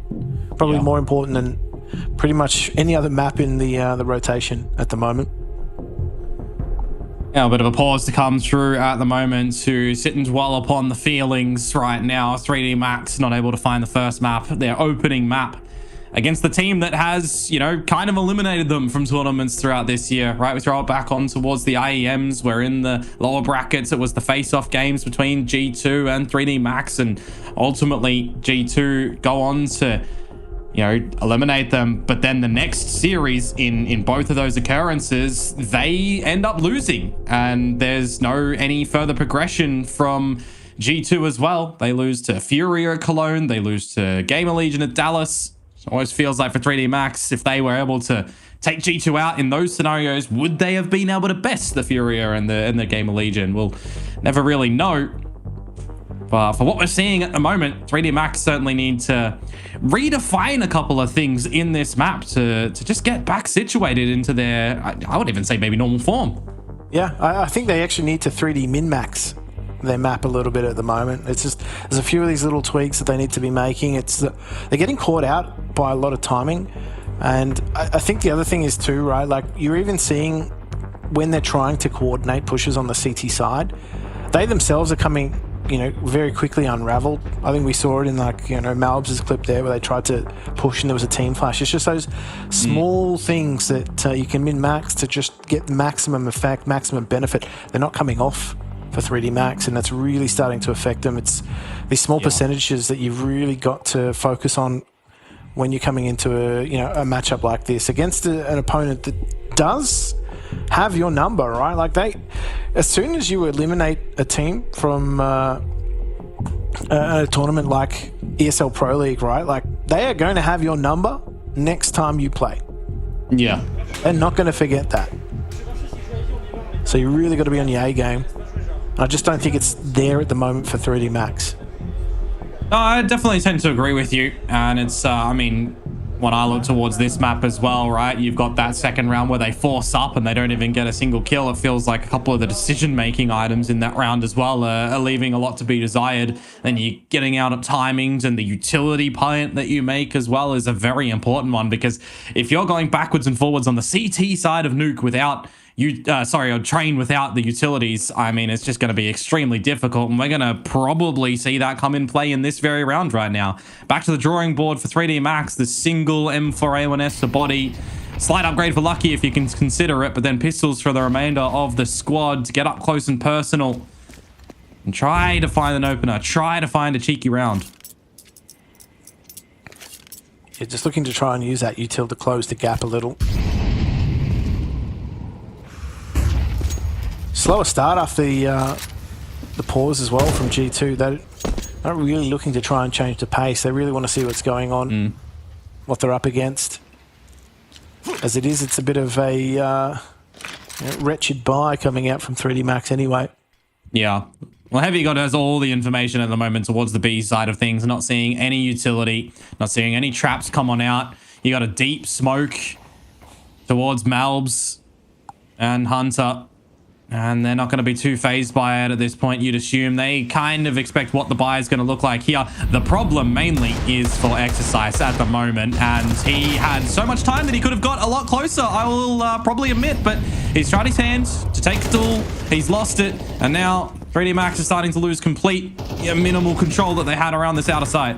Yeah, Exercise not quite hitting maximum intensity. And now he's going to be Maka capped.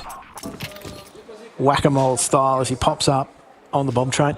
That is just G2 making sure that they're walking into this site shoulder on shoulder. Nobody's without a trade opportunity. Nobody's isolated. And that's how you play an anti-eco. I mean, it's kind of just drawing back towards a lot of the fundamentals of TAC FPS, isn't it, in these sort of scenarios, especially against the lesser equipped purchasers of your opponents when you figure out those situations. So, well done for G2. Can't say the same for the opener with the way that one has gone, but the flash is superb from Mattis to at least get the trade on towards Lucky. And the next couple of seconds are going to be really important for 3D Max to try and establish a little bit of dominance, especially with the numbers that they've put towards this B halls. You would have heard body slip away. They're just not maybe expecting this all, but Macro on the off angle, he misses. Oh, no. And that's going to put a lot of pressure here on the low ramp. Body gets away. So they're neither here nor there, though. So they had a chance to open things up. And the timing doesn't certainly timing for Hunter to, I was going to say, call for the team to regroup maybe somewhere else, but he's just going to send himself into oblivion. I was thinking that Mattis was going to be the one to start to look towards to find some timing pushing up through Ivy. The rest of the team now is just extremely disconnected for G2. A huge opportunity for 3D Max to find this round. Yeah, they really got to regather all their marbles, G2, and try and put something concentrated together on the map. They're very split at the moment. That bomb's in basically the middle of nowhere compared to everybody else. Yeah. If Matty here can find something, as he has done before. 3D Max are aware, though. Things up. But they are. They're very much very defensive. Looking towards their own spawn, recognizing where the gaps around the map are. It's the smart decision making at that point in time, and they'll only drop lucky in the piece. So that's a much better functioning round to come out from 3D Max when they get the advantage, when they realize what gaps are there. They just hold the lines that they need to. It's nothing too fancy, to be completely honest with you. A couple of missteps from G2, I'll admit, but you've got a lead. It's early in the piece. You can afford a couple of them. Yeah, it is. But I don't know. Thankfully, though, they weren't consequential misses. Maka.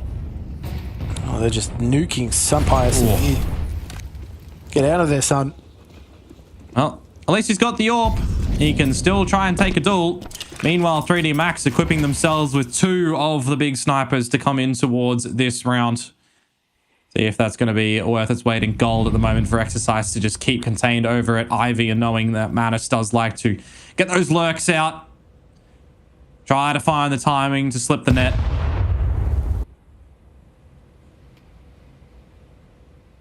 Oh, Exercise being juked. He's up for the challenge, though. He's probably the one player that's been really consistent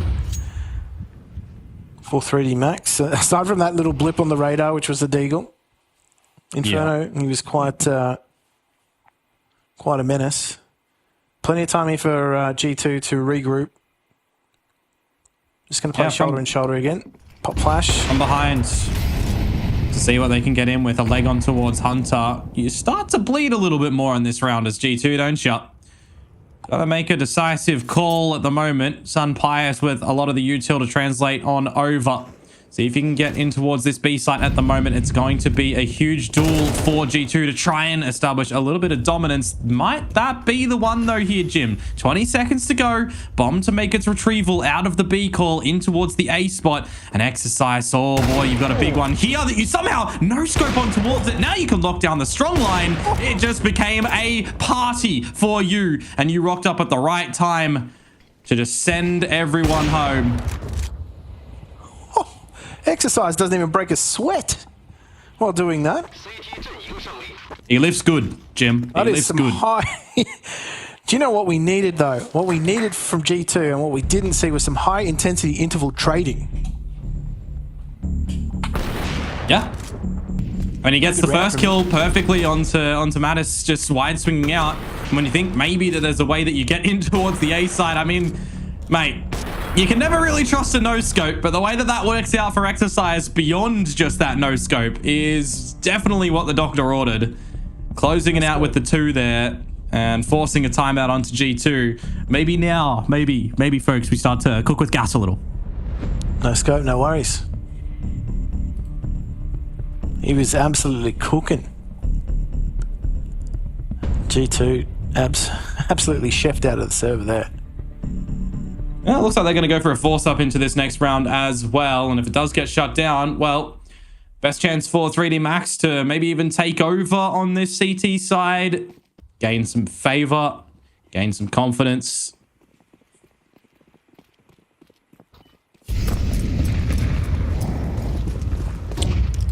Training is definitely one of those maps too where a strong AWP can really dictate play. Well, speaking of... Yeah, if you're going to run dual AWPs, probably even want to send it back over to Exercise at the moment, just the form that he's in. No disrespect to Maka. Exercise, I mean, is popping. We've been seeing Exercise over here, right? And with the AWP again, he's got to look for something. Gets pop flashed out and traded. I was expecting G2 to do something cheeky. You know, the general run boost or the pop flash play works out for them nicely with the player advantage right now. But equalized and traded once again. We start to flip the map upside down and contain 3D Max into this A site.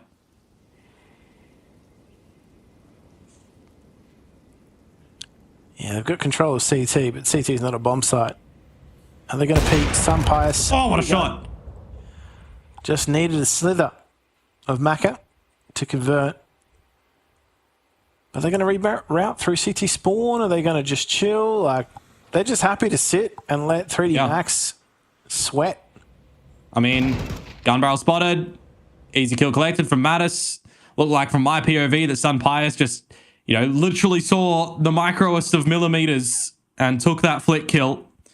And for poor old Body, you are just on the wrong side of the map, mate. Not much you can do here. And you can see the hesitancy from G2 meanwhile as well, right? They have no idea where he is. They are really bleeding down the time to get the plant in a safety spot. Little do they know that Body just has no interest in going for this. No. He is just looking to take his AK into the next round, just hoping they don't come and get him.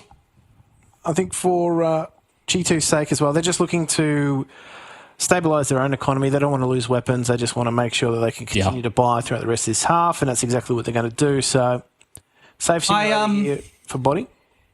Definitely want to see them, upgrade these Galils and such as well, right? You don't need to be bringing 2 AWPs into the next round. You just toss it out the map, so Body has no chance in picking it up. Now they'll notice that. So upgrades around for G2 on a round that, was a swing round, right? G2 lose this round. It's the way for 3D Max to start to equalize 5-5 potentially, because you're either half buying or maybe you're saving a couple of the rifles in that round into the next to have another crack at it. So the fact that G2 managed to come out with some smart decisioning to really target Exercise in the beginning and then win a couple of the key duels elsewhere around the map, it does kind of fix what problems could have arisen for G2 in this T-half. Yeah, some theory crafting goes the right way. That smoke is going to be nice. Right on top of Connector.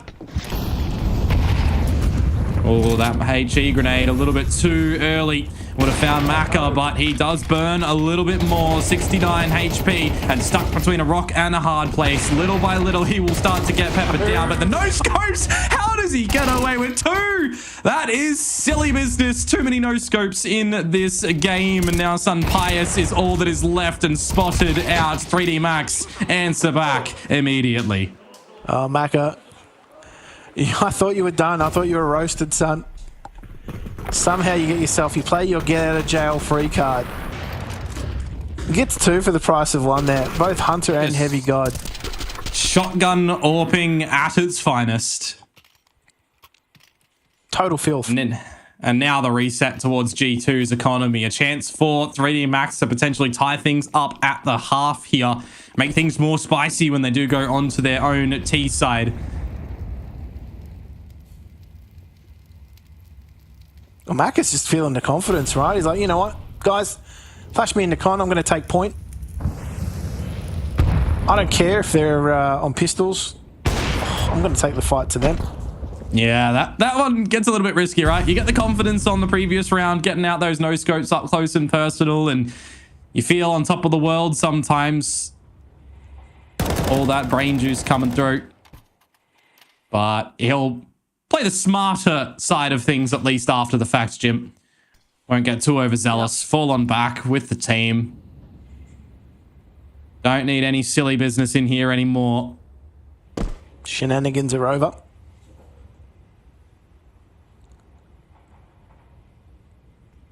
Not for G2, though. They're looking to maximize shenanigans.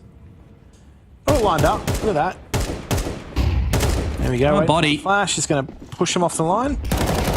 And straight into the crosshair of gravity. As easy as you like it. Go on, son. Go find yourself the 5k. Just like Heavy God did a little bit earlier on. Get those ecos in. Because you know that there's not much that G2 are going to be able to do with 30 seconds to go.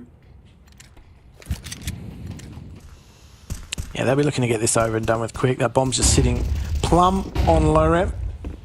Flash is going nowhere. And he doesn't get it. Mattis does deny the 5k. Unlucky what could have been, but regardless, 3D Max within touching distance now of G2. Yeah.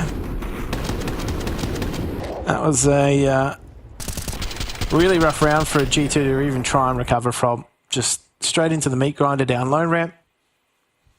Spat out. Sausages are made. Now they're going to this round with some proper weaponry, some proper guns. Early smoke's out. They're going to just bust on out, straight out. Yeah, a bit of a pacier one perhaps, but nothing on the back of these smokes, and 3D Max are going to be able to confirm that. It's a bit of an emphasis on what body is going to be able to sniff out over towards these B holes as well. Favorable duel if he could possibly find one, but when the smoke starts to fade, he will fall on back. HE grenade lobbed on in. Yeah, doesn't do too much. Yeah, not really maximum return on that one. Yeah, you got a bit of a flip up as well right now, by the way. Sun Pius exchanging some utility over at Ivy with Maka. And just going to get caught out with util in his own hand. Nicely done from the AWPer of 3D Max. Unfortunately, can't say the same for Body, but now we start to get some trades over towards this B site in the player advantage that 3D Max do have. Stretch on out, we equalize. Bomb to look to be established, but the space that Heavy God has found at the moment, you know he's salivating at this prospect of finding two. Knows exactly where Maka is, finds Lucky first. It's a risky duel to go against Maka, but he will find it. And Gravity, mate, he's just revealed his position as the bomb plant goes on down, and he cannot get down those stairs. Heavy God to close. We will not tie things up at the half here, 6-6. Instead, we will end with G2 leading by 2.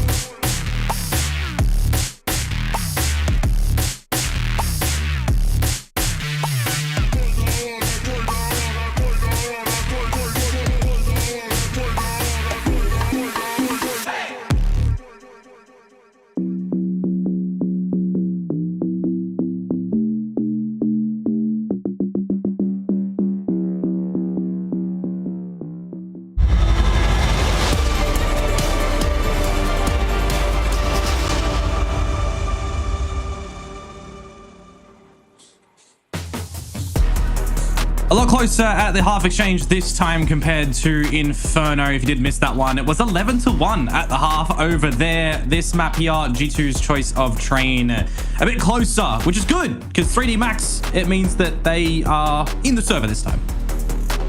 Yeah, they're in the fight this time. I think the question is going to be whether or not they can sustain that throughout the course of this second half, because obviously things change a little bit when you got on that T side. So we'll see whether or not they're able to dissect G2's train holds.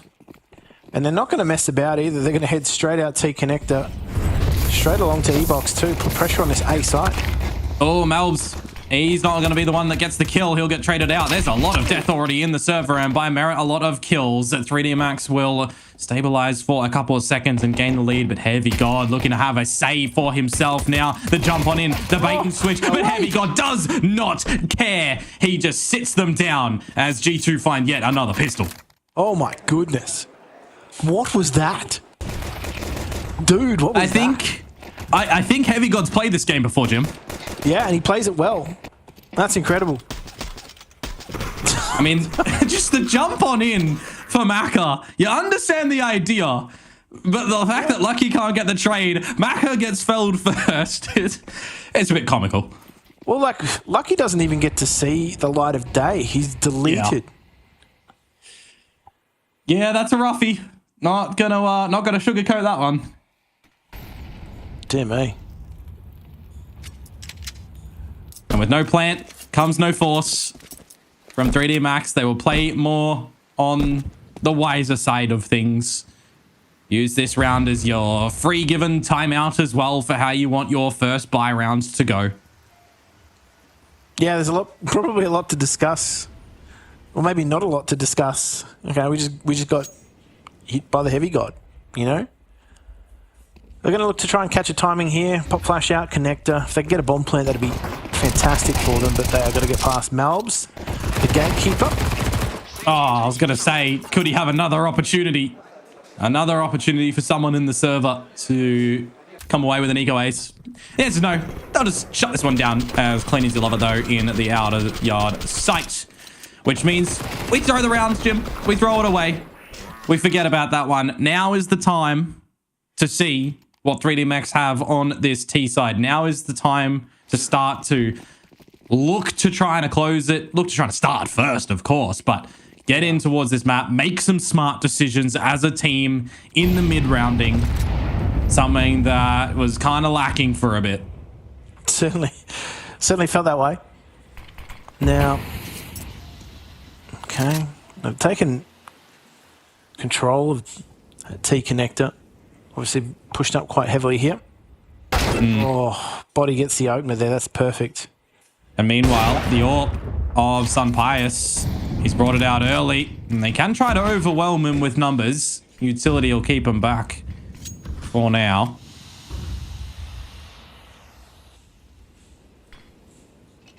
It's just a lot to look at. Oh, look at the positions of 3D Max here. They're going to be able to find some timing around the map at the moment. Sun Pius is just none the wiser, or maybe he was. The jump peek out first to bait any presence of T's.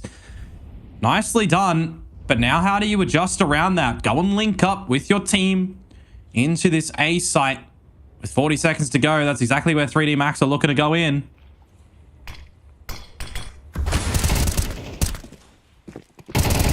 Oh, tell you what, 3D Max are going in pretty damn hard. G2 have been absolutely swindled. Yeah, looking to run this one in a good fashion at the end. Mate, Sun Pius and these flicks sometimes just look magical. But now it's all he can really do to try and hold on to this AWP into the next round, isn't it? Yeah, he's got to fight for his life here at the moment. I don't think he's going to make it, unfortunately. He's not long for this world.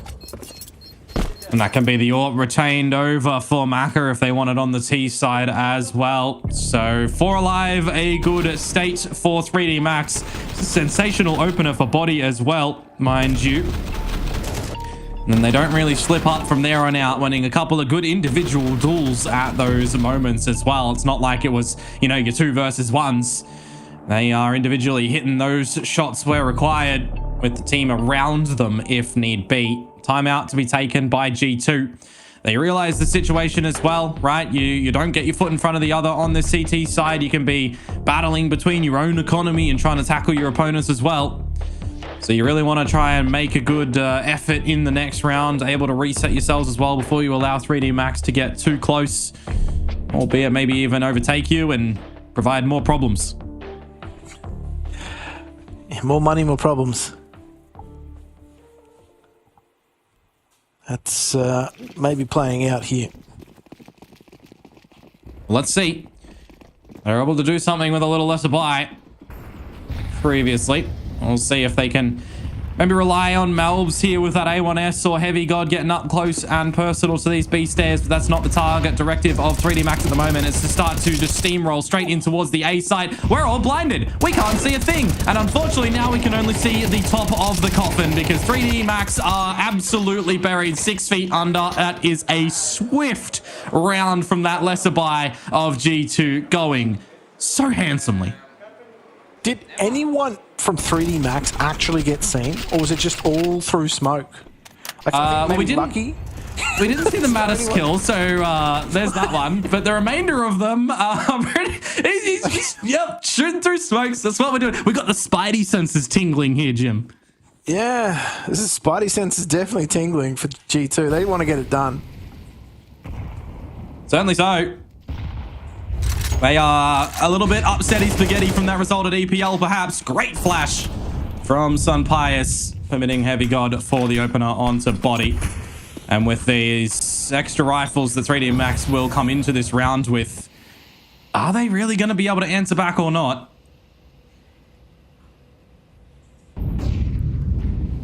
Just trying to clear out every angle here, exercise. He's found his way out. Our vine, should I say. He found enough space. No. He's going to get caught in the open. Lucky. He's able to get the trade. Has to collect Vom. But he has been pressed by Heavy God. That is no room to move. I feel as though it's death by asphyxiation here for 3D Max. I mean, you understand the idea in this scenario as well, right? They lose the first kill and body falls. You get a bit of a wraparound where you think through the smoke timing over at the Vines that they can get on through to the site, but they fluff a couple of the shots. There's some missed timing and things just start to topple from bad to worse. Now you reset in towards a pistol round with a couple of Tech 9s and Deagles. If things go to the general percentages in this round, that's going to be the series point and 6 of them for G2.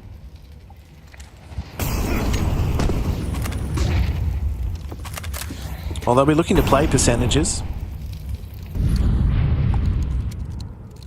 G2. Very pressed outside towards T-connector. That makes a quick rotation through to Inners. They've only got Heavy God on... I say only got Heavy God on lower round. Yeah. Feels like he is just a very stable player that you want to have some good faith in. We'll see if he gets tested at this B site right now. 1, 2... for Sun Pius and Heavy God, they're looking to just have a bit of an affair between them. And Exercise was even tagged up in the mix. He'll just slip on by Hunter. But I would assume that there's not much that he can do in a situation like this. Not really. I think, unfortunately for Exercise, the rest of 3D Max are looking a little out of breath. So they will likely concede match point here unless, like, the most insane round you've ever seen in your life occurs. Yeah. Which, look, the bomb's down on low ramp. He might be able to pick up a weapon. Okay, all he does is catch a straight. Too optimistic, Gem. 12-6 now. G2 once again firmly in the driver's seat for this opening series at the moment. Great fundamental ideas. See if that's going to be put to good use into the next round as well. Otherwise, you know, we look to 3D Max and we see, first and foremost, can he get another rifle round? Can he get a round? Because the timing they've not been able to find. The trades have been sensational from G2 to always get them when they feel like they would have some semblance of an advantage.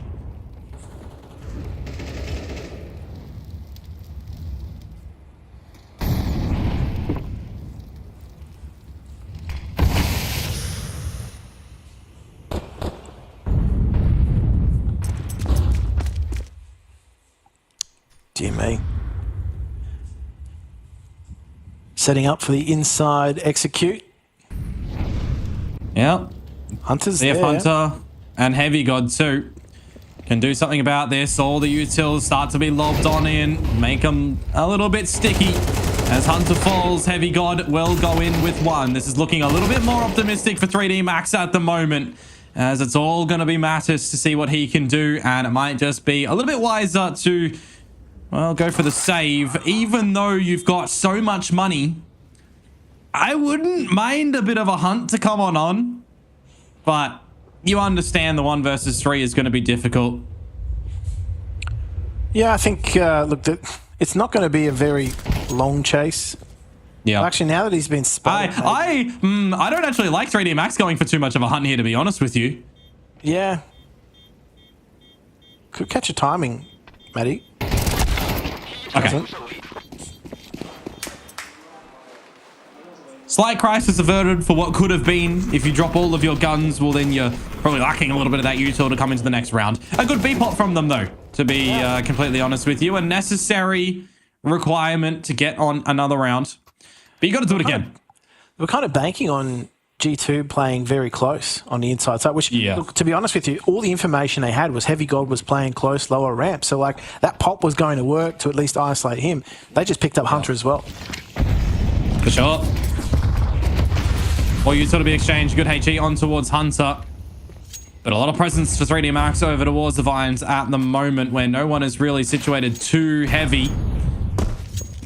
Standard set of util as well coming out from G2 actually over here. It's generally been the molly, then the smoke, and then you peel away. So if they're going to do that again, it might be a little bit of a tell for 3D Max to hang around a little bit with so much time still on this clock to be able to play with. Just going to try and whittle as much of that time down as possible, though, if you're G2. So, Sunpius is getting really cheeky here. Just waiting out that smoke. There it is. Well done. Again, he's always quick with the AWP, isn't he? Even though it's, what, 10 kills, 9 deaths, he's still with the team doing what he needs to. And now 3D Max are just going to try and bully their way into the site. It works out a little bit for them right now. Maka and Lucky starting to get on in. Okay. Can look towards a favorable bomb plant scenario, but with low HP for Lucky and Maka, it's going to be quite difficult. The trades to come on out, and Mattis spotted, noted. But can you translate yourself into 2 1 versus 1s or not? Yes, you can.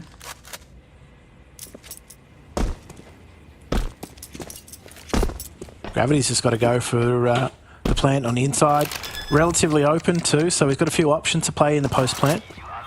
Matty's going to actually... Oh, wouldn't have been heard, so this will just be all on timing now. Yeah. What is the new leader going to be able to do, huh? Timing. Mattis not looking at the right spot. Good little cheeky off angle. And there will be a breath of fresh air for 3D Max to hold on in this series still. Yeah, that breath could potentially lead to some breathing room too if the economy of G2 is sent over the edge. I thought maybe here at this point Mattis has done enough, but Gravity was reading that situation like a book. Time out here from G2 to try and talk through what the options are. Obviously, we saw on Inferno, they were up 12-1. 3D Max had the capacity to string rounds together, and I think that's something very cognizant right now for G2. They're going to be very, very much aware of that. Yeah, absolutely. I mean, it's a good timeout where you can have a bit of a chit-chat with Coach Saw as well, right? Still quite fresh in towards this roster, right? Only a couple of months in there. Similarly can be said for Mattis and Sunpius coming on around the same time. So there's still a lot to learn for the side of G2. But so far in this, we'll call it bubble series, it's looking pretty good. You've got weapons to present yourselves with in this round as well. a little bit of utility.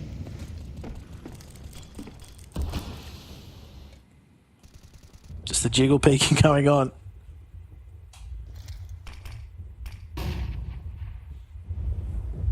I think they're setting up for another inside pop. Yeah. This time, though, Heavy God is not joined by Hunter, and they've got a rotation coming through. Well, Mattis, he cannot stick around in the fire anymore. Sampaius while Blinded gets one. Now you start to call on the cavalry, and it's just Heavy God laying down the law. Does get traded on out, but it's still a worrisome situation for 3D Max because they are not aware of the flank whatsoever. And the leader of G2 is going to shut things down. Another 13-8 here for G2 in this series. It means that they get a pretty clean and convincing 2-0 to start out their adventures in IEM Chengdu. Yeah, certainly going to be one for them, that a series for them that they are going to be savouring that victory. Obviously, as we said before, there was that mishap for them at ESL Pro League against 3D Max. They'll be wanting to make amends for that and certainly been able to do so. I think it's safe to say that it was their series in the way that they were playing. It was their series to lose. They were the ones that were sort of leading from the front. They put a lot of pressure on 3D Max early on. Inferno looked like it was just all one-way traffic. 3D Max, though, maybe some signs of fatigue there. You know, they played a lot of series in a row. They played a lot on the road recently too. So it's a tough opponent in G2, obviously with a bit of history there. So they'll be back to the drawing board and looking to play through that lower bracket. Yeah, I think one word that I could probably apply towards 3D Max in this bit is a bit sleepy, right? Slow to wake up, slow to get activated in towards the server, because the tail end of a lot of these, rounds in the series and the rounds actually in the later side of themselves, there was a little bit of better decision making, but it's those early moments for me that it's just a little bit of that sleepiness that they're not really getting situated and activated in.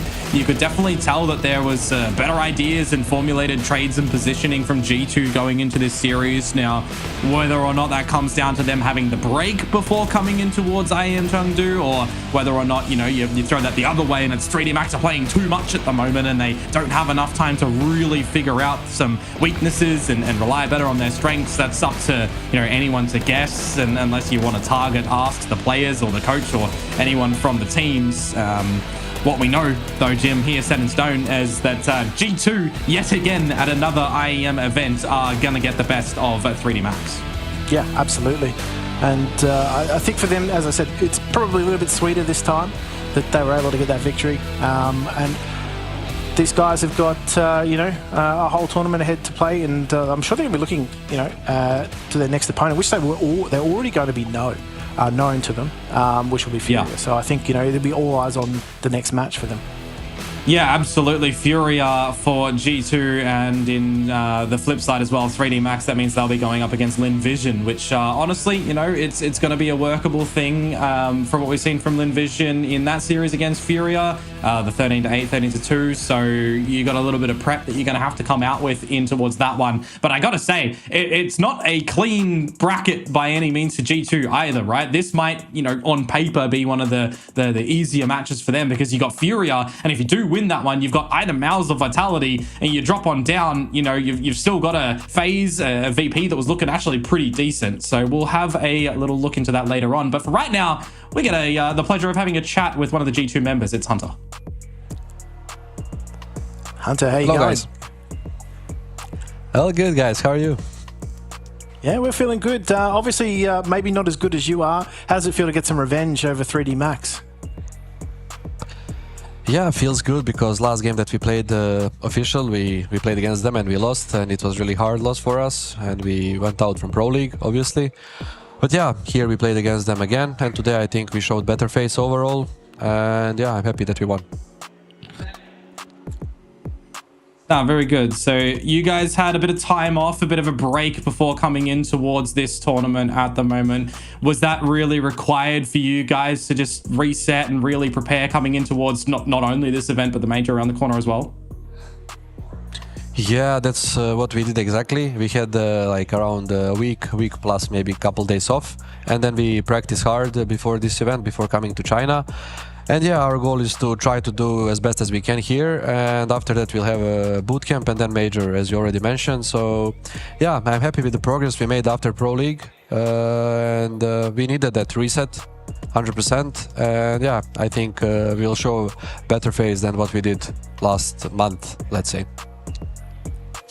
Now, how are you feeling with the IGL role? Are you starting to feel more comfortable in that role, obviously, as well, supported now with Heavy God and Maddie as well into the roster? Yeah, I think I just need a bit more experience as an IGL. I have a lot of experience as a player, but it's a big difference being just an experienced player and a new IGL. So yeah, I just need some more experience overall, and we are still kind of a new team. We are just a couple months together, a lot of new players, new coach, me, new IGL as well. So a lot of things to do, to be honest. But yeah, I'm happy with the role. I'm just working hard, and I just trust my boys as well in whatever they want to do. I have a great coach behind me, and yeah, I just need to keep my work on, and that's pretty much it. A bit of a fun one right now, an emphasis on that word. Are you having fun in this new role at the moment? Because it looks like every time we went to the cameras in the server at the moment, you guys are just all smiles. So yeah, are you having fun with this new role of the IGL? Yeah, I'm having fun, definitely, especially now, because I think in Pro League we didn't play our game, we didn't enjoy the game, and at the end, if you don't enjoy the game, nothing else matters.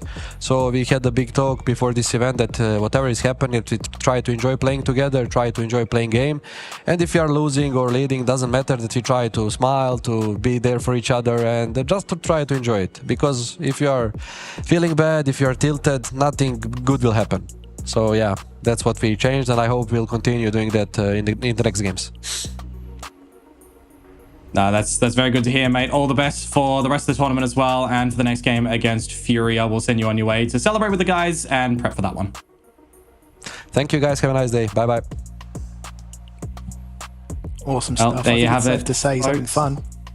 Yeah, well, I mean, it's always great to get words in from the players, especially when there are someone that's been around the block for a very long time as well, right? And just having that recognized ability to take a step back, that you need to just refix some things and to draw back to a couple of fundamentals and try to talk to the team, because we're all human at the end of the day, right? Everyone's input is going to be extremely valid. So as much as he'll be leading the team are going to be able to lead him and help him there as well. So thank you once again to Hunter for that talk, and for everyone watching as well, we are thanking you for tuning in, and hope that you do tune in for the series. It's going to be around the corner, because around the bend we do have Pain taking on Team Spirit, still in the upper bracket of this group.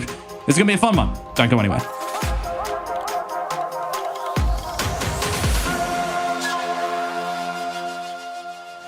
Here's to the challengers, the ones who don't just settle for decent elo, but hunger for something more.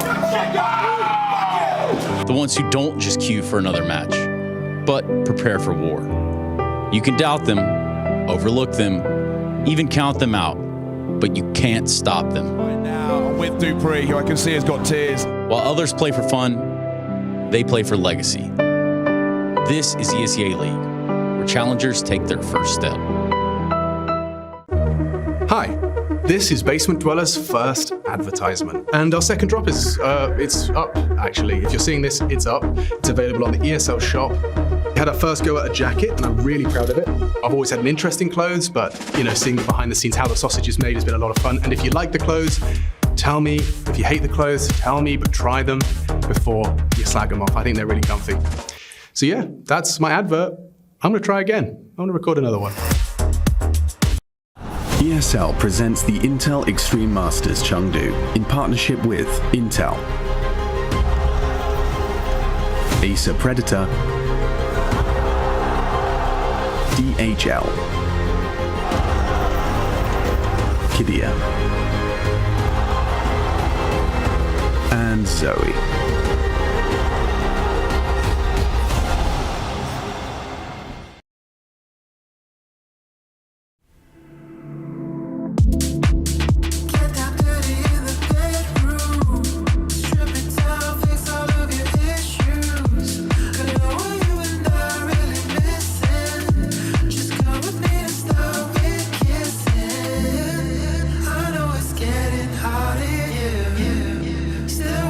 Close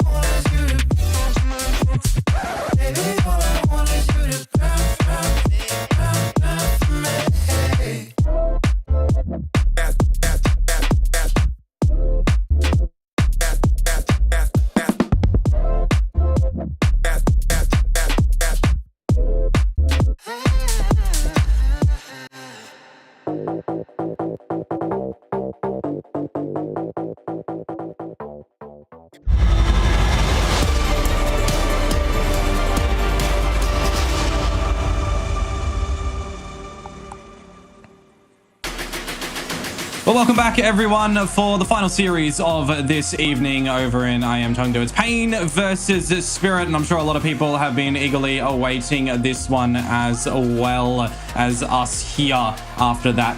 I might call it quick, but also not kind of quick 2-0 that G2 just come around with. Are we going to see the same here, or are we going to get something with a little bit more depth? Yeah, look, it definitely felt like a quick matchup, and I would have put that as probably one of the closer matchups, but I feel as though this Pain versus Spirit matchup may be also touted as relatively maybe one-sided. I think it's safe to say that, if you're looking at this matchup on paper, you would definitely put it in the court of Spirit, but I think it's, it's always foolish to write off a Brazilian side.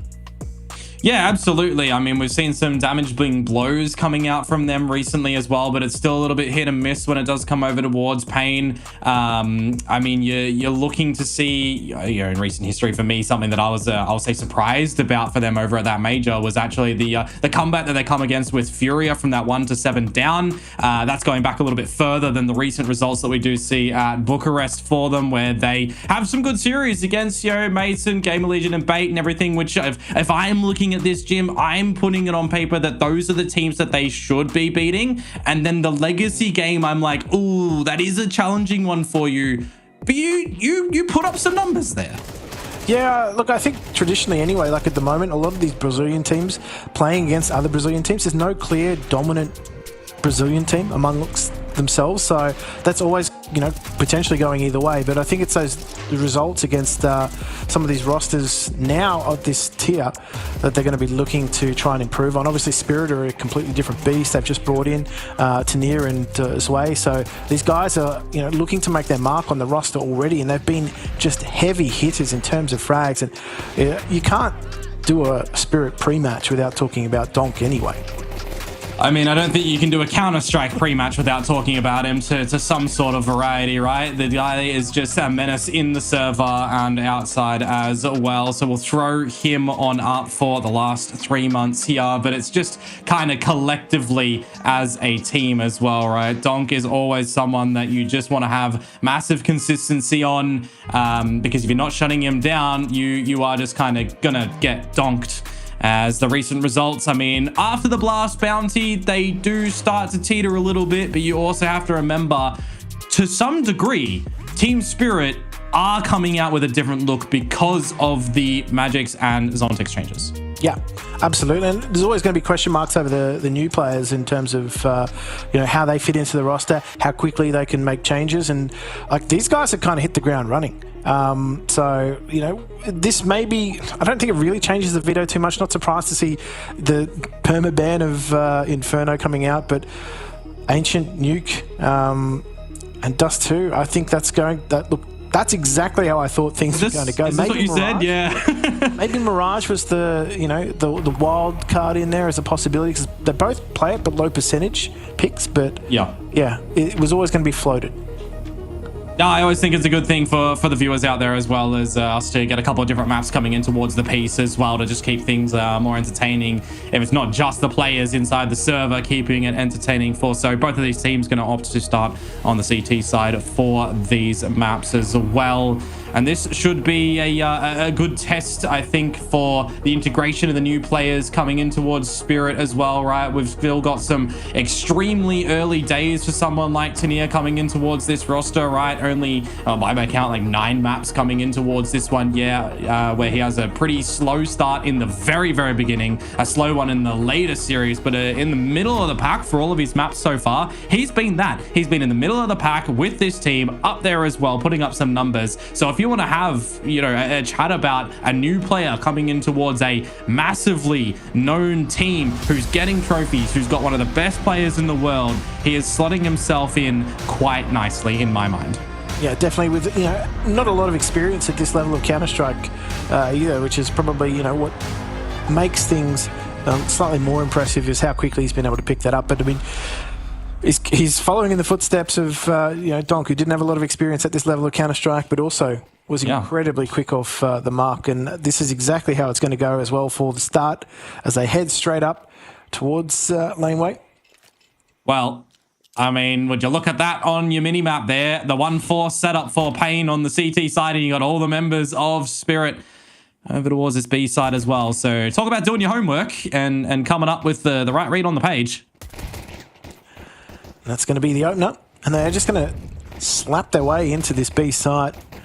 It's only really DGT that's put up any sort of resistance, and the bomb plant will come in, and that is going to be Pain trained all the way through that site. They really didn't stand too much of a chance.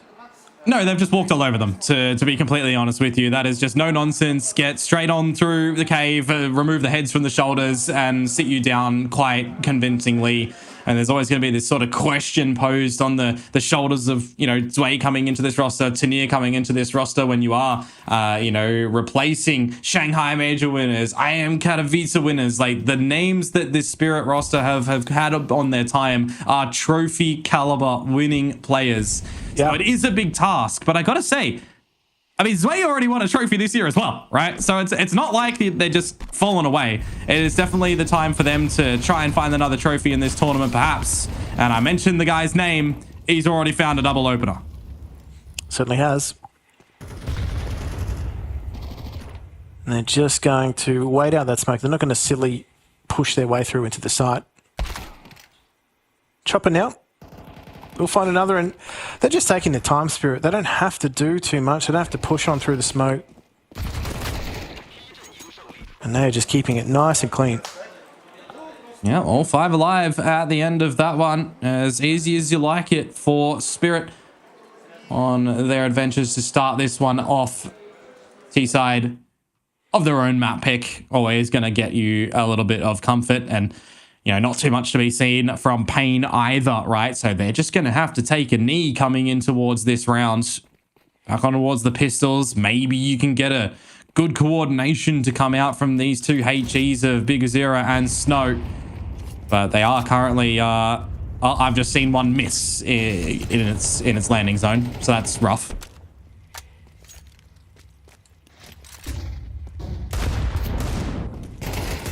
Oof, need to be careful. Don't want to be overrun here by pistols.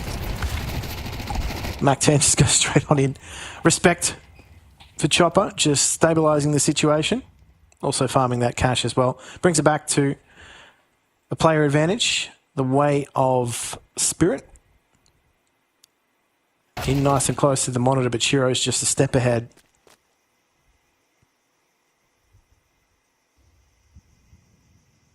Oh, bring that bomb in towards this B site. See what Davideus is going to be able to do with this Deagle. Probably feel like you got to throw caution in the wind and just get activated in here. Take a risk before NQZ can come up, try and assist you. Oh, you're just going to get pressured a little bit too much by the push of Chopper, who's farming up a storm with this Mac 10.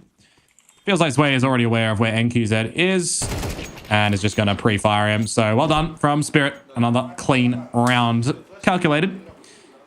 And now we'll start to see what Pain have for us on this map. Show their stripes. That's what we are expecting to see. Obviously trying to make the most as well, being on the city side of Ancient. You kind of want to assert your dominance early on. Interested to see where they try and apply some pressure on Spirit. Early mid-connector smoke too, which is going to make things interesting. They just unload in mid. They do get that early advantage, but there's no presence from Spirit whatsoever. They're going to just try and hold the extremities. There we go. Okay, NQZ does pick up that first pick. Noted. But does that mean that Spirit just don't want to go there or not? Because Shiro's already back on the line and the flash assists to get him a little bit more pronounced there. Meanwhile, the hunt is certainly on for Pain. They want to bring this round into their own hands. An opportunity for Zwei. And he'll just get taken out by Davideus, which means that we do get a little bit early stability in this round for Pain, as they'll fall on back with their numbers. And also claim another one whilst they do so. Yep. Makes the job very difficult now for Spirit. So we'll be able to reclaim the bomb, but 50 seconds left. They kind of got to step to it shoulder to shoulder. They got eyes on at least the pushes through. They're happy to give control of mid back over to Spirit, but just save back up on the bomb site. Yeah, it's going to be a save. Not much you can do here. when you don't have anyone on Pain just giving you duels. You've got no utility really for yourselves because an incendiary at this point in time is kind of inconsequential, right? You'll just take these rifles in towards the next round, and call that Pain had a pretty good idea on what to do for the beginning of this round. The mid control, and push out through Cheetah as well. So there'll be some adjustments that you're expected to come through from Spirit. You'd also assume likewise for Pain to see if they can really keep this one competitive. Yeah, I think they've made the first strides towards making that competitive. I think firstly, they have to make Spirit respect them.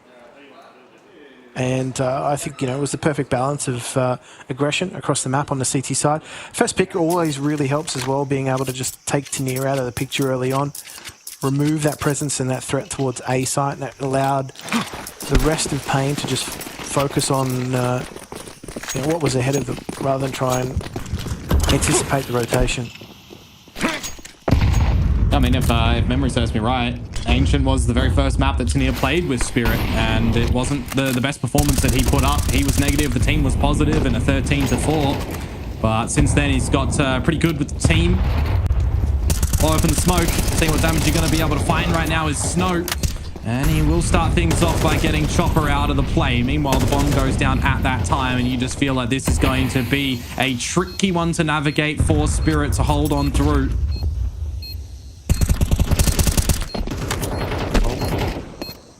Pressure's on. Oh, that doesn't help the case at all. Just collected through the smoke clothesline. So wait, that smoke's going to fade on him, but he's going to have quite a few targets ahead of him.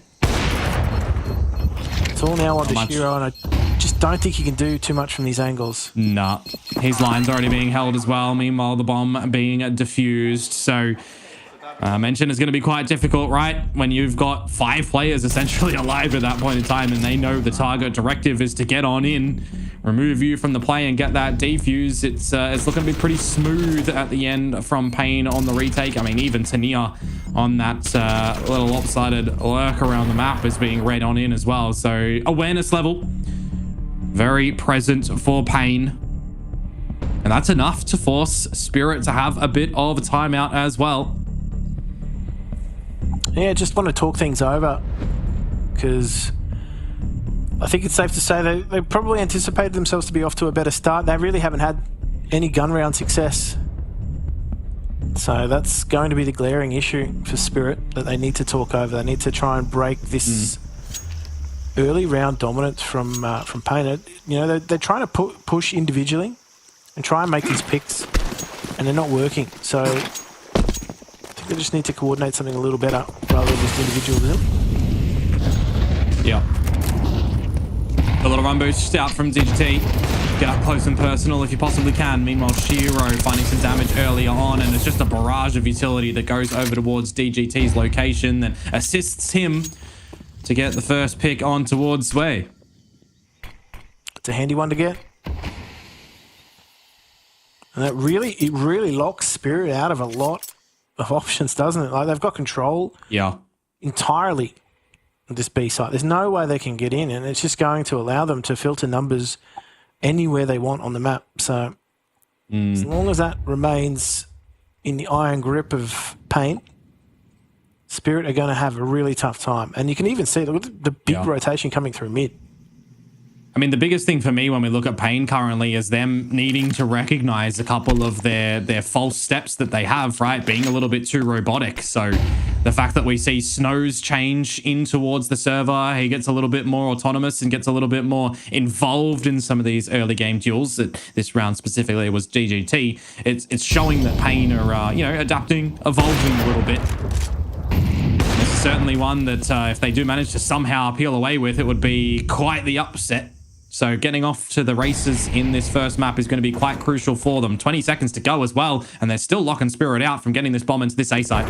Yeah, not letting them get into A whatsoever. The smoke's going to fade here, and Big Azir is going to have big trouble on his hands, but he's able to deal with it quite easily. And that is just well played from Pain all round.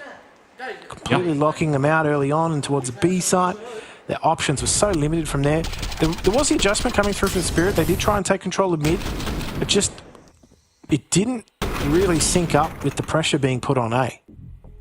Yeah, I'm hoping that we still do for the Pain fans out there. See them, keep changing what they're doing around the map, right?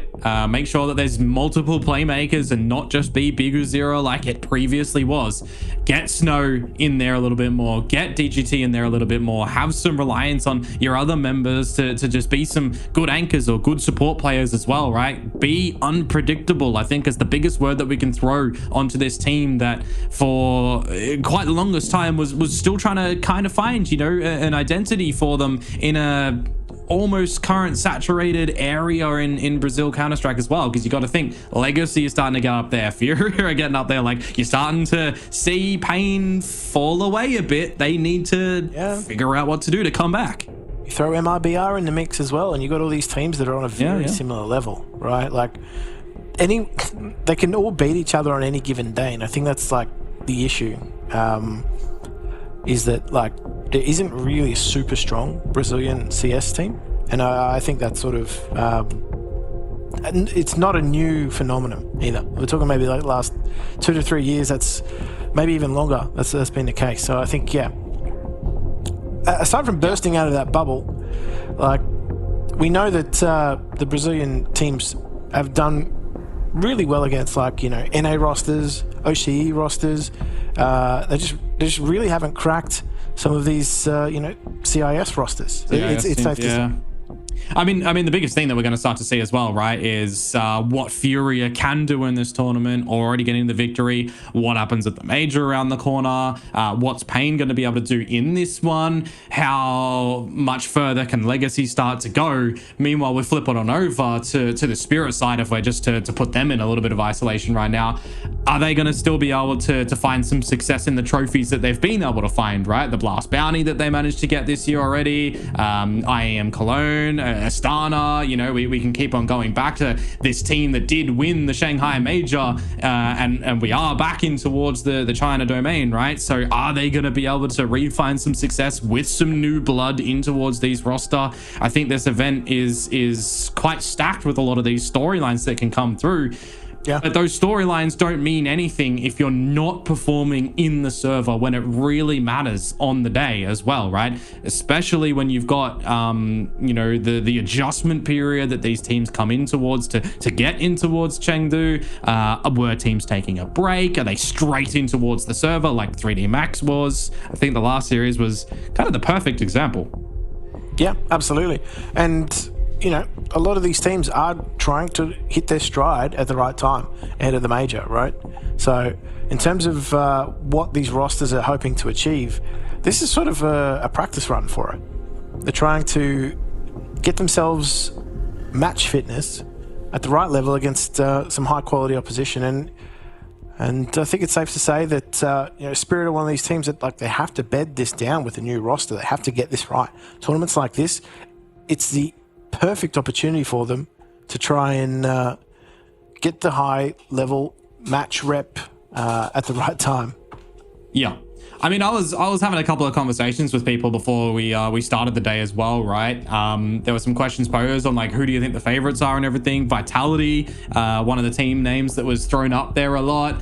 They started to look a little bit mortal in the game against Virtus Pro earlier on, who have called up some new talent as well into that roster as well, which makes you question things a little bit. But we've seen Vitality have slow starts before and still come out in the tail end of tournaments, so I don't think that's a problem. Spirit was a name that was thrown up there in kind of that second area, just eking ahead of Falcons. So it feels like we've got a couple of teams that people are more prominently putting up as the expected teams. And with Spirit being really up there, you definitely need to see them come out with, I don't know if it's going to be the cleanest win in this series, but it needs to be convincing enough. Yeah, absolutely. I think it's safe to say that there's a lot to consider, a lot of storylines to consider heading into this particular event, and I'm looking forward to seeing, I guess, how the Brazilians do fare. I think it's safe to say all eyes are on them. I mean, look, for majority of fan base, right? They might not be the favorites, right? But They are dangerous. They're on the rise. They can come out with some unexpected explosive plays and some calling that might get the better of you at certain times. And it can be those small percentages that can have a massive result in these maps, in these series. So if we are seeing moments of that where certain teams cannot adjust or are slow to adjust, that's where upsets can happen.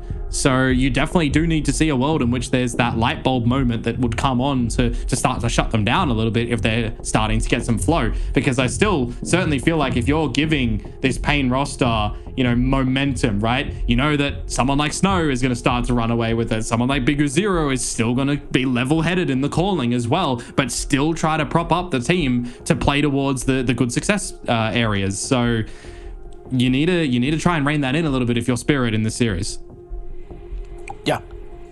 Yeah, that's the beast that they have to deal with, right?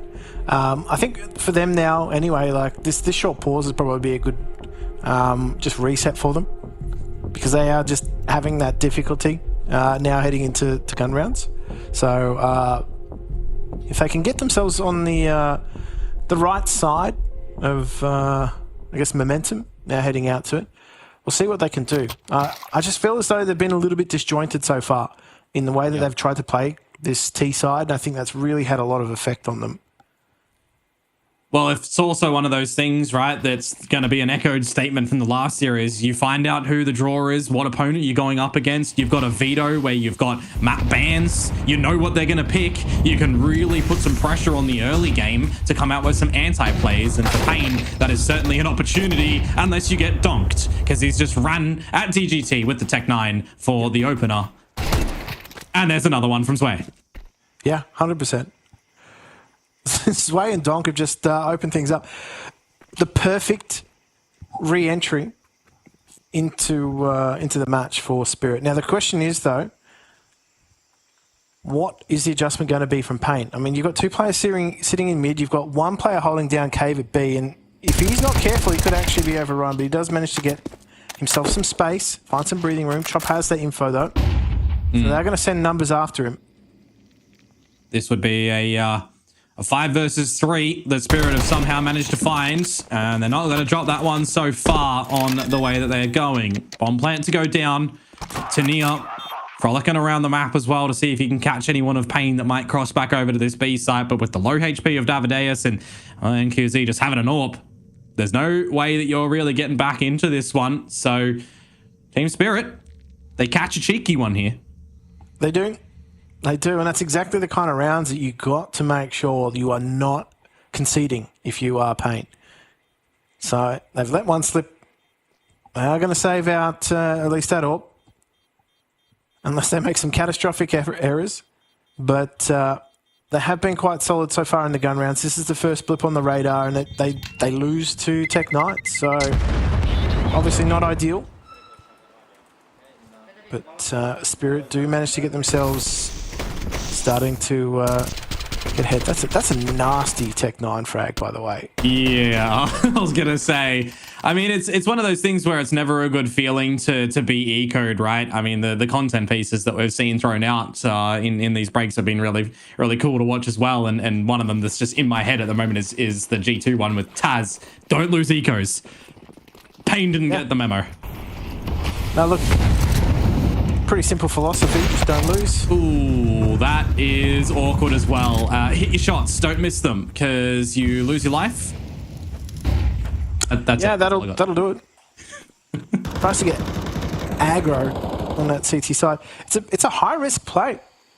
Yeah. Even more high risk when you're coming up against someone with an M4 who's just strafe binking you. So to get control of the A side. Do you fancy a bit of a challenge, though, early enough from DGT? Get your team to set you up with a flashbang if you possibly can, or another player to try and get the trades on out, but it just does not come into fruition for Pain, unfortunately. To Aware with crosshairs at the ready for Spirit. And now with Snow finding a bit of a gap around the map, he will be watched by Shiro if he goes into the holes, or from, I was going to say maybe Donk if he turns around, but that didn't happen. End of the day, a 1 versus 4, so you just have to call it and go for the save. Yeah, just another save, unfortunately, for Pain. Okay. I thought he actually wasn't going to be able to save that there, but he is going to have some breathing room now. The issue for Payne is that they've tried to take some early aggression and it hasn't come off. They're just trying to change things. The problem is, though, you can't... I feel as though Spirit are one of those teams that if you try and get aggressive on them, they respond to it. They like that. Yeah, no, 100%. It comes down to being able to outgun your opponents and individually at some of these moments as well, right? And historically in these little head-to-heads that we have, both individually and as teams, Spirit are generally getting the better of nearly everybody. So you can't kind of take these individual moments at face value if you are Payne. And I mean, I'll highlight the big thing. If you've got that AWP on the line, you really cannot afford to be missing those shots. Or if you do, at least have a trade where you're still going to be coming out with the trade or further frags as well. Because if you're just by yourself and you drop the ball, well, you've placed it in their half of the court. Yeah. Yeah, there's just individual stepping out without a trade opportunity. I think that's, yeah. We saw it happen with that AWP on NQZ. So they're going to have some better weapons, though, this time to try and bring the fight to Spirit. Big aggression through that Molotov. It's going to give the mid control to Spirit.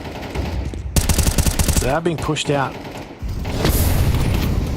Okay, now Snow. He's actually responded. Yeah, he's getting risky with it, isn't he? But a little bit of a smooch in the smoke, and he'll get taken down by Shiro, who's just watching that one like a guardian angel for his team. So now it's the opening kill the way of Spirit. And what do you look to do as Payne? Shuffle your forces to the B site, re-get that AWP on the line for yourselves. And this is where it's going to come down to some really big mid-rounding decisions. See what you're going to be able to answer back with. Yeah, I think unfortunately, or potentially fortunately, David Ayers is going to have to hold things down. That smoke's going to delay, buy some time. It's also going to force Spirit to reroute too. So, sure, I might actually be able to catch a rotator. The thing is, DGT is aware of this at the moment, and if Donk just slides on by himself, it would be a bit rough. So, feels like the stalling that Spirit have given themselves is a bit of a problem position at the moment. Zway will finish off DGT, but sub 30 seconds to get in towards the A site right now. Davideus needs to try and plant his foot, and he can't do that, just one. Now it's the element for Big Uzir. Just absolutely not expected. Time is a problem for Spirit at the moment. They need to try and flush him out. Now they know where both of these members are, and it's just slicing and dicing around the site. Tania, can he do anything? There's no time to retrieve the bomb. He'd have to go for the hunt onto NQZ, and he just will not have the time at all. So Payne, they will come away with the round. Yeah, big brain for Big U. Shot there, actually. The fact that he's just figured out that that actually is the opponent to dodge your teammate as well. Yeah. Big brain plays are what win that round, though. Just Bigger didn't need to peek once he got that kill on the bomb planter. He's just buying time for his team at that point. Spirit are just floundering because, well, they don't have the bomb down. They don't know where the second CT player is. They have to try and kill that player in the back of the site, then get the bomb down. There's just not enough time at that point. So yeah, that's why I think Payne have kind of like reset themselves mentally there. Yeah. I think there was a little bit of the problem that I highlighted in the mid-rounding of that one as well, right? Where Spirit get the opener, but then they leave it a little bit too long before deciding ultimately where they want to start to pivot to, because it gives Payne that mid-rounding awareness that they used to be lacking so much of, right? They used to be that team that would struggle to find some answers in the middle of the match, in the middle of the rounds. So far, they've come out with a couple of instances where it's been pretty good. So if they can continue to find that, it can be an exposed weakness of Spirit that they're not able to adjust. Yeah, they may be able to continue to just exploit that, right? Oh, another push on an extremity around the map as well, right? Getting really risky with it is Payne, but it comes out with extreme reward if you can find something. Donk is low, by the way, but it doesn't bloody matter, does it? All for nothing. The whole push, all for nothing. Yeah, and now there's minimal utility as well for NQZ. A molly and a flash, but they just need to have their crosshairs trained and at the ready. Pain, because they're getting removed from the server in this round, little by little. Donk on 1 HP, mind you, as the bomb goes down in a 5 versus 2 scenario. Pain are just gonna have to look to run away with their tail between their legs and not tie up the scoreline here. No, the thing with the way Donk's actually playing at the moment, he's sort of the sacrificial lamb. I mean, in a lot of these scenarios, like he's sending himself in first to be traded, not even trying to make the frag. He's actually just trying to either jump the crosshair or, you know, make some space for the rest of his teammates. So not trying to rely on his fragging prowess at the moment. And it's allowing players like Sway, it's allowing players like, Shiro to actually get on in and make the pick. So he's just trying to create a lot of space for them. It's actually kind of catching Pain by surprise, I would dare say. Yeah, there's a little element of backwards and forwards, right, where we're having these teams adjust after they lose the round, after these timeouts come through, what sort of tendencies that you're coming out with, but also just some good calls and good, adjustments in the middle of these rounds. Doesn't give a lot of comfort in being able to string too many rounds together. But at least, you know, for Spirit's side, they're in the lead. They're making a good T-half here. For Pain, there's an opportunity to try and tie things up now on the trail and still give yourself enough rope on the exchange of the halves as well to have a couple of slip-ups, because it's not something like your 11-1, for example. Yeah, boost over the smoke can be quite dangerous. The Spirit, not aware of the right spot. Perfect pick. And with the lesser weaponry as well, something like that is exactly what you want, right? You can materialize some good value out of these submachine guns over at this B site now as well, with the stacking of numbers that you've got here for Pain. But Amadeus, though, that's so risky to go in dry when you don't know that the opponents are so there already. Sway is just removing you from the equation, left, right, and center, it feels like. But we hold for a moment. 3 versus 3. Very split duels at the moment. Yeah, Big Azir has been the difference in quite a few of these rounds. He's stabilised things over towards B. Tanir's caught the rotation of NQZ towards that A site, and now a lot of pressure here on Bigu in this site. With an MP9, he's just trying to dance around the totem, and he can't last too long. Yeah. Rotation not going to arrive in time, and that's going to be the site given over to Spirit. Yeah, he gets a bullet towards the face of Donk, but he can't finish him off, protected by the helm. And another situation where, despite the low HP, Team Spirit overwhelming Pain. You don't even really feel comfortable in saving the FAMAS, do you? So you want the AWP, and you're not going to be allowed to do so. Chopper going to shut that one down. Pain not going to be able to tie things up at the half anymore. And for Jim, I mean, I got to say, they come out with a good idea at the beginning, right? That boost is gorgeous. It's at the right spot. But then there's a couple slip-ups. Yeah, it's the recovery, isn't it, from Spirit? They just were able to make those adjustments. They inserted the players in the right places. Tanir was in a perfect spot to really just be the thorn in the side of the CT rotation. There was no avenue for Pain to rotate between the sites at that point. So really quite restricted in what they were able to do from that point onward. You're right, some good, some good initiative being shown early on in the round, but like they needed to try and play that AWP around the map. It's very difficult to do on a map like on Ancient. Sorry, the rotation between the sites is quite a long time. And now, they're just going to try and throw rocks at Team Spirit to try and find this round, aren't they? MP9s, couple of pistols. See what you can make work, at least, to try and make it a 7-5 in deficit instead of an 8-4. If you're bringing lesser guns to a big boomstick battle, well, maybe you can see Shiro miss a shot and finish him off. Well, it doesn't really matter when the rest of the team is just as quick and reactive as Spirit are. Yeah. There's nothing you can really do that will catch them by surprise. I mean, you can send it. No. You can jump on in. You can get your pogo stick out. But, yeah. No idea which way to watch.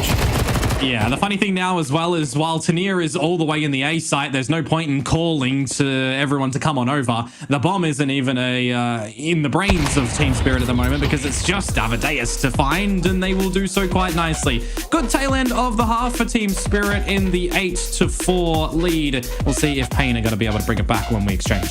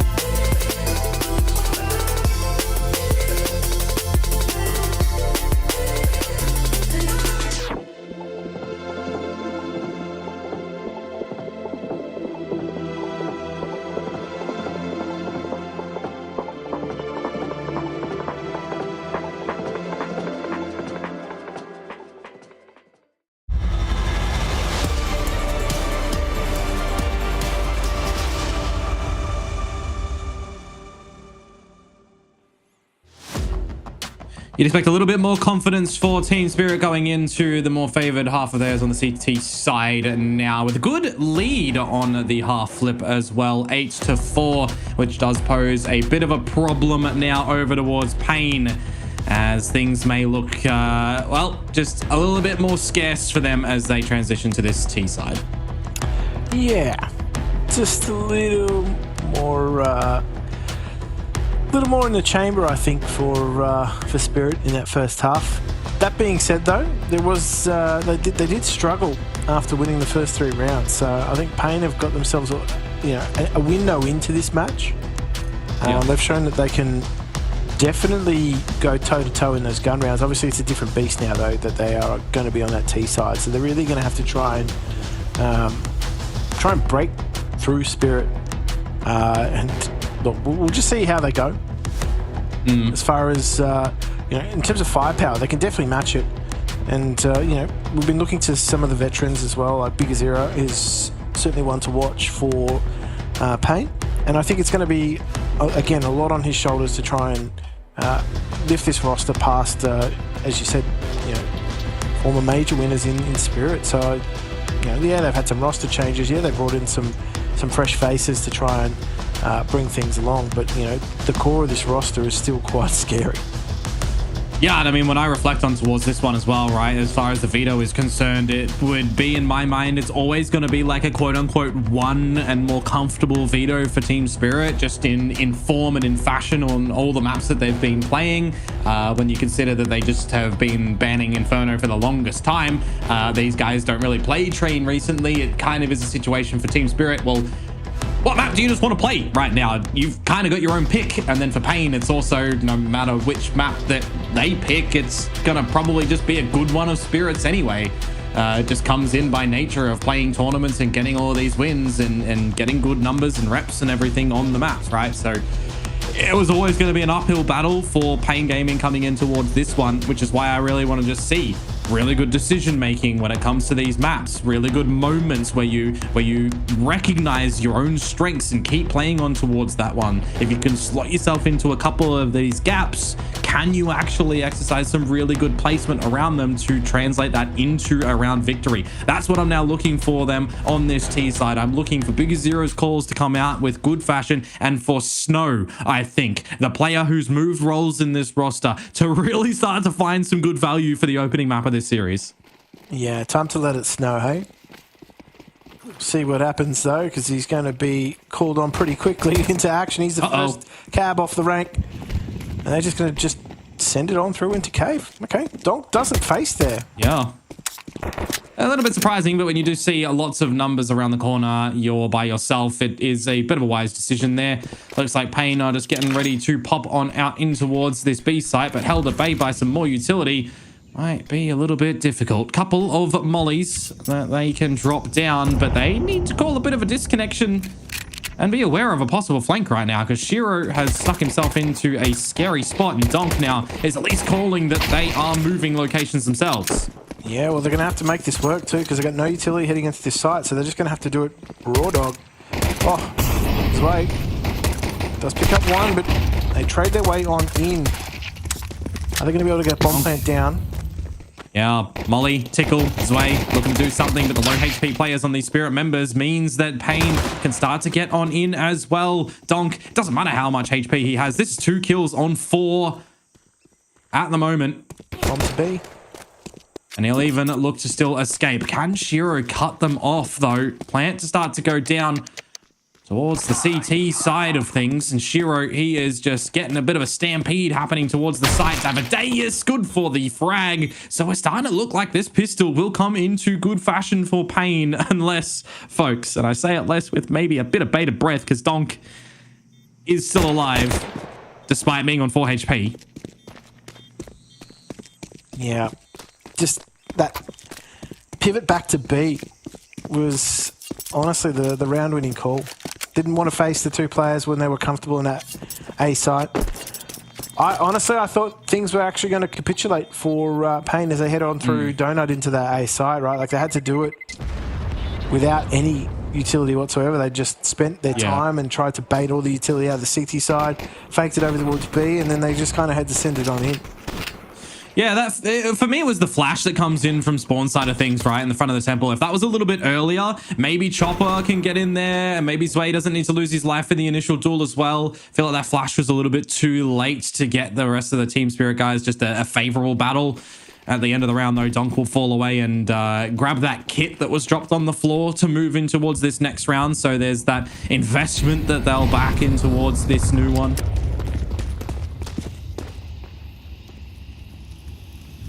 CT side actually going to get very aggressive. Trying to locks pop Payne completely out of this B alleyway. No presence shown though, so it's going to be interesting to see whether or not Payne stick around and try and retake that. Yeah. That could go pear-shaped for them. I will see Bodsway and Shiro are going to be able to do the extra flash here. Bait and switch moment. Can you get to near to assist in the piece as well? MP9 starts to ring on out, and it is just looking to get some good damage from Spirit to take control of a situation that they put some investments in towards. Again, it's these doors that are just providing openings. Someone wants to try and shut them down. Will it be Snow? Starts to get on in, and QZ will finish off Chopper. And maybe we get a little bit of stability for Payne back into this round now. Yeah, they had to wait for the mid-rotation to come and get them out of jail. They weren't getting out of there anytime soon, so given a reprieve, but they're going to continue on towards this B site. That is going to be a potential flank coming through. No, he won't push. So, is it going to be the timing? Are they going to take that 2-on-2 and that bomb plant goes in? Oh, it's early. Dunk! He gets all three! That is timing where you kind of catch your opponents with their pants down. That should not be happening. He saves the kit and the Kevlar from the previous round, grabs in the MP9. His team does some damage earlier on, but you kind of forget about that when Donk just swings in and destroys 3 members in the blink of an eye. That is insane timing. Insane strafing as well. And that is a round that, look, to be honest with you, they had no business winning whatsoever. But absolutely. Them's the breaks. Yep. Flips things around, doesn't it? Now it's Payne who are on the pistols. A little light investment of utility. No flashes, though, so it's going to be a couple of these dry jewels that they just need to hit some stellar shots on. And when you see that Donk is in mid with Shiro, it just instills fear. Certainly does. Oh, jeez. I thought Chopper was getting a little too excited.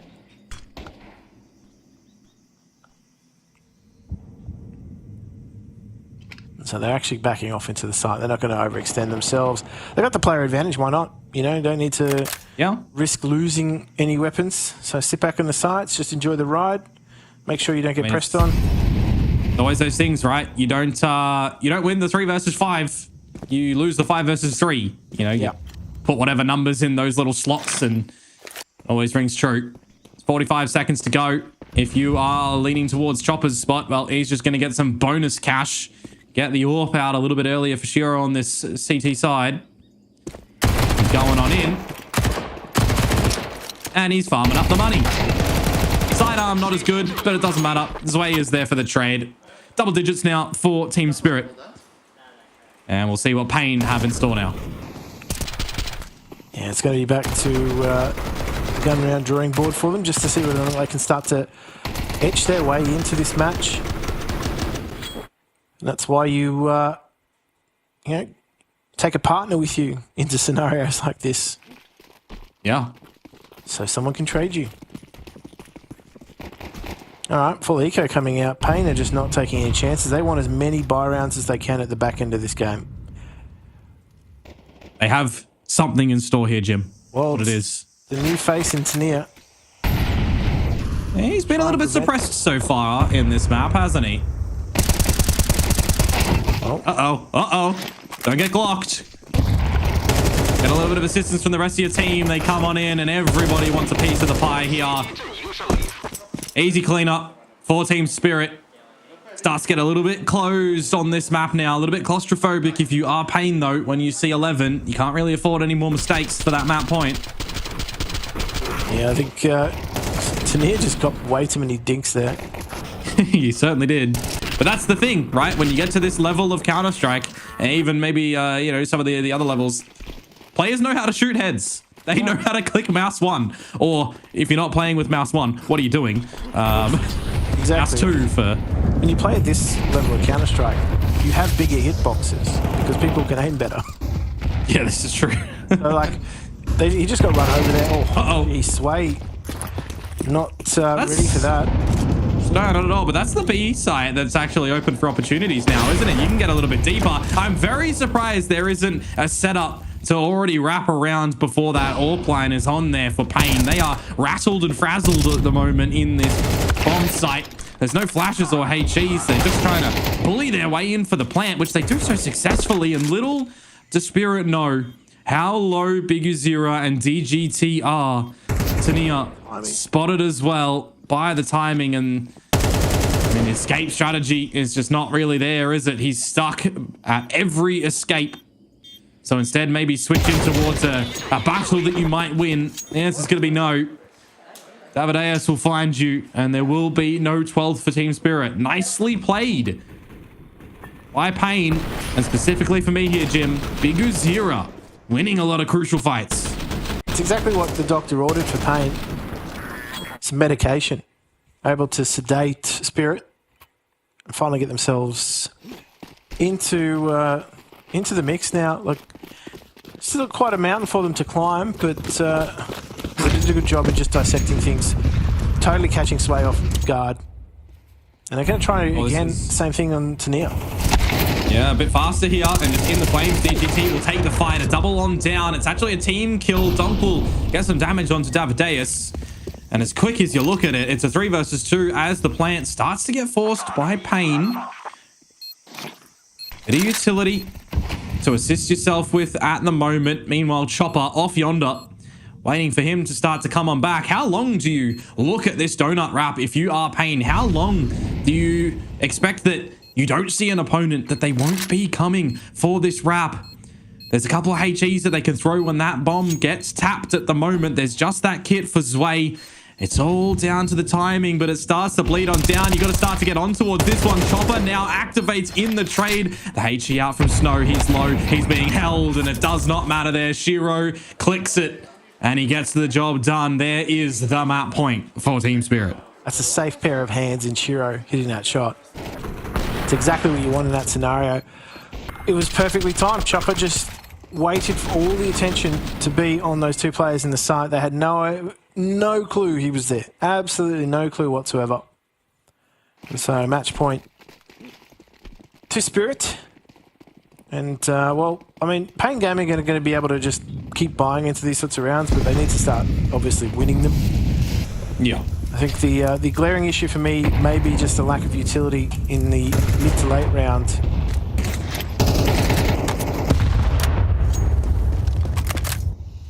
Well, if you want to hold the utility for the mid-round, Jim, it means that you're not going to get a lot of control around the map unless Team Spirit are kind of giving it to you, right? So, see what Pain are going to be able to do. Well, looks like they might get some control for free.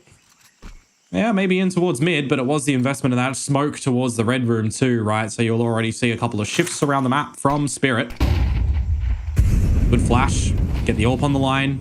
Push Donk back from Donut.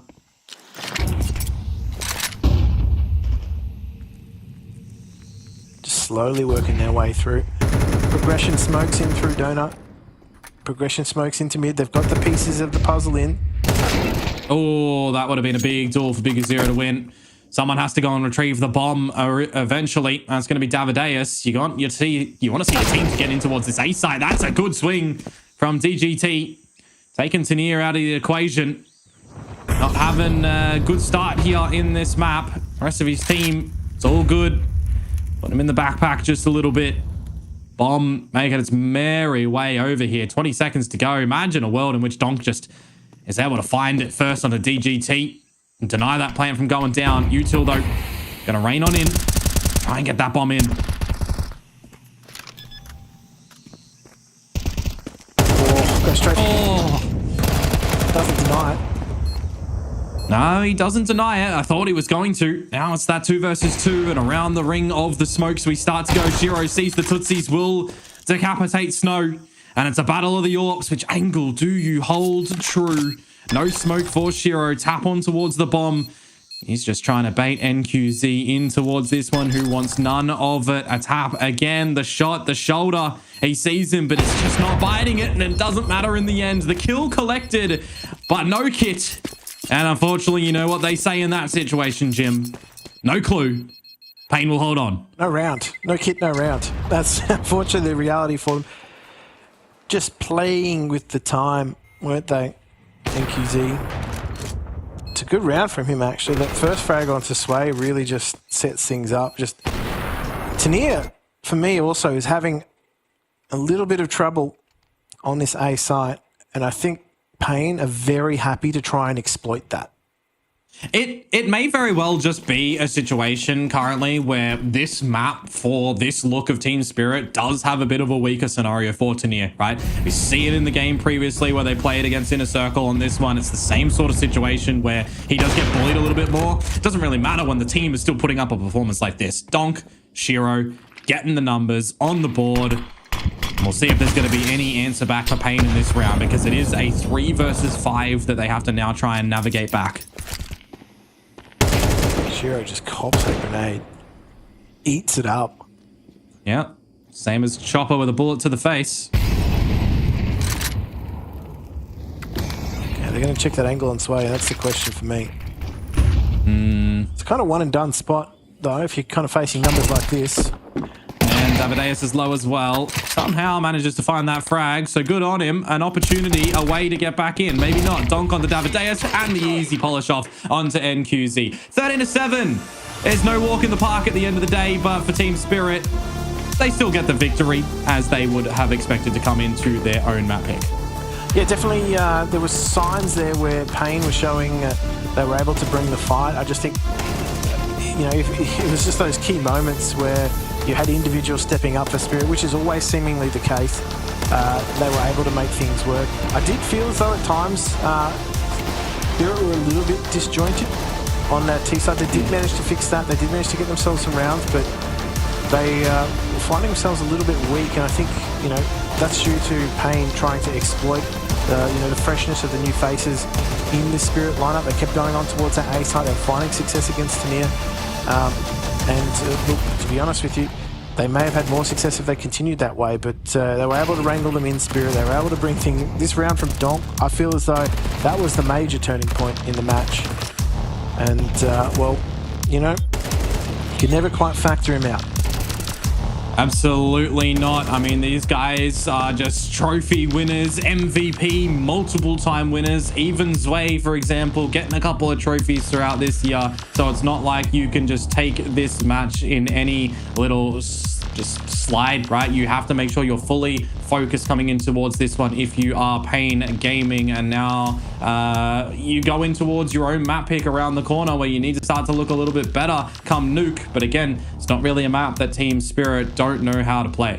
No, exactly. I think you're going to be running into more of the same on Nuke against Spirit. So I think, look, if it's up to Pain now, they've got a really short turnaround to try and fix things and get those fundamentals together and really try and bring it to Pain.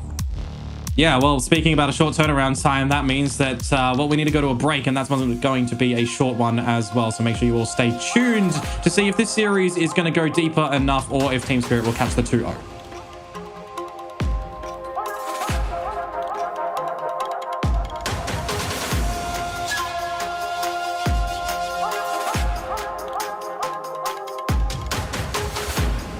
Here's to the challengers.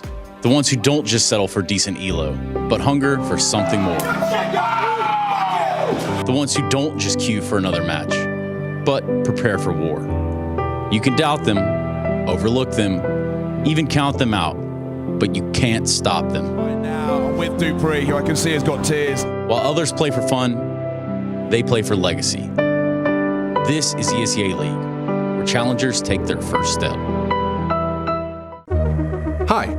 This is Basement Dweller's first advertisement. And our second drop is, it's up, actually. If you're seeing this, it's up. It's available on the ESL shop. We had our first go at a jacket, and I'm really proud of it. I've always had an interest in clothes, but, you know, seeing behind the scenes how the sausage is made has been a lot of fun. And if you like the clothes, tell me. If you hate the clothes, tell me, but try them before you slag them off. I think they're really comfy. So yeah, that's my advert. I'm gonna try again. I'm gonna record another one.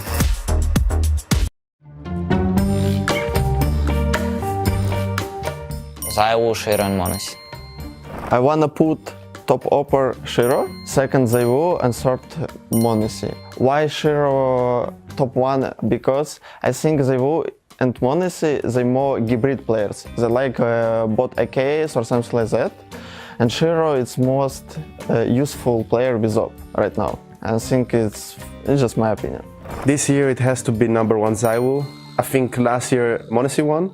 I definitely think that Monacy maybe is more of a capable upper at times than Zaiwu, but I think this year Zaiwu has proven that he is still better. Number 2, I would then put Shiro. I think he's playing incredibly, really consistent. I think definitely a top 5 player in my eyes at least. So for number 3 it's Monesi. I think that he picked up the pace lately. I think he's been playing really well, but still I feel like those two are a bit above him. I would say Zaiwu, Monesi, and Shiro. Upper Zaiwu first, definitely, this year. I would put Shiro as second and Monesi as third, but Monesi will finish second by the end of the year.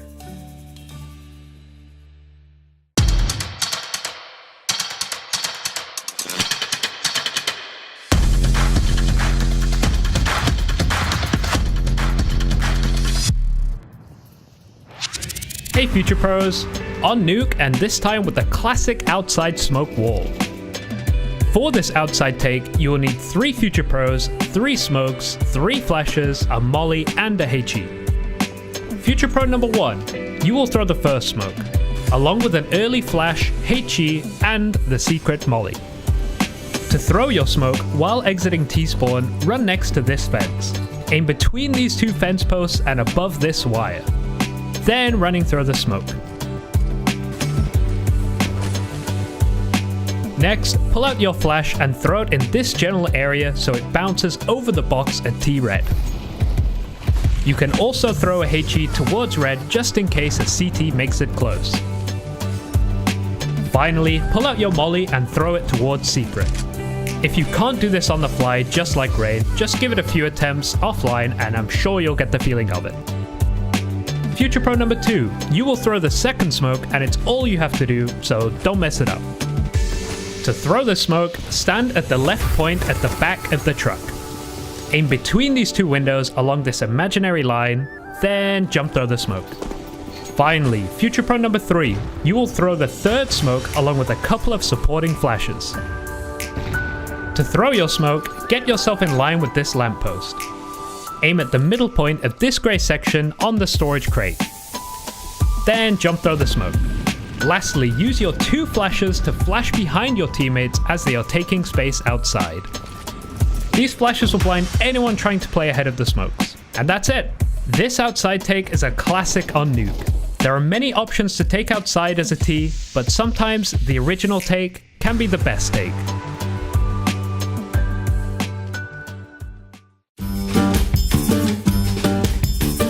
The achievement stokes for in-game leaders. So the first it has to be Apex. The next I would say Chopper, and the third, let's say Brawlon. I think the first one it's Apex, second one it's Chopper, and third one I think also Brawlon. I think it's good. Yeah. In-game leader of the year, number 1 it has to be Apex. 7 trophies in a row. It's number 2, I would personally put Brawlon, my teammate. I think that he has done an incredible job this year. First time IGL, so for me he deserves it. I think that he's proven to many people, also to himself, that he's capable. Number 3, for me personally, I have a lot of respect for Spirit and Chopper, so I will go with Chopper. They also won Cologne, so well deserved, in my opinion, that he's on the list. In-game leader. I mean, the first one is easy, Apex. Second, Chopper. And 3, Blitz. I think it's a little bit of everything. So, I mean, obviously the trophies are important, but for example, Blitz maybe has, I think, 1 trophy this year, but I think just the way Mongols are playing and the way they're improving is just nice to see, and obviously he's a big part of it. In-game leader, Apex first. I will put Brawlon second, and Fallen. There's a big difference between the mouse with Shui and with Brawlon, and I think that Brawlon made them a very, very solid team. And I think it's a matter of time before they lift a trophy, but the way they play is, I like it. I think it's very hard to read them, and he's also good at shooting as well. So yeah.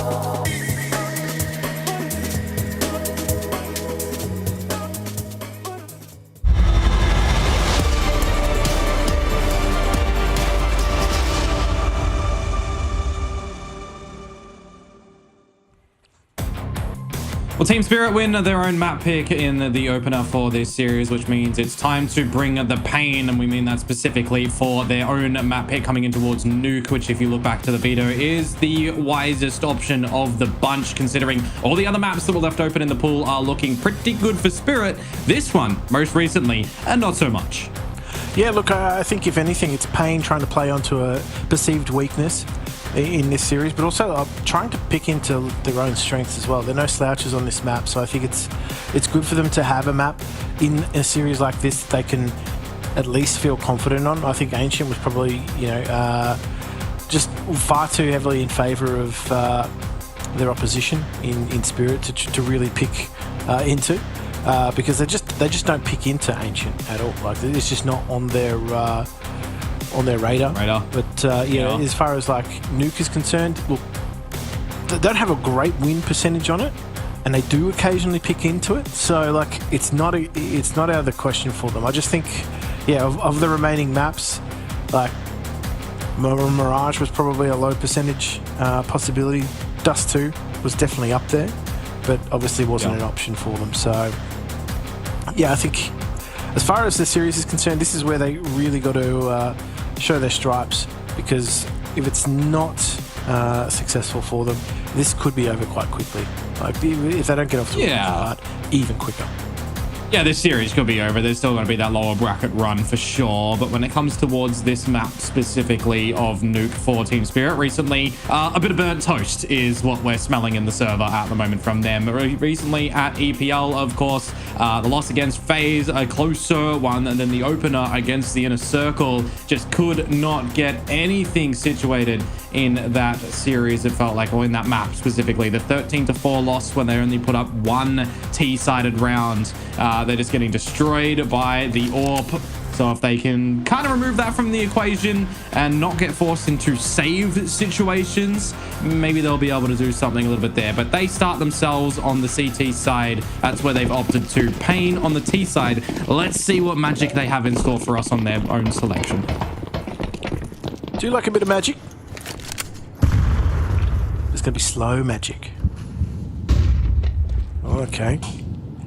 This is poised to explode on ramp, isn't it? Oh, for sure.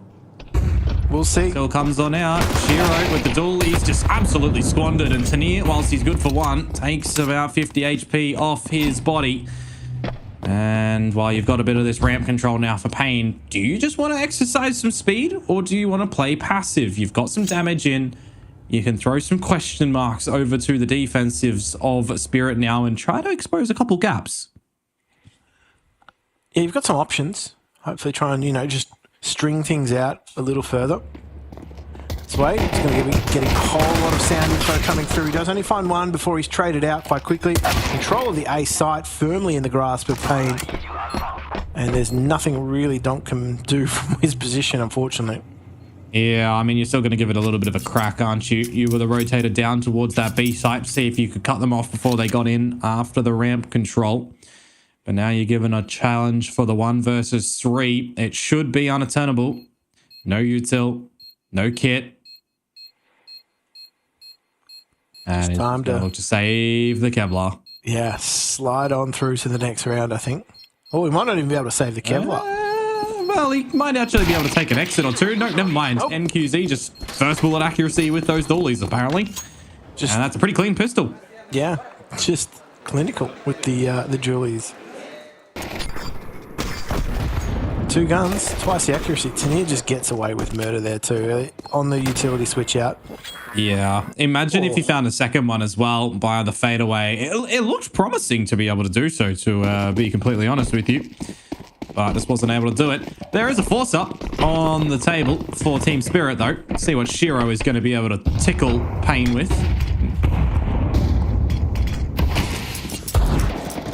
Smoke's going to go down before he has the chance to get his fingers ready for the tickle. Yep, standard wall.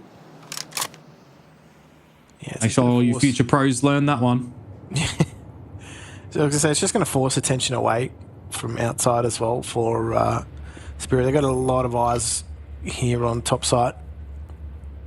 Yeah, if you can try and funnel Pain in towards the roaring shotgun of Tanir, it would be nice, but he's just not at the ready at the right spot at the moment. It might be a bit of a bloodbath come this upper site at the moment. Util starts to come on down. They're just going to disrespect this smoke and go straight on out. Good flashes with some trades to come on through. The Deagle of Donk looking to do some damage. Good for 2. Now the rest of the pistols, the rest of the members of Spirit want to get activated. There's an advantage here, Jim. And that's going to be settled in stone for just a little bit right now. NQZ and Snow. See what they can bring on back. But hello, Sunshine. Shiro, he's already rotated to the right spot. I thought he was good for that. The crouch, lucky to get away. Great flash. Just completely disables him. I don't know, if Tania gets something out of this, this is going to be... Oh, filthy.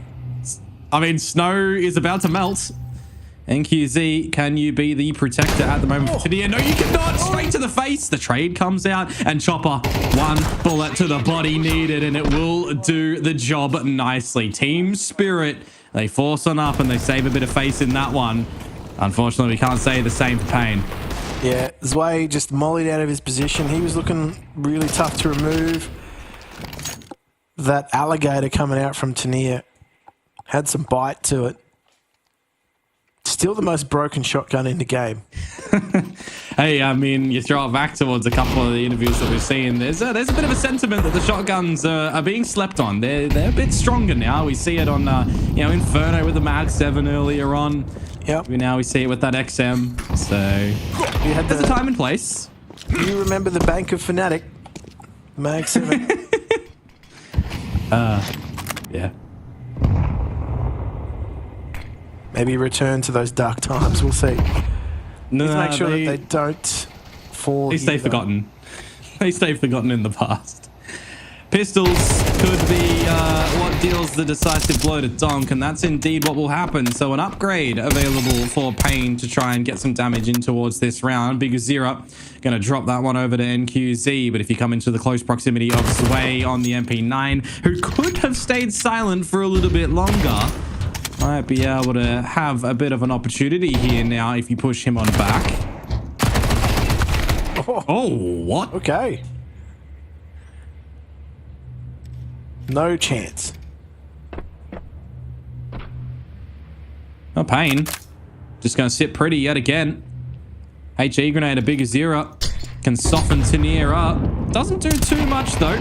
He will get finished off quite convincingly, however, and this is where we just have a bit of a rally back between the two teams on the ecos. Yeah, this is pretty disgusting, to be honest with you, but definitely makes for exciting games. For sure. Yeah, nothing really for Team Shiro. Spirit upgrade a little bit more so than Payne did this time, but it feels like Payne is going to be better off for it now with this extra back and forwards to come through.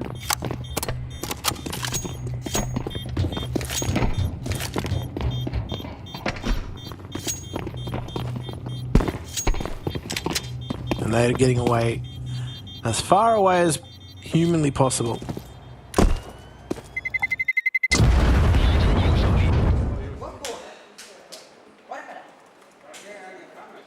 I didn't think they had any business getting away with that. Well, they shouldn't have. That's the thing. The MP9 that close should have been able to find the kill, but it just, you have a bit of Matrix in there and you dodge all the bullets, then you come away with a round. It happens. You wouldn't back Donk to miss an AK spray like that. Yeah, but when you've got like the smoke obscuring vision and then you've got 5 members and blah, blah, blah, it happens. I should get you to write my excuses. I'll put blah, blah, blah quotes in there. Yada, yada, yada. Yada, yada. Opportunity for Payne to establish a bit of dominance on this T side right now as well, right? Because we know that historically Spirit do look flat on this map. See what Tania can do. He's been bullied a little bit in this series so far, and it's just going to keep on happening at the moment. He needs to send some detention Payne's way.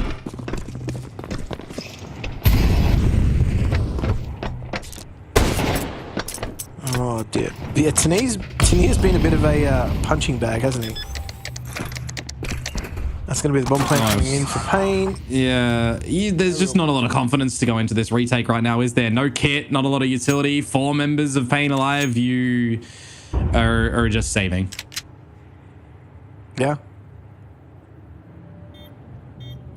I think it's safe to say that is the smart decision. Keep that city economy alive for another round. Well, you might not even be able to hold everything if you're shoulder checking the distance game with the MP9. It's the way it should be, and no longer for this world. And he won't even take anyone down with him.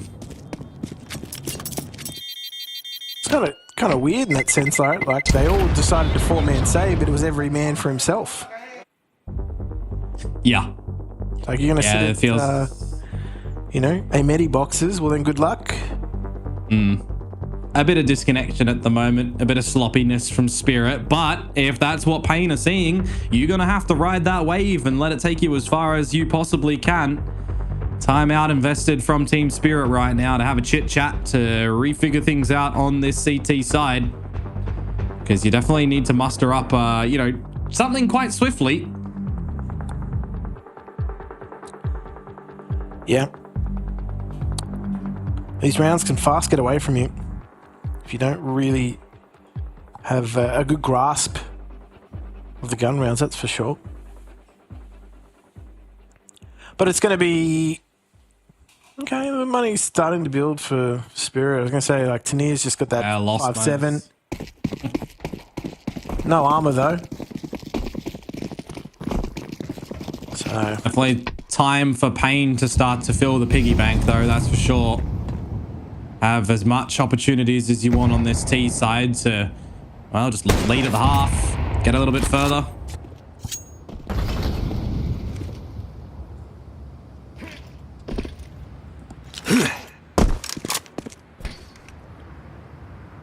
Just let those wall of smokes bloom. Shero wants the info. Does the damage. You'll get the first kill. Get away with a bit of healthy HP as well. This is so risky to go through the smoke. How? Okay, I thought he saw a body and just didn't decide to shoot, and he should have probably shot to at least claim one, because now in the equal state, it goes back into a better favor for Pain. I was going to say, if you wanted to go for that risky gambit, you'd almost want a flash behind it, but there's no util here for Spirit. And then it's going to start to get overwhelmed unless Shiro can come out with a couple more head crackers like that. Yeah. They're kind of being stalled on their approach to any of these bomb sites. Outside, unfortunately, is not a bomb site. No, but if you get a little bit too hungry like that as Duncan. Now, Shiro, this is where your lead can just get taken away from you. These small percentages, sometimes you get hungry. There's 30 seconds to go when that duel happens, and there could have been the opportunity for Team Spirit to win this round. And mate, it still very well may be. NQZ, quite low. Sway, gonna spot him out, be handed the AK, knowing where DGT is, but there's no trade available. Tania has to shimmy up the vent to come on towards this site. He is just running at DGT to get the gun on out, and Tania, he had it on the silver platter. And it just falls through his hands. Oh, that is heartbreak. Just not... It'd be moulding if you chopper. I think you'd be moulding if you were just Spirit, to be honest with you. You had every opportunity in this round. More than one, more than two. And somehow by, some slip-ups of yourself and from Pain hitting some shots, they bring that back. They get away with that one. 4-1, Pain just starting to tear away. Gonna have to deal with the guns now. That's the issue. Yeah, the AWP's out for Shiro as well. Hitting a couple body shots with the scout. See what he's going to be able to do now with the bigger boomstick. NQZ, same can be said. Meanwhile, there's a bit of a protrusion through the smoke for Snow at the moment, trying to claim all of the territory that he possibly can. Be the decisive factor, be what the team needs. Some initial contact for him would be worth its weight in this one. That's why we see some shifts in his positions on this Pain roster to be, the guy alongside Big Uzira, the new playmaker.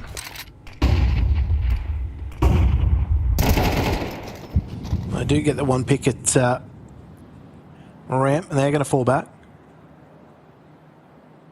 Just got to group and allow Snow to try and create some space for them. He slipped the net. Oh, but Shiro. Oh, no. No scope doesn't look as good as the last series, does it? No. Oh, and the tracking from that one is awful for Zwei. This round is looking quite clean from Pain. From essential beginning to end. Good trade coming out from Big Azira when DGT falls. And that kill almost feels a little bit inconsequential because you know that Chopper's not going for a retake. He's just going to try and save this A1S. And even at the ramp room, he'll get some damage from that bomb. Yeah, we're a couple Feel good though. Should be enough to comfortably save. That is a compromising position.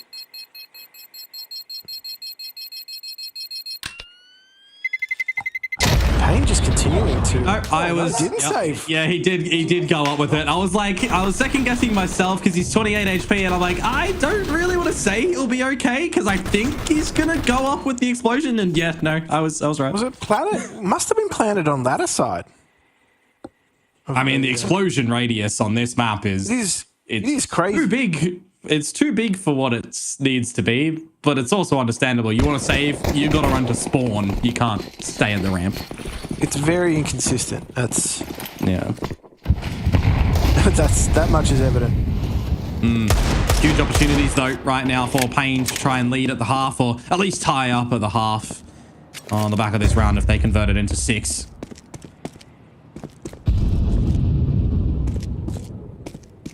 Well, we hypothesized whether or not this pick of Nuke was going to be, you know, a perceived weakness from Pain against Spirit, and I think it's actually working out that way. Oh, DGT. Just on an island by himself, needs to be a little bit careful that he doesn't give up an opportunity for this AK to be taken. Rest of his team though, looking all good in their duels. There's that AK that will get pilfered. Bomb to eventually make its way to the A site you'd expect at this point in time, though you are investigating the lower side of the map at the moment. You are tunnel vision NQZ with that AWP, but no. Way misses that one and he knows it. The hands are thrown. That one shouldn't have happened. With why? That's devastating, man. We've all been there. Not that it was going to be a round-winning moment, but still frustrating nonetheless. I think that it's one of those things that it could be of consequence as this series starts to get a little bit more frustrating for Spirit.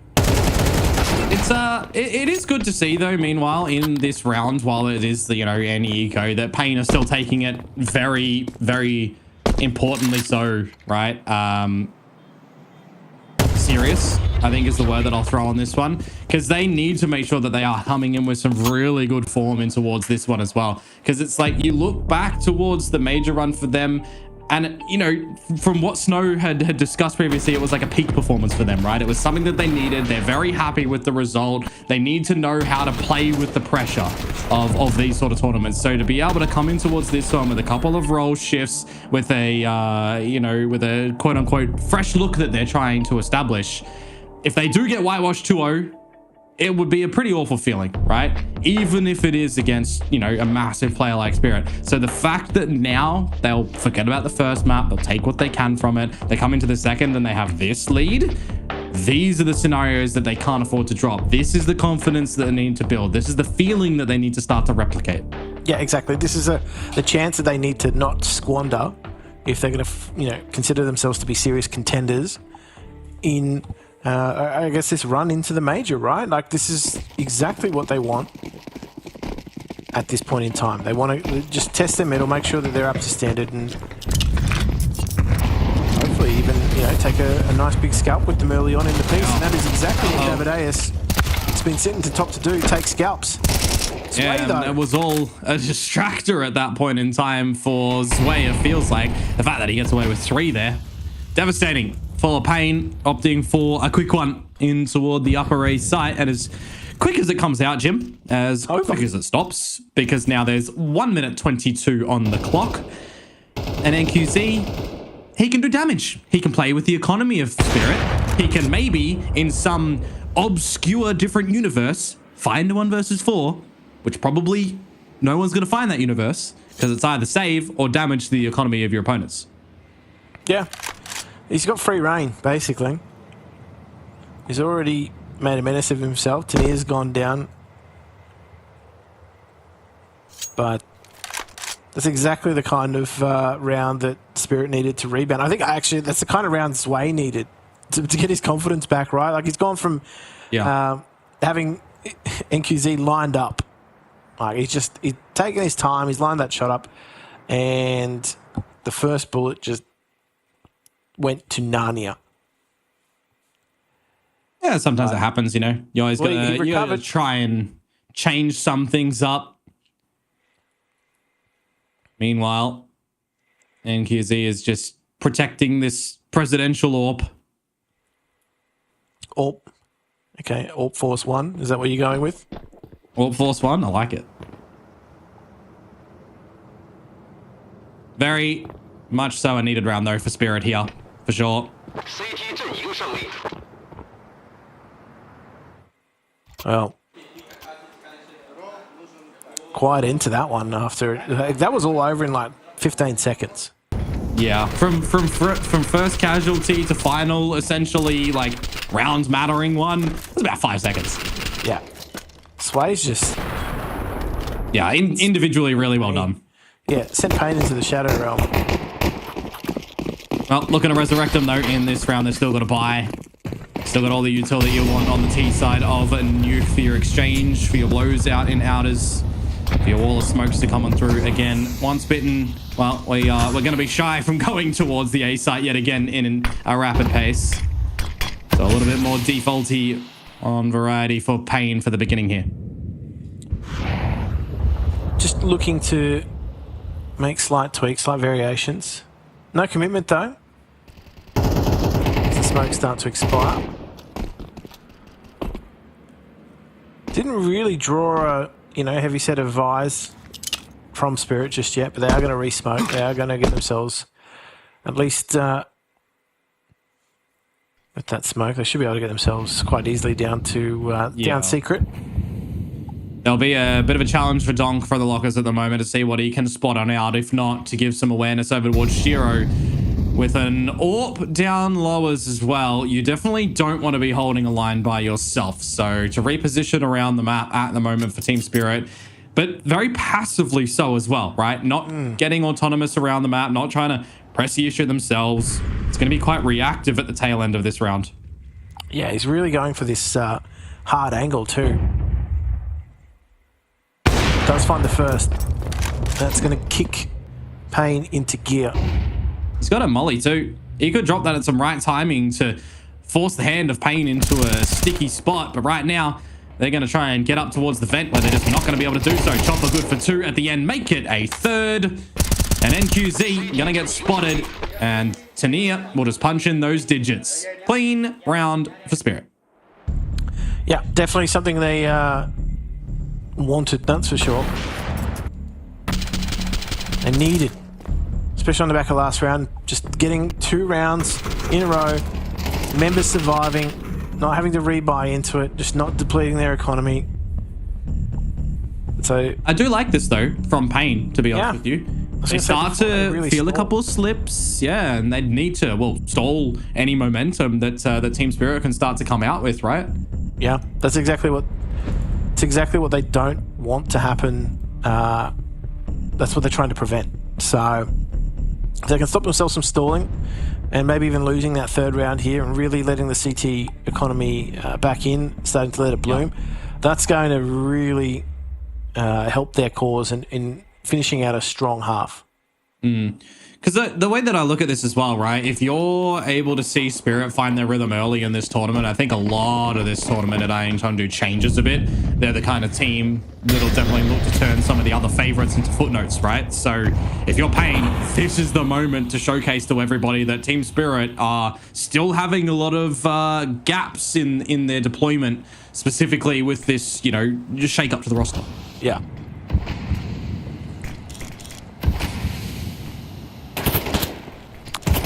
Seeing anything just yet? The flick not quite on point. Tania again, just going to be pressed. And he was only by himself too. It's go time for Pain. They can go down the ramp if they want, or they can hold. They can go patient, which is what they generally tend to do as well. And they just sit. See what the adjustments look like for Spirit.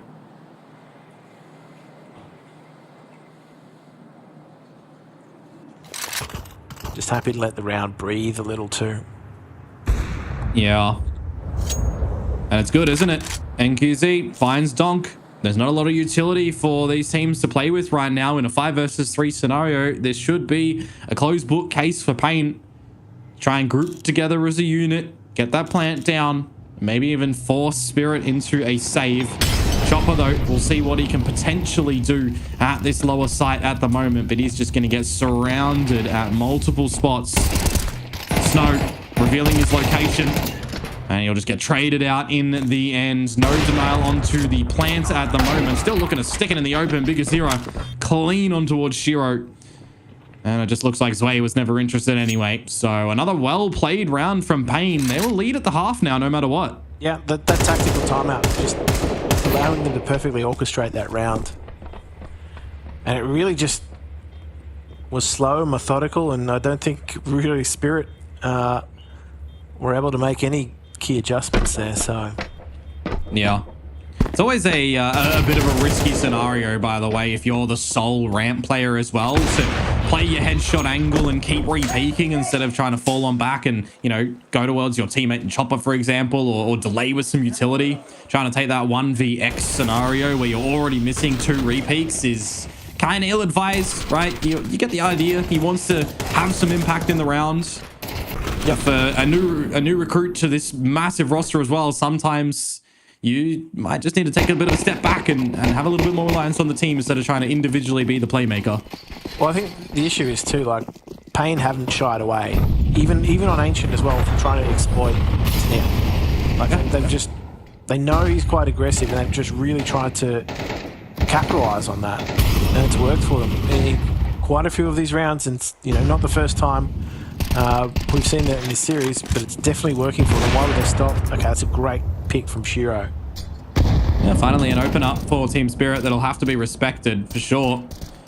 Pain want to keep on going though, you know this. They want to send us to dust too.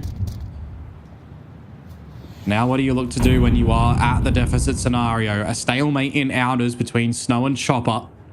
See which way that one does eventuate in toward. But for right now, Zwei will find DGT.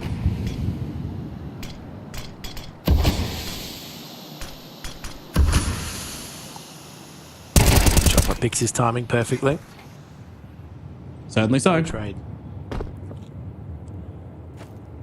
No chance. This is just very, like, dry duels at the moment, essentially, right? Yeah, we're into a save round for sure.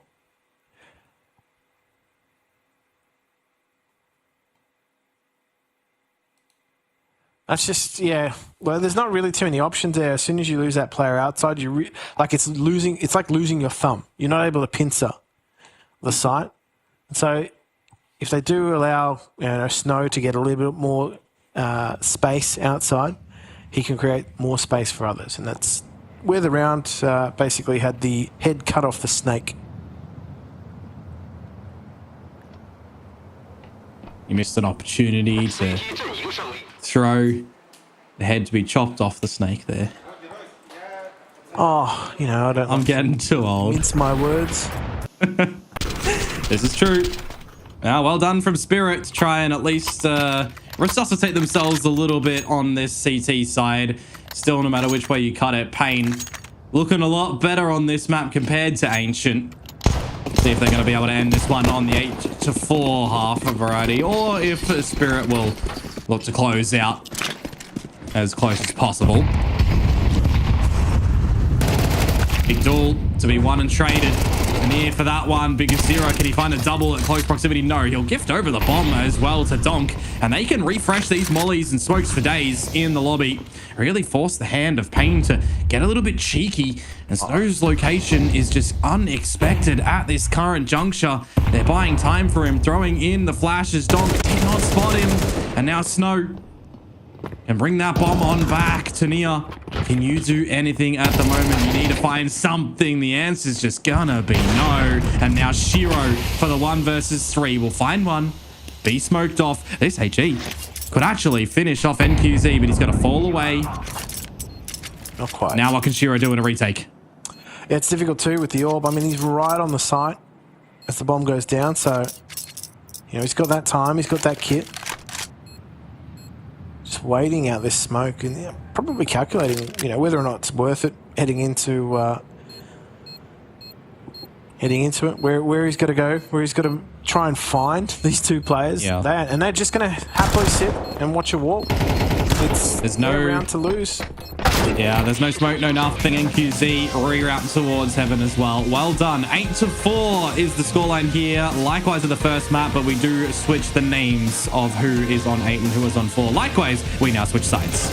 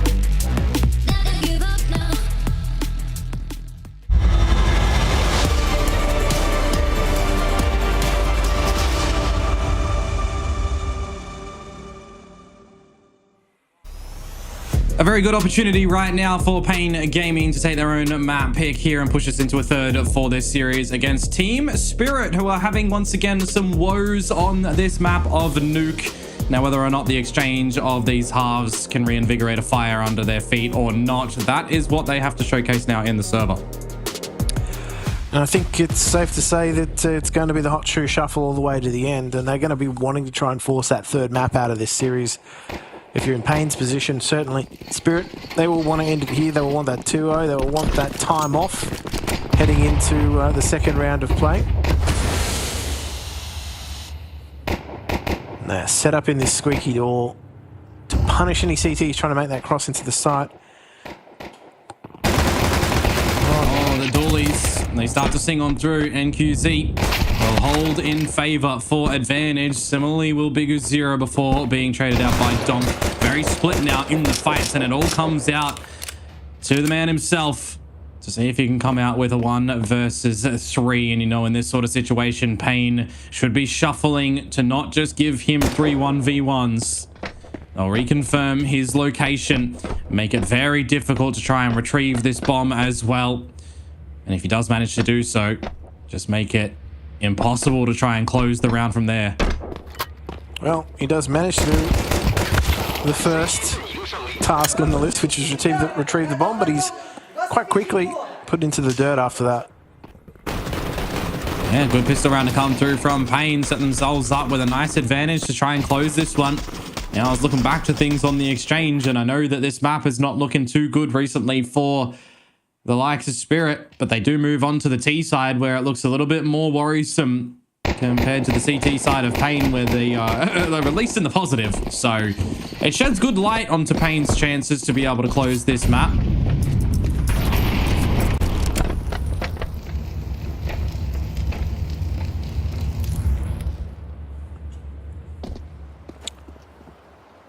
Time to just talk it out, I think, for Spirit, though.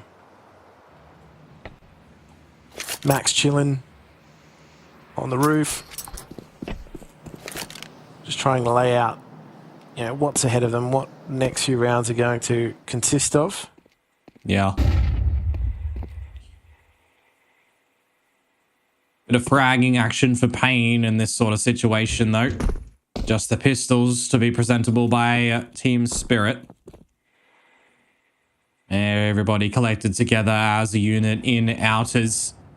Should be a bit of a field day when you got 3 crosshairs already primed and ready at your location. Swings on out, and it's just the complete mop up. Look at that. Easy as you like it for Pain. 10 now on the board. Couple more. Yeah. That's exactly why you keep your distance in rounds like that. Just to try and keep things nice and clean. Well, let's just see what Spirit can now go with in this next round. Where are they going to, you know, lay the first foundational pieces? Yeah. They're going to try the progression outside already early on. You can already see. Makes me wonder. Down. Yeah. In terms of utility, they're already just dumping utility on these choke points, stopping the fast play from being a possibility. Well, the explosive style of Spirit is something that's always been quite a successful thing, right? So if you can stop that from happening, kind of already got a good checkbox there. Tania, meanwhile, is really low in HP. Bit brutal towards him. Meanwhile, the posturing up for Spirit before trying to get in towards this upper side. Utility starts to go on down. Don't just start off the party, but will they be able to keep on going before they cut the cake? Because Zira claiming 1 before being traded out. So still keeping this within the realms of possibility. Assisted flash to come on through, facilitate Snow from getting on up. An upgrade to the Galil, but thinking that there's no one around him before trying to cop that reload. Ill-advised. And with these A1Ss for Pain now, do you want to go for this retake? No kits, no util. Save these big guns to the next. It's a perfect reply, though, from Spirit. Just first and foremost, obviously getting the bomb side and getting that bomb plant down, and you know, getting themselves on the board early on after securing guns. But more importantly also too, like thinning the CT economy, taking 3 guns out of the equation, it's going to have good dividends being paid out in future rounds. They can continue to string rounds together. It is going to be a grind for Spirit to get themselves into these sites because, you know, the rebuys will come through. I've got no doubt that, again, they'll be looking to try and stem aggression out of Spirit early on. Just dump numbers into those dump numbers of utility into those choke points early on. Just stop the faster play. But what I'm liking from Spirit is just that measured control. Once, you know, that sense of utility starts to fade away. Big green's out for NQZ now. See if he's going to be able to echo out some scarcity towards the Spirit members, specifically in outers as well. If you want to toy with that one, you should know that it's going to be a possibility here and not go for any ambitious duels without smoking him off and flashing him. The smoke will start to come down. Don't you dare peek before that one. You'd be toying with death. Oh, not quite breaking both smokes, actually.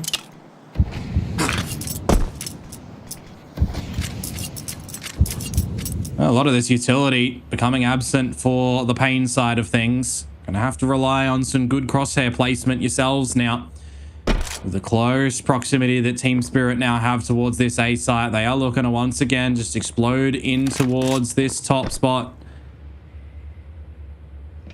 Amadeus and Snow to see if they're going to be able to answer with this one. Here we go. Flashes on in. Molotovs as well to flash one out. Snow gets one before ultimately falling, but Amadeus behind the side. Good for one. Traded again. We keep going backwards and forwards as he caught with the utility, but do you have it any other way? More trades, and Bigu Zero now will bring it into the 1 versus 1 against Shiro. Bomb on his back. Looking for the dance.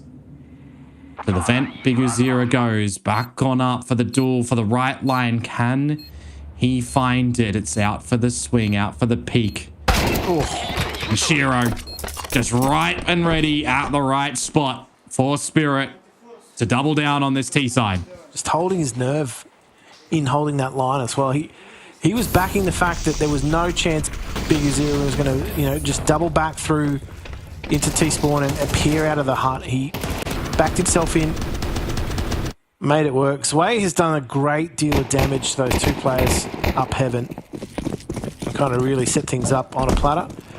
So NQZ has just got this hero AWP, man. I'm expecting a Hail Mary play coming out of that. He's 14-4. He's, you know, setting the world on fire, but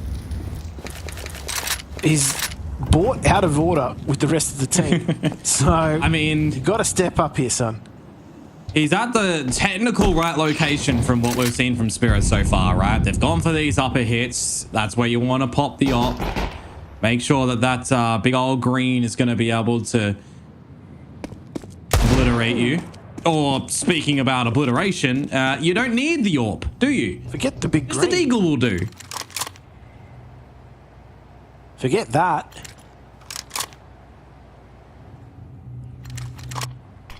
So I was starting wants to. Dangerous too. That's the thing. Yeah. Now what's the game plan look like for Spirit? A man down. This utility is just almost gone as well, by the way. A couple HEs and some flashes. You're going to have to find a couple cheeky frags or some good timing. 40 seconds to go. These are the situations where that clock can be the 6th man of your opponent's execution on towards Snow, though. And now you go into the clutches of NQZ. The AWP revealed. A second shot to come on out. He's doing it, lads. He's doing it. An opportunity for another, but it does get shut down by Shiro. Now, in the 2 versus 2, that bomb needs to be retrieved. And if you drop down that vent, Bigu Zira would have been waiting, but he comes up a little bit too premature. And Davideus just can't get it done in the end. An opportunity that would have been possible for Pain does get shut down as Team Spirit will continue on. Yeah, Bigu Zira obviously thought he had a better timing than what happened. He just sort of arrived, you know, at a room on fire. Could have really been a real problem for Spirit had he just held in vent a little longer. All right. NQZ manages to get another AWP in his hands. Yeah, not a lot of utility behind this one for Payne, though. Very light. No kits either. So if there's a plant scenario, keep an eye on what that could come out to be. Big amount of damage on Donk first and foremost, though. And they're even going to finish the double out. Donk and Shiro down for the count. And that just immediately puts a hamper on this round. Yeah, they've very quickly gone behind the 8-ball in this round. And even then, just trading out 1 for 1. That's not going to work in your favour. 4v2. Chopper and Tania. If there was ever a time for Tania to redeem himself after what's been, a relatively tough series for him, it would be now. But I just don't think that there's even much for them to work with. They are quite split at this point in time. Yeah, you're definitely looking for a misstep from somebody on Payne at the moment. Gun barrel shouldered out from Chopper. Util just cementing location. Trying to draw attention away from Tania to try and sneak on in, but he's just getting caught out by Bigger Zero in the off angle. And for Chopper, there's not much you're going to be able to do at the moment. So fly away. Save this AK. And look to do it again in the next round. You've got a bit of cash that you're going to be able to splash on in. It's nothing too handsome, though. Payne will be finding 11 now. Yeah, it's kind of ground to a halt in this round, hasn't it, for Spirit? They've just been completely devastated by the the double concentration of Snow and Big Zero in smoke. Yeah, I mean this is the big thing, isn't it? Right, coming in towards this one with the adjustments that that Payne have made. In recent history, right? Trying to activate Snow a little bit more, shifting on where he's going to be playing around the maps. They want him to be the new guy to come in towards this roster to really get the fragging happening, to start these duels, to start them off on the right foot. DGT's had a couple of step-up moments as well in this one too, don't forget. But for Big Zero to have a little bit more reliance upon the team where needed as well is going to be very positive for Payne. Meanwhile, when I look towards Team Spirit and I look towards this map and I look towards their veto, I kind of throw the question out there. This map of Nuke is not looking too good. Is it to crash off? Time to toy with the idea of Inferno after 4 years of banning? I don't think so. They're likely going to pivot to another map. It'll likely be something completely different. So Shiro tries to use his spawn to his advantage, doesn't quite find pick that he wanted, but Donk actually gets very aggressive. Yeah. Take matters into his own hands. Need to see a big opener. But you need to see it convert into a round, more importantly, for Spirit as well, because this is where Payne can start to taste a bit of victory on their own map point. If you go towards the ramp room, you do have to contend with NQZ on this AWP lane. He's generally good for one. Made it out by the shoulder. He's going to stick around to try and have at it again. They're already overwhelming him. An AWP upgrade now for Team Spirit. They still have their eyes on the prize to get this B site to their own sway. Not known for his AWPing, but can certainly come out with some stellar shots. And this round is just done. A huge recovery. That's insanely cool. To be fair, some very uncharacteristic misses from NQZ, which made, which sort of set that up, didn't it? Oh, Snow's not even going to get down the ladder. He's had his legs chopped from underneath him. There we go.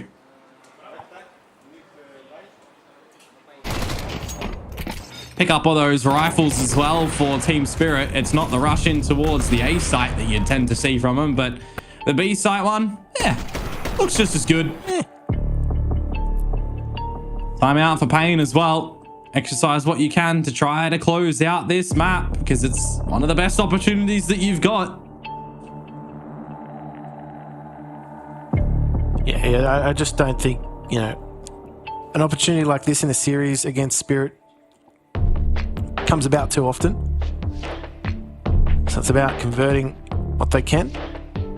They're going to be able to buy into this round, so it's about trying to contend with these individual peaks. What we've seen actually is like these microaggressions early on from Spirit, which have actually been, you know, forging some opening picks. So the opening duels are starting to fall the way of Spirit, which is just putting, okay, right behind the 8 ball early. Okay, orb left in spawn, not needed for this round.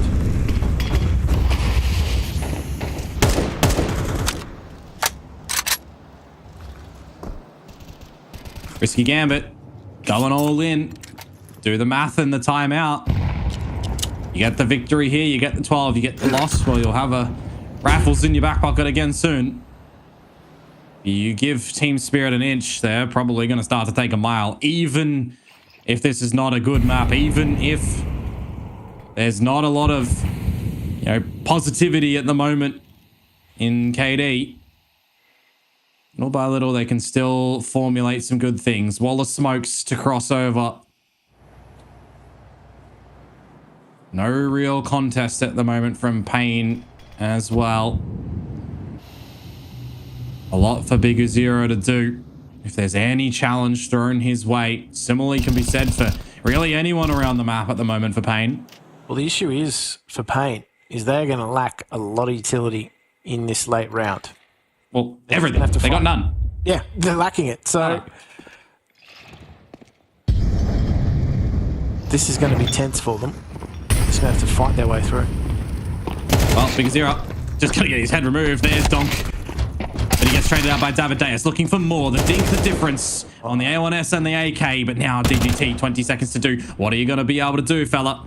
You and Snow to take the duel, to get the trades. Can't get the first on Sway, who's low, starting to step in to where they needed him.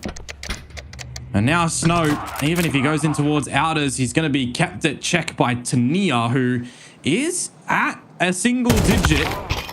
And that will get the better of him. There's a weapon to be retrieved here for Snow. But what do you want to try and do with it? You forced into this round as Payne. I think the prize of holding on to this gun is going to outweigh the damage that you can deliver. Certainly agree with that. I don't think there's any world in which he's going to try and even go for damage. He just wants to try and recover what is left of any CT economy. Yeah, sure, like the loss bonus is going to cover some, but it's just not going to be enough to, you know, put anything significant on the plate. Yeah. It'd definitely be such a tease at the moment right now if Payne are able to get up to 11 and not close it with some really smart decisions that they've been making on this map so far. And a couple of slip-up moments from Spirit that definitely extends the situation as well. Now they're looking to achieve double digits before seeing the weaponry back in the possession of Payne. Well, they better not falter. So the off-angle boost to try and utilize this solo M4 that they've got. Yeah, it's cheeky and I like it as well. It's at the right spot. It's a great idea, but there's going to be no takers for Team Spirit's side. Oh, that's such a sharp shot. And it's a better second one. Oh my, when you need something stellar to come out. DGT putting up some numbers. Now trying to get the AK. Given the time to equip it as well. Tania faltering again. And now it's Shiro and Donk. I'll put a bit of a pause in this one because these are two very, very sharp players. Cannot be understated. The trophies and MVPs found between them. So they'll have a bit of a reset and a shuffle into the round. NQZ and Snow to separate. Would love an upgrade, but Snow on the off angle looking the wrong way. Cannot allocate the shots to Shiro. And now it's all on to NQZ. Wrapping around the ramp. Can pick up a weapon. He's going to have a selection heading into ramp. I dare say, if I'm in his scenario, I just take that AWP and I just try and save. Would it have been spotted? It will. Oh, the timing. Yep. Shiro had the read, mate. He knew what was happening. The weapons were there.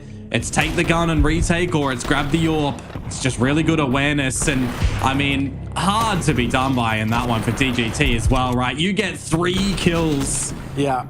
And then Donk and Shiro bring it back.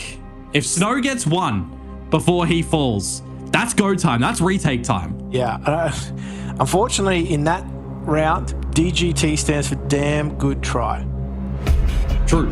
Didn't quite get it done. And good trigger as well, because, you know, good shots. True. Very true. But Spirit have now brought up double digits. Big Zero and the rest of Pain have just been sitting on, 11 rounds for quite some time now. Yeah. Starting to, no doubt, sweat the scenario. But this is what they've been waiting for, right? They had that timeout earlier. They made the decision to force. They recognize if it did go their way, they probably close the map. And if they don't, they'll have another buy before equalization. And now they're at that worse state of the decision. Big fight in outers as well. Had you hung around a little bit longer as NQZ, would have found a potential big opener. Now you've revealed yourself. Yeah, I don't think Donk will continue to face just there. We're happy to hold the off angle on top of red. Slightly changing things up here, DGT. Maybe trying to replicate some of the heroics of last round, but a lot of pressure is going to start to filter his way. Oh, yeah. All he needs to see is a foot out of place at the moment to come up with the goods. NQZ, though, getting the feeling that he needs a bit of assistance over towards the ramp room. Dodge the util. No, actually, DGT looking for the lineup with the AWPer falling. Communicate at least that there's a lot of bodies that could be wrapping towards this B site. And now we start to spread a little bit thin around the map. And I'm not talking about Pain. I'm talking about Spirit. You've got a lot of players that are disconnected with opportunities to find stuff. And Big Goozera, he's going to be early to this ramp wrap. Yeah, DGT's managed to actually slip the net, get away. Not for long. And now Big Goozera is starting to be activated. Yeah, 3 versus 3. 20 seconds to get this bomb established as well. Starts to go on down. Important hold right now that needs to come through. Donk to deliver that blow towards Snow. And now it's all from ramp to mount this retake. Big Zero with the AWP. It's not the weapon that you go in with in these scenarios. So it's already going for the save call. There's no kit. There's a bit of utility. It gets a little bit more difficult when you don't have a smoke to layer out to start to establish the retake. And just by deficit, not able to do it. Now Donk trying to remove these weapons from your hands as well to put you 6 feet under. It won't happen. You will look to hold on to this AWP to go again, but we are going to end up tied up here now on Nuke.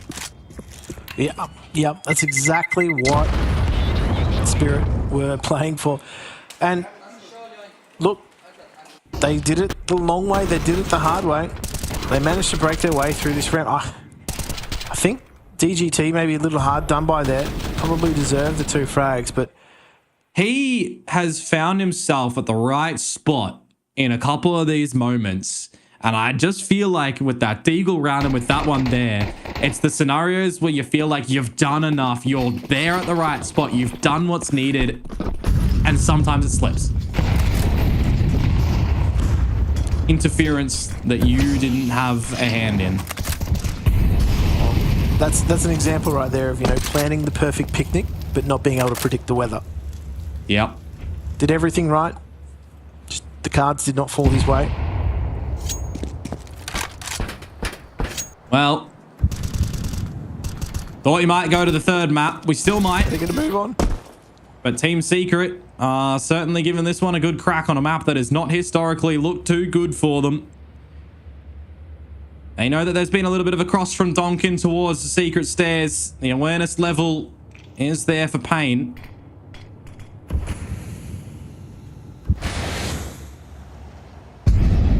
Looks like the pressure. What else can you do? I was going to say, they're going to go back to what's been working for them. Pressure towards ramp.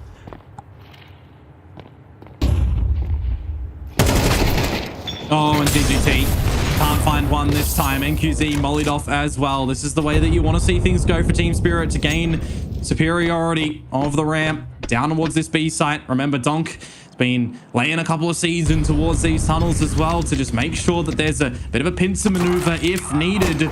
Decisions to be made here right now for Pain. Do you give up this retake to go again to push to OT? There's no way you're getting down in a clean scenario in a 4 versus 5 to that B side. You have to save. Yeah, it's not the first time they've done it either. They've had to make these tough calls, but give yourself the best possible opportunity. Oh, Chopper's going to give himself the best possible opportunity. That's the AWP. The stats rolling his way, yeah. It's honestly, there was one point there where NQZ was 14-4. He hasn't had as much impact in his last few rounds. Chopper's just going to continue to try and press the cause. But I think we go back to like that ramp round, right, where he had a few shots there. He had been hitting. Yeah. And he didn't quite get them off. And that's really, for me, been the turning point in the game, unfortunately. Yes, Spirit have been doing some wondrous things. They've actually been trying to target ramp, really been dissecting this crossfire between DGT and NQZ. And it's been very difficult for Pain to try and readjust as a result. Yep. It's 8-1 these last 9 rounds towards the T side of Spirit's nuke.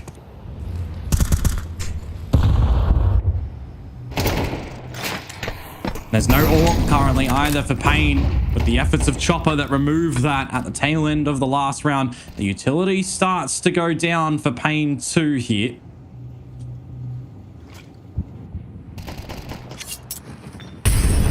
Starts to dwindle. It's no going for these jump spots. Yeah. They're kind of ready for this, though. Yeah. But is it all a ruse, though? That's the big thing at the moment. You're still kind of posturing a couple of members up at this top site, and Davideus is thinking better of going for the refight. It's awareness that is good, though, because Big Uzira repositions to find the timing. Or is it no? Zwei has just got in at the right timing. The trades are there. Now you're trying to hold down towards this B site where the trades still come out, but it's not like we've only got 10 seconds to go. There's enough time to settle a little bit and simmer.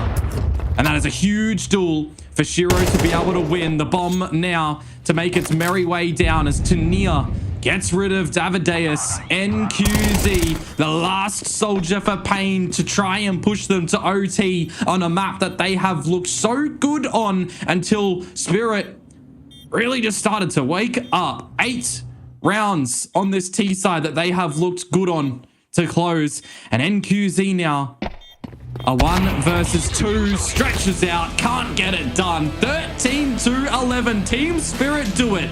They were 4 losses in a row on this map, but they've figured out what they needed to do to get it over the line in this series. They will win 2-0. And I think if you're on Pain's side of things, there's got to be just so many questions you're asking right now. How do we let that slip? How do we let them back into these rounds?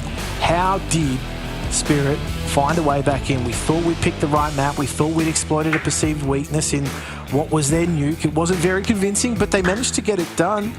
And I think for a Spirit, that's going to be, a bolstering of confidence, particularly in, some of the newer faces in the team. Obviously, Zwei, he stepped up big time for them, and I think it's safe to say that he has settled into the roster quite nicely. I think on Pain's side of things, they were very happy to try and exploit what they thought was a weakness in targeting Tania and where he was playing.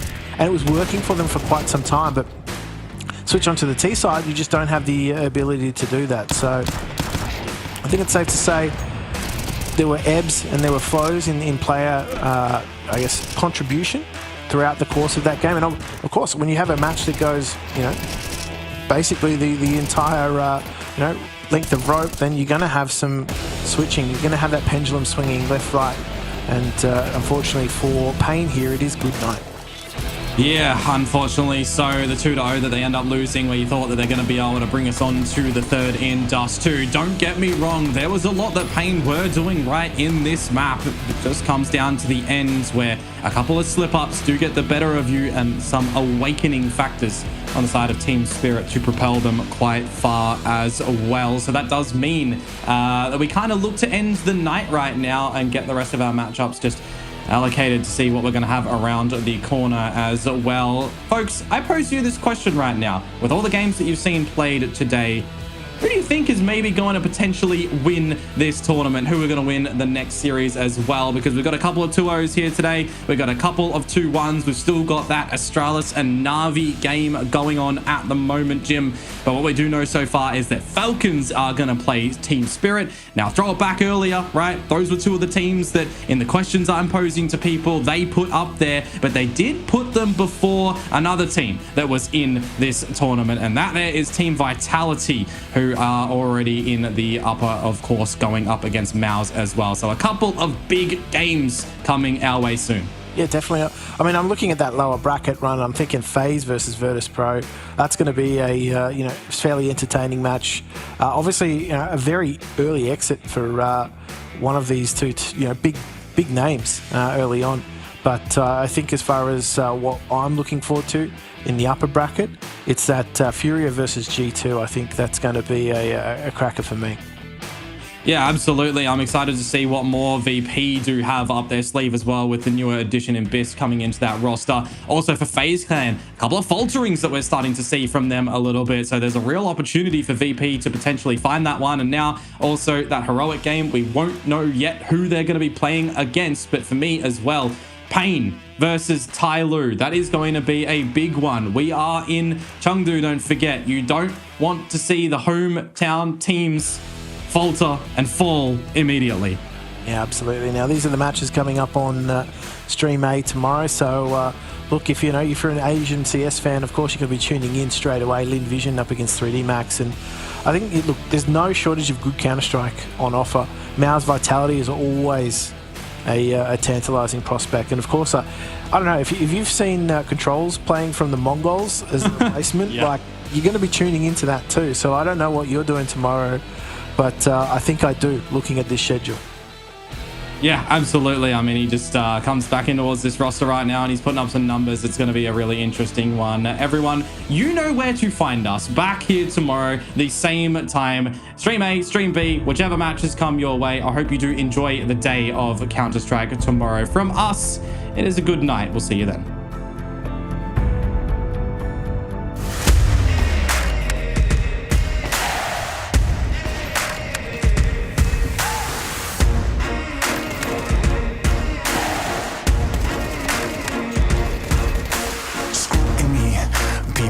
Up the truth, this ain't new to me.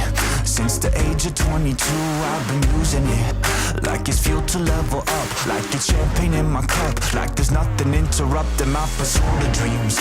There's a vision in my mind, it's consuming me. Take my confidence combined with opportunity, mix it up with unity, soon to be the greatest of my generation. Operation Victory. Fight or fly, we will stay.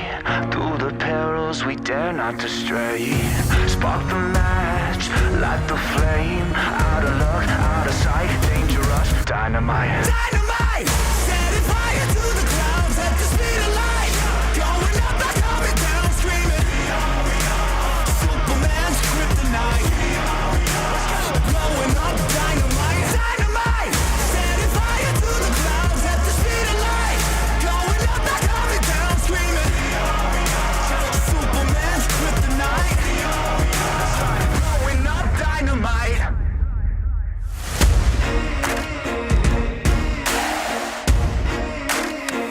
Check it. Troubled days, lonely nights, lot of tears, lot of fights. Big dreams met with bigger lies. It ain't what it seems from the outside. On my downfall they pray. Will I surrender or will I betray? Given the trauma that lives in my brain, or use it to fuel up the fire in my veins. I never complain, I boss up and do it. If there's a battle, I fight my way through it. If the wind blows, I thank God that he blew it. Cause what is a blessing depends how you view it. The fruits of my labor are in abundance. Indispensable, I'm not redundant. Incomprehensible the way I've done it. When the struggle pushes me, I don't shove it. I rise above it.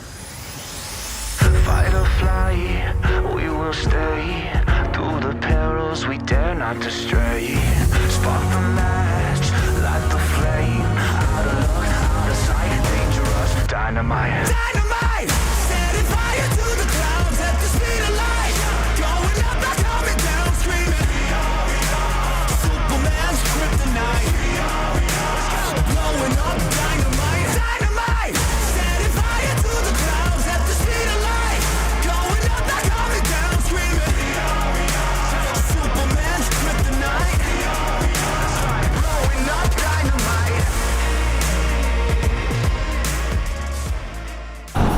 ESL presents the Intel Extreme Masters Chengdu in partnership with Intel, Acer Predator, DHL, Kidia, and Zoe.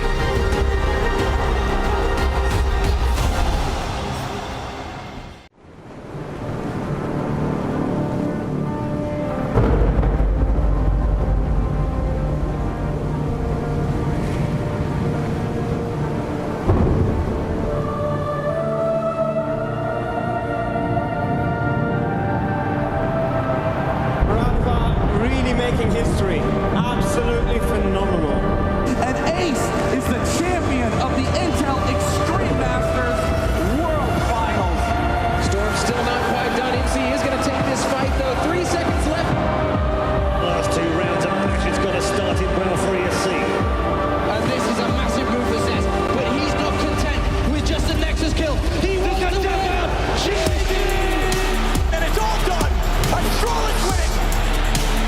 Unbelievable Rogue with a 4-0 victory over Classic. And they did it again in the grand finals. It's Navi! Give it up for your Intel Extreme Masters World Champion!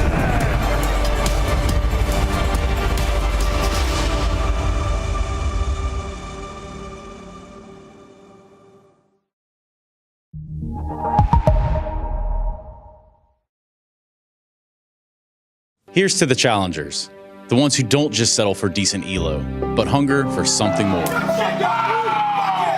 The ones who don't just queue for another match, but prepare for war. You can doubt them, overlook them, even count them out, but you can't stop them. Right now with Dupree, who I can see has got tears. While others play for fun, they play for legacy. This is ESEA League, where challengers take their first step. Hi, this is Basement Dweller's first advertisement. And our second drop is, it's up, actually. If you're seeing this, it's up. It's available on the ESL shop. We had our first go at a jacket, and I'm really proud of it. I've always had an interest in clothes, but, you know, seeing behind the scenes how the sausage is made has been a lot of fun. And if you like the clothes, tell me. If you hate the clothes, tell me, but try them before you slag them off. I think they're really comfy.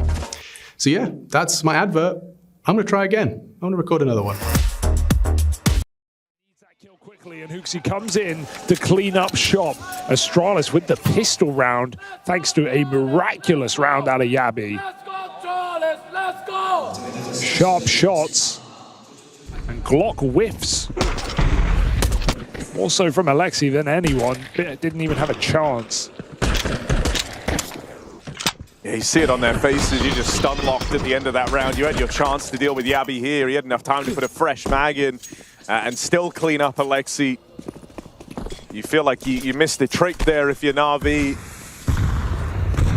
And that's going to get you off to a slow start. Liking that Astralis just throw this bottom banana smoke from one of their A players every round. Means they have 2 more smokes for B. And of course, with more manpower on A, they can concede.